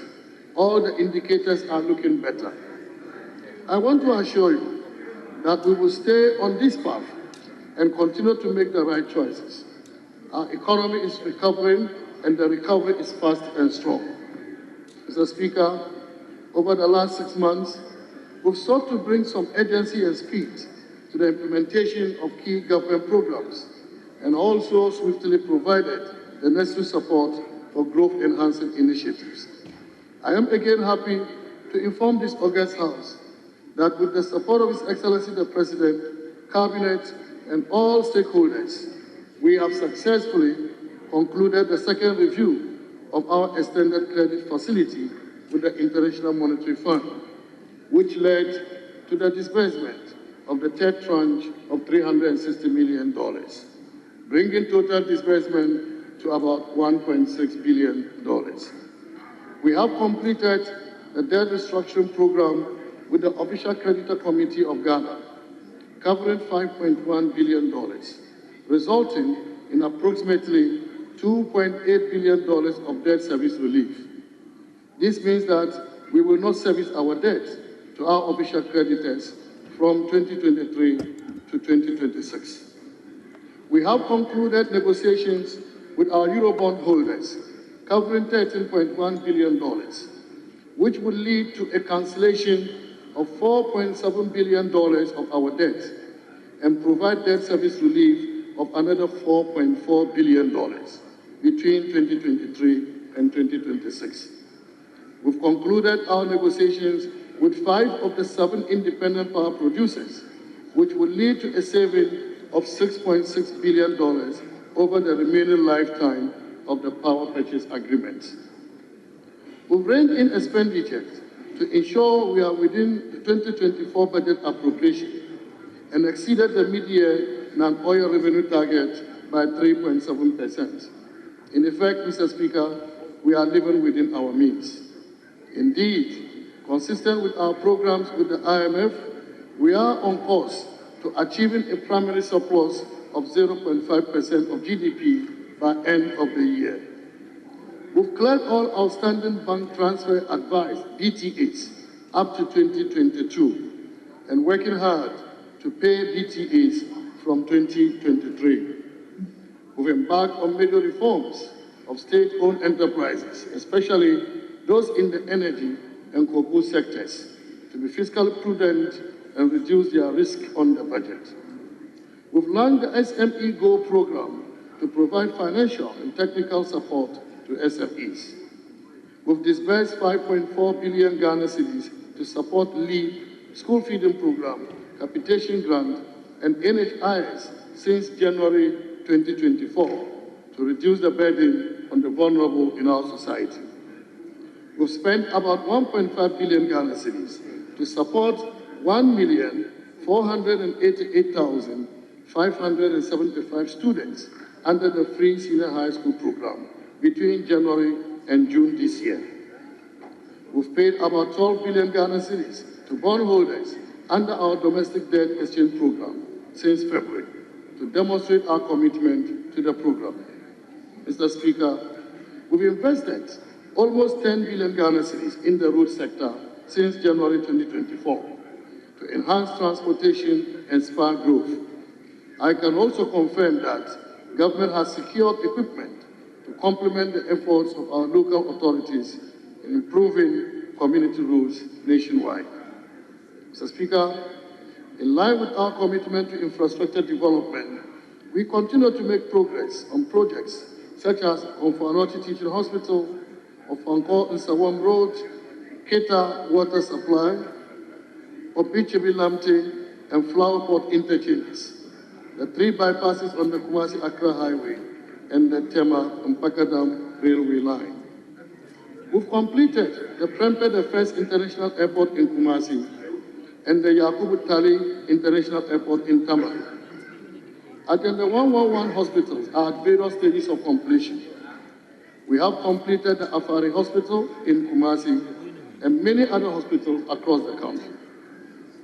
To advance our digitalization drive and expand our unique identification system, we've invested about 135 million Ghana cedis in the National Identification Program since January 2024. Mr. Speaker, this significant progress has been underpinned by an environment of enhanced and inclusive engagements with key stakeholders. These engagements have provided useful feedback, improved our understanding, and boosted our cooperation with stakeholders. Mr. Speaker, the stabilization is real. We are determined to stay the course on our fiscal consolidation program. Increased attention will continue to be given to prudent management of approved expenditures and improved revenue mobilization. We will also continue with our programs of delivering critical physical and digital infrastructure. To generate economic activity and increase growth, we will focus on increasing our investments in the road sector under the Economic Growth Improvement Program area. This program will ensure that roads are built to connect producing areas to market centers and to key tourist sites. Accordingly, certain critical economic roads have been prioritized. We are structuring a financial arrangement that will ensure the timely completion of these strategic roads: the Accra-Kumasi Highway, Accra-Takoradi Highway, Takoradi-Agona-Nkonta Junction, and Tema-Afenya Road. We will work with the private sector to close the national housing deficit and optimize land use in urban areas. We will use public-private partnership to deliver public infrastructure projects. Mr. Speaker, Cabinet has also granted approval for the disbursement of an additional 1.5 billion Ghana cedis to provide relief and bailout for those whose funds have been locked up in the fund management companies. the establishment of a framework for the reintroduction of road and bridge tolls in 2025, the operationalization of the integrated property tax system, and a review of the fiscal responsibility rules to include a debt rule to support debt sustainability, as well as the establishment of independent fiscal council. Mr. Speaker, our outlook for the rest of the year also takes cognizance of key risks. The IMF this month has already noted that the global economy is in a sticky spot. Upside risk to inflation and their impact on interest rates remain. These coexist in an environment of escalating trade tensions and increased policy uncertainty. On the domestic front, we recognize the need to meet large debt service payments relating to our just-ended debt operations. We will continue to review the performance of key SOEs and engage stakeholders to decisively mitigate their risk. Despite these significant risks, this mid-year fiscal policy review reassesses government's commitment to pursue growth in a context of fiscal consolidation and debt sustainability. Mr. Speaker, the developments in key operations for the economy, as at mid-year, have prompted shifts in some of the assumptions that underpin the 2024 budget, presented in November 2023. There have been changes in amortization, interest costs due to the external debt operations, and disbursement forecasts for externally funded projects. In this regard, we will remain within the appropriation for 2024. Accordingly, Mr. Speaker, we are not seeking supplementary funds in this mid-year review. We are determined to be more efficient, strategic, and intentional to enrich and entrench fiscal consolidation and strongly promote growth.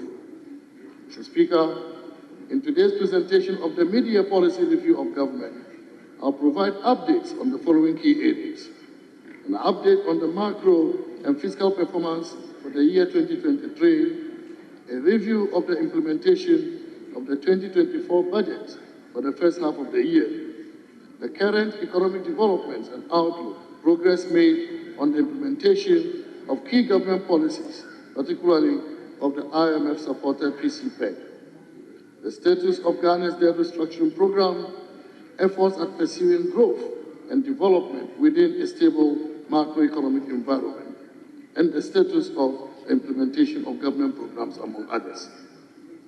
Mr. Speaker, global growth projections indicate a moderation from 3.5% in 2022 to 3.3% in 2023. This trend is expected to vary slightly into 2024, with a growth of 3.2% and 3.3% in 2025, according to the July 2024 update of the World Economic Outlook. The forecast for sub-Saharan Africa point to an uptick from 3.4% in 2023 to 3.7% and 4.1% in 2024 and 2025 respectively. This growth trajectory is supported by the reversal of earlier anticipated weather-related shocks and ongoing improvements in supply conditions. Mr. Speaker, global headline inflation is expected to decline from 6.7% in 2023 to 5.9% in 2024, and further to 4.4% in 2025. This is according to the World Economic Outlook update for July 2024. In the Sub-Saharan Africa region, headline inflation is projected to decrease to 6% in 2024 from 10% in 2023. However, about one-third of the region's countries continue to experience double-digit headline inflation, largely influenced by the pass-through impacts of significant currency depreciations. Mr. Speaker, gold prices have reached highs, record highs, rising by 8% annually due to safe haven flows and robust central bank buying. Prices are expected to increase moderately to $2,100 per ounce throughout 2024. Mr. Speaker, when we presented the 2024 budget to this August House last November, we shared our progress in terms of the macroeconomic performance for the first 3 quarters of 2023. Today, with the full year data at our disposal, I present a more comprehensive update on the performance of the domestic economy in 2023 and the first half of 2024. Mr. Speaker, the year 2023 was characterized by improved macroeconomic stability, resilience, and gradual recovery. Despite the persistent global headwinds stemming from the aftermath of the COVID-19 pandemic and the Russia-Ukraine conflict, we observed some encouraging developments. We witnessed a gradual shift towards economic stabilization, with most key macroeconomic indicators showing signs of improvement, including growth, proving to be more resilient and robust than initially programmed. Mr. Speaker, provisional 2023 GDP statistics published by the Ghana Statistical Service in April 2024 indicate that growth of the economy in 2023 was more resilient than projected. The economy expanded by 2.9% against a target of 1.5%, whilst non-oil GDP grew by 3.3%. In the first quarter of 2024, growth was 4.7%, the highest growth recorded since the second quarter of 2022. This growth largely reflected an expansion in the industry sector, which recorded a growth of 6.8%. Mr. Speaker, headline inflation decelerated significantly to 23.2% as at end December 2023, representing 31.4 percentage points reduction from the peak of 54.6% recorded in December 2022. In June 2024, headline inflation declined to 22.8%. The decline in price pressures was broadly driven by tight monetary policy stance, ongoing fiscal consolidation of government, and low volatility of transport fares due to stable crude oil prices. Mr. Speaker, in 2023, interest rates broadly showed downward trends at the shorter end of the yield curve, whilst rates at the longer-dated segment of the market remained stable. The 91-day and 182-day Treasury bill rates decreased to 29.4% and 31.7% in December 2023, and further down to 24.9% and 24.6% in June 2024, coming down from 35.5% and 36.2% recorded in December 2022. Mr. Speaker, the banking sector rebounded in 2023 with an improved balance sheet performance in December 2023 on the back of increased liquidity flows from deposits and shareholders' funds. Total assets increased by 29.7% to 274.9 billion Ghana cedis as at end December 2023. Total investment also increased by 47.5% to 100.2 billion Ghana cedis, driven by the bank's reallocated portfolios towards short-term investment in response to the increase in short-term money market rates. Mr. Speaker, developments in Ghana's external sector in 2023 was marked by a general reduction in external payments, resulting in a current account surplus and reduced capital and financial account outflow. Consequently, the overall balance of payment recorded a surplus of $461.6 million. The current account improved to a surplus of $1.41 billion, driven by a strong growth in remittances as the reforms in the fintech ecosystem started to yield positive results. Mr. Speaker, for the first half of 2024, the trade balance recorded a provisional surplus of $1.81 billion, higher than the outturn of $1.6 billion recorded in the corresponding period of 2023. This was the result of a larger increase in exports, which outweighed the increase in imports. The improved trade surplus, together with an even stronger growth in remittances and the lingering reduction in income payments due to the debt standstill, resulted in larger current account surplus of $1.28 billion, and this is 1.5% of GDP. This is recorded in the first half of 2024. This compares with the current account surplus of $863 million, 1.1% of GDP, registered in the same period a year ago. Mr. Speaker, gross international reserves stood at $5.9 billion, equivalent to 2.7 months of import cover for goods and services at the end of December 2023. Our reserves further increased to $6.9 billion, equivalent to 3.1 months of import cover at the end of June this year. Mr. Speaker, the Ghana cedi experienced a relatively moderate depreciation against major international currencies in 2023 compared to the previous year.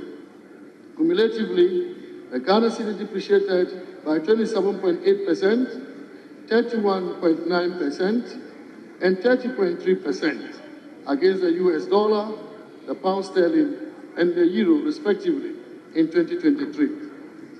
In the first half of 2024, the cedi depreciated by 18.6%, 17.9%, and 16% against the US dollar, the pound sterling, and the euro, respectively.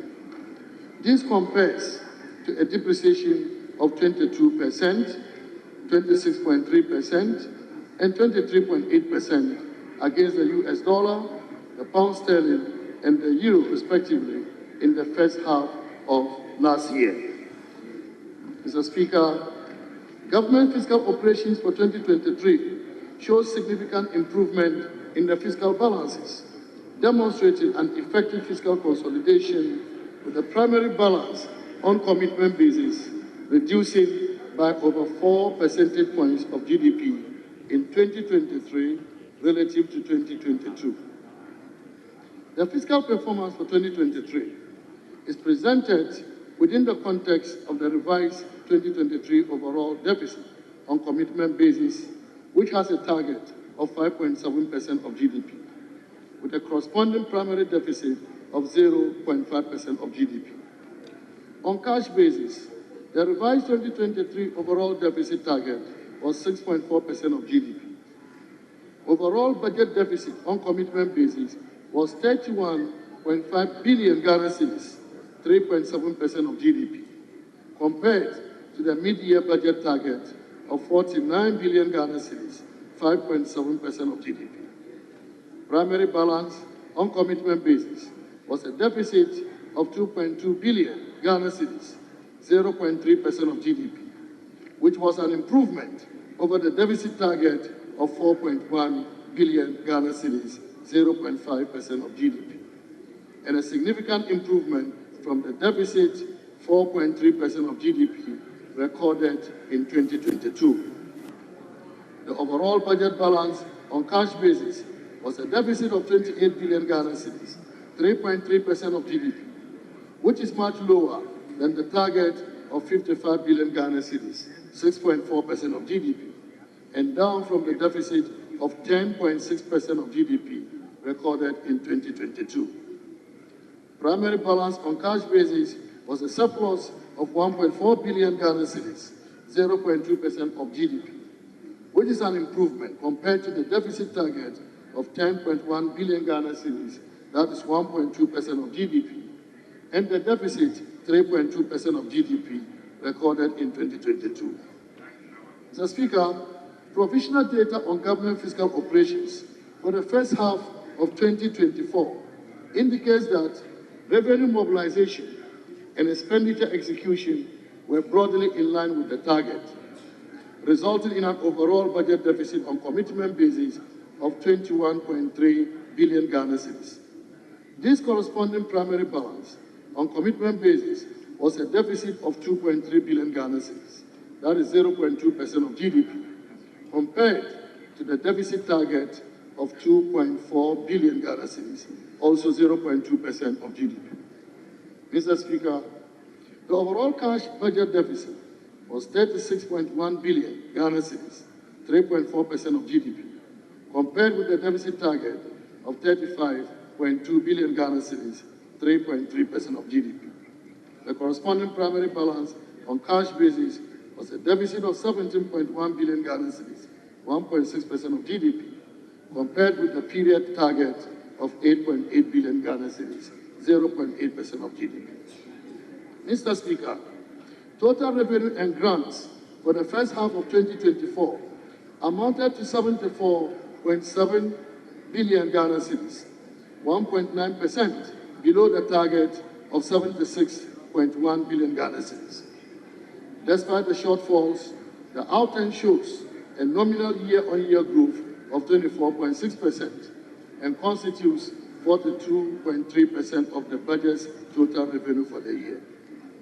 The revenue performance was mainly driven by the strong performance in non-oil tax revenue and non-oil non-tax revenue, which partly offset the shortfalls in oil receipts for the period. Mr. Speaker, total expenditures commitment amounted to 95.9 billion Ghana cedis, below the budget target of 104.8 billion Ghana cedis. Mr. Speaker, as at end December 2023, the provisional central government and guaranteed debt in nominal terms was 608.4 billion Ghana cedis. This was made up of 351.1 billion Ghana cedis and 257.2 billion Ghana cedis for external and domestic debt, respectively. Mr. Speaker, the provisional total central government debt as at end June 2024 stood at 742 billion Ghana cedis, equivalent to 70.6% of GDP. This indicates an increase of 22% due to the effect of the cedi depreciation and disbursements from creditors. The stock consists of external debt of 452 billion Ghana cedis and domestic debt of 290 billion Ghana cedis, representing 60.9% and 39.1% of the total debt stock, respectively. As a percentage of GDP, external and domestic debt represented 43% and 27.6%, respectively. Mr. Speaker, Ghana's medium-term macroeconomic and financial outlook and prospects remain positive and favorable, despite the challenging global environment. The ongoing improvement in the implementation of the IMF-supported post-COVID-19 program for economic growth reinforces our commitment to navigate through global uncertainties and address domestic challenges. Government's unwavering dedication to maintaining macroeconomic stability, promoting investment, and enhancing social protection programs continues to re-echo our objective of building back better. Mr. Speaker, it has become necessary to revise the 2024 macroeconomic framework due to recent domestic and global economic developments, including the impact of the debt restructuring. Mr. Speaker, key revisions to the macro fiscal targets for 2024 include overall real GDP growth rates revised upwards from 2.8% to 3.1%. Non-oil real GDP growth rate is revised upwards from 2.1% to 2.8%. Growth in GDP deflator scaled down from 20.2% to 17.5%. Nominal overall GDP has been revised from 1.050 billion Ghana cedis, that is 1 trillion Ghana cedis, to 1.020 billion Ghana cedis. Non-oil GDP has been revised from 979 billion Ghana cedis to 977 billion Ghana cedis. End period head inflation remains unchanged at 15%. Primary balance on commitment basis is maintained at a surplus of 0.5%. And gross international reserves, including oil funds and incumbent or pledged assets, to cover no less than 3 months of imports. Mr. Speaker, accounting for these developments, the revision of the 2024 fiscal framework indicates that the primary balance on commitment basis remains unchanged at the targeted surplus of 0.5% of GDP, in line with the IMF-supported PCPEC objectives. Mr. Speaker, total revenue and grants have been revised upwards by 0.5% to 177.2 billion Ghana cedis in 2024, from the 2024 budget target of 176.4 billion Ghana cedis. This largely reflects increase in non-oil tax revenue, which has been increased from 14.8 billion Ghana cedis to 15.6 billion Ghana cedis to reflect dividends from interest accrued in the ESLA accounts. Mr. Speaker, total expenditure on commitment has been revised downward by 2.1% to 219.7 billion Ghana cedis from the original budget projection of 226.7 billion Ghana cedis. This revision is largely on the back of interest payments, which has been revised downwards by 7.9 billion Ghana cedis to reflect the impact of the external debt restructuring on external interest payments. Mr. Speaker, the overall balance on commitment basis has been revised from a deficit of 50.3 billion Ghana cedis to a deficit of 42.5 billion Ghana cedis. The primary balance on commitment basis is therefore maintained at surplus of 0.5% of GDP. Mr. Speaker, the cash deficit of 54.1 billion Ghana cedis is expected to be financed of tenure and de-risk agricultural investment, thereby attracting private sector investment in the cultivation of rice, maize, soya, poultry, grains, vegetables, and animal husbandry. At the Kusunya Economic Enclave in the Greater Accra region, government has taken significant steps to de-risk private sector operations for the cultivation of rice, including the completion of 18 kilometers of feeder roads from Geopolitical Junction on the main Accra-Ada road to the enclave, the extension of 18 kilometers electricity to the enclave, and the development of a 20-kilometer irrigation canal for consistent water supply and year-round farming. Additionally, we have trained about 500 youth on agricultural entrepreneurship through a $6.1 million partnership with the MasterCard Foundation. These investments have resulted in 397.5 tons of rice harvested in the phase 1 of the project. They are also leveraging approximately $7 million in climate funds from the World Food Programme. Mr. Speaker, at Kumeu in the Ashanti region, we've developed and allocated 1,000 acres of land to build the largest poultry brooder house and hatchery in Ghana. Additionally, 600 acres of rice has been harvested and 300 acres of maize has been cultivated in the first season of production. Mr. Speaker, at Banda in the Otu region, 950 acres of land has been cleared and 40 kilometers of access road has been constructed to the farm. 2 private sector actors are ready to start cultivation of yam, potato, and maize. Mr. Speaker, government will operationalize 2 new enclaves in Sunsong in the northern region and Yagaba in the northeast region. Mr. Speaker, to strengthen the digital skills for our youth under the Ghana Cares program, a digital youth skills hub is being constructed on a 5-acre plot at the University of Ghana. Phase 1 of the project is on course for completion by the end of the year.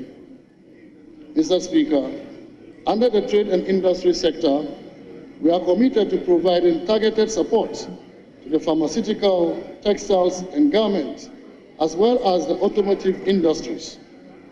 Our efforts aim to attract new investments, expand job creation, and enhance value addition. Under our 1D1F flagship initiative, we've supported 321 factories across 142 districts nationwide, creating jobs for about 170,000 Ghanaians. Mr. Speaker, guided by the Strategic Anchor Industries Framework, 13 vehicle assembly plants has been established and 4,700 vehicles produced locally. We aim to penetrate the sub-regional market through the Africa Continental Free Trade Area Framework and pursue local assembly of electric vehicles in line with our electric vehicle policy. Mr. Speaker, Ghana is being positioned as an internationally competitive tourism destination. Tourist arrivals have increased from about 500,000 in 2023 to almost 600,000 in the first half of 2024. This is an increase in several hundreds of thousands of tourists. And this has led to receipts of about $1.8 billion US compared to $1.5 billion over the same period last year. To complement this progress, we've enhanced tourism infrastructure, marketing, supply chain links through the redevelopment of key tourist sites such as Eburi Gardens, Ya'asantua Mausoleum, the Museum at Ejisu, and the Piccolo Slave Camp. Mr. Speaker, we have made significant progress in enhancing sports infrastructure, talent development, and ensuring that our athletes have the resources they need to excel.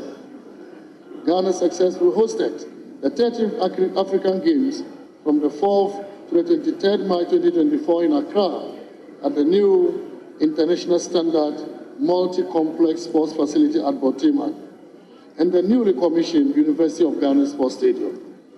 We placed 6th in the medals table with a total of 69 medals, 19 gold, 29 silver, and 21 bronze. This is Ghana's best performance at an international multi-sport event so far. Mr. Speaker, the Black Challenge of Ghana also participated and won the trophy in the 2024 African Amputee Football Cup of Nations tournament, hosted and organized in Egypt. This win secured the team a spot at the 2026 Amputee World Cup tournament. Mr. Speaker, government continued to implement various social intervention programs to protect the poor and the vulnerable, to alleviate poverty and improve the country's human development indices. Speaker, there is empirical evidence that education is the great leveler that improves opportunities for any child along the social stratification. As UNICEF has already pointed out, education is a key social and cultural right and plays an important role in reducing poverty and child labor. Furthermore, education promotes democracy, peace, tolerance, development, and economic growth. Convinced about these objectives, government has over the last 8 years prioritized education.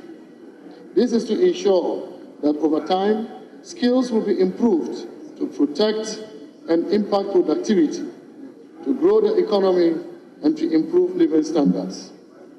Mr. Speaker, in 2008, His Excellency the President, then the flag bearer of the New Patriotic Party, announced the policy of free senior high school. And for 8 years, he kept his conviction. On 2nd March 2017, government allocated 400 million Ghana cedis to implement free senior high school. We also indicated that our oil resources will fund the program, as the President believes that every Ghanaian child must benefit from the oil resources of our country. The impact of the program is evident. To date, a total of over 9.9 billion Ghana cedis has been spent on the program, and a cumulative total of 5.7 million young people have benefited from this initiative, many of whom may not have had this opportunity. Mr. Speaker, to complement this effort, we provided facilities under TVET to empower our young people with employable skills. With 168,000 students enrolled in the 2023-2024 year. Additionally, we are constructing 10 STEM schools and 10 STEM centers across the country.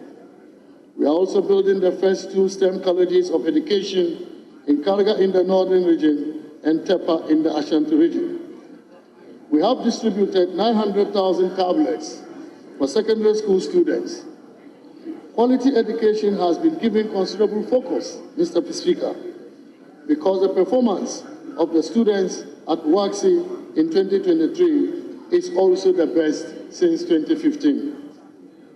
Mr. Speaker, to ease the financial burden on parents and guardians of public basic school pupils, government disbursed about 38 million Ghana cedis as capitation grant for the first half of 2024 to ensure schools have adequate resources to provide quality education. Additionally, funds have been released for the payment of feeding grants to all public schools, public special schools, institutions for the handicapped for the 2024 academic year, thereby further supporting the vulnerable students in our country. Mr. Speaker, it is worth noting that the capitation grant has increased from 5 Ghana cedis in 2016 to 15 Ghana cedis in 2024. Mr. Speaker, government initiated the implementation of various activities towards achieving effective management and utilization of water resources, as well as improving the general water quality. Works progress steadily under the Water for All agenda. The following projects are completed: Ejura Water System, Wunensi Water System, and Bole Water System. The following are at various stages of completion: Wenchi Water Supply Project, Sekendita Kradi Water Supply Project, Keta Water Supply Project, Yendi Water Supply, Tamale Water Supply, Damongo Water Supply, Sunyani Water Supply, and Techiman Water Supply Project. Government is further committed to increasing access to improved sanitation and water supply in Greater Accra and Ashanti regions. A total of about 40,000 and 24,000 household sanitation facilities were provided in the Greater Accra metropolitan area and the Greater Kumasi metropolitan area respectively, benefiting over 400,000 people. Mr. Speaker, our people are burdened with long commutes and mountain stress due to the lack of decent and conveniently located housing.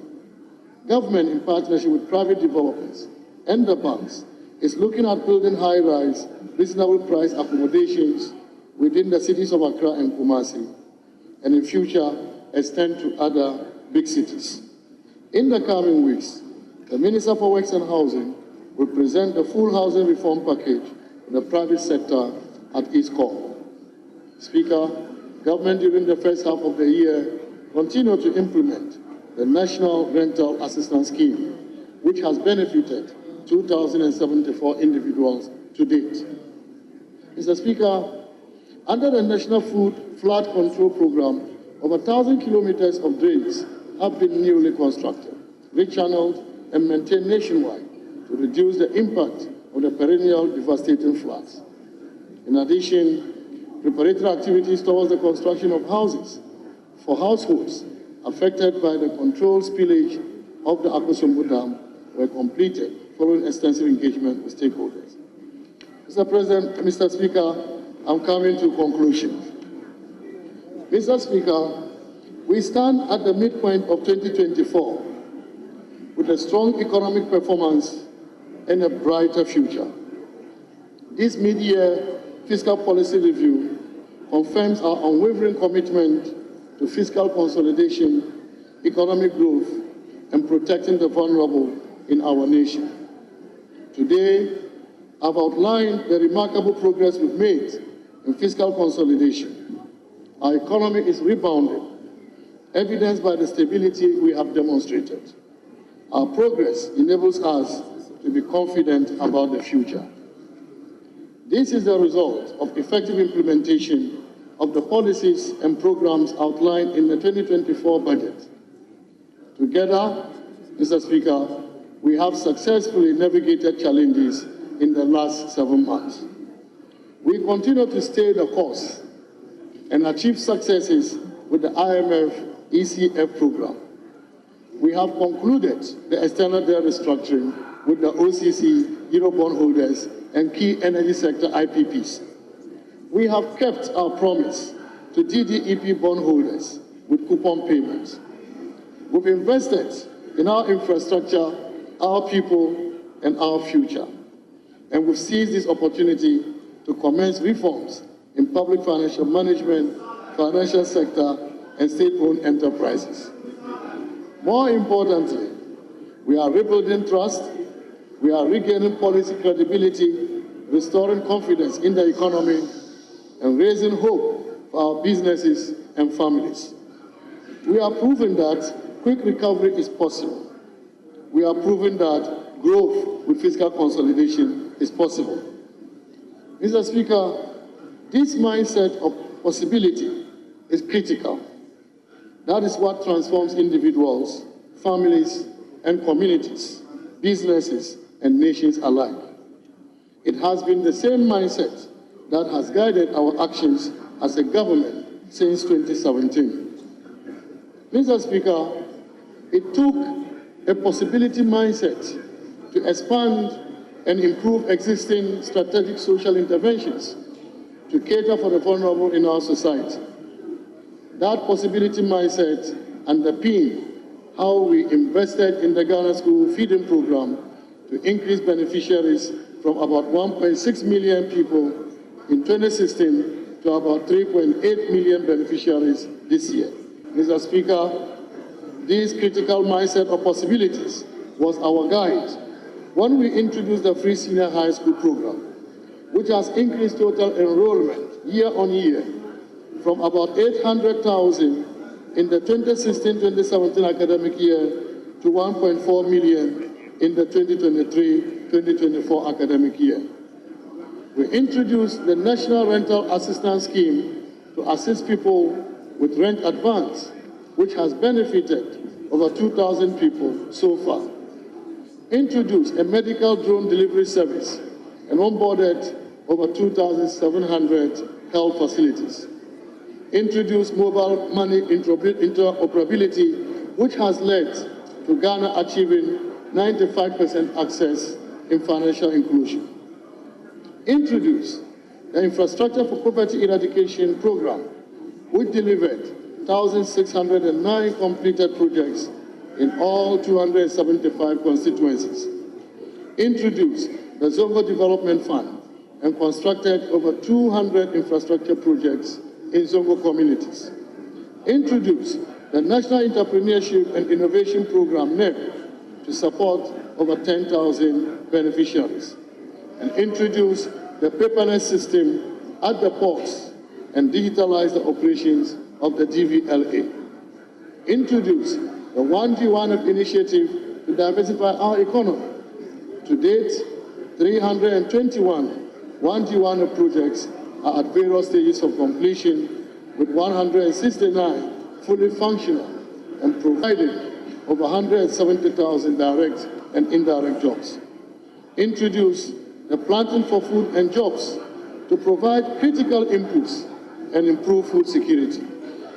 Instituted the Year of Return and Beyond the Return and the December in Ghana initiative to promote tourism. Created 6 new regions to deepen decentralization and participatory development.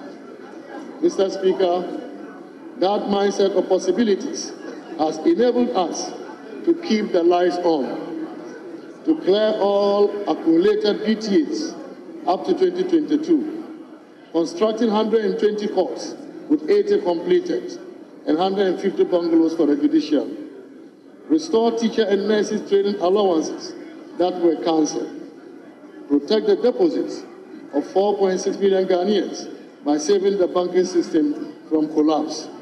Absorb examination fees for all students for BEC and WACC examinations, guarantee access to the critical drug for sickle cell patients in Ghana. And this is the first of such initiative in Africa. Network and digitalize the records of all teaching, regional, and district hospitals in Ghana to ensure that referrals are possible without the patient's folder being physically transported. Implement the motor insurance database to enable verification of insurance status on mobile phones.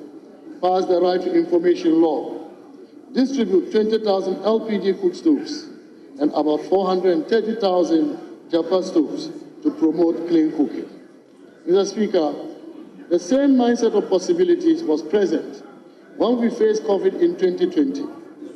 We demonstrated compassion to ensure that we paid public sector workers full wages even when revenue sharply declined, provided free water to all households for a year, provided free electricity to lifeline consumers and a 50% discount to other consumers for a whole year. It is important to note that between 2009 and 2016, the average annual increase in end-user electricity tariffs was 50% per year. Between 2017 and 2023, the average annual increase was 11.1%. We commenced Agenda 111 health infrastructure projects, and they are at various stages of completion. We rolled out the 750 million Ghana cedis CAP bus program to directly support micro, small, and medium-sized enterprises. Established a 2 billion Ghana cedi guarantee facility to support all large enterprises and for job retention. Provided cooked meals to 27 million vulnerable persons and worked with faith-based organizations to distribute dry food packages to 470,000 families. Mr. Speaker, we also have demonstrated what this mindset of possibilities can achieve in the infrastructure space. We increased the road network from 78,000 kilometers to nearly 100,000 kilometers. We've invested significantly in road network expansion and improvement, including the construction of over 2,000 kilometers of asphaltic overlay, as well as the rehabilitation and maintenance of about 11,674 kilometers of roads. Completed the Tamale interchange, Pokwasi interchange, Tema motorway interchange, Obichibi Lamte interchange, Flower Pot interchanges, and other few others are under construction. We've completed and commissioned Prempeh, the first international airport, Yakubu Tali International Airport in Tamale, and phase 1 of the Sunyani Airport rehabilitation. We restored the Kwame Nkrumah Memorial Park, constructed 2 major fishing harbors in Elmina and Jamestown in Accra, completed the iconic Tema Mpakadam Railway, initiated the construction and rehabilitation of Achimota and Sawam, Accra Tema, Kojokrom Takwa, Kojokrom Mansu Railway, completed 6 abandoned Eurogate health sector projects and 3 other stalled projects we inherited, including Upper West Regional Hospital, Ga East Municipal Hospital, Tyne District Hospital, Tepa Municipal Hospital, Chifupraso District Hospital, Asante Akim Central District Hospital, Formina Hospital, Bekwai Hospital, and Kumeu Hospital. We constructed sea defense projects to protect communities. We constructed sea defense projects to protect communities in Komenda, Nimbo Prampram, Axim, Elmina, Anumabo, and Keta. We constructing forward operating bases to enable the armed forces to protect the territorial integrity of our land. Constructed 80,000 metric ton warehouses under One District, One Warehouse initiative.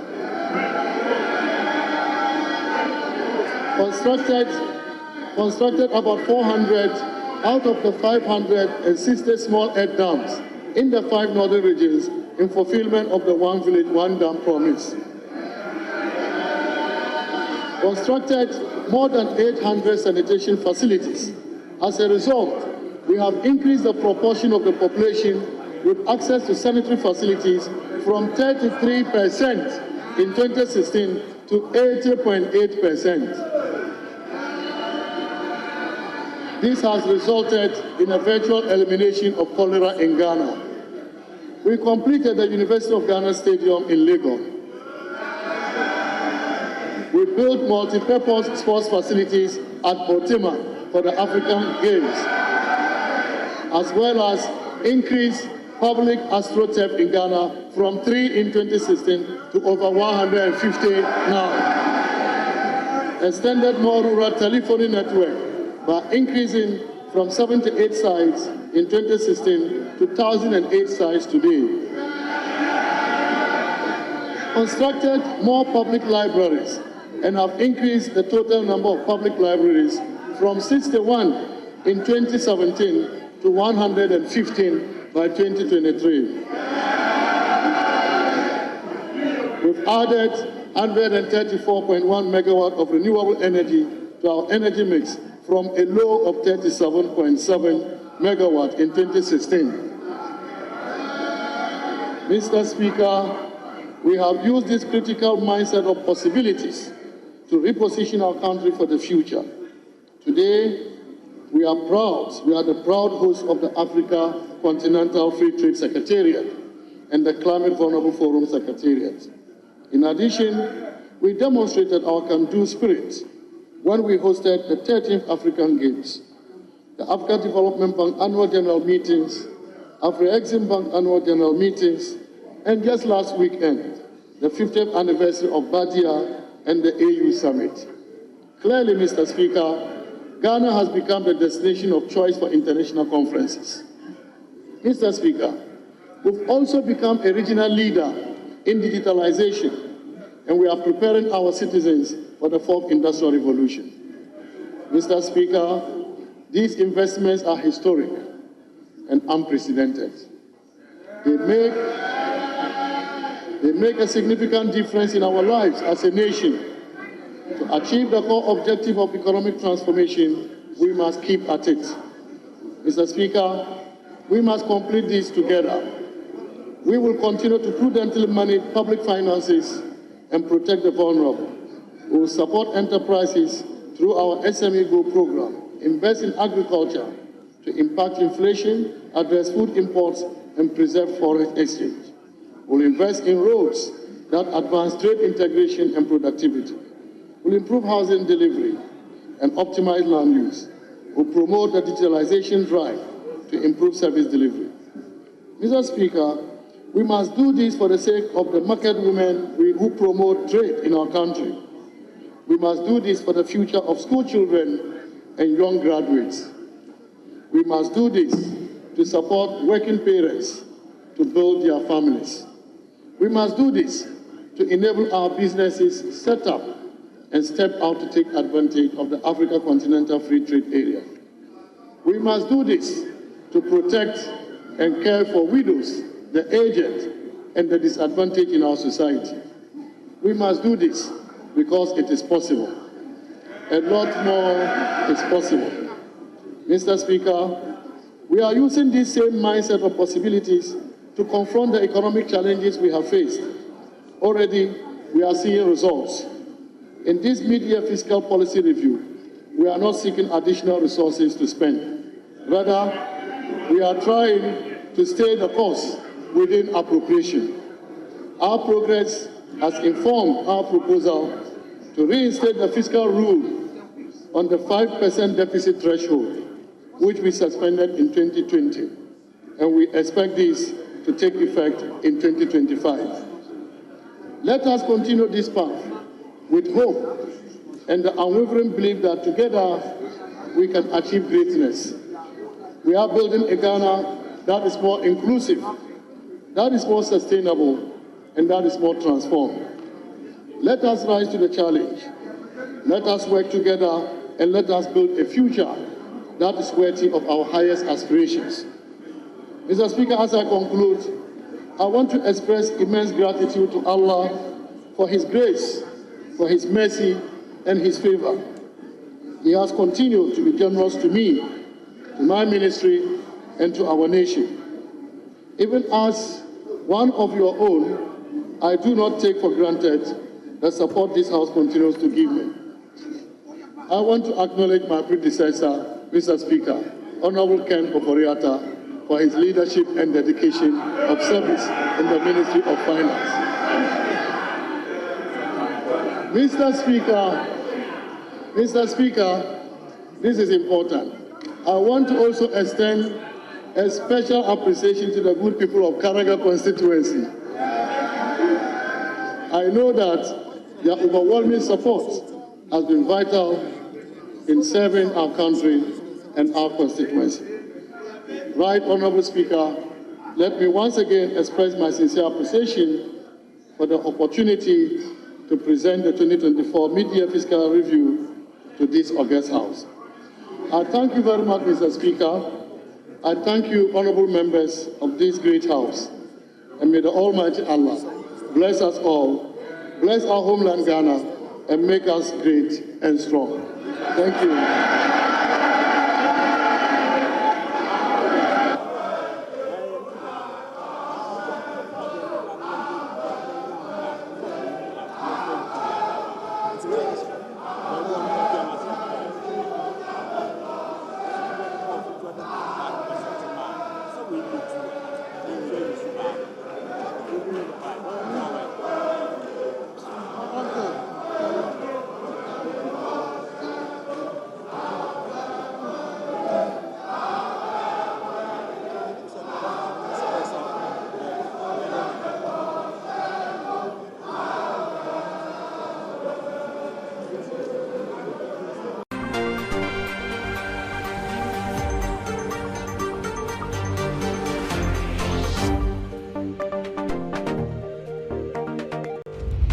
Out the noise, the anger, the hostile opinion, the spin around the issues, the superficial colors and effects. But above all, you can take away the misinformation and fake news, the slander, that misrepresentation that seeks to draw us back and divide us. That's when you will know what's really happening. That's when you will know. That's when you will know. This is JoyNews, fearless, independent, and credible.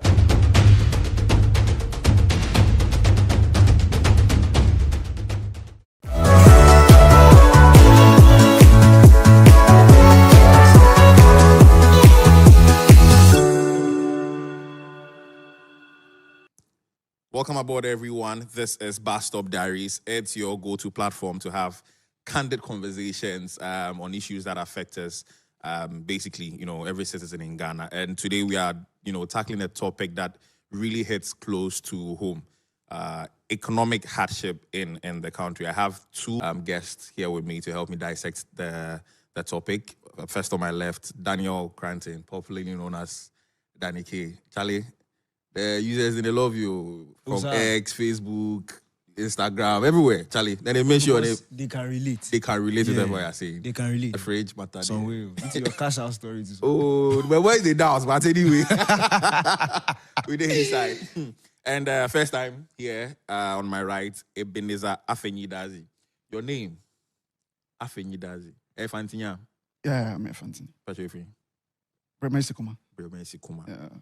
It's a rich name, but we'll see how best that economy affects it. So yes, this issue is one that it's cast all across, from food, transport, basic things that we do in life. I want to know from Ebenezer first off, how is the economy treating you lately?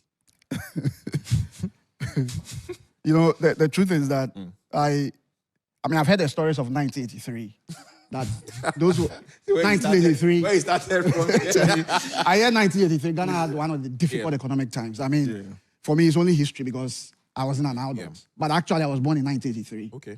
Yeah. So you came with hunger. So I came to meet the struggles. But I can tell you that in my adult life, in the last, say, 15, 18 years that I started working, I have never experienced such a difficult time before. I'm being honest with you. Yeah. This period in the last 4 or 5 in the last, let's say, 2-3 years. Okay. I've never experienced that kind of hardship before. I mean, sometimes we can have our personal struggles in life because we are going through some issues. Yeah. But beyond that, the living is difficult, to be frank with you.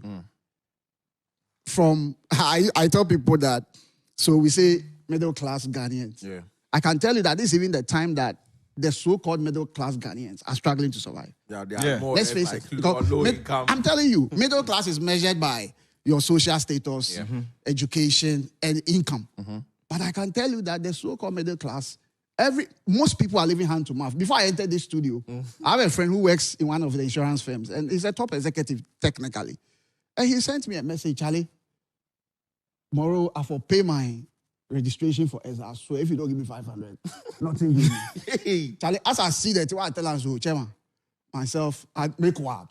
But you know what? At the expense of coins tomorrow. He tell me, say, me be last hope. Can you imagine? Wow. And that he's a working guy. And you see, the times are so difficult that it's even difficult to get help. Yeah. I'm telling you, because Nobody's even those who have, they struggle to release because they don't know the next moment. There's not the time to cast your bread. I'm telling you. So right now, to gift somebody something or even lend somebody money, it's like taking the hair from your nose. It hard, I tell you. It must be better for you. No, it's true. No, I'm saying that his situation it seems pretty bad, but yours should be fine. No, me, I've told God that for this prayer, if I don't give, he shouldn't judge me.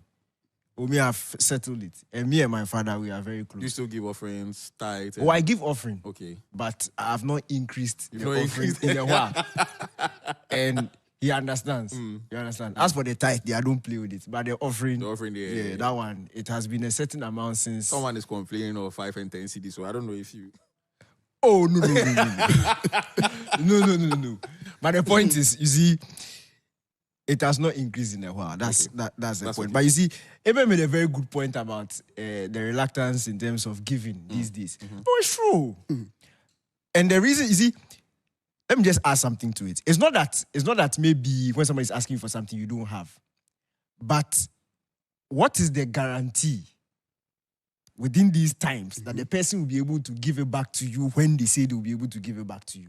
And we are just being real. Like, so I can't make that sacrifice. You're not a bad person. I'm not a bad person, but I yourself. can't take that risk. It's just unfortunate. I can't take that risk. And Charlie, people are really, really going through it too. Charlie Moga, if I was having a conversation with one of my friends a couple of days ago, and we're talking about how life was like in first year.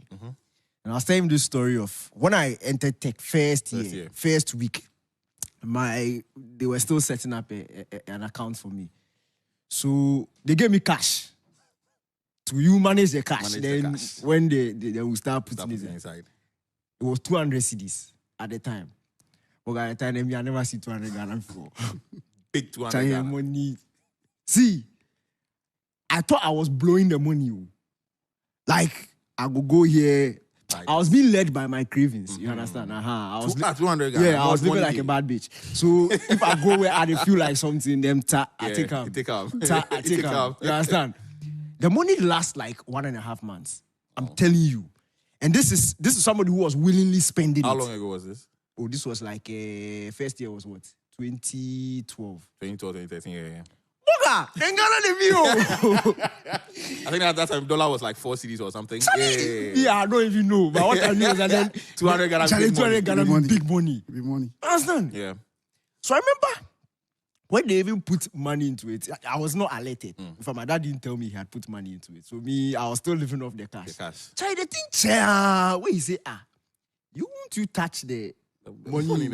He was in that position where he can see he can see what is in the account. He said, but won't you touch it? Oh no! You ask something. What is that? Charlie, see, Ghana they beat 10 times. Wow. But just imagine 200 CDs today. But I go finish today, no. Today. And it's not the full day. Yeah. 200 CDs go finish like by the time you leave home. Yeah. So let's say we are not even buying food. You come, you say you want to buy. So, okay, you drive. Yeah. Okay. You say you want to buy food. Boga, right now the cost of the wache, it's like stopping at KFC. No, seriously, like the kenke and wache you buy today.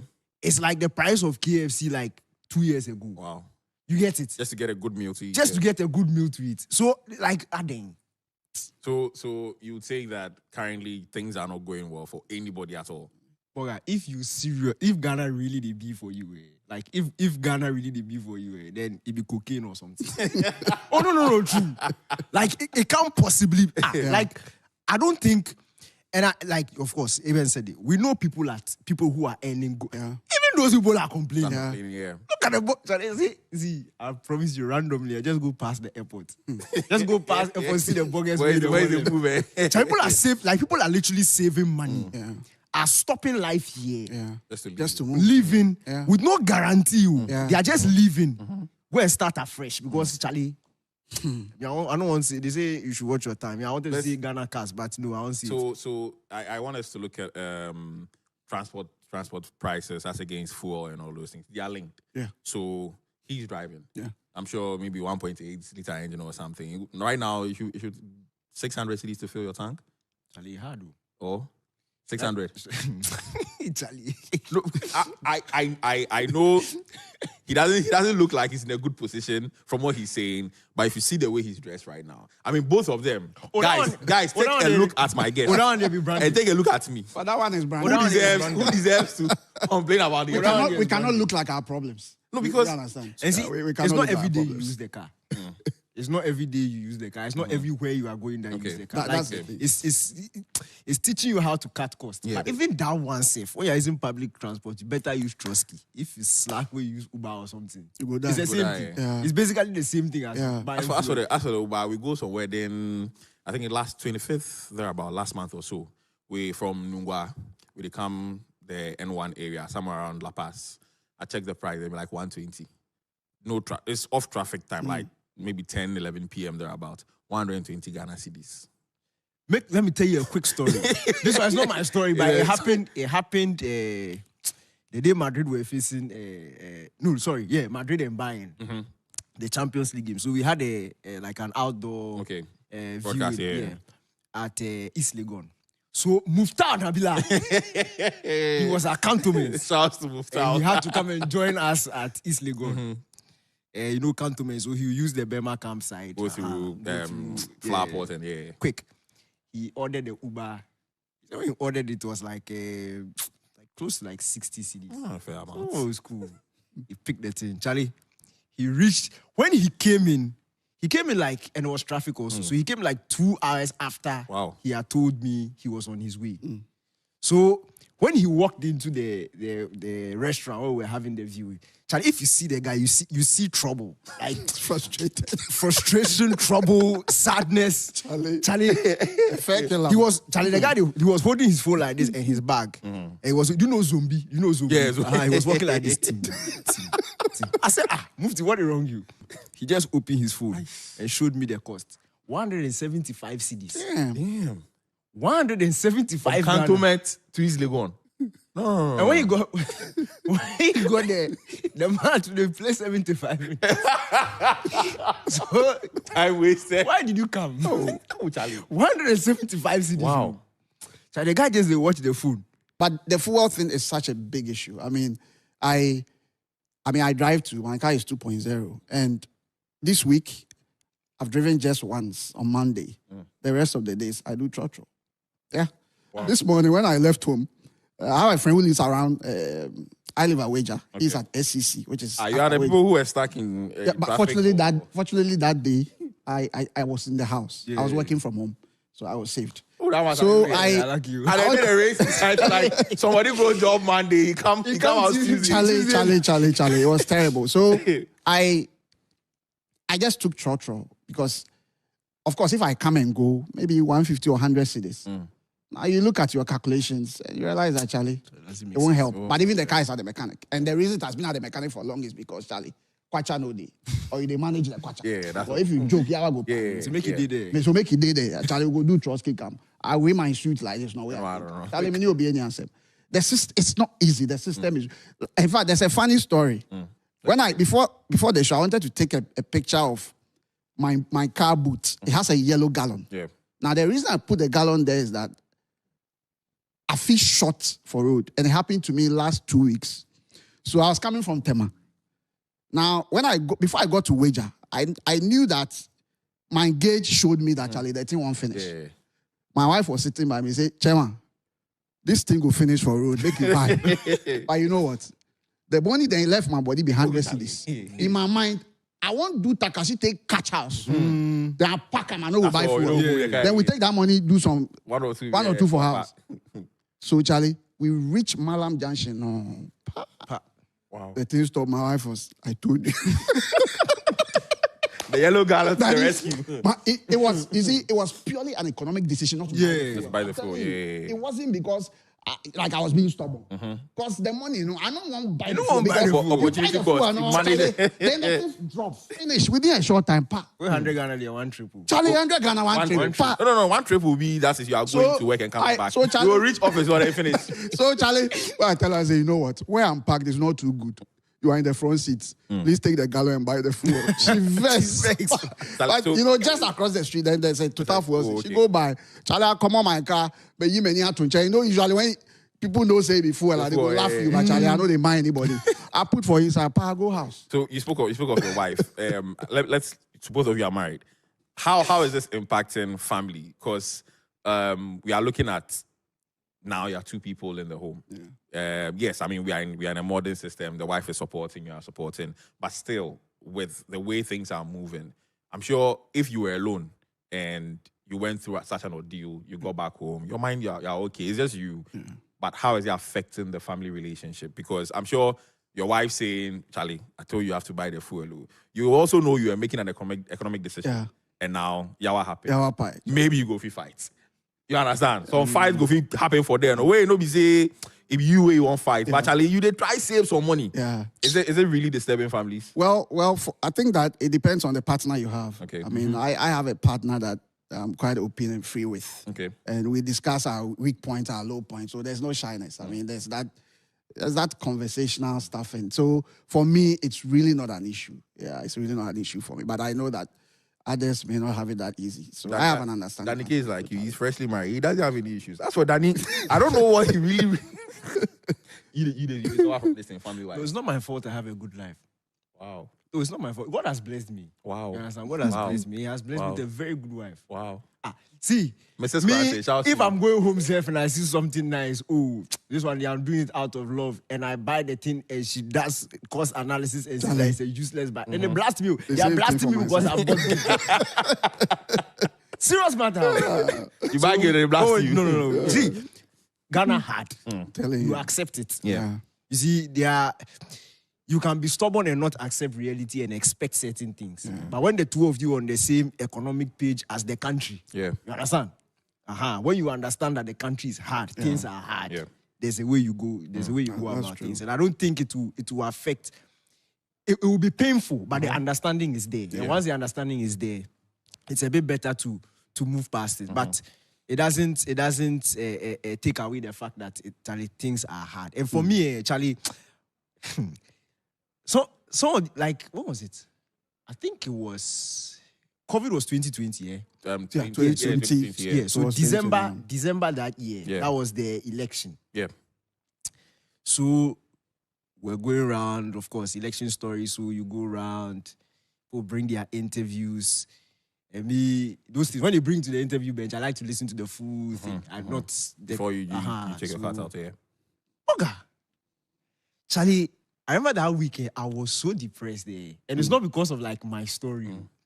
Like, when you see how... Like, you see that you get home, you're grumpy, Ghana is hard. Yeah.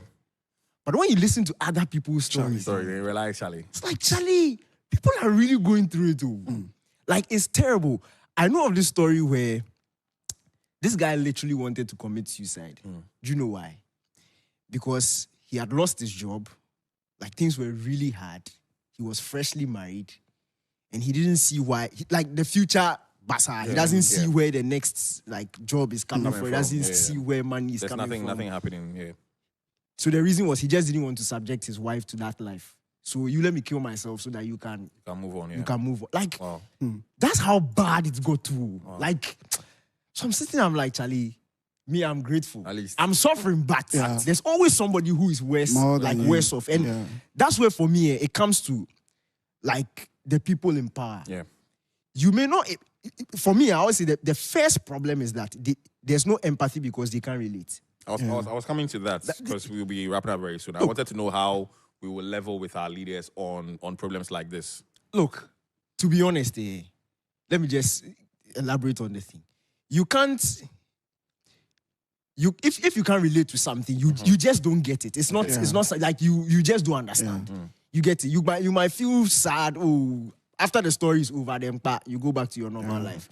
And we mentioned it on last week's episode, the light off thing. Yeah. If I have light and my neighbor doesn't have, I will not even notice that he doesn't have light. I don't care. I don't care what's going on there. I'm enjoying mine, so I don't care. But if Charlie, we get a light off and we're all talking about it because we are in the same thing. You can relate. The feeling is there, the empathy is there. Yeah. The fact that they can't relate, that's where the problem is. Yeah. You're buying them fuel. When fuel prices go up, we are still buying for them. Yeah. So as for the tank, it will be full. He doesn't feel it. The light is always on. Yeah. You are paying house allowance for them. Everything, like when they are roaming up and down, you are paying for everything. So where does he relate to you? If you say things are hard, how does he feel it? Is he getting paid at the end of the month? Yes. Even food and things, sometimes they give it to them. They don't need to. When they are spending money, they are doing it out of charity. Yeah. Oh, that's why they can take and give it to the site free. Anyhow, because they don't feel it. And that's where the problem is. If you see, part of the things about being a good leader is to be able to empathize with your people. And if you are not feeling it, how are you going to? So we now, our system, there's something fundamentally wrong with the system. That you come and beg me for power. I give you the power. And that power is even more than power. It's power, enjoyment, everything. You are living the dream. And I'm there, and I'm there funding your dream. And I'm begging you to make life better for me whilst you're enjoying. After the 4 years, somebody else will come and live that dream. All right. So, Eben, what are my final words? I think that's just the main point. And, I've never been too careful, even with basic things such as food before in my life like this period. I'm telling you. Sometimes even like almost 2 spoons of something, you want to keep it. And my wife, she's a caterer, so for her, they teach them you don't waste anything. So sometimes even small food, you want to keep it. And the next moment, you can hit it and eat because, Charlie, the calculations you need to do. I think the point Danny made is quite clear. The disconnect. The disconnect, yes.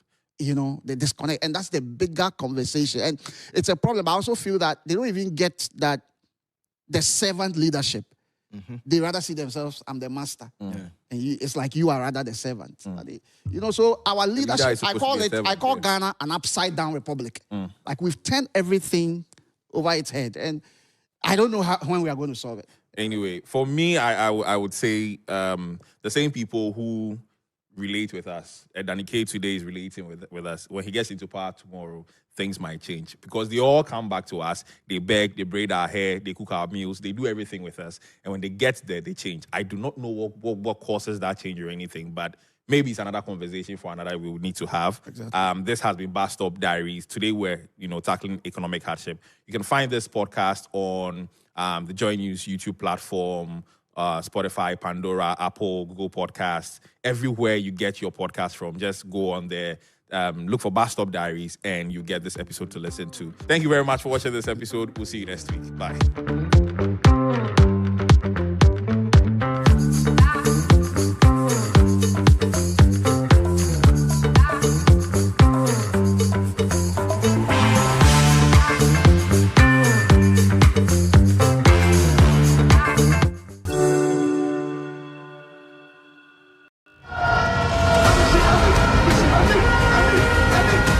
The race for the Jubilee House is beginning.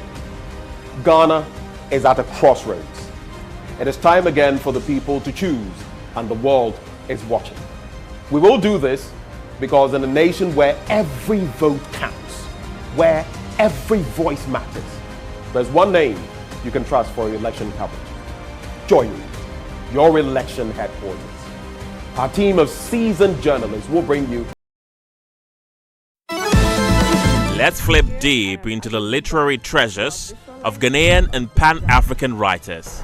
From the rich folklore of our ancestors to the bold voices of contemporary authors, we explore the narratives that challenge, inspire, and provoke thought. What's a lie? Someone whispered. Where we are going, they are taking us to die. I realized one thing also. The women in this book are sort of together. Each week, we bring you insightful and critical reviews, engaging interviews with authors, and discussions that go beyond the pages. I'm tired of struggling, tired of sacrificing, and I'm ready to do what it takes to secure a stress-free future for myself. Discover the stories that echo our past, reflect our present, and envision our future. Join us on Book Club and let the journey of words transform your world. Yeah, you may have heard that before, right? The Book Club, showing on JoyNews. It's a race for 275 constituencies. What are the issues on the minds of constituents? For Ashama here, we don't have one street light in Ashama. All the road in Ashama has spoiled. We want the leader of the country to come and complete this building for us. Our water supply is very bad. The water comes on like a week or two and it goes off. We want to see our hospital functioning. I'm expecting them to give us good road, dams, and then the station. If you will not get it from them, no vote. How prepared are the aspirants themselves to meet these demands? If you are not cut for the job, you're not cut for the job. It's talking from the point of ignorance. Join us on Constituency Watch for the issues, the constituents, and learn more about the aspirants. All in your Constituency Watch, soon in your town.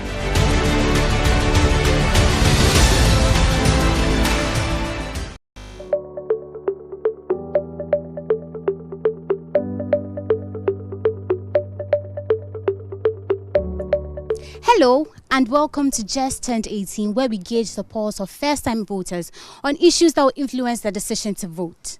My name is Loishola Adeyemi, and today we are going to be discussing a very critical topic. We are talking about political violence involving young voters.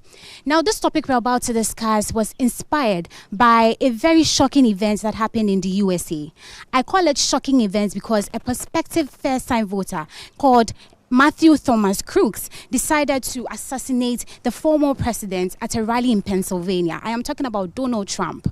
Now, we are asking ourselves, what went wrong? This young first-time voter that we are talking about had keen interest in politics.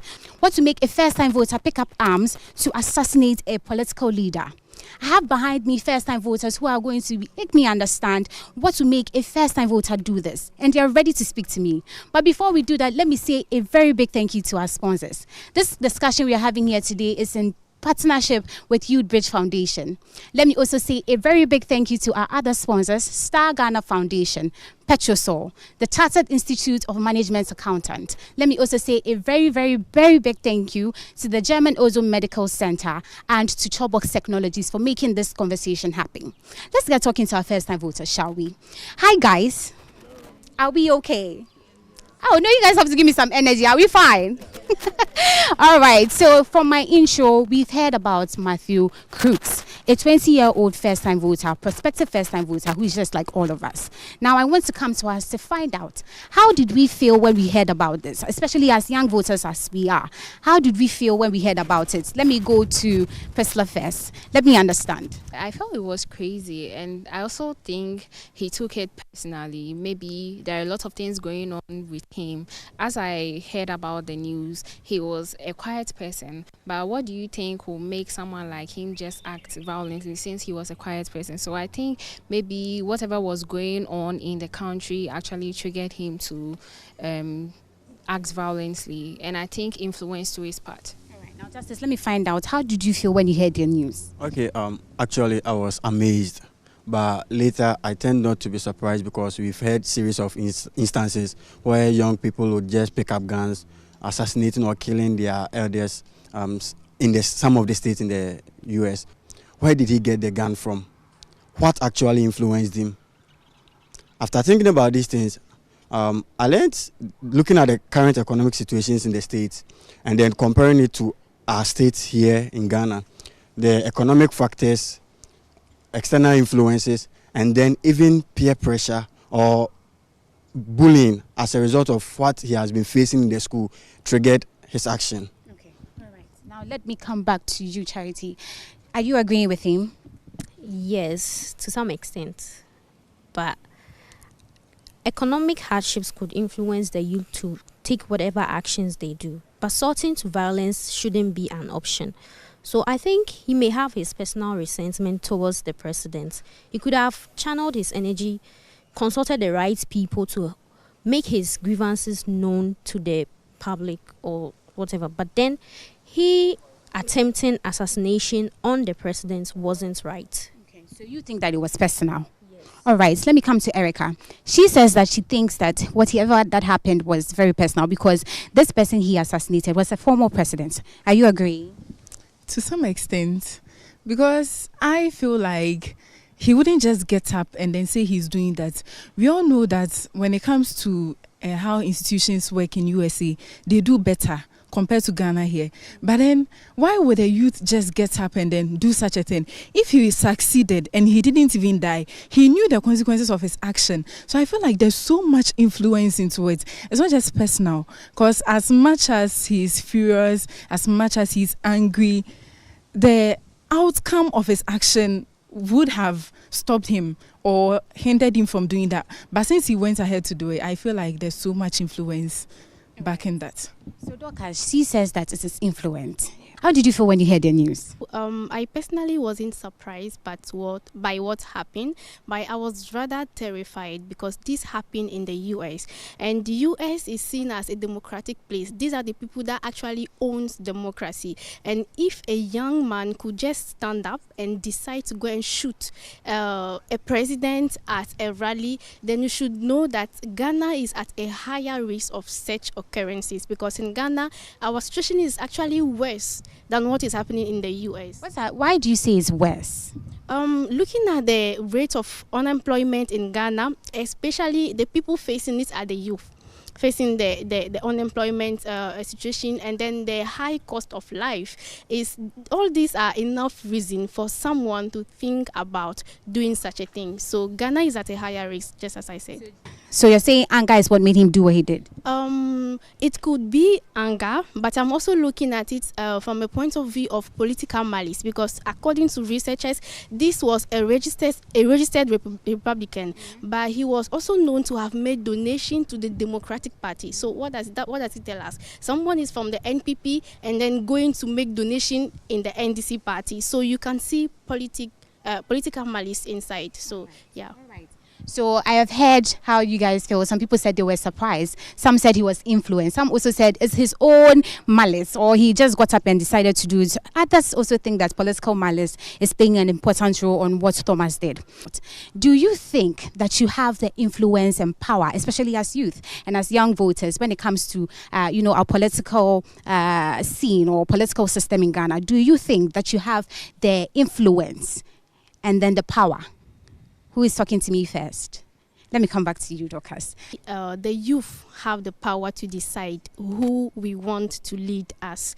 But it is a power we are not aware of. We are not educated enough for us to know the power that is lying into our hands and take better decisions for ourselves. So there is no much education about policies in Ghana, political parties, for us to decide. So she's saying that there's no education when it comes to politics. So they don't even think, or you don't even know that they have the power that they have. Is that the same thing for you? Yeah. Explain. Okay. So if I don't read any course, or I've not been educated on anything politics, there's this mindset of Ghanaians where our parents are saying this party, that party, this party is not doing well, that party is not doing well. So all we know is that I'll go and vote. Who do I think is better, or which party do I belong to? Then they are voting in party lines, not considering who actually is there. So in the end, it looks like they don't really know what they can do with the part they have to vote and what they can do afterwards. All they know is to follow the crowd. I belong to this party and this party is doing this. It's not good, but I'll defend them. You get it? I'll defend them because I don't belong to the other party. So I won't support them. I will never support them. That's what's going on. They don't know what the power they have. All they know is that most of them, what they know is to vote and then follow the party line. All right, but that brings me to my next question, Justice. Do you know the power you have, especially as a young voter? Do you? Okay, actually, I would say no. The reason being, the agencies who are supposed to educate us on our powers, the right that we owe, are in this case not functioning well. For the past years, you only witness or you only see them actively working or educating during elections. Afterwards, what's next? So I think the government should start looking at those agencies, and then they should actually function as we expect them to do, or per the reason why we established that agencies. So Justice is saying that until we are taught, until they sit us down to teach us, and not only during elections, even after elections, we should be educated on our political power, especially as young voters. Are you agreeing, Pesla? Yes, I agree with that. I think they should actually educate us on it more, because they shouldn't focus on the local side of their account instead of educating. So mostly they focus on those people who are illiterate because it's very easy. For instance, when they were about to do the registration, most of them went to the rural areas and went to gather people with buses to enforce them to register so that they will get like a number of people to vote for them. Okay. Yes. Are you also agreeing with whatever they've said? Because they have spoken at length. They've all said that, it's either they are being influenced. That's why they don't know the power they withhold, especially when it comes to our political scene. Are you agreeing? Yes, I do. We are not much aware of the power we hold in this country. And then I think the media or institutions that have been put in place to educate the youth on the power they hold should do it effectively. I think with this inadequate education, it's also breeds some kind of political apathy. Personally, I don't show any interest in politics because I don't even know why I should cast a vote for someone. And then the manifesto do not really resonate well with me. They are not saying anything new. They will just come, whatever have been said years ago, they are just repeating it. So I think the media should also try their possible best to educate we the youth as to why we should vote and then why we should make our voices heard. Okay, all right. So I've heard everything you said. That brings me to my next question. You know that the elections or our general elections are drawing near. We all know that, right? All right. So I want to ask, just because we've all spoken about how we need more education, I want to understand from you guys, do you think that we have been educated enough? Do you think that we have been educated enough when it comes to positive political engagement? Do you think we have been, educated enough? Who is talking to me first? Justice, you moved, so I'm coming to you. With regards to what you were saying, that I personally think we are not educated enough. Looking at the people in the rural areas, as my sister mentioned earlier, what do they think about this politics? Are they supposed to wait until the day of elections where political actors will influence them with money, food items, matches, or the agencies who have been charged to are not functioning? Because if they are functioning well, I don't think if you have been educated on your rights, you will actually wait for someone to influence you with money before you decide who to lead you. And if you know your rights, you see that these acts are acts of incompetencies. Because if he is competent enough to sell his message to you, why should he or she influence you with money, food items, or even party T-shirts? All right, Erica, you're smiling, so I'm coming straight to you. We don't have much idea about politics as youth. Let me put it that way. As youth, we don't, because it's like there has been a trend, so we are just following the trend. So if somebody comes to you, I'm repeating what he said about buying votes. I know that when the government comes to power, I may not benefit. I'm so unemployed. So if I've gotten a chance to get something, then let me make good use of it and then take the money and use it for something, which shouldn't be the case. Because some of them don't know that there's actually ways they can make their voices heard. And are these avenues and measures even working? So it's not working. So those who know that it won't work, so the little chance they get to be corrupt because they don't know about how to even go about it. And those who know what they do don't even work. All right, so you mentioned that when it comes to politics, they come to give us rights and monies to vote for them. I'm thinking, or I'm just asking, this is probably the same way they'll give us arms to fight against their opponents, right? All right. Yes. I'm giving you something to vote for me. It means that you trust me so much. So if I tell you that if I come, I'll do this for you, so take this and vote for me, and you do that. If I give you money that do this so that we will eliminate the opponents, you end up doing it because the thing is, I've bought your votes already. I've bought your mind. So you go ahead to do whatever I tell you to do. I've been able to influence you. I've been able to influence you for the very first time. So since you trust me, I'll go ahead to tell you to do anything. And since you also believe in me, you think that what I'm telling you is true. And you go ahead and you do anything I tell you to do. All right, so the youth don't have mind of their own, if I'm hearing clear, Dorcas.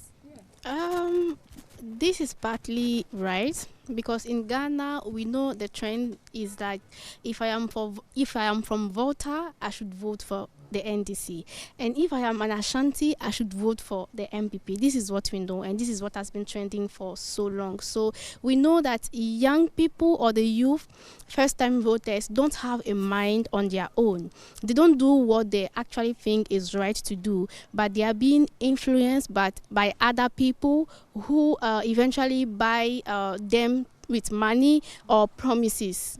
Yeah. Can't we think on our own without them coming to influence us? I mean, can't we think on our own? Don't we have a mind of our own? We do, but before someone might take an action, depends on what will compel the person to do so. We live in a country where there's unemployment, high cost of living. So I'll go to any extent to get money to fend for myself and then my relatives. So if a politician comes to me, tells me, oh, Charlotte, I'll pay you to do this for me and I'll give you this amount of money, I need the money, so I'll do it. So I think economy should be structured in such a way that the youth wouldn't be influenced by politicians and become, I don't know, I don't have the right word. Yeah, ally. Yes. Okay, all right. So, Fiscal, I see you nodding, you're agreeing? Yes, I agree with that. Okay, like in Ghana now, I think we all, what is going on? We all know that if you're working with a political figure, you benefit from it. Do you understand? So if the person gives you money to do something, you actually do it. Yes, and also one thing I've realized is that we should actually listen to the policies and the manifestos well before we make our decisions. So we shouldn't really look at what we are going to gain from them, but we should actually listen to the policies and the manifestos. Yeah. Thank you. Now let's come to the language of these political parties. As we are gearing towards the elections, they're talking a lot. Whatever they're saying, are they things that will influence us to go and pick up arms, or are they things that are turning our minds into positively? Are we hearing policies we really want? Who's talking? Okay. I would say yes. The kind of languages or how they describe each other, the phrases they use, especially these two main political parties, NPP and NDC, how an NPP member will describe an NDC member. If you are a member of NDC or you are somehow inclined with them, you feel annoyed. Same person will speak ill about the other and then come to you to solicit for your support, to rally behind them. Meanwhile, you are not using the right phrases. So imagine you using such phrases and then I use it on you. Are you going to be happy? So that's what breeds anger to you. Yeah. Is that the same thing for you? It is to some extent. So what I can say about it is that there's division between the political parties. So because of this division, they try to psych our minds or put in our minds that this is the best. No, that's not the best, but then that's better. There's no best here, but comparing the two, this is better. So at least go for this and don't go for the other. And they try to make you understand why the other is worse. The other is bad, and because of that, don't be with them. You get it? So the idea is to get you to vote for them. I believe no political party is interested in making the youth get up and pick arms, but their idea, the foundation of all what they are doing, is to get the youth to follow them and then vote for them. All right, so I'm coming to you, Dorcas, because earlier on Erica said something. She said that sometimes it's not even about the political parties speaking ill about each other. It's our parents or influence from home. Are you agreeing with that?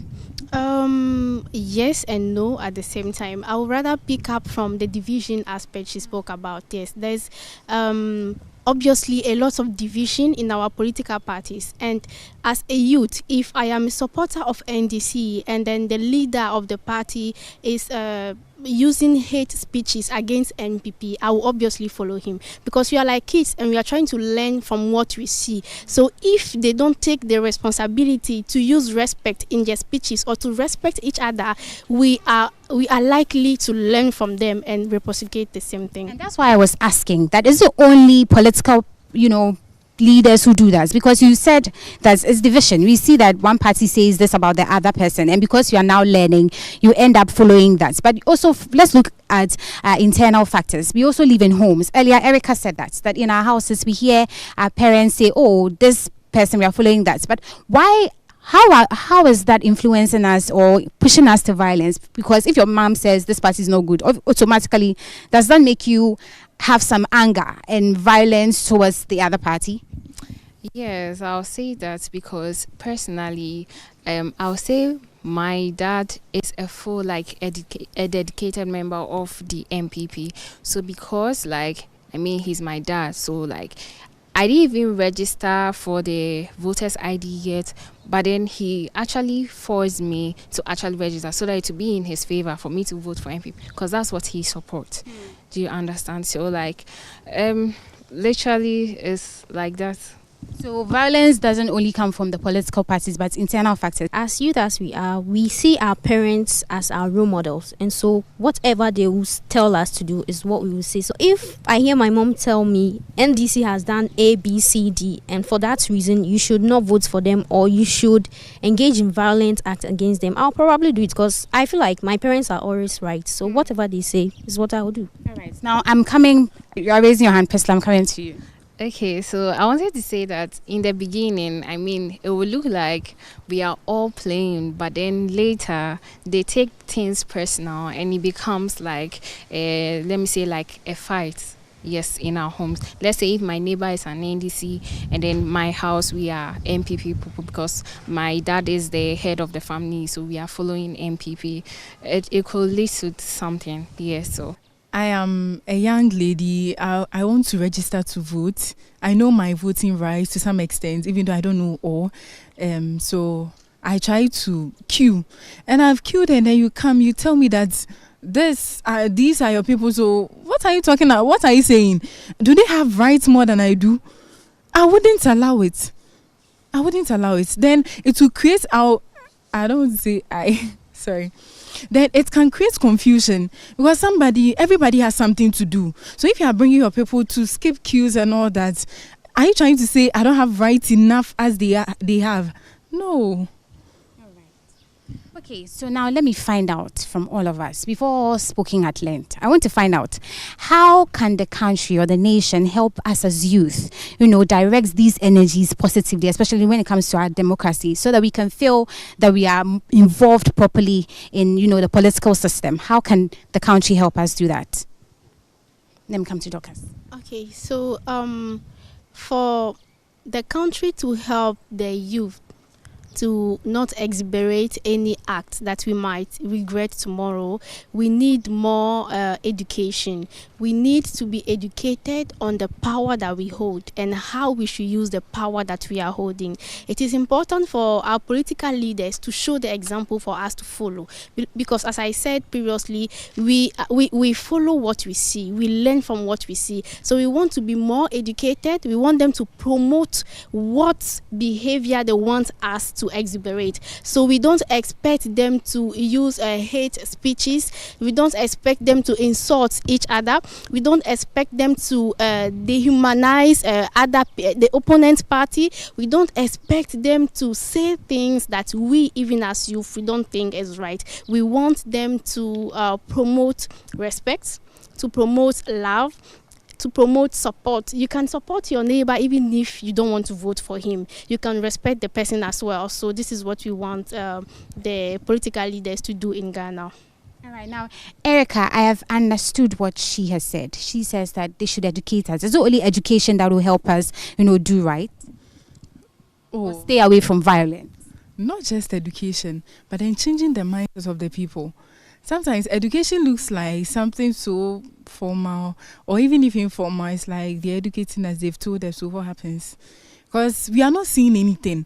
But then it has to do with the mindset of the people, from the top to the lowest person, So it's like we don't really understand what democracy should be. Yes, what democracy should be, we don't get it. So our institutions are not working, our leaders, something else, and it all boils down to democracy. We should understand what it means, like what democracy means. So if I'm in power and I belong to party A and you belong to party B, it doesn't mean we are enemies or something.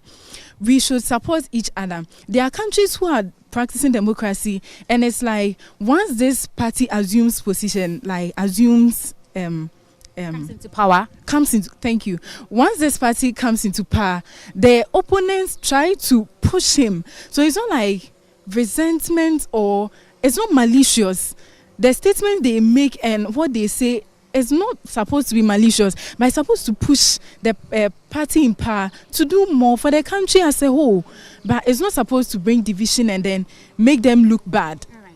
Yeah. So Justice, I am coming to you. How can we direct our energies into a positive way? Okay, I think the public office holders or the political actors should, one, help the youth that want to enter into this political scene by organizing leadership seminars, workshops, and then even indulging us in their campaign processes for us to learn.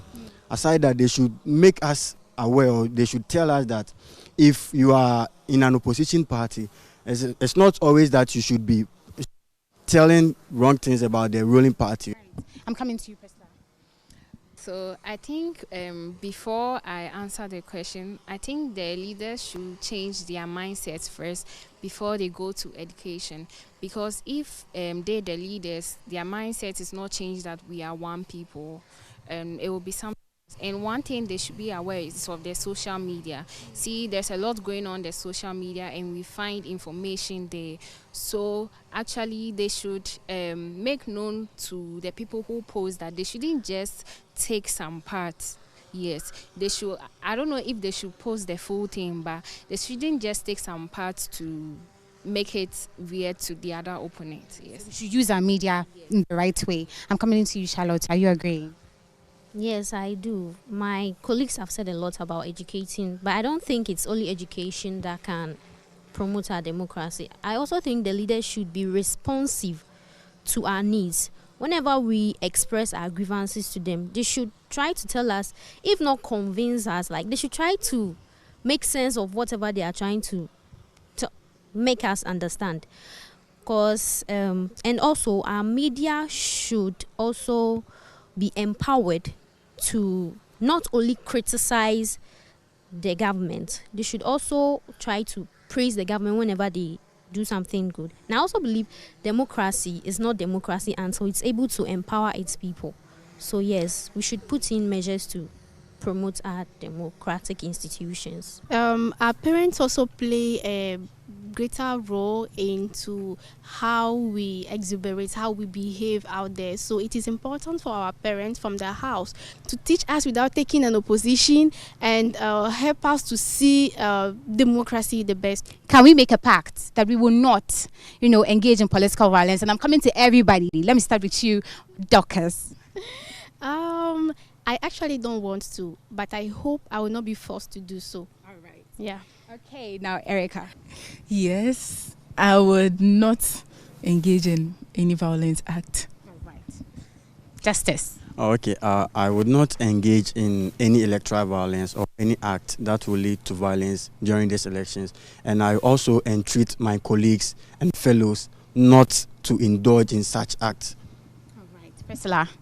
I will not indulge in political violence. It's a no to me. It's a no. And you? Yeah, violence is not an option, so there's no way I'm going to engage in violent activities. All right. Thank you guys so much. This has been a very, very amazing conversation right here. Now, as we draw closer to the elections, the general elections, one thing is clear, that political violence is one thing we do not want, especially as youth. Let's make sure that we do not engage in political violence for the betterment of the country and for ourselves as well. My name is Loishola Adeyemi, and this conversation was in partnership with Youth Bridge Foundation. Let me also say a very big thank you to Star Ghana Foundation, to Petrosol. Let me also say a very big thank you to Sima and Aikpa, and also say a very big thank you to the German Ozone Medical Center and to Chopbox Technologies for making this conversation possible. Now, until I see you in your next area, it is bye for now, but we will see you very soon. Bye.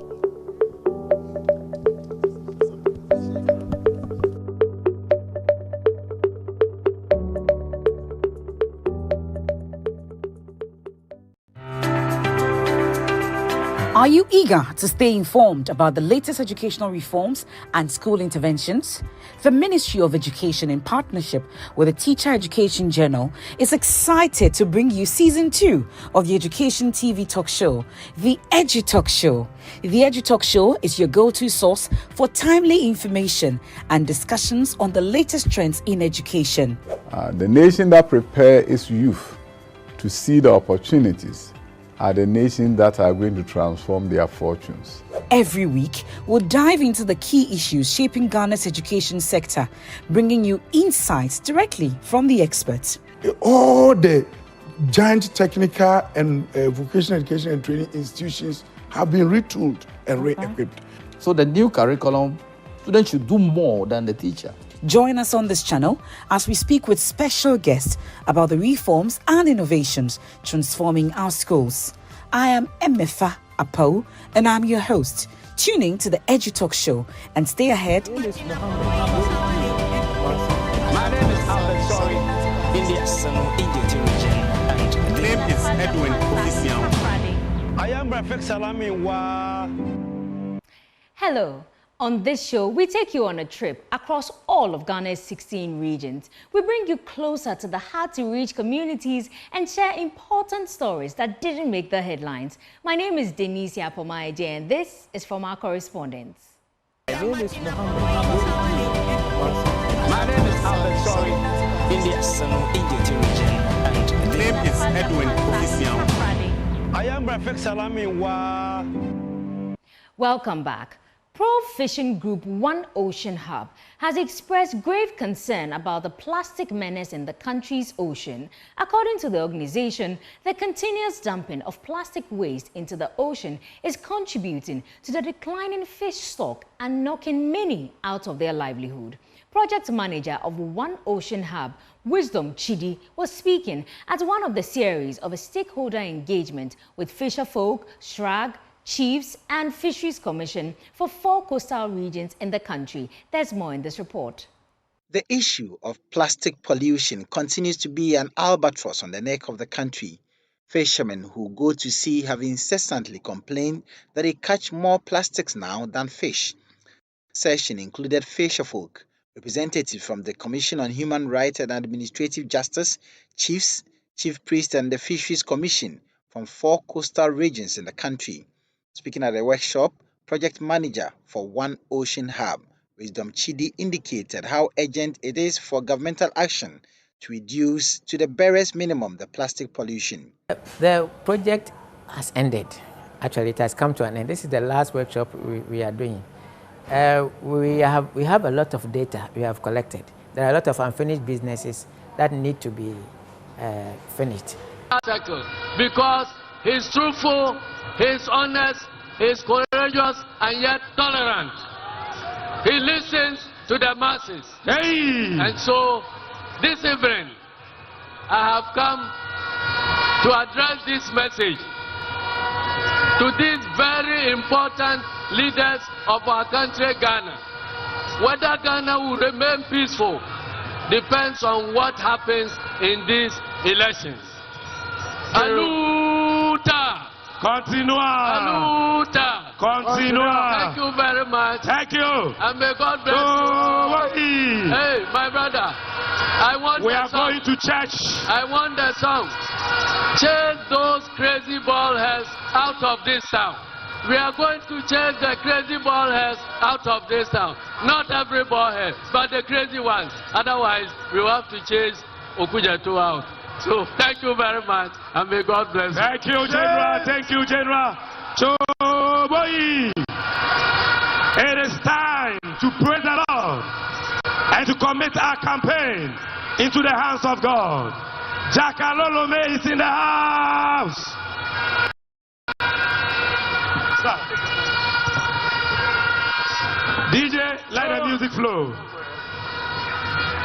So, boy.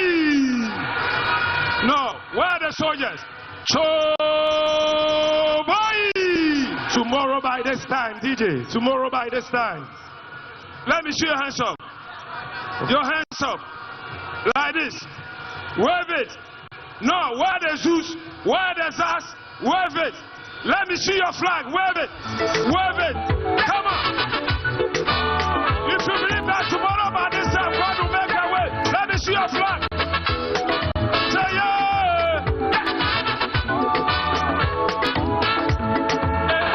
My God will make a way. When it seems to be no way, the Lord will change my life.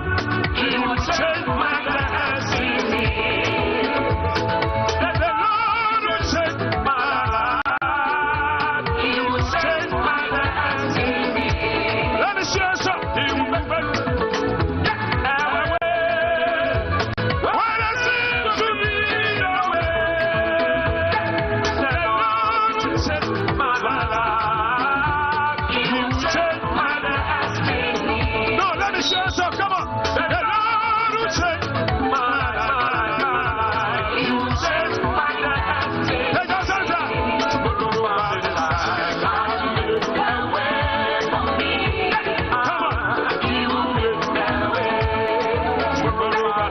A year by this time, God will change Ghana's destiny.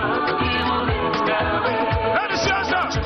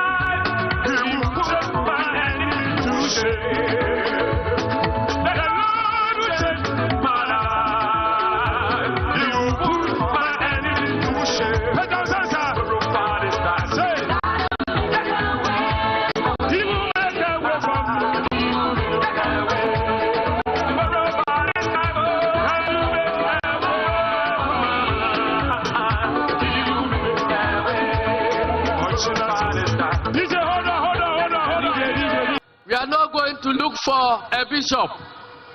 We are not going to look for an imam. We have those people already. What we are going to look for is a leader who is truthful, who is trustworthy, who has vision, who can lead this country out of the quagmire we are facing. Mahama! And that leader is President John Dramani Mahama. Thank you. Those who know Quran, Thank you. go and read the Quran. If you are looking for an imam, the first thing you look for is a truthful person. No religion will accept a liar as their leader.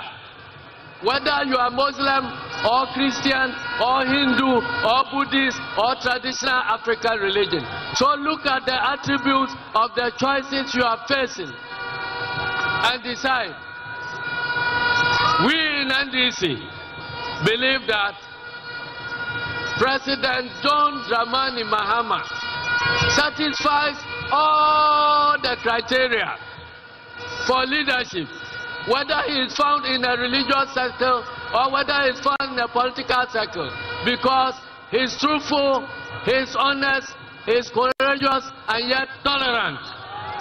He listens to the masses. Hey. And so, this evening, I have come to address this message to these very important leaders of our country, Ghana. Whether Ghana will remain peaceful depends on what happens in these elections. Aluta! Continua! Aluta! Continua! Thank you very much. Thank you. And may God bless you. Hey, my brother, I want we the are song. going to church. I want the song.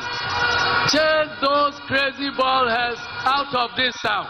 We are going to chase the crazy bald heads out of this town. Not every bald head, but the crazy ones. Otherwise, we will have to chase Okujato out. So, thank you very much, and may God bless you. Thank you, General. Thank you, General. Choboyi. It is time to praise the Lord and to commit our campaign into the hands of God. Jakalolome is in the house. Stop. DJ, let the music flow. Choboyi. No, where are the soldiers? Choboyi. Tomorrow by this time, DJ. Tomorrow by this time. Let me see your hands up. Your hands up. Like this. Wave it. No, where the Zeus? Where the Zas? Wave it. Let me see your flag. Wave it. Wave it. Come on. If you believe that tomorrow by this time, God will make a way. Let me see your flag. Say yeah.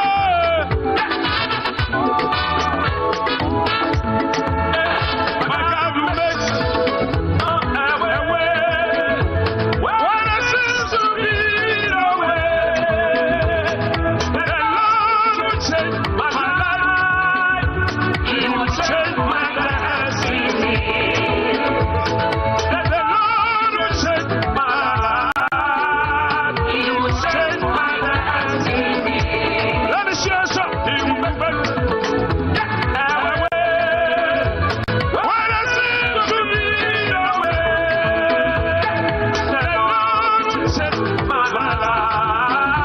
He will change my destiny. No, let me share some. Come on. The Lord will change my life. He will change my destiny. Take us outside.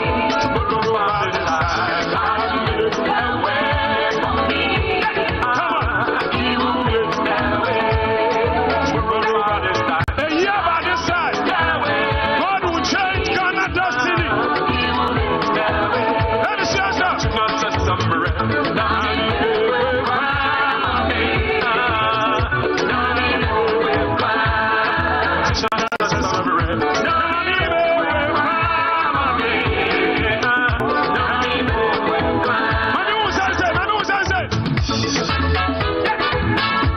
No, you won't send you out there. Wow, there, wow, there. Send me and come here. That's what you said. Yeah, won't send it.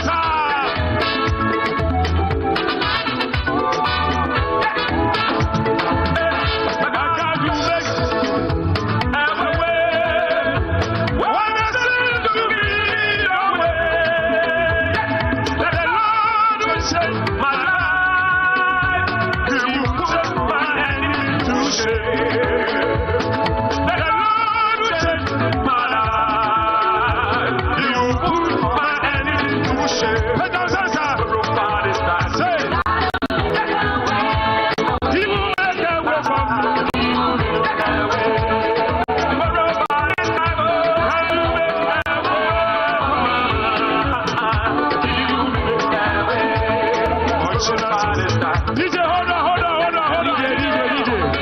DJ, hold on. It's time for worship. See, me and you for His Excellency John Dramani Mahama. A sense, wadi on my way suda. Na, wadi on my way so na fi said ya all ye no enye ye kan sem bi kire ye na ye pamono. Be ya suo nsuo aswansa So obeka nyame mu nokura pa dia je ye na ya baba to aba be se abanda da ne aban foforo we dia me kwadwo a me gina han dia me pe John Dramani Mahama na mamu. Thank you. If you believe it, pay down salsa, pay down salsa, music flow. pay down salsa. Hey, John Dramani Mahama. John Dramani Mahama. Oh my God, yes, oh my God, yes, Sepra. The fire couple shasa. If you say what you beat that. Hey,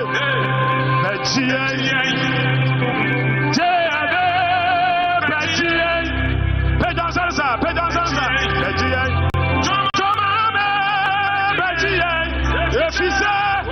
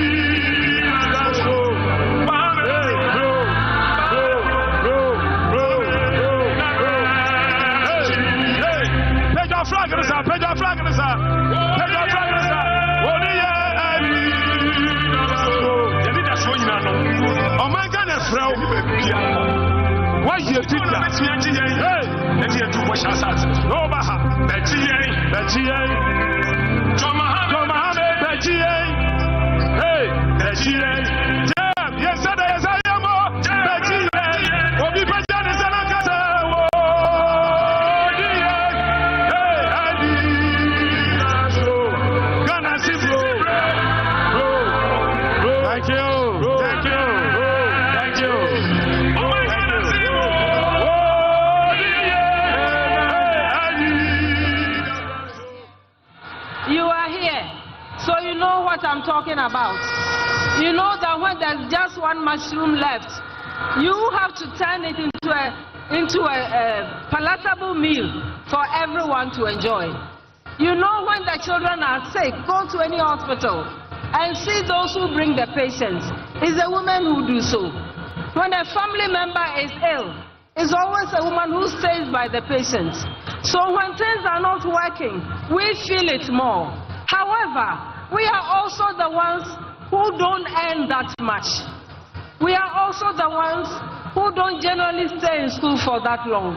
So what should happen? What should His Excellency John Dramani Mahama do? He has thought very long and hard about this problem. He has been in government before. He has handled this country before. He might not have been perfect, but we all know that he did the best he could. He did the best he could by everyone. And this is the time I want to thank the entire northern section of our country for giving the NDC, for giving Ghana a person who prioritizes truth over lies. A person who doesn't give false promises. A capable, highly competent, truthful, respectful leader in the person of His Excellency John Dramani Mahama. We have tried him. We have tried him. He has been off the radar. He has reflected on what is going on. And he's coming with new policies. And those who make comparisons, you don't compare unlike things. Don't compare his performance and his achievements with what this current government is giving us. It's like comparing cassava to oranges. or cassava to lemon. There is no commonality among them. So we are very happy and grateful that His Excellency did not give up on this country, but that he is willing to put himself forth again to rescue this country. And this time, we must all ensure that when he's done the hard work, when all of us have supported in doing the hard work, this country does not return to such a status again. And we are counting on all of you. We are counting on all of us to ensure that we redeem this country, we rescue this country, we stabilize this country, and make us all proud to be Ghanaians. So what did he do? Knowing that it's the women who are suffering so much, he thought long and hard about it. And he came up with a brilliant idea. Ebushafo, Mamreka Nyede. So a man who is in a Messiafona Wabre announced them. So what does he want to do? Also, why do you know there are up and then Messiafo and Busanere show. Na year corner year, but the baby are young Harian. No, and then why do women suffer so much? What work do women mostly do in this country? The papa Ponya Zuchon. Naya Sana, Busiana here on those. We don't need huge capital. Some will need that, but the vast majority don't. Somebody wants a little money to sell kuli. Somebody wants a little money to bake bread. Somebody wants a little money to set up the store. So what does the person do? The person normally goes to the bank. And what does bank manager say? Bank manager is also under instruction. So we are not angry with him. He's doing his work. So he'll ask the lady, go and bring the papers to your house. We don't have the houses. We don't have property. Go and bring the collateral. Go and bring the documents on your land, the estate houses you have built. Anything to convince me as a bank manager that you can pay. So you go once, you know you'll not go again. Most don't even bother. So what is the solution of His Excellency John Dramani Mahama to solve this problem? What he's saying is that he will set up a women's development bank. Are the women here? Are the women here? Are we listening? We are the ones who take care of the children. We are the ones who take care of the home. We are the ones who know that everybody is at peace. And when there's peace at home, there's peace in the community, there's peace in the country. So this bank is to serve the interest, is to ensure that we can reach as many women as possible. Some need a small amount of money, as I say. So how will this bank operate without a collateral? The bank will operate by looking at the amount of money the woman needs, and we've already targeted 1 million women to benefit. Hey! 1 million women to be empowered. And what do they bring? All we are saying is that if it's a small amount and you came for 4,000, 5,000, you bring us back just the 4,500, 5,000. Don't bring any interest. Because a lot of the women are forced to go to loan sharks, and if you go to them, they give you 2,000. They tell you bring 2,000 more. Now what is that woman going to sell to make that kind of profit just to pay? So some will go into hiding, all kinds of indignities that we know women don't need. What women need is help. We want to be able to take care of our responsibilities in the family. We don't always have to become a burden. And now that businesses are collapsing, and our husbands who don't have jobs, our brothers don't have jobs. What are we going to do? You go to your brother's house too often, you start even having problems with your sister-in-law. Listen, there are problems we face, real ones, that nobody has tried to help us with until His Excellency John Dramani Mahama came on board and is thinking about this to ensure that we can also have our peace of mind and we can also support our families and be up to the responsibilities that we face. And I want to assure the guys, the men, where are the men? Are the men here? You are also here. Hey! Hey! We want to thank you for all the support you've given us. But what we're saying is that we don't want all the burden to fall on you alone. We want to make sure that we can also help. And you know, when you think of women's businesses, our businesses, you know, we don't have a lot of profit. If I'm just selling a few items in the market, I'm just interested in making enough profit to feed my children. So if she can take a bit of that burden, I'm sure the men will also be happy. Won't you be happy? Will you be happy or not?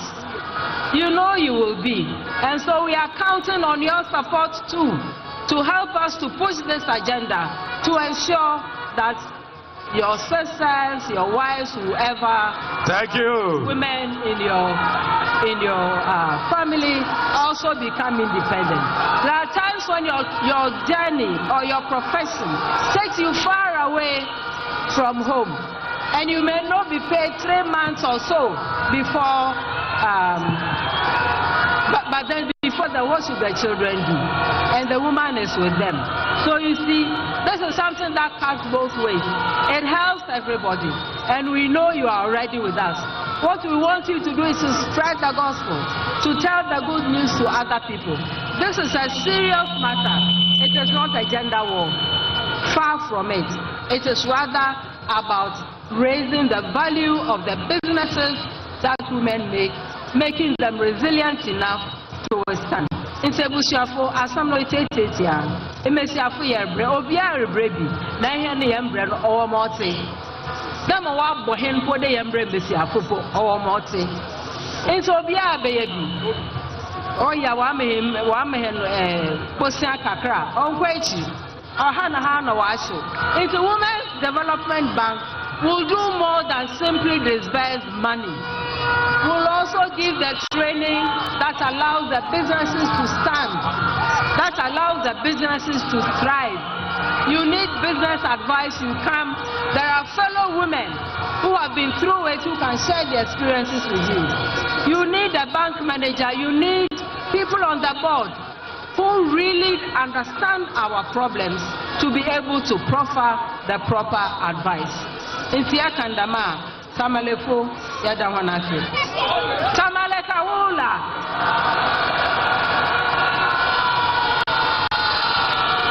Yadawanasi, Salam Aleikum. Walaikum salam. Thank you, mommy. Thank you.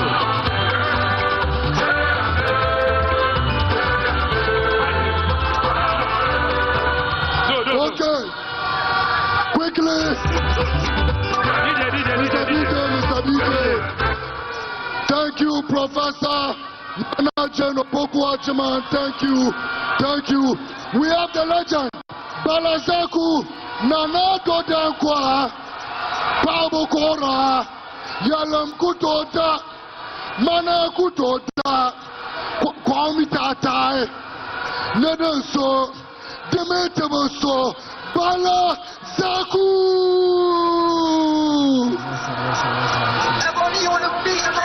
Mr. DJ, Samuel.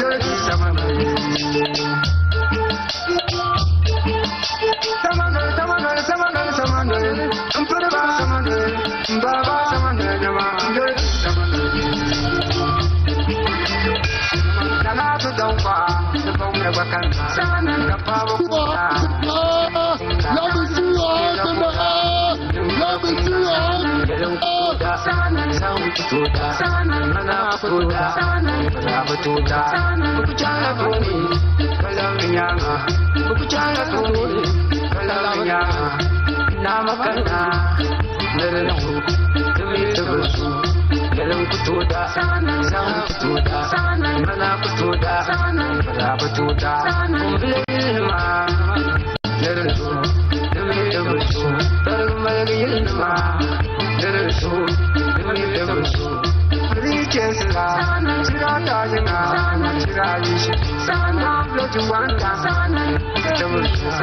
you. Thank you. Thank you. That is Balazako. Make some noise for Balazako. Thank you. Tanamala Yipale. Yulimana Yeza Pale, Dinakani. And no lot of freestyle Bella. He's Salituma. Somebody else in the Mazasale. Is that it? Yamabana Jamatu. Yesalam alaikum. Zuwa Jamania. Kuchira Jamania. Zuwa. Lumia to Sakarinyasa. Samia Karinyasa. 2024. Joe Mahama can no fatter by 2024. Mahama can no fatter by 2024. Jimalana 2024. Fatresa Kutoda. Yellow Kutoda. The Palma Kola Datu. The Shukurfisla.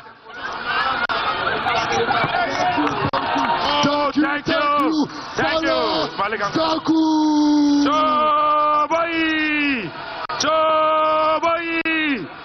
Oh, the man we are all waiting for. Our only hope, our father is about to address us. But before he comes, Choboy, we are going to church again. And we are thanking the Lord. Make some noise for Joy's blessing.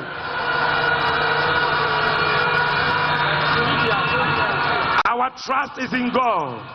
He is giving us victory. He is rescuing us from oppression. So, boy, Mr. DJ, let the music flow.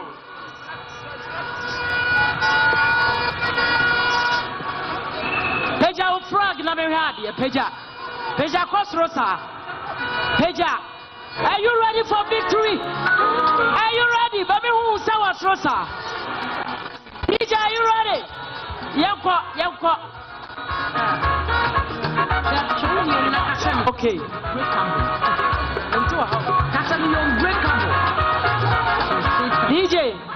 DJ. Sign repeat BM. Maintain your money.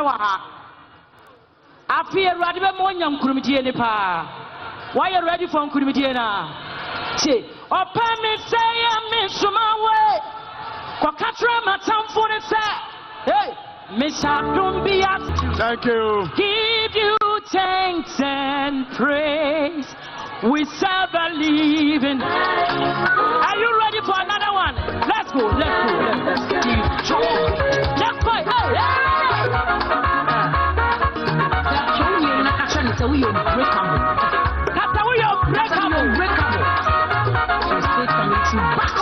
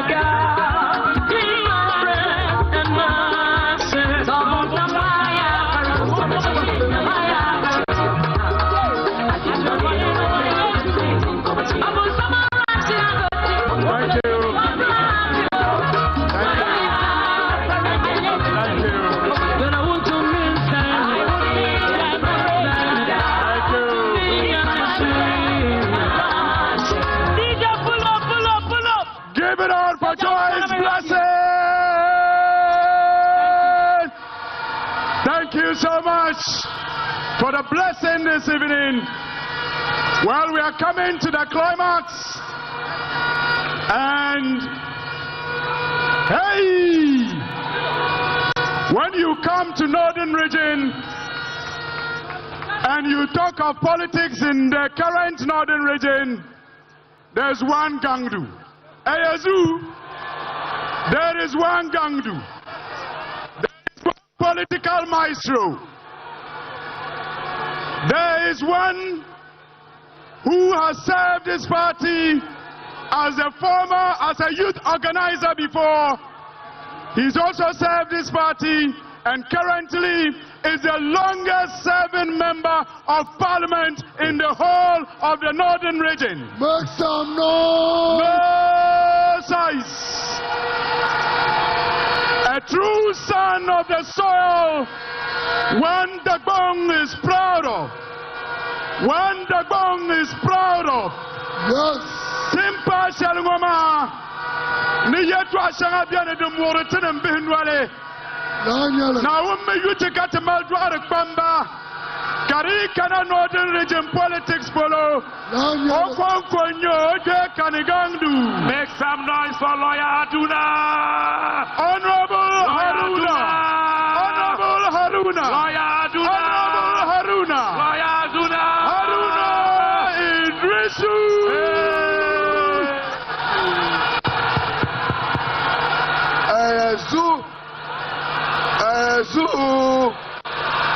Tonana barkano ene. Eyem na tona ne kasula ne nyampalane ne chone worshina zuo ebia iyanga inganga na oni empiso ko fa Ghana mulchibai kafa Ghana tengbambai kalyab ga Ghana karatam kalanga zo katabelechese netejilma karalabna. Excellency John Dramani Mahama, accompanied by Excellency Lordina Mahama, the fourth President of the Fourth Republic and the First Lady of the Fourth Republic. National Chairman of our great party and General Secretary, National Campaign Manager, Council of Elders present, colleague members of Parliament, colleague parliamentary candidates. My task here is a very simple one, is to introduce that one gentleman of the Republic. Hey! That one gentleman of the Republic. The humble giant, John Dramani Mahama. Ayezu! Yes, Allah Bilchima Wuya. Yes, Allah Bilchima Wuya. Akbang Mampurgopolo. Bien the Bawuya, bien the Bamajire. Bien the Bawuya, Kavanula, Bamajire. And to remind, as National Chairman said, President Nana Akufo-Addo be reminded that the 2024 presidential and parliamentary election is not a coronation. It's an election that John Dramani Mahama will win.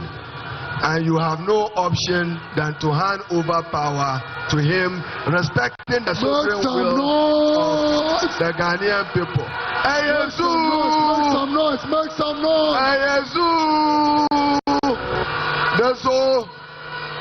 The Canadian ye betting so we are ma. Open lure me. Nabu have poraba. John Mama put lure me. 2024 election war in northern Ghana, the 5 regions of northern region. John Mahama Queen Lula Bawia Kayer Yoshene Luna. Lion no man. Make some noise. You know, John Dramani Mahama is coming to the presidency with unparalleled rich experience and not experiment. He's been deputy minister minister, vice president, acting president, and president. He will come to the presidency with a renewed sense of vigor in self-correct to right the wrongs of the past, and in particular the wrongs of Nana Addo Dankwa and Dr.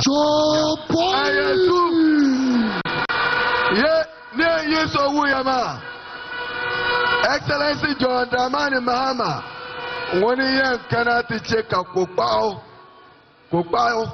de nyetu gogalgala, woni yan kana kati nyoko song onyu. Excellency John Dramani, woni yan nala. Ayesu, niye is also wuyango. The next president of the Republic of Ghana, inshallah, comes 7th January. Woni yan kana Antamale onda pumpilge shale Gambaga wale Gambaga na kwandure bunkurugu sola wune yan kana tamale Nam Ayesu Excellency John Dramani Mahama wune yan kana kacharpune na bunkurugu kabanye kosong enyu mbo ka banda mashire ne wannan kwamti na nan ka na ban yi bayara sola kabana Ayesu and Excellency John Dramani Mahama, when he comes to the presidency, we all know what the country is going through. A country in crisis, a nation in crisis, admitted even by Nana Addo Dankwa that is in crisis. It's an admission of failure. The savior is coming. Excellency John Dramani.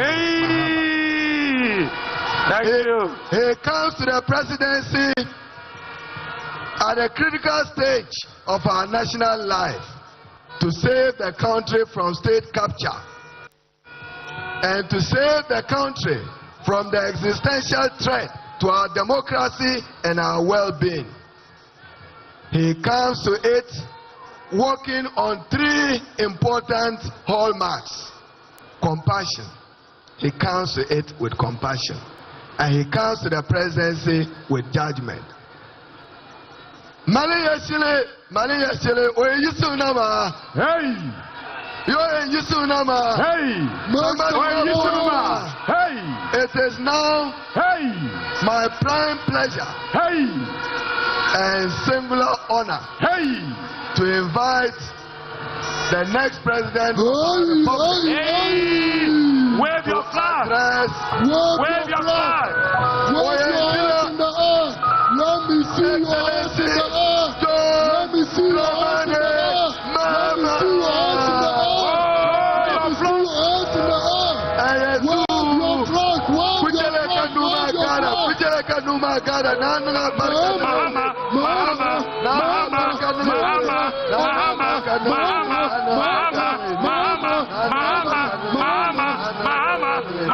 flag! Wave your flag!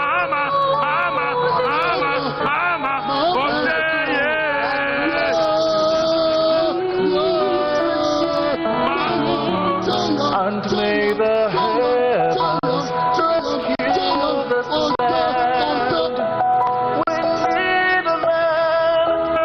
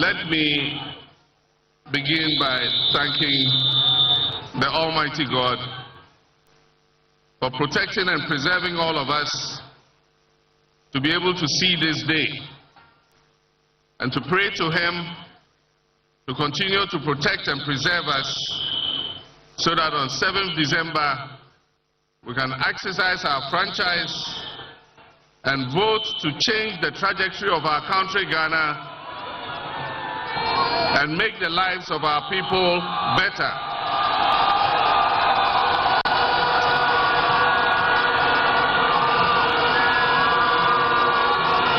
On this occasion, I'd like to thank all our supporters, our sympathizers, our foot soldiers, our activists for the strong work that you do to keep our party strong and vibrant. On this occasion, I remember one of our foot soldiers called Wasiu. Wasiu would have been here with us. We call him popularly Aponche. For those of you who are in Asen North, he is the one who, when there was pressure, he took a cement block and raised it and fought for NDC. Today he's not with us. May Allah grant him peaceful rest. Ghana is at an important juncture in its history, and the decision that we make on 7th December is going to reflect on the future of this country. A member of the New Patriotic Party, a friend of mine and a former colleague MP, said, it's not Ghana that needs change. He says it's change that needs Ghana. Change is calling Ghana. And that's Kennedy, Honorable Kennedy Ejapong. Change needs Ghana because in the last Afrobarometer survey, more than 80% of Ghanaians said that our country is going in the wrong direction. And if you are going in the wrong direction, if you are walking or you are driving and you are going in the wrong direction, what do? You change your course. And that is why on 7th December, Ghana must change course. We cannot solve the crisis in which we are with the same people who caused the crisis in the first place. Several years ago, somebody came and said, try me. Monso Menche. The result is what we are seeing today. Today another person has come and he's also saying, try me. And he's saying the same things the one who has helped to put us in this ditch was saying 8 years ago. And what they say is that if after 4 years I don't do well, change me. The youth of this country don't have 4 years to waste. The youth of this country are in a hurry to create the opportunities that will make them live a dignified life. They're not going to try somebody and after 4 years decide whether you should continue. The youth of this country want an experienced hand. They want a safe pair of hands. They want a hand that they have seen do it before to come back and take this country and rescue us from the mess in which we have been dumped by the Akufo-Addo Bawumia government. My brothers and sisters, it is not going to be easy. The more I look at the figures, the more I look at our situation, it is even worse than what this government is telling us.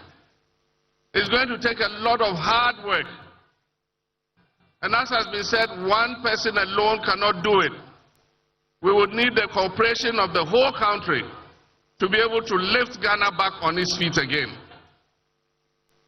I've been out of government for almost 8 years now. I did my best. I wouldn't say things were perfect, but at least we're making progress. What I can promise you is that I will be truthful to you. I will never tell you lies. I will never tell you things that I can't do. The problem with this country is that our policies are based on the short cycle of winning elections every 4 years. And we are not creating the foundation for this economy to take off. And so, we're not making you promises. I'm promising you that I'll work hard, day and night, to make sure that we reset the fortunes of this country.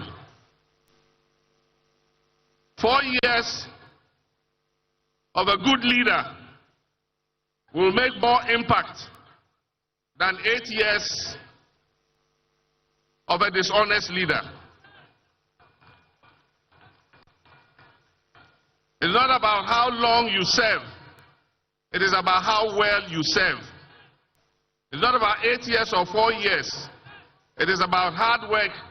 It is about truth. It is about trust. And it is about doing the things that will create a future for our young people. And that is why the NDC is calling on you on 7th December to do your duty to your God and country so that we can turn this nation around. This government is living in an illusion. They are living in a dream world. They are living in a fantasy world.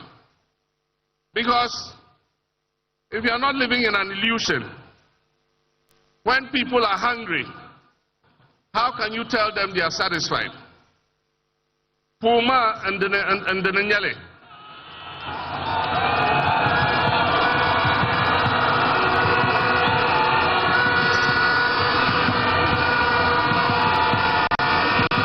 And the Nyale, Kakum Malma, Kakanti Yelman and Teria. Then we can feel the pangs of hunger, and yet this government tells us we are satisfied, and that never in Akufo-Addo's government have people gone hungry. Meanwhile, the statistics clearly show that 8 million of our citizens last year in 2023 went 24 hours without food because they couldn't afford to buy food. Meanwhile, the statistics tell us that almost 2 million of our young people are sitting at home. They are not in school, they are not in education, they are not in training, and they are not in employment. They are just sitting at home idle. And most of them are still living in their parents' houses because they don't have an income to be able to start a life of their own. The statistics tell us that unemployment has risen from just above 8% in 2016 to 14.7%. And yet, they say things have never been this better. And they have the audacity to compare themselves to our first president, Osajifo Dr. Kwame Nkrumah. How can you compare this useless government that has led Ghana into such crisis to the government of Kwame Nkrumah?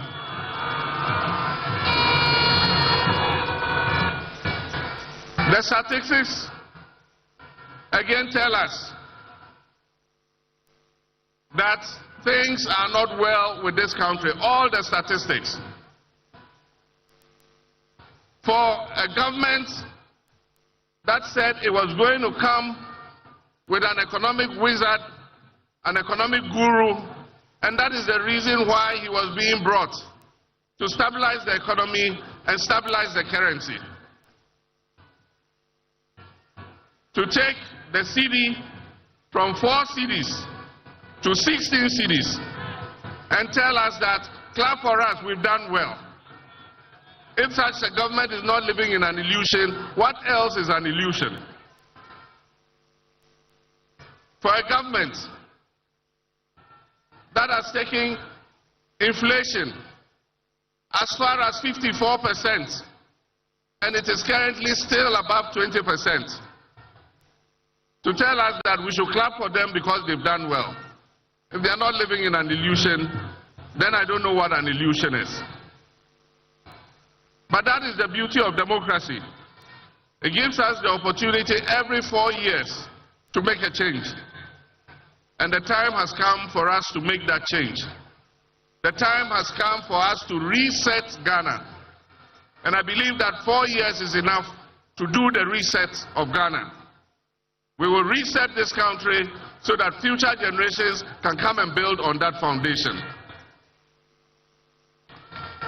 Our intention is to ameliorate the damage that has been done. We all saw what happened in the banking sector clean-out. The indigenous capital of Ghanaians in our banking sector was wiped away with one very reckless decision. And so today, most of our people who were working in the banking sector for these banks are today unemployed. And I'm sure there are some of them here. Today, some of them are Uber drivers, some are bakers, some are even driving Aboboya and Mahama Kambu. The time has come for us to make a change. And I've said when we come, we will restore for those who unjustifiably had their banking licenses withdrawn, we shall restore their licenses to them.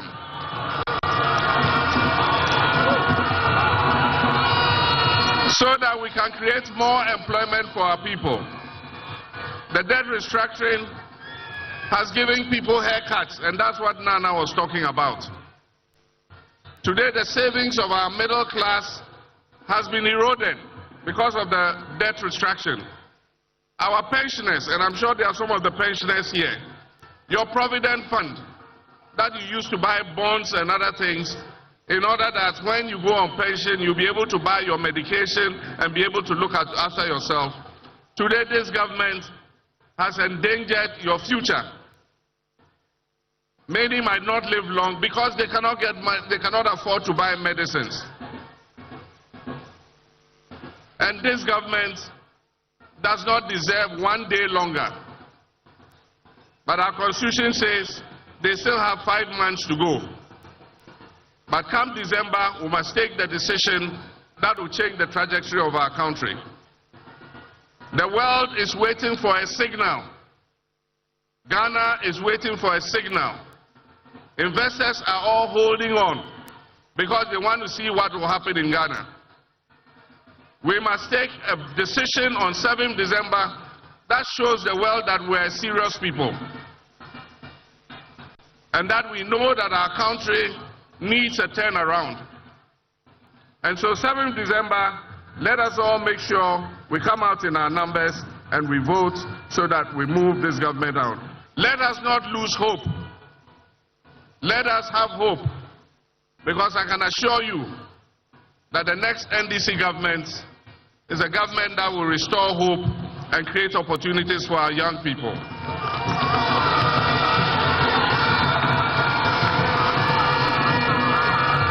NDC has the men and the women. And it's not like what the MPP said, we have the men. And we didn't know they were area boys.